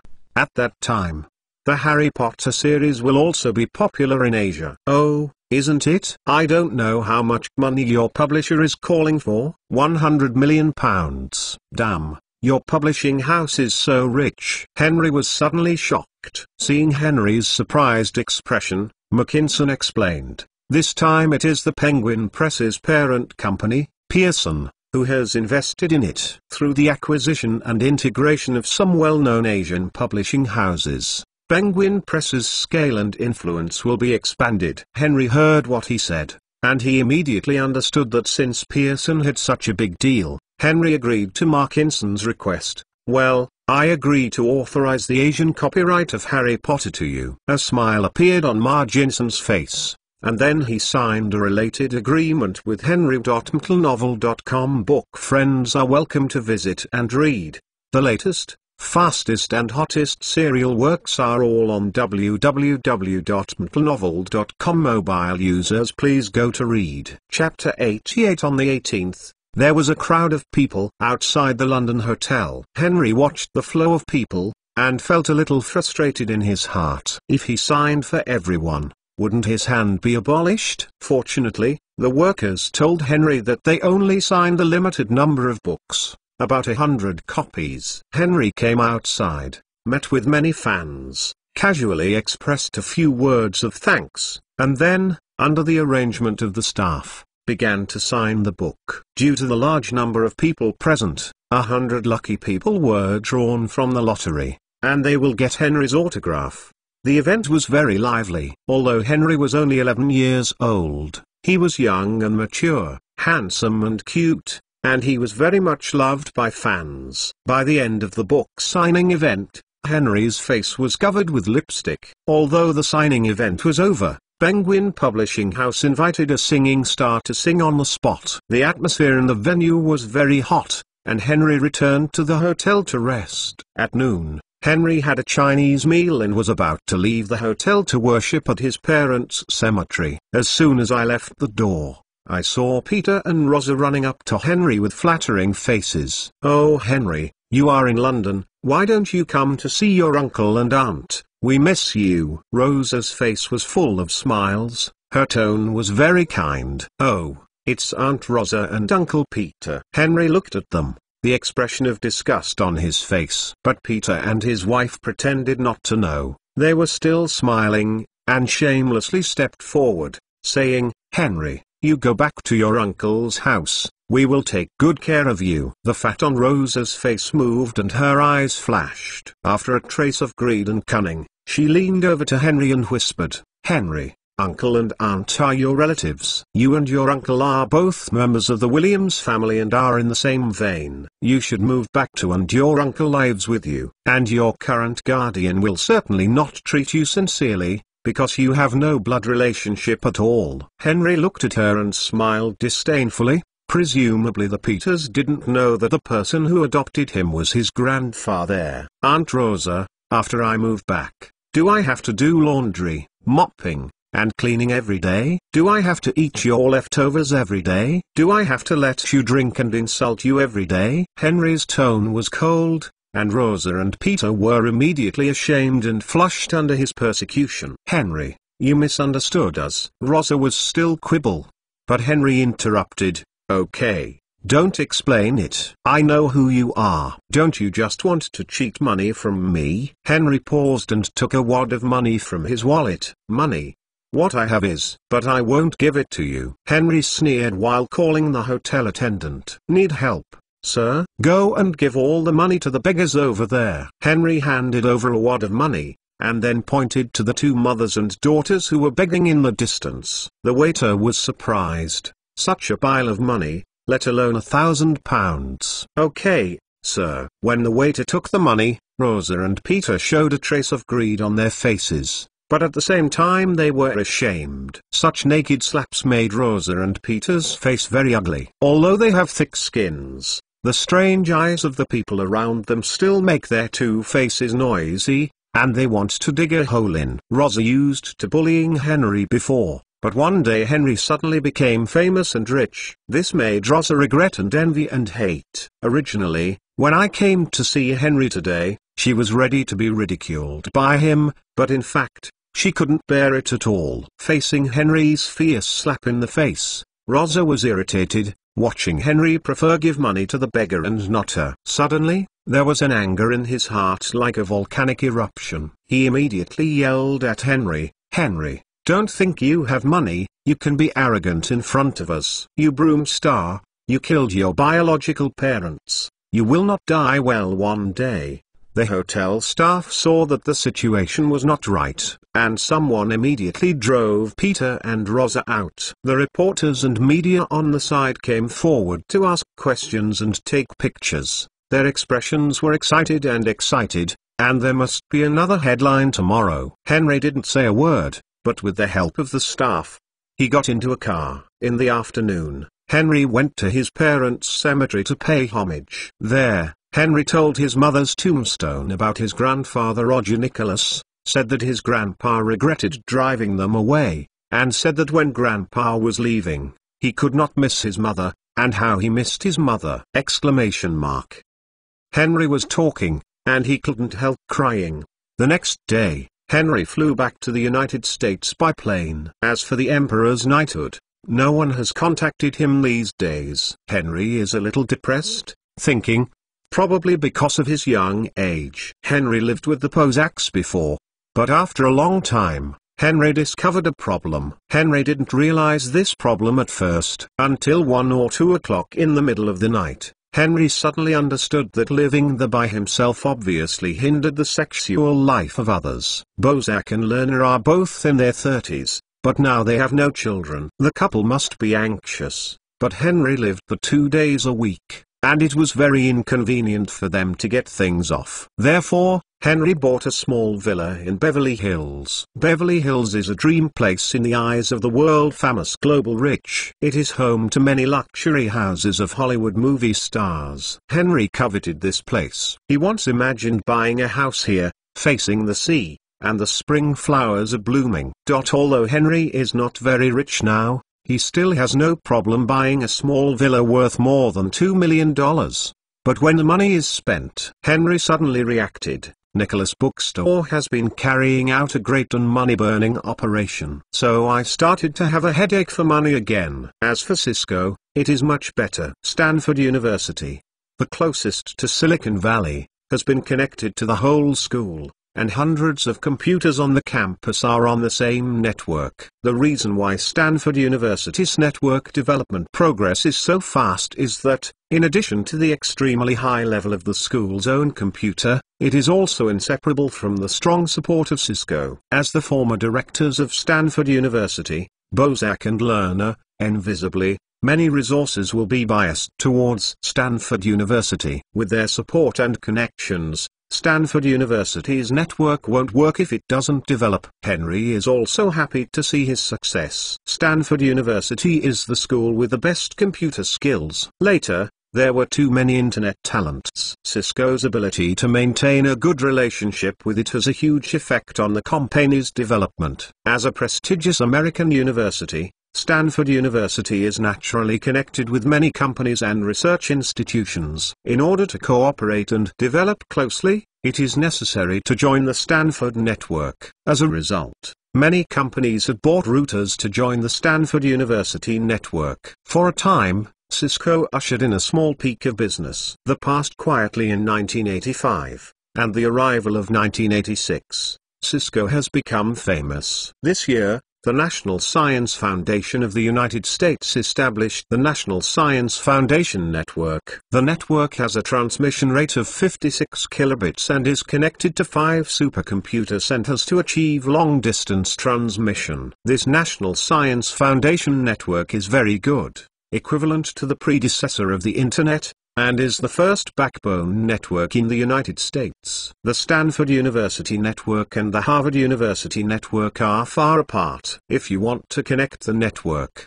you can only join this large-scale backbone network. No one knows how to burn it if there is too much money. Pull the fiber alone. The establishment of the National Science Foundation Network has naturally greatly promoted the development of Cisco. Cisco seems to be born at the historic moment, catering to the needs of the times, and therefore will surely become the trend makers of this era. The development of Cisco is advancing by leaps and bounds. Henry's other industry, the Netscape browser of Nicholas Bookstore, has been completed. Although it looked very rough and rudimentary in Henry's eyes, it was already excellent at the time. The company then spent more than a month to create the Nicholas Bookstore website. However, the content of the website is a bit huge, with a lot of data on various books, plus the size of the browser itself. The total is more than 4 MB, which is an extremely test of the capacity of the hard drive. Because the hard disk at the time was only 20 or 30 megabytes, it is conceivable that it is definitely not easy for users to install this thing by themselves. For this, Henry broke his brain. The best way is to find a computer manufacturer to cooperate. But why should others cooperate with you? And why should they install software for you? There is no way. There is only one family to run, to convince them to install this software, and to describe the benefits of installing this software to their company. Reading www.uukanzu.com is good for users. Henry hired a large number of salesmen to run the business, but the results were not very good. However, Henry knows well about the development of the school network in the United States, so he finally had the idea to find a new way. Through cooperation with Cisco and some colleges, the Netscape browser can be linked to the school's server. Any computer user who enters the school network can do it. Install the software via download. The willingness of colleges and universities to help mainly depends on Cisco's face, and Cisco has made certain concessions on the price of routers.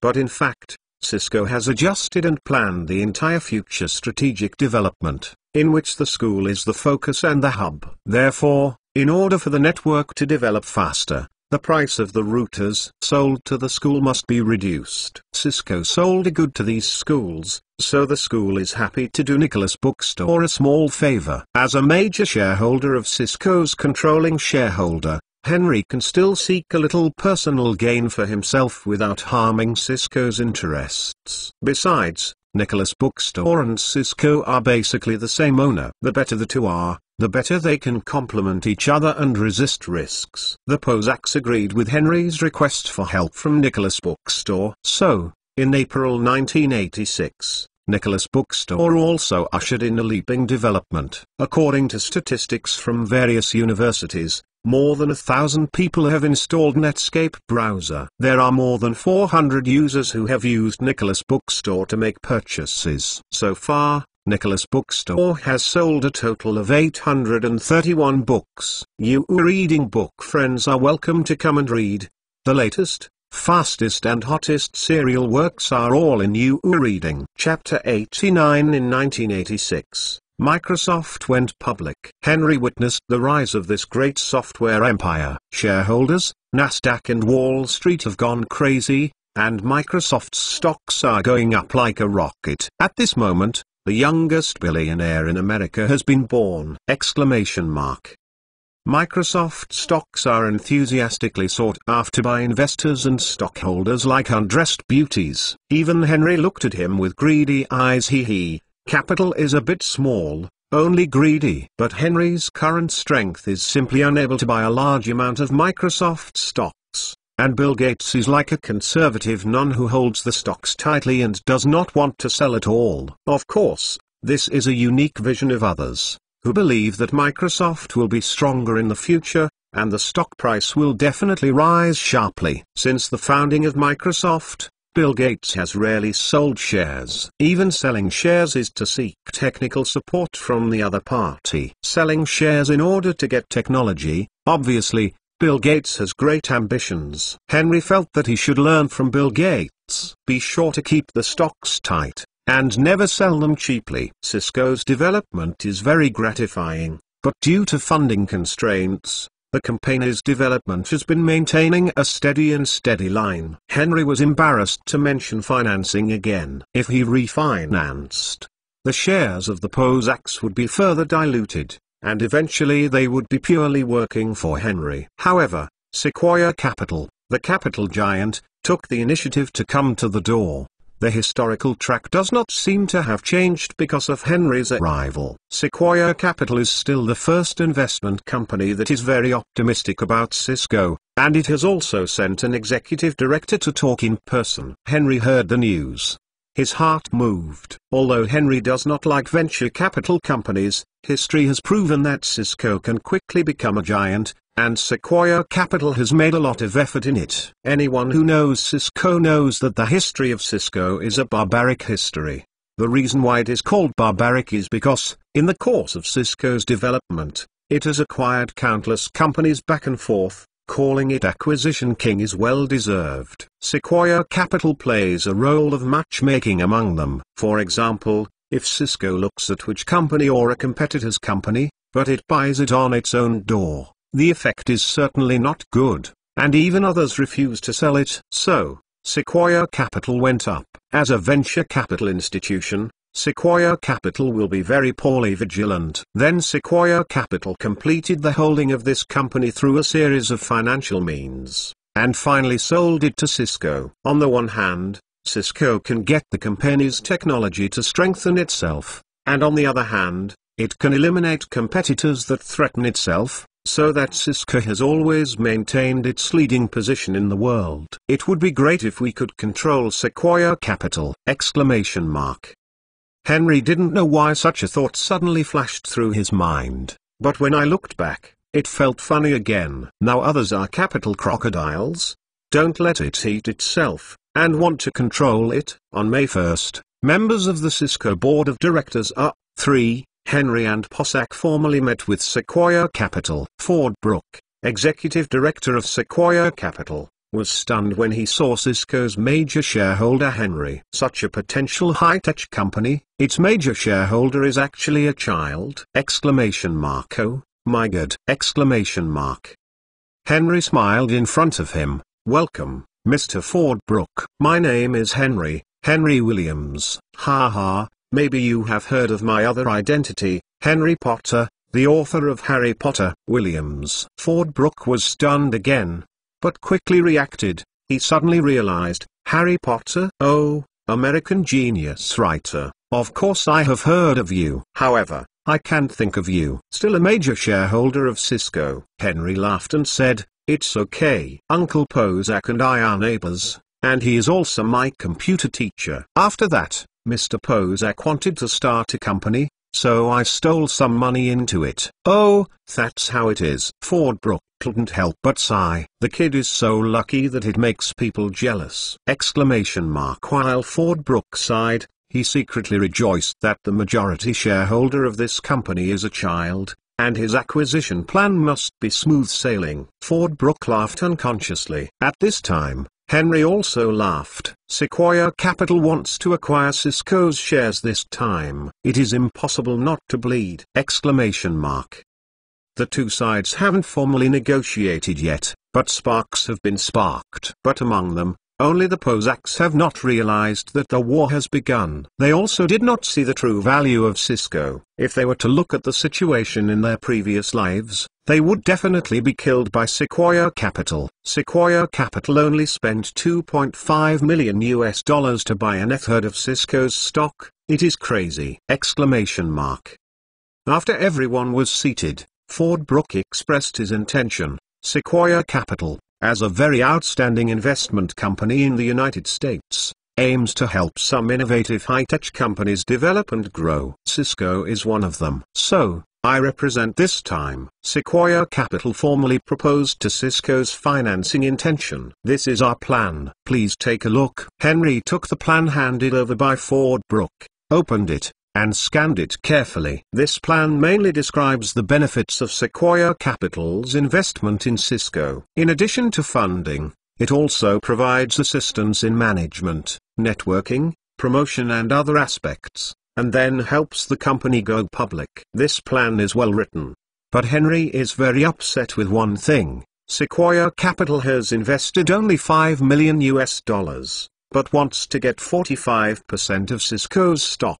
Henry frowned and said nothing after reading it. And Fordbrook began to introduce the strength and influence of Sequoia Capital. He said, we, Sequoia Capital, were established in 1972 and have focused on the venture capital industry for more than 10 years. We have invested in high-tech companies such as Apple, Oracle, etc. Help them develop and grow. In the United States, we at Sequoia Capital have a lot of partners, such as IBM, General Electric, Compaq and other large companies. I believe that with our help, Cisco will surely grow rapidly. Henry shook his head in his heart, but he had to sigh that Sequoia Capital's vision is very unique. Apple and Oracle are both very powerful companies. They are also well-known network equipment companies in the United States. Their founders are the inventors of Ethernet, patent. The rise of the Internet in the future. It is not crazy to make money. Mr. Brook, Cisco has no financial pressure, so we have no need for financing. Henry was very dissatisfied with the conditions offered by Sequoia Capital, so he resolutely refused. Fordbrook smiled and said, but, you don't have too much money to develop the market, do you? You know, before the industry has competitors, take the lead in seizing the market and establishing its dominant position. Especially important. What we at Sequoia Capital have to do is to come and help you achieve this goal. We have the funds and channels, and you have the technology. The cooperation between the two is invincible! It was almost said that Henry was in his heart, and the Bosaks were also excited. Obviously, Fordbrook had already made full preparations before coming here. Mr. Brook, what do you think is the market value of Cisco in the future? In fact, Henry also valued Sequoia Capital. But what matters is not its wealth, but its influence. It can help Cisco in many ways, such as personal connections, management capabilities, etc. This is obviously not something a newly established company can do. However, if the price offered by Sequoia Capital is not appropriate, Henry would rather Cisco develop a little bit slower than to take advantage of Sequoia Capital. Cisco's development potential is still there. Brook smiled, pretending to be thinking, and said, but according to the current market conditions, Although Cisco's future market value will definitely increase, it will not increase big. As for the specifics, it depends on the future development of Cisco. However, the current market value of Cisco is less than $10 million US. Therefore, we invest $5 million US, as long as you own 45% of the shares. Mr. Brook, if you say that, I'm afraid we won't have to talk. Henry said lightly. Oh, how much does the little genius writer think Cisco should be worth? Ford Brook asked with a smile. He didn't think Henry would be his negotiating opponent, and he thought Henry was young and lacked knowledge and experience. So I think Henry's market value is definitely not too high, reaching $100 million US. Ford Brook is confident. Before coming, the board of directors conducted a very detailed and serious analysis of Cisco, and agreed that Cisco has great development potential and will set off a huge network storm in this era! Because Sequoia Capital has been committed to investing in high-tech companies such as computers, they are far more sensitive to routers and networks than ordinary people, and they are far more aware of Cisco's future prospects than other companies. This time, the board of directors issued an order: in any case, we must take the shares of Cisco. Even if Henry said that Cisco's future market value was $100 million, he recognized it! Then, at most, you can invest another $10 or $20 million in your own side. Anyway, you can get as many shares as possible. But Ford Brook did not expect that even the Posacks were shocked. Henry told them an astronomical number. More than 50 billion. Henry said casually! Ford Brook heard the number squirting out the water he had just drunk. More than 500 billion! Ford Brook was stunned and couldn't believe it. Are you kidding me? Ford Brook asked. I never make jokes, because the jokes I make are not funny at all. Henry shook his shoulders and said, I know you don't believe it, but this is my expectation of Cisco, and I think it's worth the price. Therefore, I will not easily sell Cisco shares, if your Sequoia Capital is not sincere enough. Henry didn't say anything to death, and left a thread for Ford Brook. Of course, the negotiation fell apart this time. After Ford Brook left, Henry called the Posacks over to prevent Sequoia Capital from taking the couple route. Uncle Posack and Aunt Lerner, don't you believe what I said before? Henry asked with a smile. It's impossible. The company with the most market value now is only more than $100 billion US. How can Cisco be worth $500 billion US?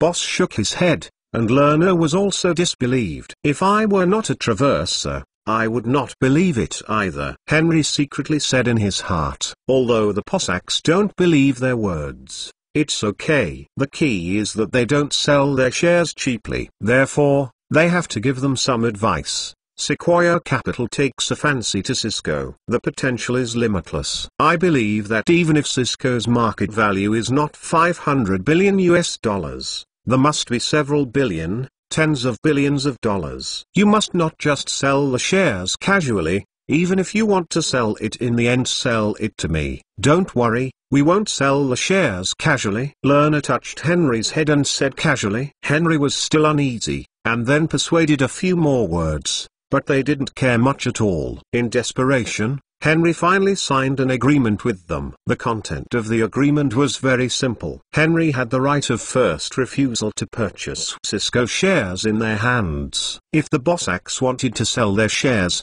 unless Henry didn't want them or couldn't afford the price, they could sell the shares to others. Seeing the black and white letters, Henry smiled and secretly said, "This is finally relieved. Ha ha, just wait for Sequoia Capital to come and see how you cut him." Is no one voted yet? Can you read the book happily? Everyone doesn't vote. Chapter 90. Ford Brook came again 3 days later, with a spring breeze and a lovely smile when he came. This guy may think that he is in possession of Zizu and has further support from Sequoia Capital, so he is confident that this financing negotiation will be very successful. Reach out and don't hit the smiley person, let him laugh for a while. The bullet is still flying, and it hurts people in the end. Henry and Boss asked Ford Brook into the conference room. First they poured him a cup of coffee, and then they talked a lot about him, and talked about a lot of miscellaneous nonsense. Anyway, they didn't talk about financing. Anyone who is in a hurry will be at a disadvantage when negotiating such things. But Fordbrook is not a fuel-efficient lamp.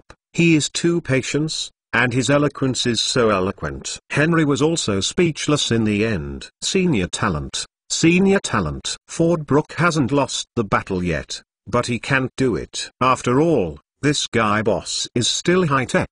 Where is he proficient in these corners in the negotiation? Although Henry had reminded her before, but Fordbrook's words came down, and he quoted each sentence to the financing, and finally boss was recruited. At this time, Henry said straight to Fordbrook, financing is fine, but if it is the same as last time, then forget it. Fordbrook said with a smile, don't worry, our conditions this time will definitely satisfy you. Then, Fordbrook took out another plan, which is similar to the previous plan, but made certain changes in the amount of financing and the proportion of shares. This time, Sequoia Capital bid $40 million, but it wants 33.3% of Cisco's shares. This price is indeed full of sincerity for the average person.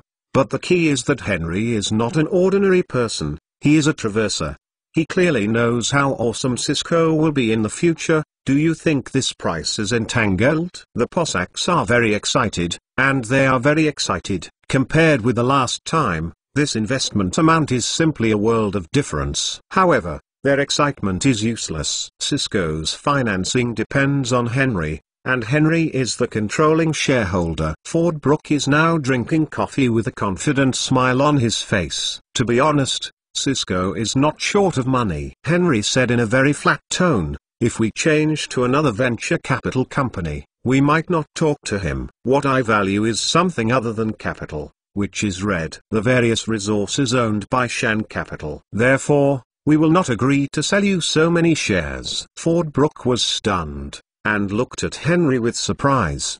His young and immature face had a sense of maturity that was extremely incompatible with his age, and his bright little eyes were piercing and exuding amazing wisdom. For Henry's words, Fordbrook was astonished and couldn't help but sit tightly, and then looked at Henry seriously. At the same time, he is more determined and optimistic about Cisco's future in his heart. Investment is a science. To invest in a company, the most important thing is the people and the team. In the same computer company, why investors are optimistic about Apple? That is because of the leader of Jobs and the excellent Apple team. Only a good leader and a good team will have the ability to innovate, have vitality, and enable investors to make money!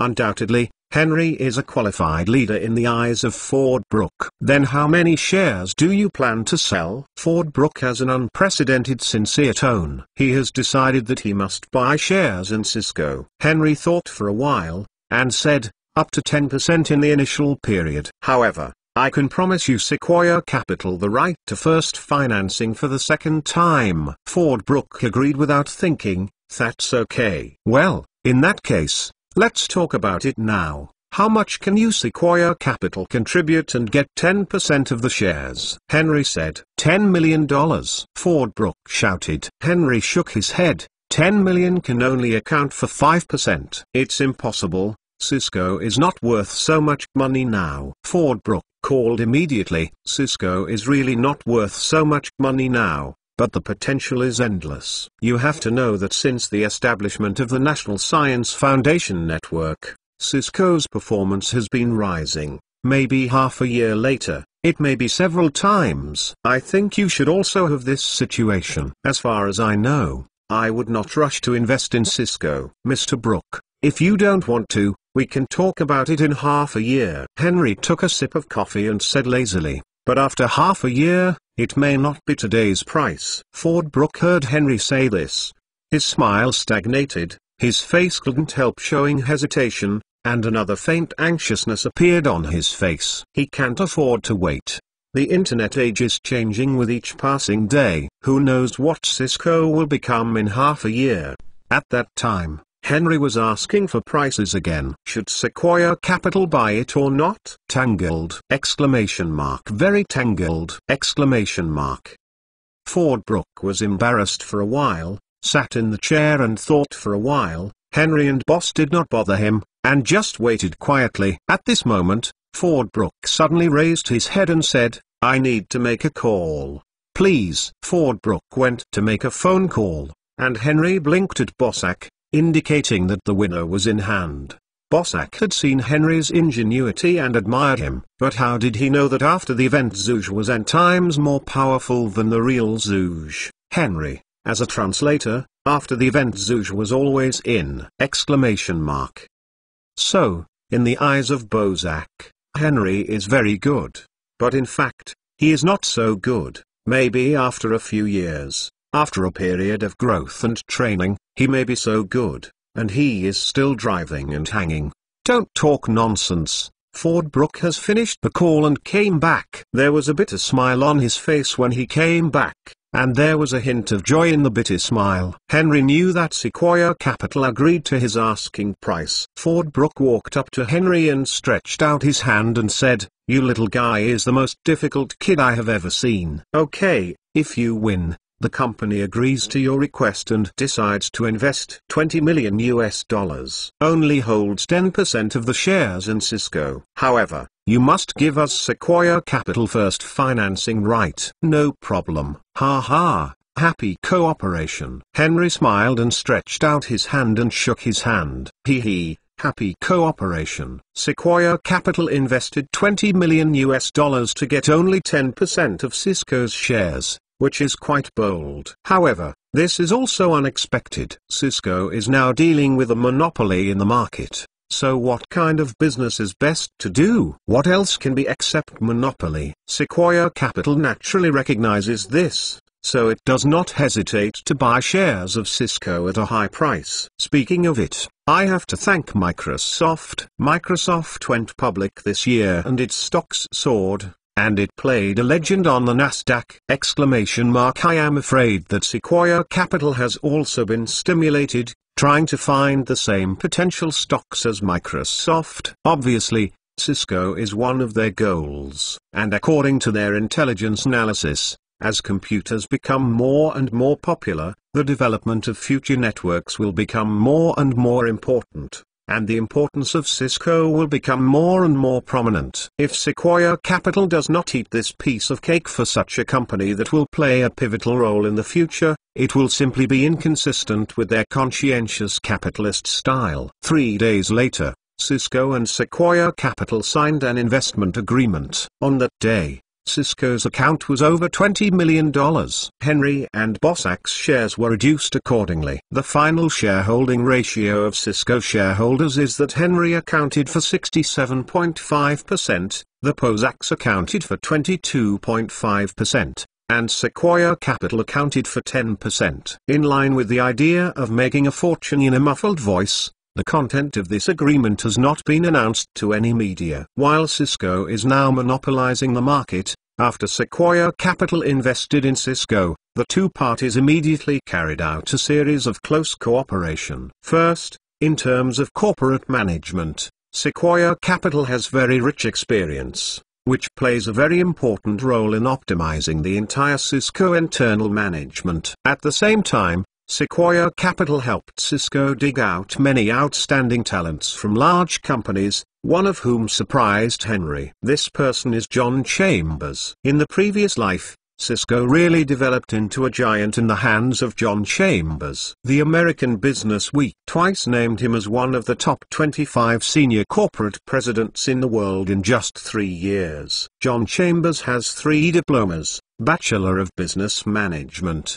Bachelor of Laws, MBA in Finance and Management, and has served as an executive in IBM and Wang and Computer. For such a talent, Henry couldn't help but appoint him as the Senior Executive Officer of the Global Operations Department to participate in the formulation of the company's major decisions. Had it not been for Bossack, who now holds the position of CEO and Chief Executive Officer, and John Chambers had just come to Cisco, he would not have enough qualifications to be convincing. Otherwise, Henry will directly appoint Chambers as the company's CEO to control the overall situation. The joining of John Chambers makes Henry more confident in Cisco. He is the chairman of the company, and he doesn't care about things at ordinary times. In terms of technology, Bossack can be said to be a big cow, but in terms of management, it is just average. Henry was obstructing Bossface, so it is hard to tell him to remove his position as CEO. Fortunately, now that John Chambers is assisting, Henry is relieved. After John Chambers came to the fore, Henry suggested that he step down from the CEO position and become the company's chief technology officer. Second, Cisco utilizes Sequoia Capital's channel resources and personal connections to carry out tough operations in the global market. Third, because of sufficient funds, Cisco immediately expanded its scale and showed its fangs, embarking on a merger and acquisition of no return! Henry and others first purchased a 10,000 square meter area outside of San Jose to build a new factory and recruited workers for training. Afterwards, the headquarters was relocated to the office building on the prosperous floor of San Jose. Then we recruited a lot of technical talents to improve and innovate the router, and began to develop the second generation of products, so that Cisco has always been in a leading position in technology. After the company cooperated with Sequoia Capital, Henry was also busy for a while. Crossing does not mean invincible. Any change may have a butterfly effect. Henry understands this. Therefore, while managing the company, he is still studying hard, studying books on business administration and finance. The so-called Nearzo is red and black, and the environment is really easy to change a person. Henry works with a group of great gods and can learn a lot every day. With Cisco's step-by-step growth www.mentalnovel.com, many media have begun to pay attention to this company. On June 1, 1986, the world's first network consisting of 10,000 routers was finally born. This network is based on the ARPANET and is based on many well-known universities in the United States, the United States Department of Defense, and the National Aeronautics and Space Administration. As the core, many companies are nodes, with a total of more than 40,000 computers. ARPANET is the predecessor of the Internet. Since 1969, the U.S. Department of Defense established the University of California, Los Angeles, Stanford University Research Institute, the four main computers of the University of California and the University of Utah are connected. Once the news was released, the industry was shocked! 40,000 computers can communicate with each other on a network. What is the concept? It's just a small internet! New York Times, Los Angeles Times, Washington Post and other big and small newspapers have reported the incident, and the major broadcast media in the United States said that this incident was of epoch-making significance! Many companies have joined this network soon after the report. The development of Cisco is advancing by leaps and bounds. Moreover, the U.S. Congress has also made a decision to hand over the National Science Foundation network to some American companies in order to make the network develop faster. These companies are all very powerful companies in the United States, such as IBM, MCI. And what they will do in the future is like what telecommunications are doing. The backbone network is the backbone, and countless computers must be connected to the backbone network to get online. Because all network data will circulate in the backbone network, communication will not be possible without joining this backbone network. Cisco wants to join, but without this strength, it can only call for help. mentalnovel.com book friends are welcome to visit and read.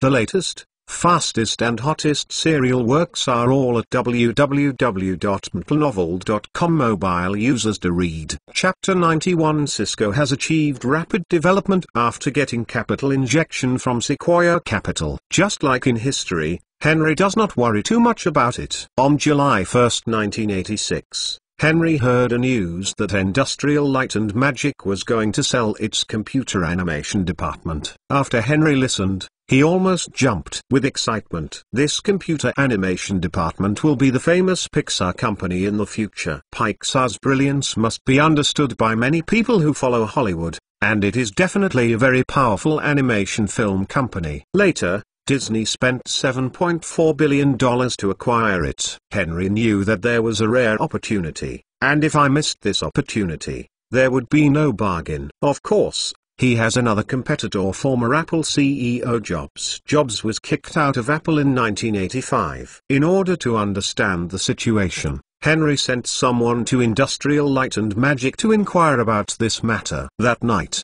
he got an accurate answer. Henry thought about how to win the computer animation department. He now has more than $20 million. The draft fee for Harry Potter gave Henry ample confidence. Moreover, in his previous life, Jobs bought the computer animation department for only $10 million, and Henry didn't even mind the extra $10 million. On the next day, Henry organized the manpower, and in the name of Nicholas Bookstore, he proposed to George Lucas Industrial Light and Magic to acquire the intention. Nicholas Bookstore has developed and has become famous. As the head of the stunt company, George Lucas may naturally have heard of the name of Nicholas Bookstore. With the development of Cisco and the Internet, Nicholas Bookstore has also grown by leaps and bounds. Although as early as 1985, Symbolics registered the first domain name, but the world's first website in the true sense still belongs to the Nicholas Bookstore website,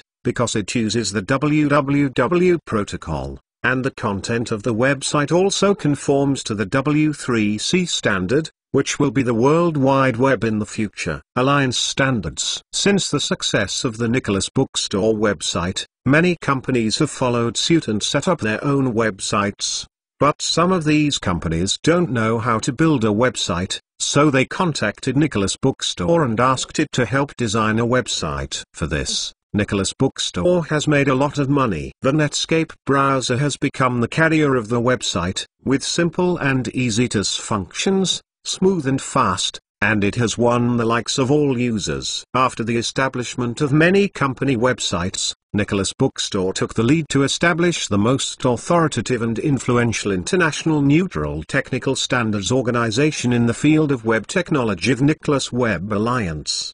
The main members of the alliance are Nicholas Bookstore, Cisco. Although the alliance has few members, low strength, and not much reputation, many companies are willing to join in the world's leading web technology. Nicholas Bookstore had studied for a long time in order to make the Netscape browser. For this reason, it also specially developed the XML extensible markup language and XHTML hypertext markup language to facilitate the production of web pages. Of course, the original R&D personnel would not think of these. It was Henry who asked them to do it. After applying for a patent, these relevant language standards were published in professional computer magazines, and they were provided to all computer enthusiasts to learn and use for free. The so-called first-class enterprise sets the standard! Netscape browsers are going to be developed, and they don't set standards and don't take patents. Are they waiting for Microsoft to counterattack in the future? Henry's ambition is to establish a strong patent barrier, so that Microsoft and other companies cannot compete with itself! Imagine that all websites use Nicholas Web standards. Who can use Microsoft's Internet Explorer? No other websites can be searched on it. Not only will users not use it, but other companies will not build websites on it. It is too difficult for Microsoft to break this deadlock. George's Industrial Light and Magic is also one of the users of Nicholas Bookstore. They are also using the Netscape browser, and they have applied for a domain name and established their own website. Therefore, George also knows the name of Nicholas Bookstore. After hearing Nicholas Bookstore's intention to acquire its own computer animation department this time, I was also very willing to contact the two parties to discuss the acquisition. However, when Henry rushed to Industrial Light and Magic with the negotiating team, he actually saw Jobs. Henry shook his head speechlessly, yelling at George Lucas, "This guy is too shameful." He actually called his rival. When Jobs and George saw Henry, they both froze for a moment. They didn't wake up until Henry introduced himself. George stared at Henry in amazement, obviously very curious about Henry, but Jobs looked like ill and didn't put Henry in his eyes at all. When Henry saw Jobs, his heart became even more determined to seize the Pixar animation factory. Jobs later became famous because of Pixar's success, and Apple's board of directors felt that Jobs was indeed awesome, and he could bring Pixar to glory, so that Jobs could get the chance to return to Apple. And Henry is about to break his path, and then Apple is likely to fail, and Henry will have the opportunity to acquire it! Henry looked firm, and under the leadership of George Lucas, he and Jobs came to the meeting room. Obviously, this negotiation is a tripartite talk. With a smile on his face, George asked everyone to sit down and said, "Mr. Jobs and Henry kids both want to acquire the computer animation department of Industrial Light and Magic. On behalf of Industrial Light and Magic, I welcome you." Then, when the negotiations begin, please say first talk about your conditions. Henry hadn't spoken yet, and Jobs had already grabbed the lead and said, "I am very interested in the computer animation department of Industrial Light and Magic. I hope George can sell it to me, because only I can bring it to success." Jobs, he looked rebellious and confident. "George, the computer animation department is also a part of your Industrial Light and Magic. You don't want it to be entrusted to Inhumans and be destroyed in some people's hands?"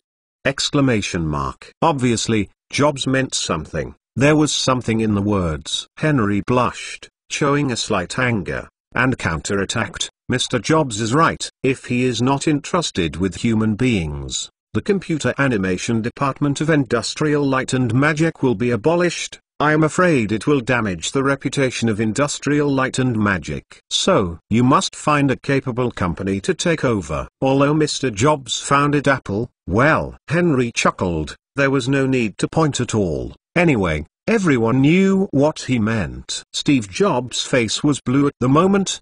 His eyes fired. He was the founder of Apple, but in the end he was swept out by Apple, which is simply a shame. Henry blatantly exposes his scars in front of him. How can this make him not angry? Henry felt that if his eyes could kill, he estimated that he would be killed by Jobs 10,000 times! George Lucas saw that the atmosphere was so wrong, and he immediately came out to make money. Harmony makes money, and harmony makes money. Everyone is a friend, so why bother about it? Come on, let's continue to talk. Continue to talk. Steve Jobs' face was still cold, his temper felt like he had taken gunpowder. He slapped the table and said loudly, "George, the computer animation department, I bought it. I see who dares to fight with me." Henry sneered on his face, and followed the way of Jobs, patted the table, and shouted, "Mr. Lucas, I also bought the computer animation department." George Lucas was secretly happy that the more the two sides competed, the higher the price of the final sale. I am optimistic about the abilities of the two of you. I believe that the computer animation department can be brilliant under your leadership. Now it depends on who pays more. Whoever pays more, I will sell it to whom. As soon as George Lucas finished speaking, Jobs calmed down, and Henry couldn't let Lucas, this fisherman, easily succeed. In terms of bidding, both parties are very conservative and test the other's bottom line. Jobs first shouted, $8 million.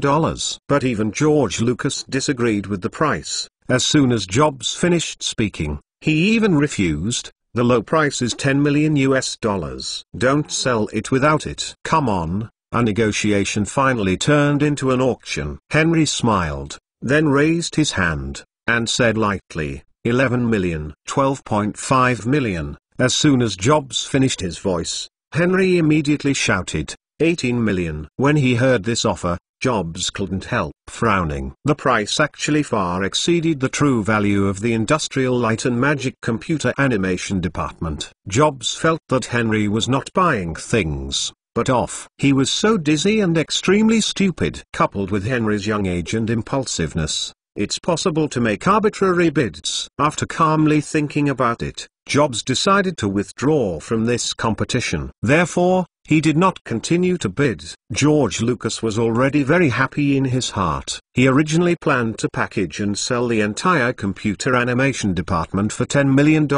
Now I have encountered a man who is willing to pay $8 million more. This is really a big surprise. Kid Henry really has extraordinary courage. From now on, the computer animation department under Industrial Light and Magic will be yours, George Lucas said while looking at Henry with a smile. Hee. Henry chuckled lightly. Jobs looked a little gloomy, immediately snorted, said goodbye to George, and left Industrial Light and Magic. And Henry had to discuss some detailed issues with George. Henry must ensure the integrity of the entire computer animation department, including the entire technical and management team, as well as various equipment, computer animation production software and patents. Since Henry has paid so much money, he doesn't want to be pitted by George in the end. George Lucas agreed to Henry's request one by one. If you want to sell it, you can sell it simply, and since the buyer has paid a big price,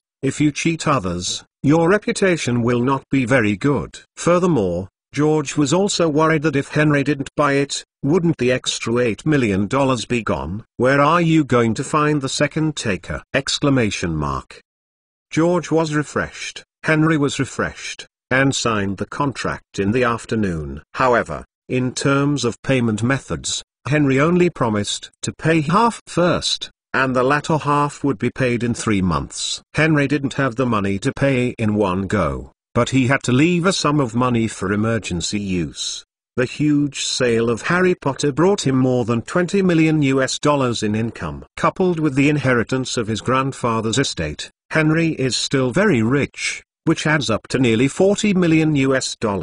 Although a lot of money was spent on investing in Nicholas Bookstore and Cisco among them, Cisco invested only $3 million, and Nicholas Bookstore invested more than $10 million. But his bank card still has more than $20 million left. And at the end of the year, Penguin Publishing will pay Henry the manuscript fee, which may have another tens of millions of dollars in income. George considered it for a while, and finally agreed to Henry's terms. After completing the acquisition, Henry, under the leadership of George, went to the computer animation department to inspect the situation. The people in the computer animation department seemed to have known all about the arrival of Henry and others, and did not seem very surprised.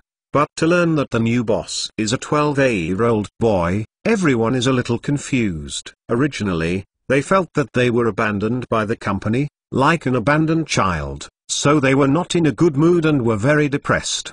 But after all, there is still a glimmer of hope. Maybe the next new boss will be a bull, able to recognize and appreciate himself. Unexpectedly, the new boss is a 12-year-old boy! Does a 12-year-old boy buy and play? Thinking of this, everyone in the studio was desperate, and morale was so low that it was almost at the bottom. Henry must stand up at this time. He understood that if they were allowed to continue to sink, perhaps this investment would be in vain. Henry deliberately coughed a few times to attract everyone's attention, and then said loudly, "Do you feel disappointed when you see me? Actually, I want to tell you, you should not be disappointed, but should be happy. You should be very happy. Don't. Seeing that I am young, but am aspiring not to be in my senior year, I definitely decided not to pat my head to buy the computer power department, but to make this decision after careful consideration in advance." Henry paused, and then said, "I want to make a computer animation, a classic full-length animated film that can be shown on the movie screen. I am very optimistic about you, and I think you are the best team in this industry. For this reason, I even bought this computer animation department at a high price. I hope this computer animation department can achieve great success in the future. I hope this computer animation department can become synonymous with global classic animation." When thinking of animation, the first thing that comes to mind must be our computer animation department. Papa. Henry had just finished speaking, and the applause suddenly surged. After the applause stopped, Henry glanced at everyone and asked, which of you are Edwin Cartman and John Lasseter? Henry knew these two people. Edwin Cartman was the creator of Pixar. He is the inventor of purely computer-made movies, and he is a technical master. And John Lasseter is the driver of Pixar's creativity and belongs to the creative talent. Edwin Cartman is in his 40s, mature and stable, and now he is the head of the computer animation department of Industrial Light and Magic. And John Lasseter is young, only 29 years old. When Henry asked, Edwin and John both stood up and introduced themselves. When they finished their introduction, Henry nodded, and then announced to everyone, from today, the computer animation department will be renamed Pixar Animation Studios and become an independent company. Edwin will be the CEO, and John will be the chief creative consultant. In addition, I want to tell you a huge piece of good news. Speaking of this.mentalnovel.com, Henry stopped on purpose and looked at them. Seeing them all looking at him curiously, Henry smiled, no longer stunned, and announced to them, the good news is that after the establishment of Pixar Animation Studios, I will continue to invest $10 million US. And Henry stopped in the middle of talking. Everyone was happy and anxious. And what? Hurry up! Moreover, I will use 12.5% of the shares to start an equity incentive plan to reward employees who have made outstanding contributions to the company. When everyone heard this, they cheered and their morale was high and full of motivation. Equity incentive plan allows everyone to enjoy the economic benefits and rights brought by equity, participate in corporate decision-making, share profits, and bear risks as shareholders. This is an excellent way to attract talent. Henry not only intends to implement an equity incentive plan in Pixar, but also implements an equity incentive plan in all his holding companies. It's just that, in order to boost morale, Pixar Animation Studios took the lead in launching the plan. Looking at the excited faces in front of him, Henry believes that in the near future, Pixar Animation Studios will surely shock Hollywood and the world! Are there any recommended votes? Please vote for them.mentalnovel.com. Book friends are welcome to visit and read. The latest, fastest and hottest serial works are all at www.mentalnovel.com. For mobile users, please go to read.mentalnovel.com. Book friends are welcome to visit and read. The latest, fastest and hottest serial works are all at www.mentalnovel.com. Mobile phone users, please go to read. Chapter 92. Although Henry came to negotiate in the name of Nicholas Bookstore, it was not Nicholas Bookstore who actually paid the money, but Henry. Although both companies are the same boss, it is very necessary to establish a separate company in order to have a clear property right and prevent the company from chaos. When the Nicholas Group is established in the future, and Pixar will be linked to the group, there is no problem. After the successful acquisition of Pixar, the first thing is to relocate. In order to take care of Pixar's employees, Henry's headquarters did not move quickly, and it is still in Emeryville, California. After they settled down, Henry transferred the funds to Lucas' account, and then asked them to work hard. Henry didn't restrict or ask them to do anything, but let them use their talents to their fullest and do whatever they want. Is Abound Pixar still a Pixar? Anyone who has seen Pixar's office will be surprised that they are not an office at all, but a leisure center. Toys, game consoles, fish farming and other weird things. There is no distinction between big and small inside the company. They sit on an equal footing and talk about it. Even if the sweeping aunt is suddenly inspired, she can add 2 sentences and win everyone's applause. Everyone worked together and exerted their unconstrained imagination. In the end, every animation can be a classic! Although Henry was very relieved of Pixar, the water in Hollywood was so deep that Henry didn't want Pixar to drown after going in. In my previous life, when Pixar Animation Studios started, it was very difficult. Although Jobs was kicked out of Apple at the time, his computer dream remained unbroken in his heart. He invested most of his money in his newly established computer company. Jobs lost the other, and Pixar Animation Studio had no money for technical research and development. and no money to make animation films that he wanted to make. In the end, he had to take a lot of small orders in order to survive, and wasted a long time. If it hadn't been for Pixar to hug Disney's thigh later, I'm afraid Jobs would have been pitted to death. Since I have been involved in film and television, it must be a bit harder and deeper. Henry then came to the Nicholas Bookstore and approached CEO Geely Hutt and the company's chief technology officer Tom Wilson to discuss some issues. Tom Wilson is 30 or 40 years old, graduated from Stanford University, worked as a senior software engineer at IBM, and was hired by Henry with High-Tech. The three came to the meeting room, and Henry spoke out his thoughts. I hope you will create a website about movies. The name of this website is called Internet Movie Database, or IMBD for short. The idea of setting up a website is in this document. Please take a good look and consider whether it is executable. Sex, Henry said as he handed the printed documents to them for viewing. IMDb design is very detailed. The information includes a lot of information about the film, actors, film length, content introduction, ratings, reviews, etc. And fans can rate the film. And be sure to make this scoring system the most popular and trustworthy scoring system. Geely Hutt and Tom Wilson watched very carefully. After reading them, they had to admire Henry. Chairman, the design of this website is perfect. I think it is very feasible. Tom Wilson said affirmatively. I think once this website comes out, we will have a certain right to speak in Hollywood. Chairman, your creativity is really great. Geely Hutt, as the CEO, naturally considered a little more far-reaching.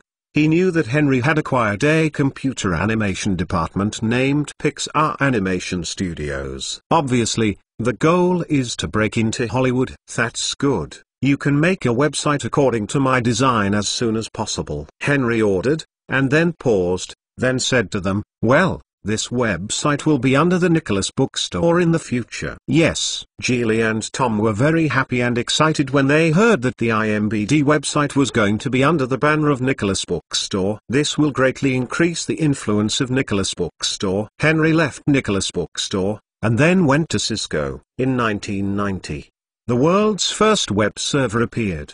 The concept of a server is not clear today. In Henry's view, using an ordinary computer as a server is too low-end, not to mention low efficiency, and often troubles. With the development of the network and the impact of a large number of traffic, a good server is particularly important. It's not long before the internet has emerged, and people haven't realized the importance of servers. Henry intends to form a new company separately from a group of people from Scholar. This new company will be jointly invested and established by Cisco and Nicholas Bookstore. The server must not only have hardware, but also software. This is the best cooperation between the two. Nicholas Bookstore, Henry's wholly owned holding, can be determined in one word, but Cisco, Henry still have to discuss with Cisco's large and small shareholders. Domineering is not a good leader, because Henry is learning how to be a great leader. Before coming to Cisco, Henry called Ford Brook and told him to come to the company to discuss matters. Ford Brook holds a seat on the Cisco board as a representative of Sequoia Capital. Therefore, it is natural to notify him of such a major event as the joint establishment of a new company. When Henry came to Cisco, Pozak was doing research in the laboratory, and Henry sent someone to notify him to come to the conference room. Soon after, the Pozaks and Ford Brook came to the meeting room. There was doubt on their faces, not knowing why Henry called them to a meeting. After everyone sat down, Henry opened his mouth and said, "Today we are going to discuss matters related to the important development of Cisco in the future. Everyone should know that with the rise of the internet, online services have gradually become a trend, and Nicholas Bookstore is a typical representative nowadays!" But at the same time, this type of online service website will face a huge problem today, that is, the problem that the website system often collapses. Among them, there are two main reasons for the collapse. The first is the increase in the number of users. The second is the problem of the system itself.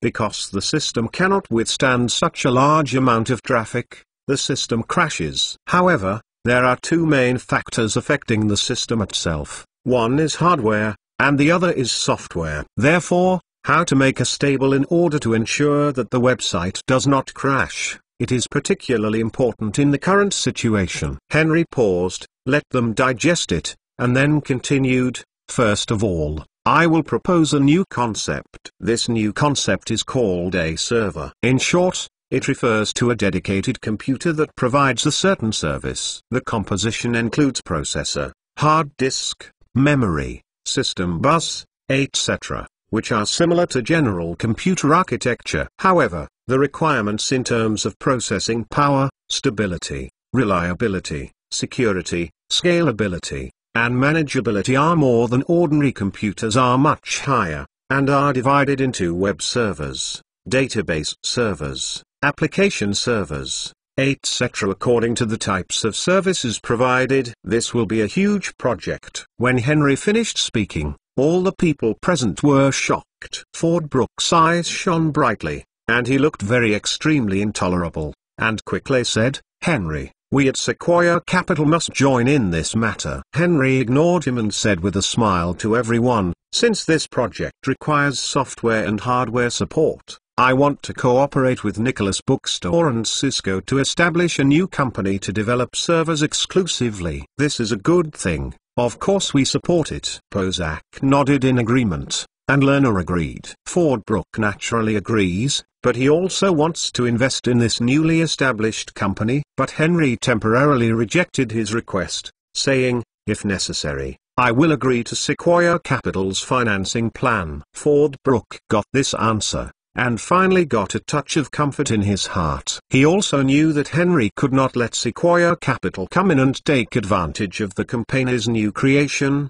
but fortunately, everyone had a good relationship. Henry gave a guarantee and promised Sequoia Capital to raise funds in the future. Then, everyone began to discuss how to form this new company. It roughly means that Nicholas Bookstore and Cisco both contribute money and each account for half of the shares. However, considering that this project was proposed by Henry, as an advocate, Henry received an additional 1% of the shares. Therefore, Cisco and Nicholas Bookstore each accounted for 49.5% of shares. Although the Nicholas Bookstore is fully controlled by Henry, there must be a clear distinction between individuals and companies. 1% belongs to Henry and 49.5% belongs to Nicholas Bookstore. The two should not be confused. After the meeting, Ford Brook quietly approached Henry, and mysteriously pulled him aside with a smile on his face. Henry was stunned, with a look of confusion. Ford, what's the matter with you? What's wrong with me? Hee. Ford Brook smiled, looking like he was selling some small movie discs on the street, and whispered, well, do you want to invest in Nicholas Bookstore? Henry gave him a blank look, and said angrily, what's the matter? After you Sequoia Capital has taken advantage of Cisco, have you targeted my Nicholas Bookstore again? Hee. You can't say that. What is called taking advantage? That is mutual benefit. Ford Brook laughed. As for the fact that we are targeting Nicholas Bookstore again, there is no way. Who called you this little genius? That's great, especially the Netscape browser you developed. This thing is so creative. The graphical browser is clear at a glance, simple, practical and convenient. Now everyone is using it. We are Sequoia Capital analysts. It is agreed that the Netscape browser will become the gateway to the online world in the future, and it has great development potential. It turned out to have fancy the Netscape browser. I thought I fancy the e-commerce site Nicholas Bookstore. Alas, can the browser compare with Alibaba? No experience. So terrible. Henry extremely despised in his heart. So, do you want to invest in Netscape browser? Henry asked casually. Yes. Seeing Henry's attitude seemed to loosen, Ford Brook immediately nodded in response. Henry also picked it up, considering whether or not Sequoia Capital should invest in it. It seems a little weak to hold the control by myself. Obviously, I need several suitable strategic partners in the future, and Sequoia Capital can be regarded as one of them. Nicholas Bookstore will split Netscape browser and become a subsidiary. Henry thought for a while and said. When Ford Brook heard this, his eyes lit up. But There is one condition. Henry's next sentence made Fordbrook nervous. What conditions did you say? Fordbrook asked cautiously. He has seen Henry's greatness. He is definitely the shrewd guy who speaks loudly and does not play cards according to the routine! Exclamation mark. Sure enough, Henry's condition immediately embarrassed Fordbrook. Share swap. Use Apple's shares for Netscape browser shares. Henry said lightly. Apple has begun to go downhill. Since IBM began to enter the personal computer market, Apple has been under a strong impact and its performance has fallen sharply. Even Apple founder Jobs has been implicated and kicked out of the company. The new appointment to take over the position of Jobs' CEO John Sculley was even more misguided. He actually signed a contract that allowed Microsoft to produce software such as Word, Excel for Apple and allow Microsoft to use part of Apple's graphical interface technology. I dare say that this contract will be Apple the worst contract since its establishment. Microsoft will definitely launch a system similar to Apple's interface after acquiring Apple's graphical interface technology. Apple is undoubtedly digging its own grave. One is the setting sun, the other is the rising sun. Mr. Brook, if it were you, who would you choose? Fordbrook looked solemn, and Henry made the situation of Apple very clear. Apple is aging and has long lost its glory. Now Apple stocks are falling again and again, like a knife cutting meat on Sequoia Capital, painful and anxious. However, despite the decline of Apple, the lean camel is bigger than the horse, which is far from the Netscape browser can compare. About the exchange of shares. MentalNovel.com. Fordbrook couldn't decide for a while, so he told Henry that he had to go back and discuss with the board members. Henry smiled and agreed, letting them think slowly, not in a hurry. Henry is of course not in a hurry, because he knows that Apple's performance will continue to decline. After Microsoft launched the Windows 2.0.3 operating system in 1988, which uses a graphic logo similar to Mac, Apple will have to cry. Microsoft does not have a graphic interface patent, and his Windows system cannot be a huge success. In fact, Henry is also greedy for operating systems, but others have long been full of patent barriers, and many things simply cannot be bypassed, otherwise Microsoft will not be so awesome in the future! Exclamation mark.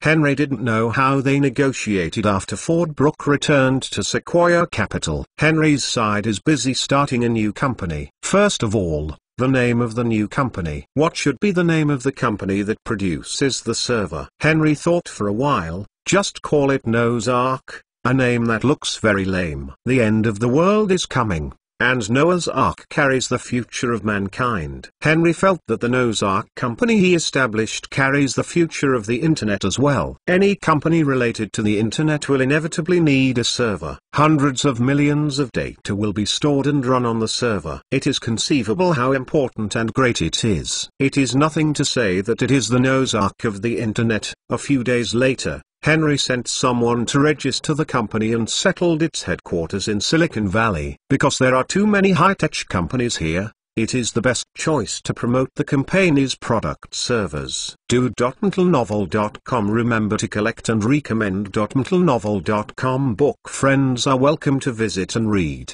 The latest, fastest and hottest serial works are all at www.mentalnovel.com for mobile users. Please to read. Chapter 93. Henry waited for a few days but did not see Fordbrook give him a Quasar letter. Presumably Sequoia Capital did not agree to the exchange of shares. They believe that holding shares in Apple is more valuable than holding Netscape browser. Henry saw that Fordbrook didn't contact him, and he didn't care. Anyway, when he got to the back, it's up to whoever asks. Don't be time. Crying to exchange shares, Henry had to take a hand and blackmail Sequoia Capital once. Noah's Ark company settled in Silicon Valley, silently, and did not alarm any media. Henry believes that speaking with products, saying less and doing more, pragmatic and innovative, is the foundation of a company's development. That's it. Noah's Ark company only held a small cocktail party internally, which was regarded as a celebration of the establishment of the company. In addition to the company's employees, The attendees also included Nicholas Bookstore CEO Geely Hurt, Cisco CEO Pozak, Sequoia Capital Ford Brooke, and 3 company chairman Henry Williams! The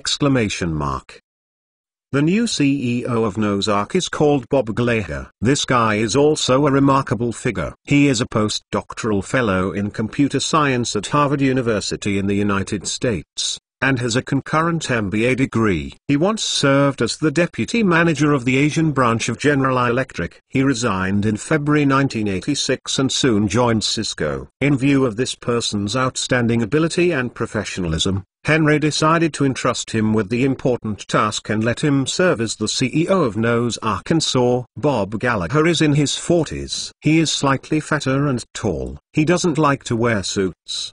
He usually wears a grey casual outfit. Fortunately, Henry was wise and didn't insist on what clothes the employees of the company should wear. Henry met Ford Brooke at the reception, and he didn't ask about the exchange of shares. Everyone had a good time and had a meal, chatting and slapped. After the reception, Henry called Bob Gallagher to talk with him and discuss how Noah's Ark should develop in the future. Henry can be regarded as giving it all. Although he doesn't know much about servers, he still knows a little bit about tower servers and blade servers. For servers, the processor is the top priority. As for the processor, which one is better? Intel should do its part. But most of Intel's processors are developed based on the Windows operating system. The two of them wandered and formed the Wintel Alliance to manipulate the market, so this processor was also sold at a high price!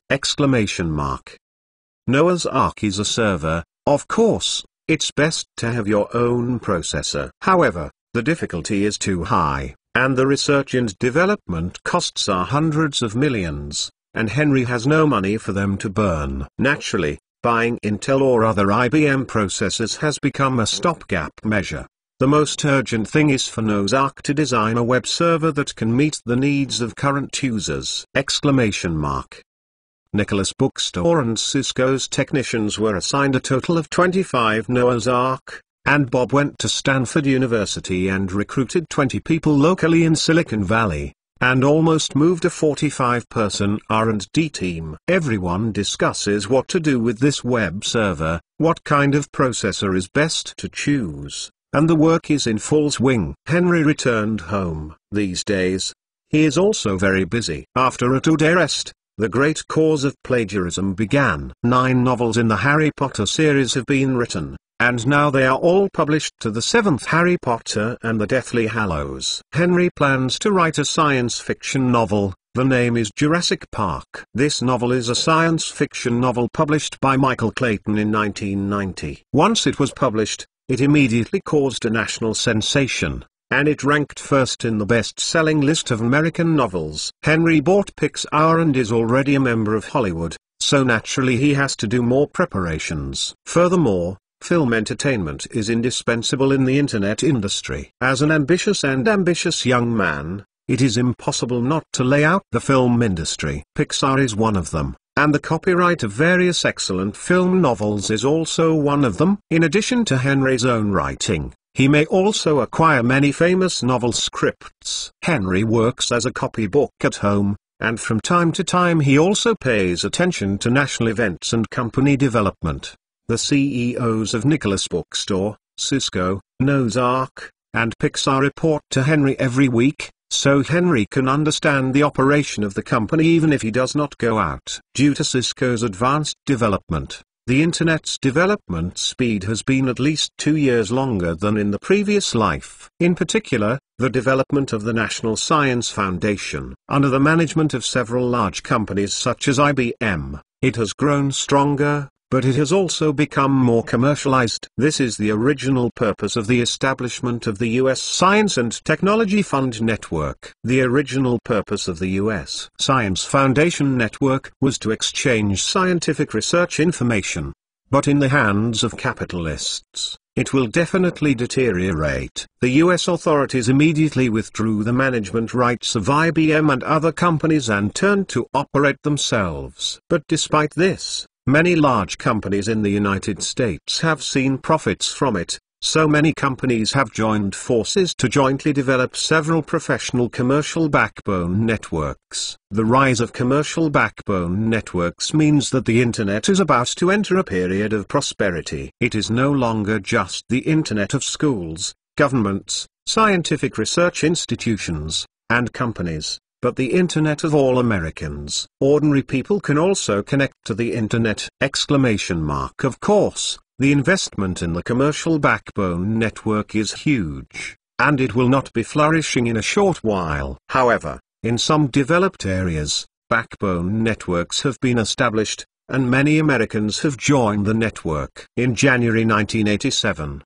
13 major cities including New York, Washington, Los Angeles, San Francisco, Chicago, etc. have joined the backbone network. The development of the network has become a trend. Cisco has made significant achievements last year. After the annual report is released, it can be seen that Cisco's sales in 1986 have reached $50 million, and a router for $1,000 is equivalent to selling 10,000 routers. Compared with the performance in 1985, it has increased by 5 times!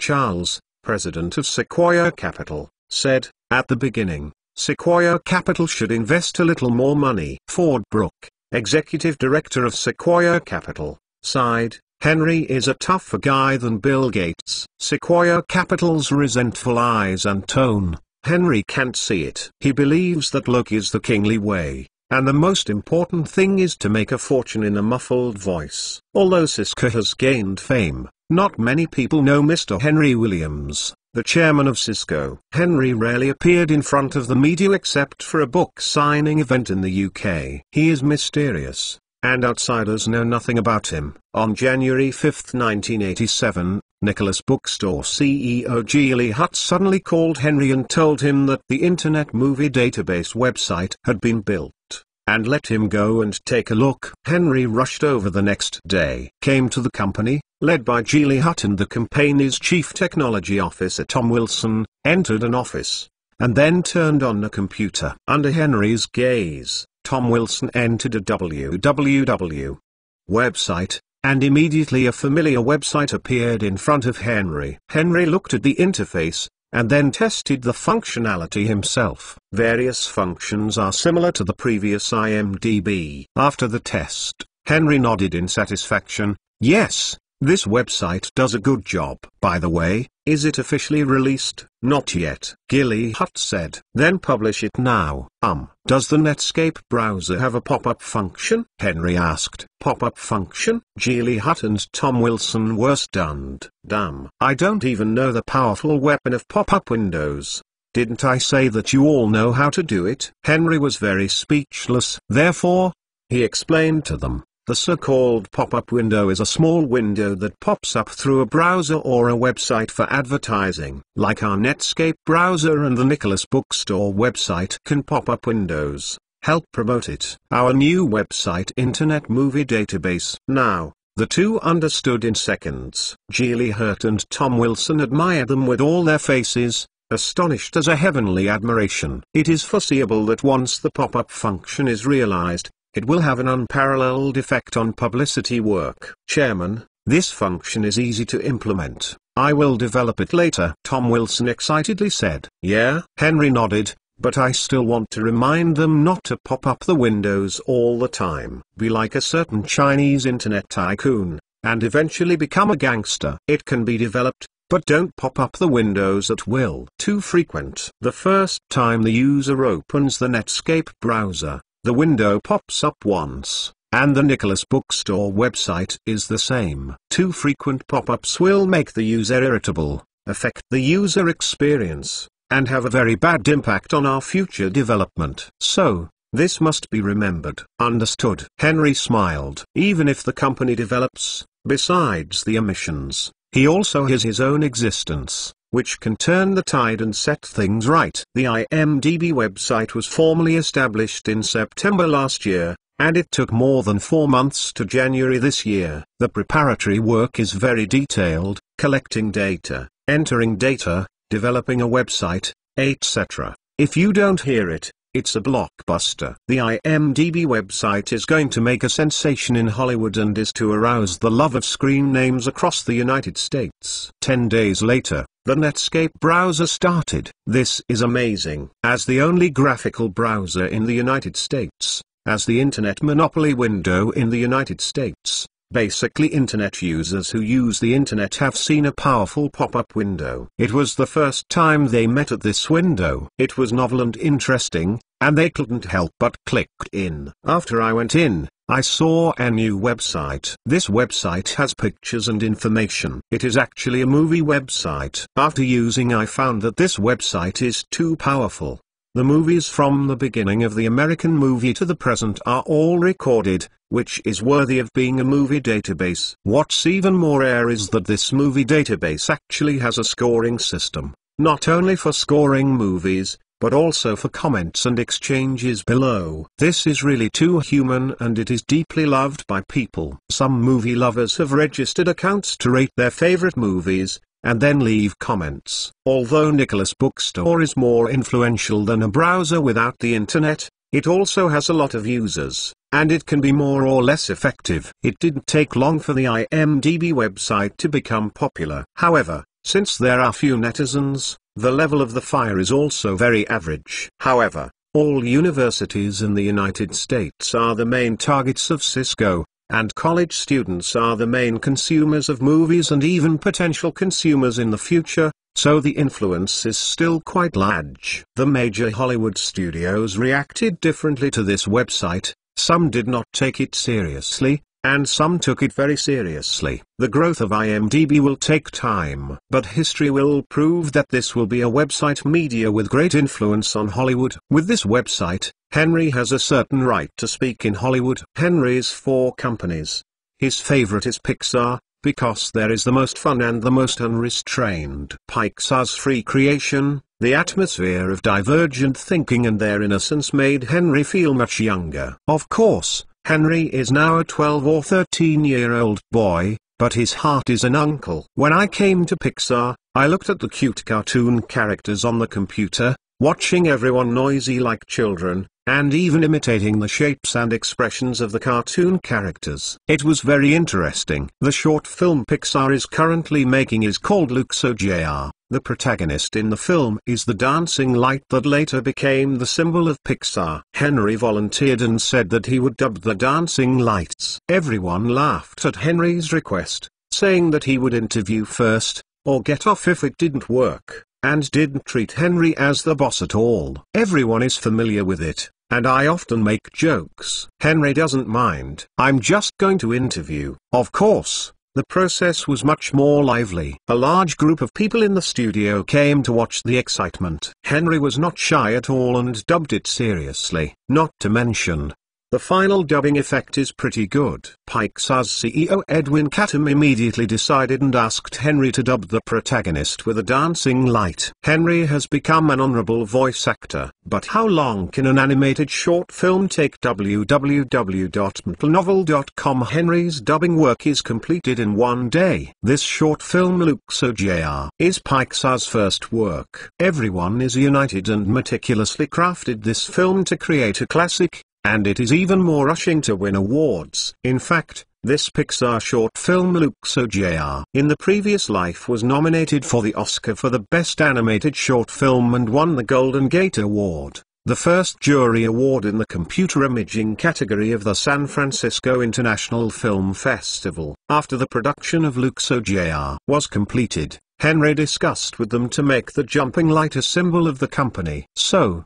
a day later, the later Pixar Classic Factory logo appeared, and this logo was painted by Henry himself, and everyone agreed. Then, there was the issue of Luxo Jr. This problem is really a big one. An animated short film of more than 10 minutes will not be shown in the cinema. How can this be done? Movie theaters are only profitable. Movies that are worthless and cannot make money will not be shown. For animated short films of only 10 minutes, they are afraid that they will not even watch it. Henry thought for a while. The key is still not well known. Luxo Jr. is popular, maybe the movie theater is willing to show this film. In the first step, Henry made a big publicity on the IMDb website. The second step is to send the short film to the competition. Henry did as he thought of it, and while instructing the IMDb website to start publicity work, he sent Luxo Jr. to participate in the Oscars. Vote www.mentalnovel.com. Book friends are welcome to visit and read.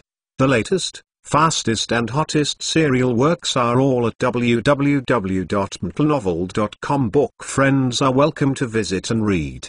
The latest, fastest and hottest the serialized works are all at www.mentalnovel.com. For mobile phone users, please go to read it. Chapter 94. The popularity of computers in the United States was relatively early. After Apple launched the first real personal computer in 1977, personal computers have sprung up in the United States. In the long 10-year period to 1987, computers are no longer rare in the United States. Things are at most a slightly more expensive item, which many wealthy people buy. The only limit to the popularization of the Internet is the development of the network backbone. The development of the network backbone is obviously linked to interests. In previous life, Cisco barely launched routers in 1986, and the promotion speed was very slow. Naturally, those capitalists would not bother and invest large sums of money to operate the National Science Foundation network. But even so,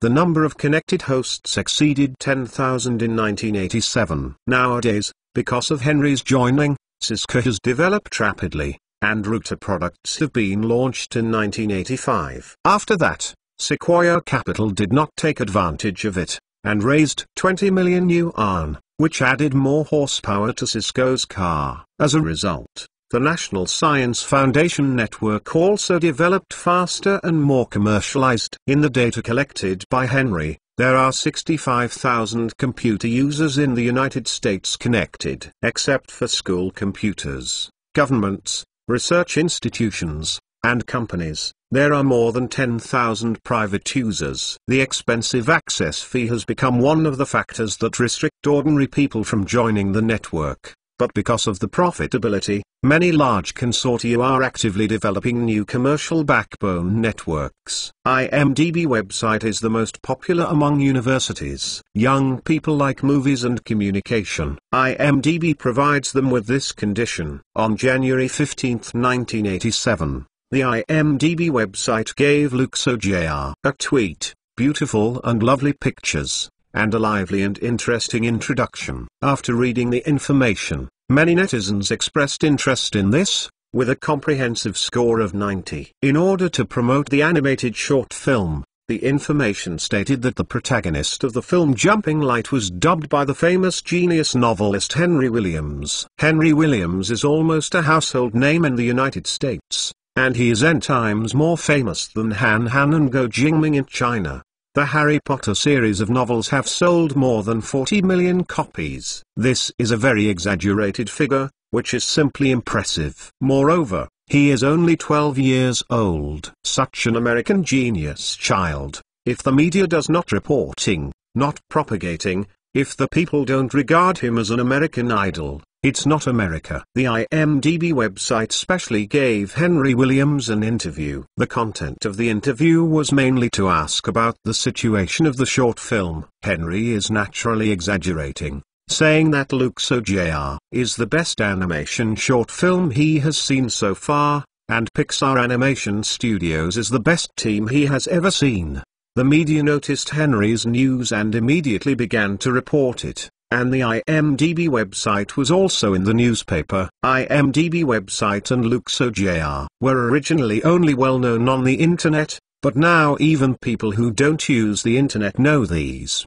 Because of Henry, they are very curious about this genius children's language. Just like chasing stars, they really want to know what he is doing. Now I learned that he actually dubbed an animated short film Luxo Jr. and praised the film for its excellent performance. This undoubtedly makes most people curious about Luxo Jr. Luxo Jr. gradually gained popularity, and it happened to be in time for the Oscar animated short film, which greatly helped Luxo Jr. to be nominated for awards. Soon afterwards, Henry released his new book Jurassic Park. Once this book was released, it was immediately out of stock. The first 500,000 copies of West German Publishing House sold out in one day, and immediately followed by another 1 million copies. The popularity of Jurassic Park shocked the nation, and immediately topped the best-selling list of American novels. New York, Los Angeles, San Francisco,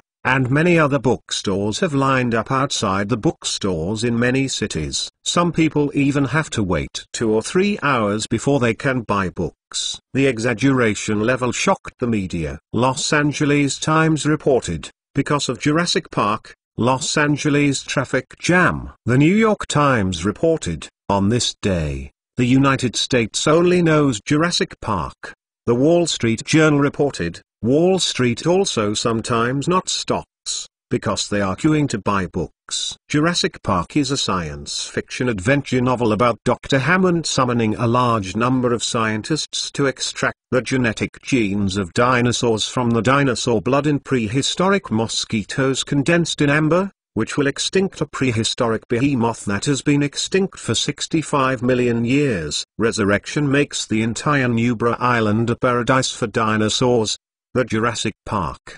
But when Hammond took his grandchildren on the first tour, the dinosaurs got angry! The American people were stunned by the various fantastic ideas and adventures in Jurassic Park, and they expressed their deep admiration for Henry, and they could even think of such a story. Henry's novels are not only selling, but their popularity is also soaring. At the same time, people are becoming more interested in the animated short film Luxo Jr., dubbed by Henry. When they learned that Luxo Jr. participated in the Oscar Animated Short Film Award, they couldn't help but express their support. The Oscar judges themselves are very fond of Luxo Jr. Now the public has a lot of voice for the award of Luxo Jr. The Oscar judges pushed the boat along with the water, and soon announced that Luxo Jr. was nominated for an Oscar animation short film. After the news was released, the Pixar team suddenly cheered, opened champagne and warmly celebrated. Henry also attended this celebration party, but it didn't take long before he left. They actually disagree with their own drinking, saying that American law does not allow children to drink. Really, Chinese law is better. Henry did not go home immediately, he went to the West German Publishing House. He came this time to discuss a business. Edward Joe, the CEO of West German Publishing House and the largest shareholder of West German Publishing House, is smoking in his office at the moment, with a pensive expression on his face. The book Jurassic Park is very popular. It is reasonable to say that Edward should be very happy, but his heart is a little trance at the moment, like the cigarette flickering and dimming. There was a knock on the door, and a beautiful female secretary came in. Edward ignores her beauty, or he is not in the mood to play with the unspoken rules now. Henry is here? Yes, I am already waiting for you in the reception room. Okay, I'll go right away. Edward Joe adjusted his clothes and went out. Henry drank coffee slowly, with a faint smile on his face. Edward Joe entered the door, reluctantly put on a smiling face, stretched out his hand, and said, "Welcome, Henry." "Edward, don't you seem to welcome me?" "Where is there?" Henry smiled, stretched out his hand and shook him, and said, "Edward, since Jurassic Park has been a huge success, then let's discuss the issue of equity participation." Before the release of the new book, Henry signed an agreement with West German Publishing House. If Jurassic Park is successful again, West German Publishing House will agree to Henry's shareholding in West Germany and hold 30% of the shares, and the stock price is based on internal IPO calculation. If Henry's shareholding is successful, Henry will become the largest shareholder of West German Publishing House, and Edward will become the second shareholder. There are more than 10 large and small shareholders of West German Publishing House, and Edward holds only 26% of the shares in West German Publishing House. Henry's shareholding in West Germany is what shareholders of the board of directors are happy to see and have been hoping for. Only by firmly binding the interests of the publishing house to Henry can the publishing house make more money. The popularity of Jurassic Park proves Henry's value! But Edward Joe had his own careful thoughts. He was worried that Henry would take his place after becoming the largest shareholder of West German Publishing House and shake his position on the board of directors. Actually, he was unreasonably worried. Henry, a busy man, had no intention of managing such things as the publishing house. He took a stake in West German Publishing House only for the future layout of the internet entertainment media empire. With the help of Henry, West German Publishing House has grown stronger and has the potential to become a first-class publishing house. In fact, Henry can buy a stake in West German Publishing House only in accordance with the agreement, without having to talk to Edward alone. But what Henry said, he must take the overall situation into consideration and stabilize the West German Publishing House. So he explained to Edward, "Edward, although I have a stake in West German Publishing House, I do not participate in the daily management of the company. The company is business as usual." When Edward heard this, he was overjoyed, and he immediately became enthusiastic, and he greeted the female secretary for coffee and good coffee. "Henry, come, have coffee, the best Blue Mountain." Henry was speechless. At the end of December last year, both Penguin and West German Publishing House settled the manuscript fees for Henry, and received a total of $15 million, sent $9 million to George Lucas, and left $6 million. His bank card still had $4 million left. Therefore, Henry now has $10 million. West German Publishing House is regarded as the leader among medium-sized publishing houses in the United States, and it is ready to go public. After going public, its market value will inevitably exceed $100 million.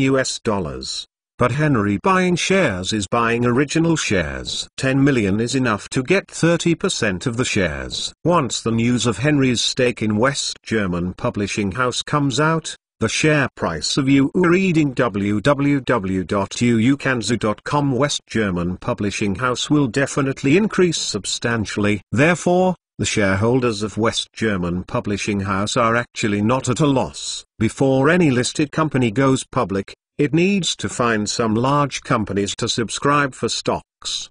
Why is that? It is not to give investors confidence and raise the stock price. Look, so many great companies have bought this stock must rise! Henry is still very influential in the publishing industry in the United States. Think about his age and his achievements. If Henry became a shareholder of West German Publishing House, it would mean that West German Publishing House was reborn and its identity was completely different from before. Before, it only published Henry's novels, but other publishers may poach Henry at any time. But now it doesn't work anymore. Once Henry is with West German Publishing House, with Henry's genius, West German Publishing House will surely soar into the sky. This point can be clearly distinguished by savvy investors. It is impossible for Henry's $10 million to be fully used to purchase shares of West German Publishing House. He and West German Publishing House agreed to use the cost of Jurassic Park to be paid in the future. So why did Henry sign an agreement with the publishing house before? And only after the success of Jurassic Park was Henry allowed to buy a stake in West Germany! Henry and Edward chatted for a while, and then went home. Soon, West German Publishing House started a roadshow to create momentum for the listing. Henry's stake in West German Publishing House was also hyped. As for the details of the stake, he did not tell the media. Vote. You reading book friends are welcome to come and read. The latest, fastest and hottest serial works are all in reading. Chapter 95. In February, the Oscar award ceremony was held. Edwin, John and others attended Pixar on behalf of Pixar. Henry also followed, but did not reveal his identity. The reason Henry went, apart from Pixar being nominated for the award, was mainly to join in the fun, to watch Hollywood movie stars, to be precise. to see beautiful women. The stars are shining tonight, and the beauty is like a cloud tonight. Henry didn't go to the red carpet. He walked in the exclusive passage. After entering the hall, Henry looked around, unconsciously a little excited. Like Henry, Edwin and John were very excited. After sitting down, Henry found that there was a beautiful woman sitting next to him. Hollywood was obviously teeming with heirs. Except for a very famous star, Henry actually didn't know a few people. Although Henry said that he has watched a lot of American movies, many celebrities either didn't make their debut or were not eligible to participate in the Oscars. Henry looked at the beauty beside him, and saw that she was blonde like a waterfall, slender figure, wearing a pair of black high heels, wearing a red skirt, low cut and exposed, sexy, but the skin was a little rough, so Henry secretly sighed. European and American women seem to have poor skin, so it's no wonder that other people have developed cosmetics. Henry lost a little interest and took his attention back.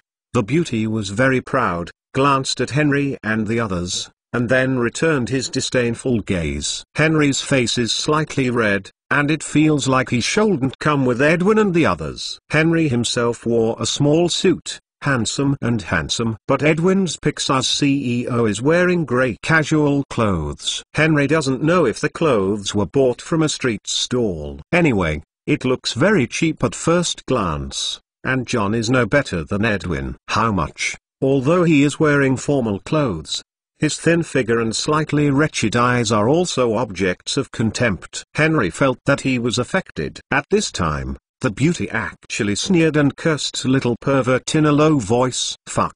This is calling me. Henry is embarrassed, with an innocent look. You show your ditch, so you don't allow others to watch it? Can the director see it? I can't see it. Besides, except for a few glances at the beginning, he never took a peek. Henry felt that he was really innocent. Forget it, it doesn't matter. Henry is small, but he has a big measure. Then various Oscars were awarded. When the Oscars for the Best Animated Short Film was awarded, the daily was almost cold. The Best Animated Short Film won the Oscars. Speaking of this, the award presenting guests paused deliberately, always doing this, deliberately dreading their appetite. Edwin and John stared at them, focused on them. The old elder, who stretched his neck, looked expectant and excited. Henry saw the look and shook his head secretly. The two giants of Pixar are just like that. Alas, Henry is much calmer. It's okay, he can't get the prize. Go home and make 10 by himself, whatever he wants to do. Rich, capricious. After waiting for a while, the award-presenting guest announced loudly, the Luxo Jr. by Pixar Animation Studios. Edwin and John almost jumped up excitedly. Luxo Jr. won the prize. Henry was also very happy, smiled, and said to Edwin, look at it, don't hurry up to accept the award. Edwin reacted quickly and hurried to the stage. On the podium, the award-presenting guest handed him the trophy, and then asked him to speak. Edwin then began to speak. Henry knew that Edwin was about to start thanking himself, and he immediately raised his chest and sat up in a precarious manner. First of all, I want to thank my boss, Mr. Henry Williams, for his greatest support. Oh, Henry Williams? Exclamation mark. The award-presenting guest exclaimed excitedly, is this the genius young writer Henry Williams? Exclamation mark. Yes, that's right. Oh, this is really surprising. The award-presenting guest was a little surprised, and then shouted to the audience, by the way, has little Henry come? When he comes, please ask him to come on stage and give a few thoughts. Henry was speechless, sitting or standing. He didn't want to speak on stage at all. At this time, the light suddenly pointed at Henry, and Henry only felt his eyes lit up, and everyone turned their heads and looked over. Henry didn't respond much, but the beautiful star next to him was excited. For 1 second, 2 seconds. She actually posed in front of the camera for more than 10 seconds until Henry stood up helplessly and walked onto the stage. She stopped disappointed. Hollywood is deep.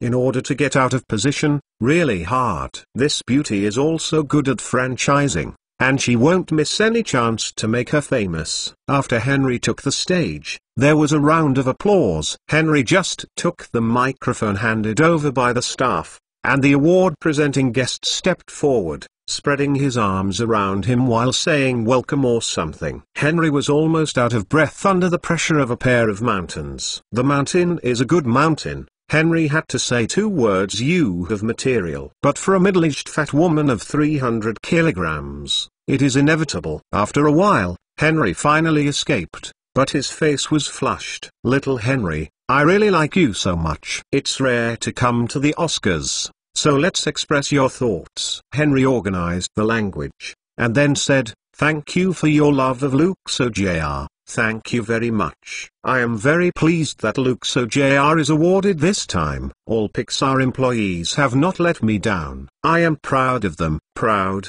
This award should belong to all Pixar employees. It is their hard work and dedication that made Luxo a success. Let us once again thank them with applause for bringing us such a good animation film. Happiness! Exclamation mark. The applause suddenly came like a tide. Edwin's eyes are red, tears almost rolling in his eyes. Henry said something sensational, which moved him quite a bit. When the confidant died, Edwin became more loyal to Henry. After Henry expressed his thoughts, it didn't take long for Edwin to step down. Standing on the stage for a long time, I feel very awkward and a little uncomfortable. After step down, Henry found the jealous look of the beautiful woman sitting next to him. Dushaw Moses is indeed jealous. She is just a second-rate star. She has filmed more than 20 roles in large and small scenes, but she still fails to shine. When she saw Edwin and John playing with trophies, and showing those proud expressions. McLenovel.com, her heart became more uncomfortable. She looked at it, her heart became irritable, her tone of voice suddenly yin and yang were weird, and he curled his lips and said, it's just a cartoon, and it should be the Best Film Award. Ha ha. John was upset when he heard this, just about to yell at him, but Edwin stopped him. This is still the Oscars ceremony. It would be no good if there was a joke. When the beauty saw John stunned, she couldn't help but feel proud. Henry couldn't stand it, and said lightly, what's wrong with the animated movie? Sooner or later Pixar's animated movie will make a sensation in Hollywood. Dushaw chuckled, and turned her head aside, showing a disdainful expression. Henry frowned slightly and said no more. It's useless to say more. Henry doesn't want to waste saliva with unrelated people. Moreover, this woman had left a very bad impression in Henry's heart, and she was basically on the blacklist. Not to mention that she will be deliberately suppressed in the future, but it will never be of benefit to her. Perhaps she is not famous. One is her poor acting skills, and the other is to offend people everywhere. Edwin was ridiculed, and he was not in a good mood. Pixar's brilliance will not begin until Toy Story. At present, the mainstream of animation production is still Disney's artificial painting, and computer animation has not yet been fully recognized by people. Dushaw's words were a blow to Edwin, but Pixar couldn't beat it. It would only get more frustrated and courageous. Edwin and John are working hard, and next time they must make more excellent movie animations, and they must make some people admire them. Are there any extra tickets? McLenovel.com book friends are welcome to visit and read. The latest, fastest and hottest serial works are all at www.mclenovel.com. Book friends are welcome to visit and read. The latest and greatest, the fastest and hottest serial works are all at www.mclenovel.com. Mobile phone users, please go to read. Chapter 96. On April 10, 1987, West German publishing house finally went public after several months of preparations and roadshows. Before that, Henry and Edward Joe speculated how much the stock price would rise this time. Edward Joe believes that the market value of the average medium-sized publishing house will reach $80 to $9 million, but the West German publishing house will definitely exceed $100 million. Henry smiled. He didn't know the final market value of West German publishing house. He came to Wall Street with Edward Joe, always paying attention to the changes in the daily limit. Although the West German publishing house is only a medium-sized publishing house in the United States, it has good performance and Henry's shareholding has won investors' pursuit. The stock price rose very well, and the closing price of the day reached $25 per share. The price shocked Edward Joe, which surprised Henry. It seemed that his fame did play a significant role. This IPO initial public offering of West German publishing house issued a total of 2 million shares, which is almost 20% of the shares. After today, it means that the market value of West German publishing house has risen to $250 million, which is more than $150 million more than Edward Joe's market value. By the next day, the stock price fluctuated slightly, but it did not change much. The whole West German publishing house is in a kind of excitement. In the original IPO, Henry's shares were to be diluted, and then Henry took advantage of the West German publishing house to cash out some of the shares,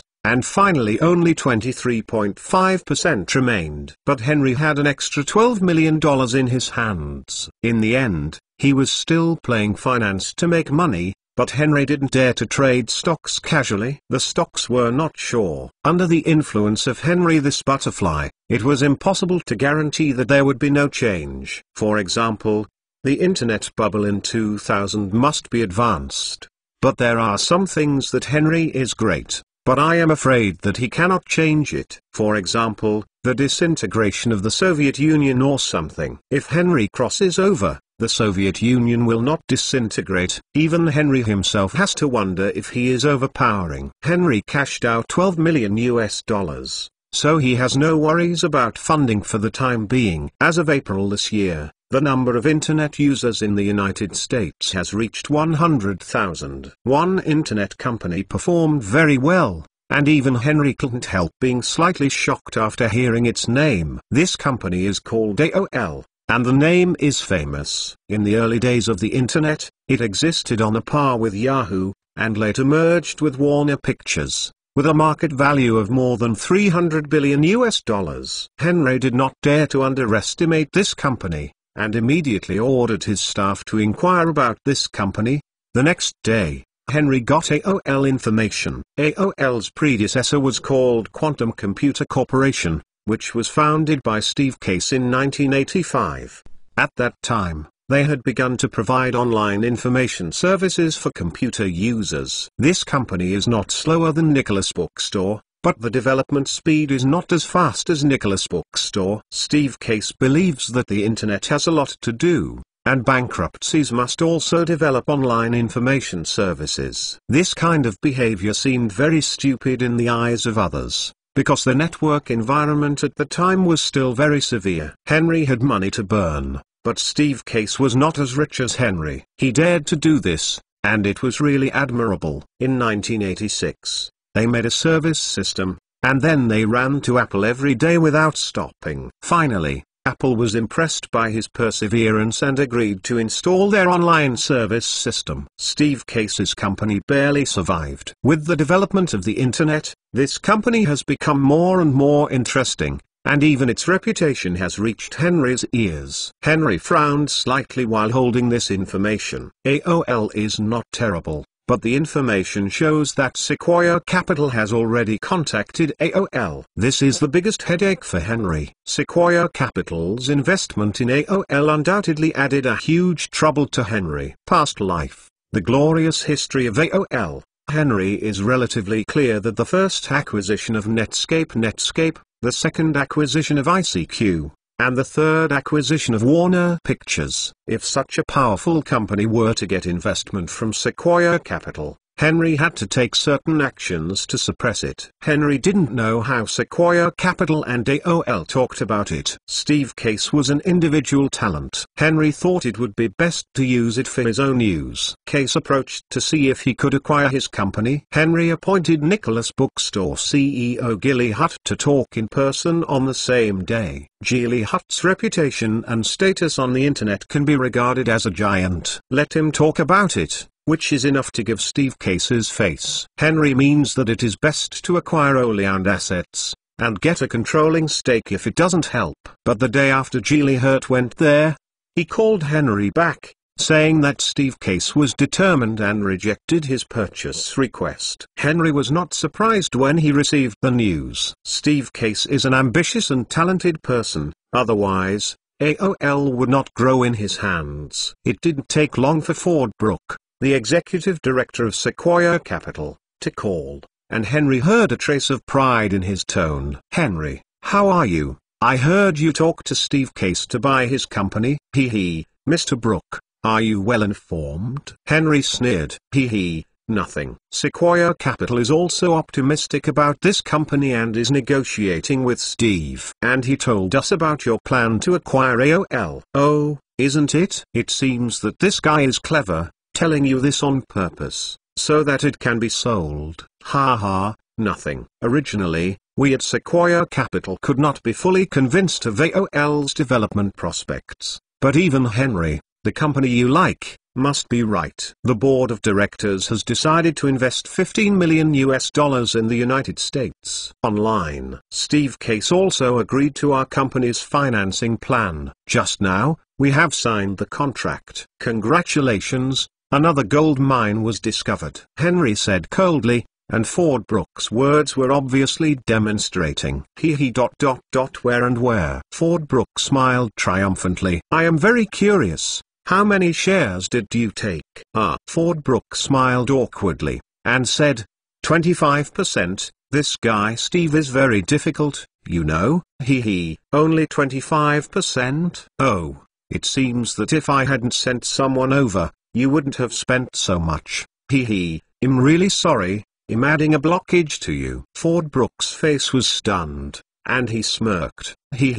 Nothing. Henry hung up the phone. His face was not pretty. After a long silence, he called Geely Hut and told him to pay attention to the development of AOL at all times. Subsequently, Henry began to consider future development plans. He only had $22 million in his hands. As everyone knows, the internet burns money very early in the early stage, and Henry has to find a way to raise money. Now Henry has 4 holding companies, Nicholas Bookstore, Cisco, Pixar, and Knows Arkansas. Of these 4 companies, Cisco alone has made money, but for the sake of development, there is basically no dividend. As for the other 3, they are all scams. Henry thought for a long time, and finally decided to split the Netscape browser on the market, and then collect money. The importance of the browser is self-evident, but compared to others, it is not so important. If Henry makes billions of dollars or more through the Netscape browser, he won't have to worry about funds at all. Then create a variety of internet companies that will make money in the future. If one day they run out of money, then they will split a certain company to go public and continue to collect money. IPO financing is the kingly way!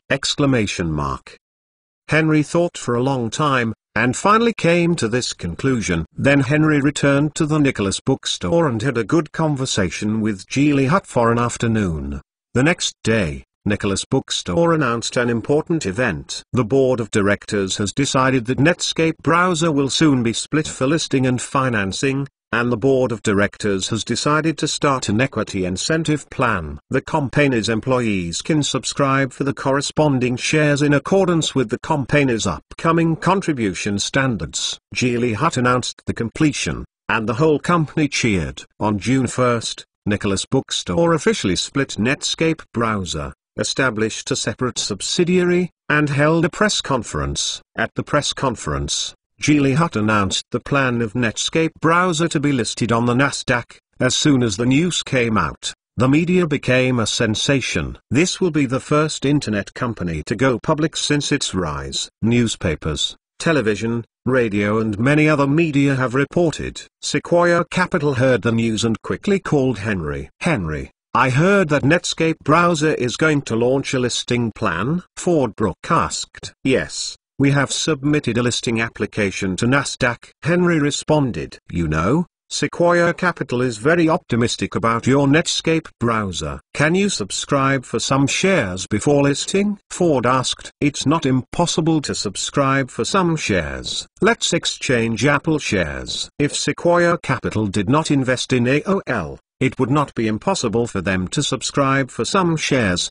But Henry does not want them to take advantage now. Ford's tone was stagnant, and he paused before saying, I have to discuss with the board of directors. Sequoia Capital still believes that holding Apple shares is more valuable than Netscape browser. Henry didn't say much. They will regret it after the Netscape browser is on the market. After a while, Geely Hutt was busy. He held several positions, both the CEO of Nicholas Bookstore and the CEO of Netscape browser. He was also busy with road shows and running all over the country. But the hard work was given to Henry. With his 2% of the Netscape browser shares, after the listing, Henry Hutt is painful and happy, not to mention $1 million.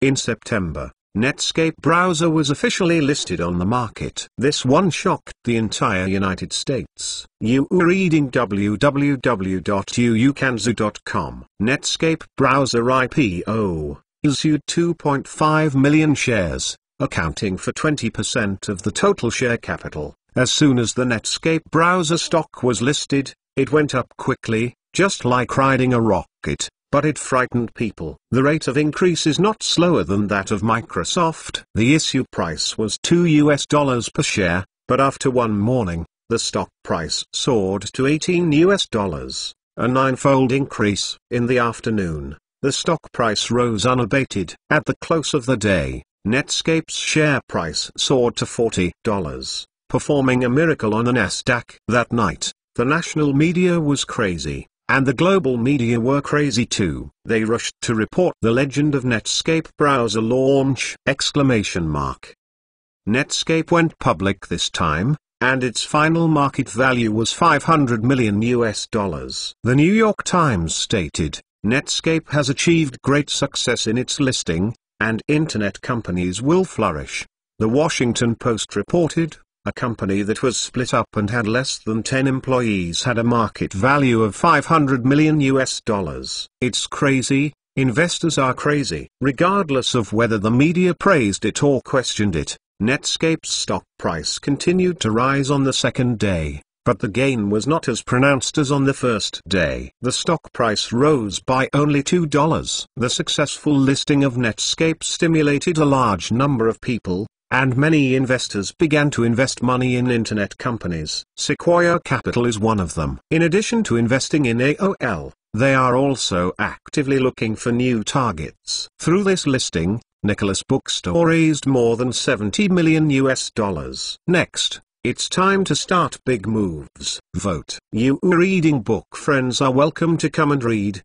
The latest, fastest and hottest serial works are all in You Reading. Chapter 97. In Henry's view, Netscape's listing is indeed a bit early. In the previous life, on the day Netscape went public, its market value had reached $7.1 billion, and it exceeded $20 billion at the end of that year. Netscape's market value is only more than $500 million, relatively speaking. Some losses. But in order to obtain a development fund, Henry had to do it. To make a trade-off between the future and the present, Henry considers the future more. A small loss now, a big profit in the future. After obtaining 100 million funds, Henry decided to reorganize the Nicholas Bookstore and set up the Nicholas Group, which has the Nicholas website, the IMDb website and the listed subsidiary Netscape. In addition to selling books, Nicholas's main business will gradually add new products, and the first attempt will be videotapes. With the influence of the IMDb website, Nicholas must be able to cooperate with film companies. The establishment of the IMDb website is exactly a bureau under Henry Boo, and it is also the reason why Henry is eager to build a movie website. It is impossible for Nicholas to just sell books. It has to develop, it has to sell more things, and it has to become the largest integrated online retailer. In addition, the Nicholas Group will set up a global online company, open online service functions, mainly to provide email, online browsing, and entertainment news. AOL is awesome, brother. Global Online!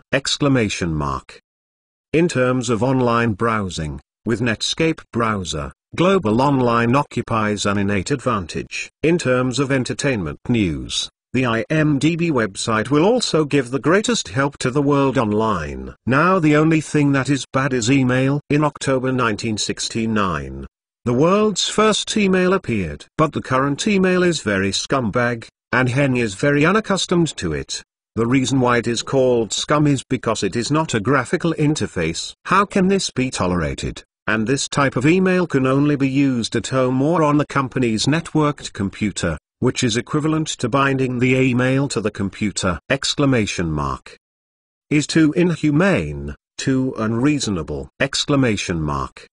Must be changed. Henry summoned his staff and made two demands on them. First, email must be a graphical interface, and the interface must be simple and concise. Second, users can manage accounts and send emails through the Netscape browser. Henry doesn't want to make email fancy. It has many functions. Now that there are not many netizens, we must first give them the simplest and most needed thing. Because the best email must not be the most functional email, but the most suitable email!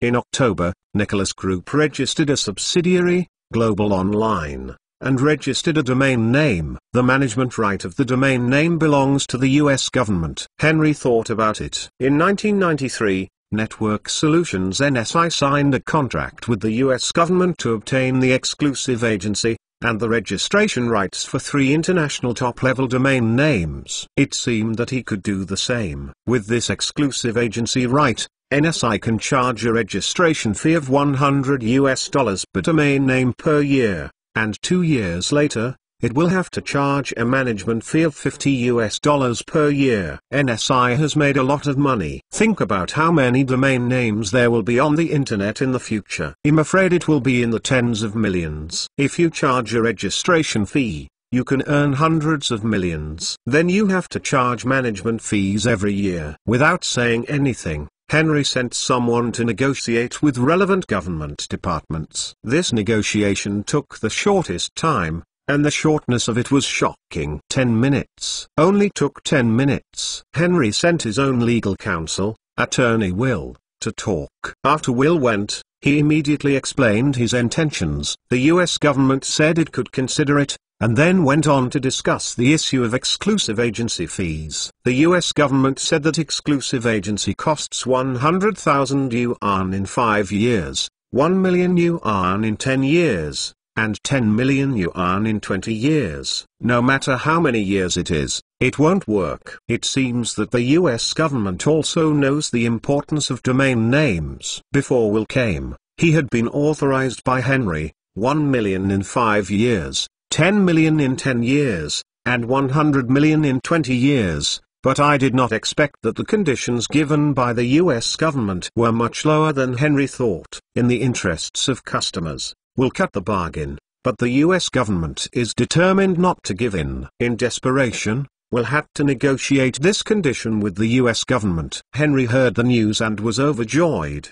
and hurriedly urged the US government to sign the contract. A week later, Henry took attorney Weir and signed a contract with the US government. Henry naturally signed the exclusive agency rights for 20 years. This cannot be blamed on the low-sightedness of the US government. It is really difficult to see the profit prospects because there are less than 1,000 domain names in total. Henry created a company specifically for this purpose, named Domain Name Management Company, and then recruited 2 or 3 people to cope with the early development. After the establishment of the Domain Name Management Company, Henry inevitably had a little thought and little desire in his mind, that is, to register the domain names of the world's top 500 companies, and then wait for them to buy them back from his own hands. Henry felt a little impulsive when he thought that in the future, a top-level domain could be auctioned for tens of millions of dollars. Henry has now created a domain name management company. It doesn't cost to register a domain name by himself, and there is no management fee. If you register desperately, it seems that becoming the richest man is just around the corner. Alas, This is the United States. The crime of monopoly is too serious. If one is careless, it is very likely that he will be invited to drink tea. Henry held back after all. In fact, the establishment of a domain name management company can not only bring Henry huge benefits, but also monitor the development of the global internet. Henry knows exactly how many domain names and websites have been registered worldwide, which will play a huge role in his future layout. Geely Hutt began to actively contact the major Hollywood studios and discuss with them about selling videotapes online. Film companies can have one more sales channel, and they are naturally happy to see the results. And because of the cancellation of the middleman link, even if the website sells cheaply, .metalnovel.com, the major film companies actually make more. Geely Hutt signed a long-term contract with them. The content of the contract stipulates that Nicholas' website obtains the exclusive right to sell film and videotapes of the 6 major film companies, and Nicholas' website can get 1% rebate from each transaction, and the Nicholas website is obliged to promote and advertise film company videotapes. Don't look at the simple agreement, but in fact the film company just sits and collects money, and the Nicholas website has to build a warehouse and logistics system, doing more than a film company. In November, the Nicholas website was officially revised and the movie videotape was released. Combined with the data on the IMDb website, each movie tape has a detailed introduction and pictures, as well as IMDb ratings and reviews. On the IMDb website, a link to Nicholas's website will be given below each book. Netscape browser has also started to pop up, strongly recommending online shopping for movie and videotapes. Under the repeated bombing, Nicholas's website has become a big hit. The sales volume of movie and videotapes in a week is amazing, reaching more than 20,000. Sales of books have also soared, with 4,000 copies sold within a week. Nicholas' website took advantage of this fire. The number of registered users exceeded 10,000. In 1987, when there were not many internet users, this was a very staggering number. Vote.metalnovel.com book friends are welcome to visit and read. The latest, fastest and hottest serial works are all at www.metalnovel.com. For mobile users, please go to read.metalnovel.com. Welcome to the book, come and read it. The latest, fastest and hottest serial works are all at www.metalnovel.com. For mobile users, please go to read. Chapter 98. Keep up the good work. Nicholas' website is ready to sell music tapes after tasting the sweetness. The film company made a fortune from the Nicholas website. With this example, music tapes are easy to talk about. As a result, Geely Hutt arranged for manpower to go to various record companies to discuss cooperation. At the same time, Nicholas.com will build 4 large warehouses across the United States and set up its own logistics company at the same time. However, these have to be taken slowly, and it is impossible to do it at once. First, the first warehouse was located in the suburbs of Los Angeles, covering an area of 100,000 square meters. It cost $10 million to purchase the land. Secondly, the construction was expected to be completed in 1990. This is not as simple as building a warehouse, which contains all kinds of high-tech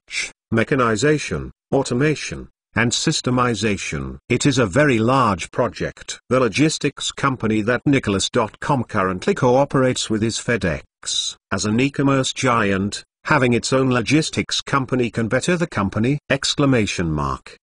The formation of a logistics company is not disclosed. The Nicholas website and FedEx are cooperating well. If they know that Nicholas website has formed a logistics company, the relationship will be deadlocked. What's more, due to capital and scale constraints, Nicholas Logistics can only operate in California, and its coverage is not as wide as the United States. At this time, FedEx is already an international logistics company with a global business scope, which is very impressive. The Nicholas website spends money like water, and Henry looks distressed. But now it is a huge loss in exchange for performance to stabilize the position of the e-commerce giant. A website similar to Nicholas in the United States has been established. If Nicholas does not dispute, he will most likely be eliminated. One wrong step will lose the game. The Matthew effect is most clearly reflected in the internet: the strong the stronger, the weak the weaker! Exclamation mark. For example, if QQ is strong, other instant chat software is dead, and it can't catch up no matter how to catch up.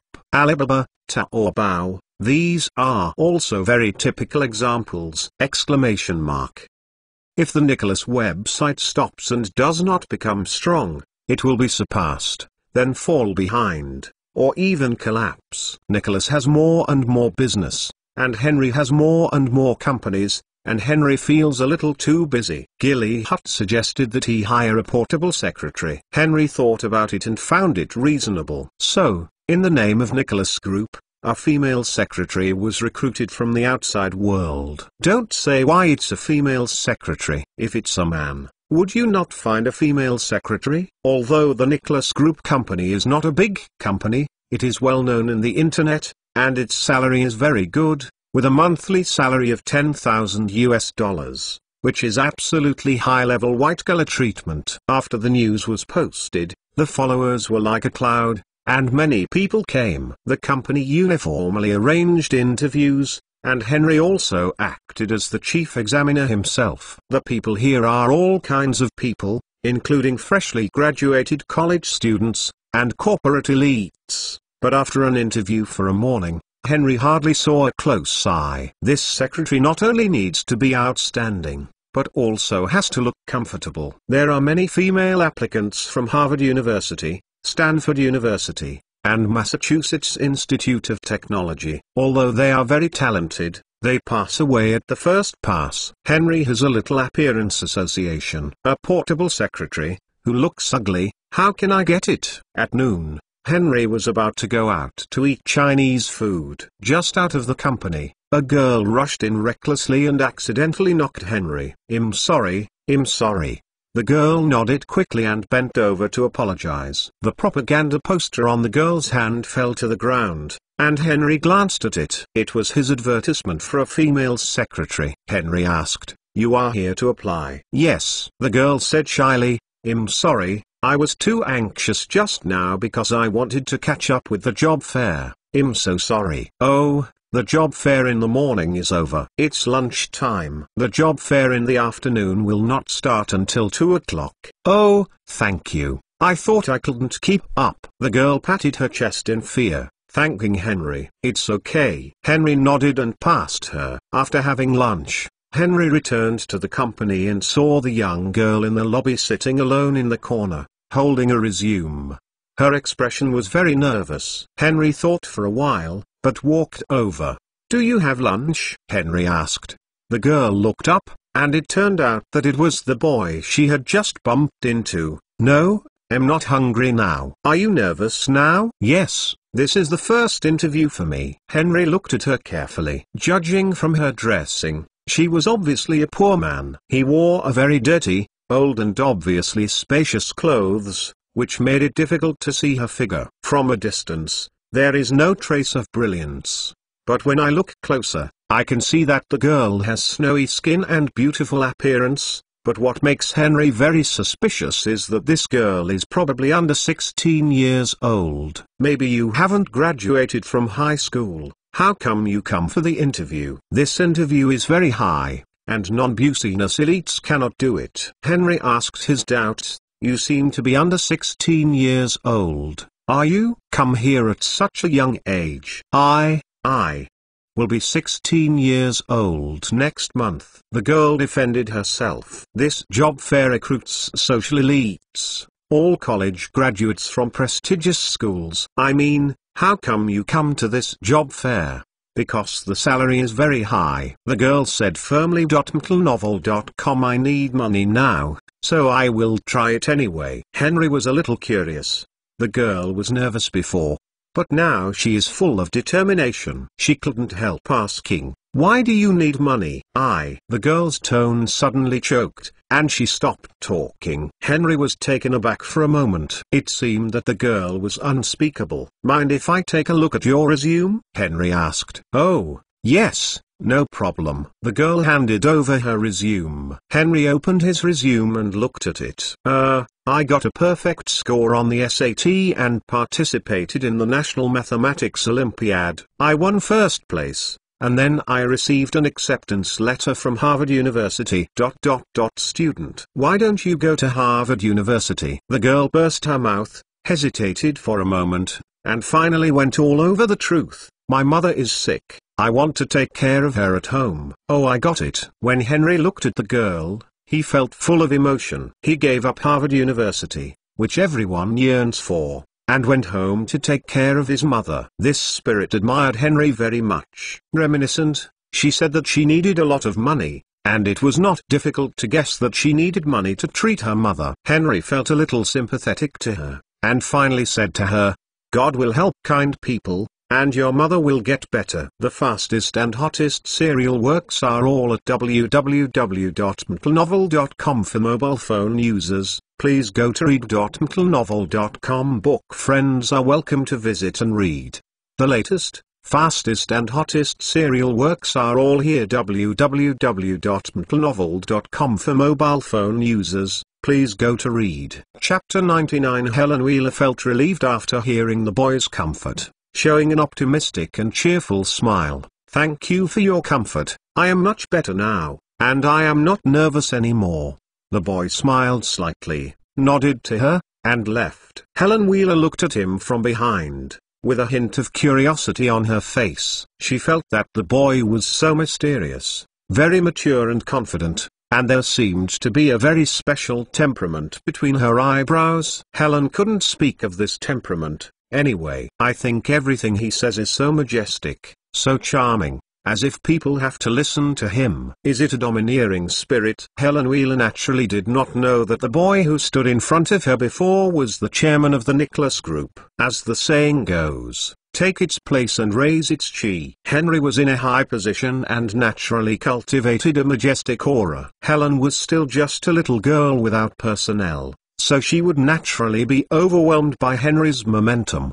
The afternoon job fair started. Helen Wheeler submitted a resume, and then stood outside and waited. There were also more than 10 very beautiful white-collar elites who came for the interview. They all wore beautiful high heels and their clothes were high-end and fashionable. Helen looked at herself and looked at them again, and suddenly felt like she was Cinderella. Same. Helen felt a hint of inferiority in vain. She couldn't help shrinking, and walked to the corner alone. At this time, the white-collar beauties all looked at her with different colors, and they made comments and talked. Hey, look at that woman over there. She actually came to the interview. Yes, she is dressed like a bun. Who would want her? Maybe the chairman of the Nicholas Group likes this style. Hee. Yeah. Helen listened to them, his head buried lower, and hot and humid tears rolled in his eyes. But she told herself in her heart, you can't cry, you can't cry. Helen, you have to be strong. You are not born to be defeated. People can be destroyed but cannot be defeated. They just laugh at me and don't do anything to me! Exclamation mark. Helen kept cheering herself up like this in her heart. Time gradually passed, and the female white-collar workers walked out the door of the interview with their heads down. Helen clenched her fist. Her heart became more and more nervous, less and less self-confident. Even those high-educated female white-collar workers failed one by one, and she dropped out of high school even if she didn't even have a little work experience. Would the interview succeed? Helen had nothing in her heart. At this time, the door of the interview suddenly opened, and the interview staff shouted, "Please come in, Helen Wheeler." Okay. Seeing that it was her turn to interview, Helen Wheeler was taken aback. Helen silently followed behind the staff, but his heartbeat accelerated with a thump, and he was extremely uneasy. After entering the room, Helen looked up cautiously at the recruiting examiner, which surprised Helen Wheeler. I saw the boy who had met both sides sitting in the center of the interviewer and looking at himself with a smile on his face. Helen was both shocked and puzzled,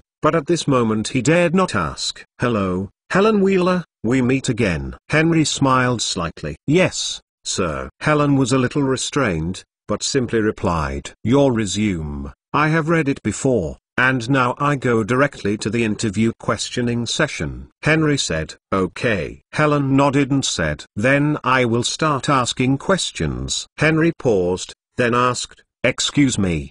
Do you know computers?" I took a semester of computer courses in high school." Helen felt that she was too bad and she would definitely mess up the interview. As expected, Helen heard the boy say, "Okay, you go outside and wait for a while, and we will announce the result of the interview after a while." "Oh, okay," Helen replied disappointedly, then got up and walked out of the room. As soon as Helen went out, everyone couldn't help being surprised. Someone asked, "Why did you come out so quickly?" Helen's face flushed suddenly, and she felt very ashamed. "By the way, how many questions did the examiner ask you?" Helen froze, and finally replied, "One." "Only one?" Everyone was suddenly stunned. "What did they ask you?" Everyone kept asking questions. Helen was irritated by them, thinking, there is nothing to hide from this kind of thing, and she said simply and generously, "They asked me if I knew computer. I said that I took a semester of computer courses in high school, and then, they told me to wait outside." It's so ridiculous. This is an internet company. You don't know computers. What are you applying for? Hee. No wonder she was called out after only one question was asked. I was called out after 5 questions. What are 5? I was asked 8 questions. I have been asked 10. After hearing what they said, Helen Wheeler felt a little ashamed and couldn't wait to find a hole in it. Just as they were showing off, the door of the room opened, and the HR manager of the Nicholas Group came out and announced to everyone, "Hello everyone, I welcome everyone to participate in this interview. Now, I will announce the result of the interview."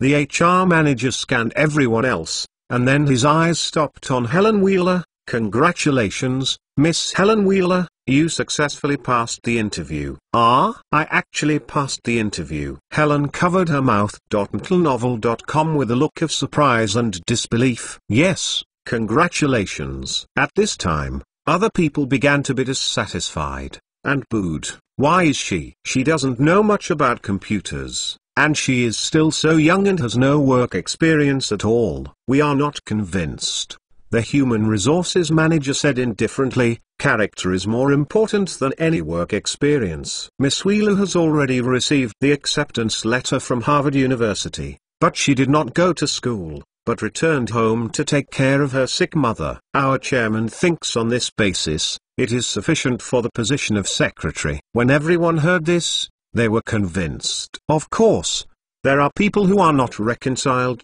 but what can be done if they are not reconciled? Other chairmen of the board will like Helen Wheeler, as they said before, others just like this one. What can you do?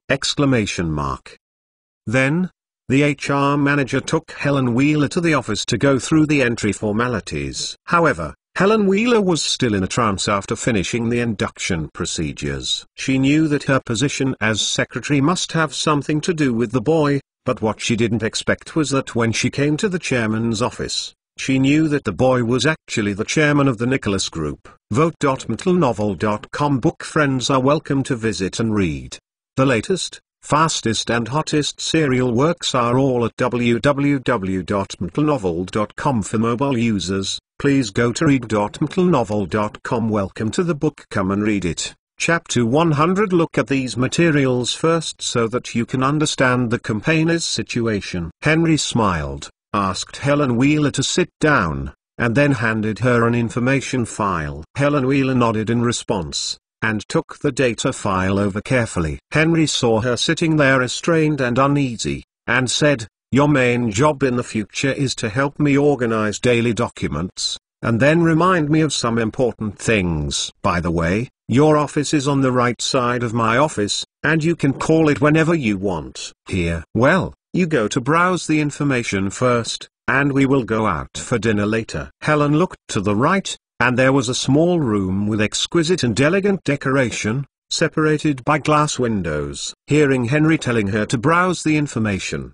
he immediately responded, then stood up and prepared to walk over. "Wait a minute." Helen stopped suddenly, turned around and asked, "Chairman, What do you need to tell? This is the mobile phone that the company gave you. You take it first. Henry handed over a brick mobile phone, which was Motorola's latest model, for $3,000 to $4,000. Henry didn't own a cell phone. It was inconvenient to take this thing out. He couldn't hold it in his pocket, so he had to hold it in his hand all the time. Henry gave his full-time driver a mobile phone, and if someone wanted to contact Henry, he would call the driver. But this is not very convenient. Fortunately, a personal secretary is now hired. If you have something to find yourself, let them call the secretary. Helen was taken aback. The company's treatment is so good that he has a mobile phone right after he goes to work. Thank you, Chairman. Go, get acquainted with the company as soon as possible. Henry finished speaking,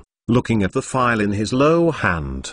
This document is the status of the establishment of Global Online. Global Online has begun to take shape. The email development team, website development team, news and entertainment editorial department, plus some other jobs, have recruited a total of 95 people scattered. Henry positioned Global Online etc. as an online service. And what could be better than a portal for online services? AOL simply provides their service functions and has not yet developed into a portal site. In the previous life, AOL and Yahoo were the two largest portals at the time. Indeed, it's a bit early to develop a portal at this time. First, there are fewer internet users, and second, there are fewer websites. But this does not prevent Henry from turning the Global Online into a portal site. Imagine, compared with a portal website, an ordinary website, who is more prominent, and who is more popular among netizens. There is no doubt that it is the portal site, of course. While making a Global Online portal site, it also provides various online service functions such as email, which can completely hit AOL. However, to be a portal website, you need to know which websites have more traffic and are more popular in order to better provide users with the most accurate service. Therefore, it is necessary to develop a software to count the traffic of each website. Alexa is a website that publishes the world rankings of websites in the previous life. They developed a software Alexa Toolbar, which is a tool embedded in Microsoft Internet Explorer. It sends a message to Alexa when the user visits each web page. Go back to a string of codes and tell Alexa about the information about the browse. The user will see the ranking information of the website he browses among all websites in the world on the toolbar. Therefore, it is necessary for Global Online to develop a software similar to the Alexa toolbar. So, before Global Online was officially launched, Henry began to ask them to develop an Alexa software. After Henry talked to Geely Hutt, it was almost 5:30. At this moment, most of the company's employees have already left work. Henry saw that Helen was reading the information seriously, so he walked over and shouted, "Helen, I'm off work. Let's have dinner together." "Chairman, I can't eat with you." "What's happening?" "I have to go home to take care of my mother." Henry suddenly realized how he forgot about it. "Well, then you go home first." "Thank you, Chairman," Helen happily said. "Then I'll leave first." "Okay." "Oh, wait a minute." Helen looked at Henry suspiciously. At this time, Henry took out a stack of money from the drawer and handed it to her. "This is the company's advance of 1/3 of your salary." "Chairman, thank you so much." Helen took the money and couldn't help crying. Henry smiled and handed you a tissue. "Then you can work hard in the future, don't let the boss down. Come on, wipe your tears quickly, or be seen by others." He will say bully the newcomer secretary. "Thank you, Chairman." "Hurry up and go home, your mother may be in a hurry." Helen nodded, turned and left, walking lightly, like a cheerful skylark. Henry shook his head and laughed aloud. Is still an uncle's mentality after all. Is there a girl in charge? In the following week, Henry and Helen get along better. Helen is a very hard-working person and works very hard. Although there are sometimes mistakes due to lack of experience, the progress is extraordinary. Henry learned from her conversation that her father abandoned his wife and daughter in the early years and didn't know where he went. His mother worked hard to raise her, and finally got a serious illness and stayed in bed all day long. Henry gave her an advance salary of $3,000, which was basically spent on the cost of medical treatment. She didn't buy new clothes, cosmetics, or high heels. She was as pure as a Cinderella in the country, just like Henry first saw her. It's just that Helen has a lot of smiles on her face now, and she is also more confident. The end of 1987 is almost here, and the company has to pay taxes again. Henry thought about Helen's mother, and then thought about the tax avoidance of charity in the United States. I thought, charity is better than paying taxes. Doing charity not only avoids taxes, but also gains fame, which has a great effect on improving the corporate image. Then Henry asked Cisco to set up a charity fund. Although the annual financial statements have not yet been released, Henry probably estimated that Cisco's sales this year exceeded $100 million and must pay a lot of taxes. Henry discussed with the Posacks and only notified Sequoia Capital. Regardless of whether they agreed or not, they established the Cisco Charity Foundation. Subsequently, Cisco donated $10 million into it. Henry pushed the boat along the river and listed Helen's mother as the first charity object. For Henry, helping Helen's mother is a trivial matter, but for the Helen family, it is a great favor. One day, Helen cried and ran to Henry's office. Henry saw her pear blossoms with rain, was stunned, and quickly asked, "Why are you crying?" "Chairman, my mother got help from a certain charity fund. I was so happy that I cried," Helen said excitedly. The documents Henry gave him were only the information of the Nicholas Group company and Henry's other industries. "She hasn't touched it yet, but she will touch it soon." "Okay, since you are happy, you should smile more. Prepare yourself and call Gilly Hutt for me in." "Okay, Chairman." It didn't take long for Gilly Hutt to come. Helen served a cup of coffee to Gilly Hutt, and Gilly Huttman took a sip and said with a smile, "Miss Helen's skill in making coffee has increased every day." Helen flushed,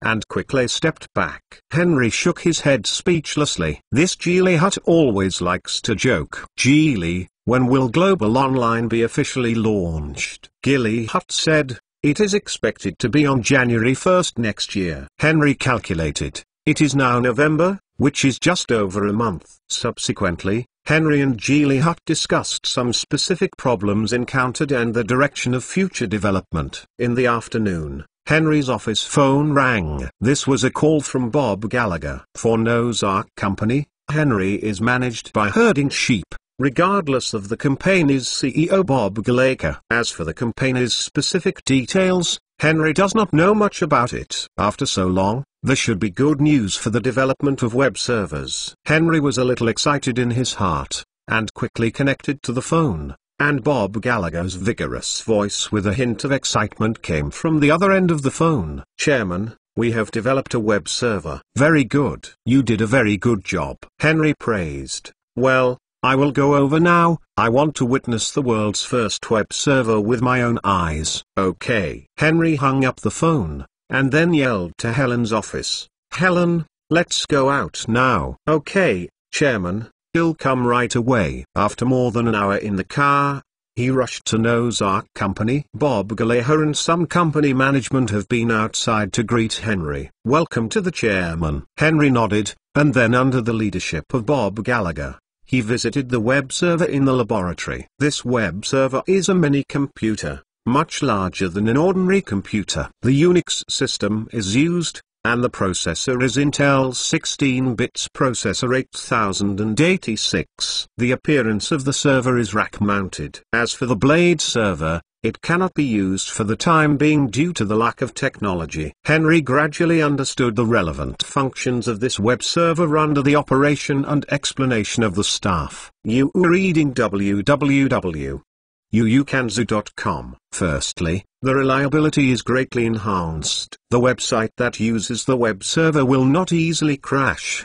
Secondly, it is easy to manage the website in the background through the web server. Finally, it also has a certain degree of scalability, such as a web server that cannot support the website. Huge traffic, You can add a new web server to divide the pressure. This server is quite mature and can be introduced to the market. Henry was very satisfied, praised everyone on the spot, and then named the server. Just call it WebARC1. So, the name of the world's first web server was born, and it was called WebARC1!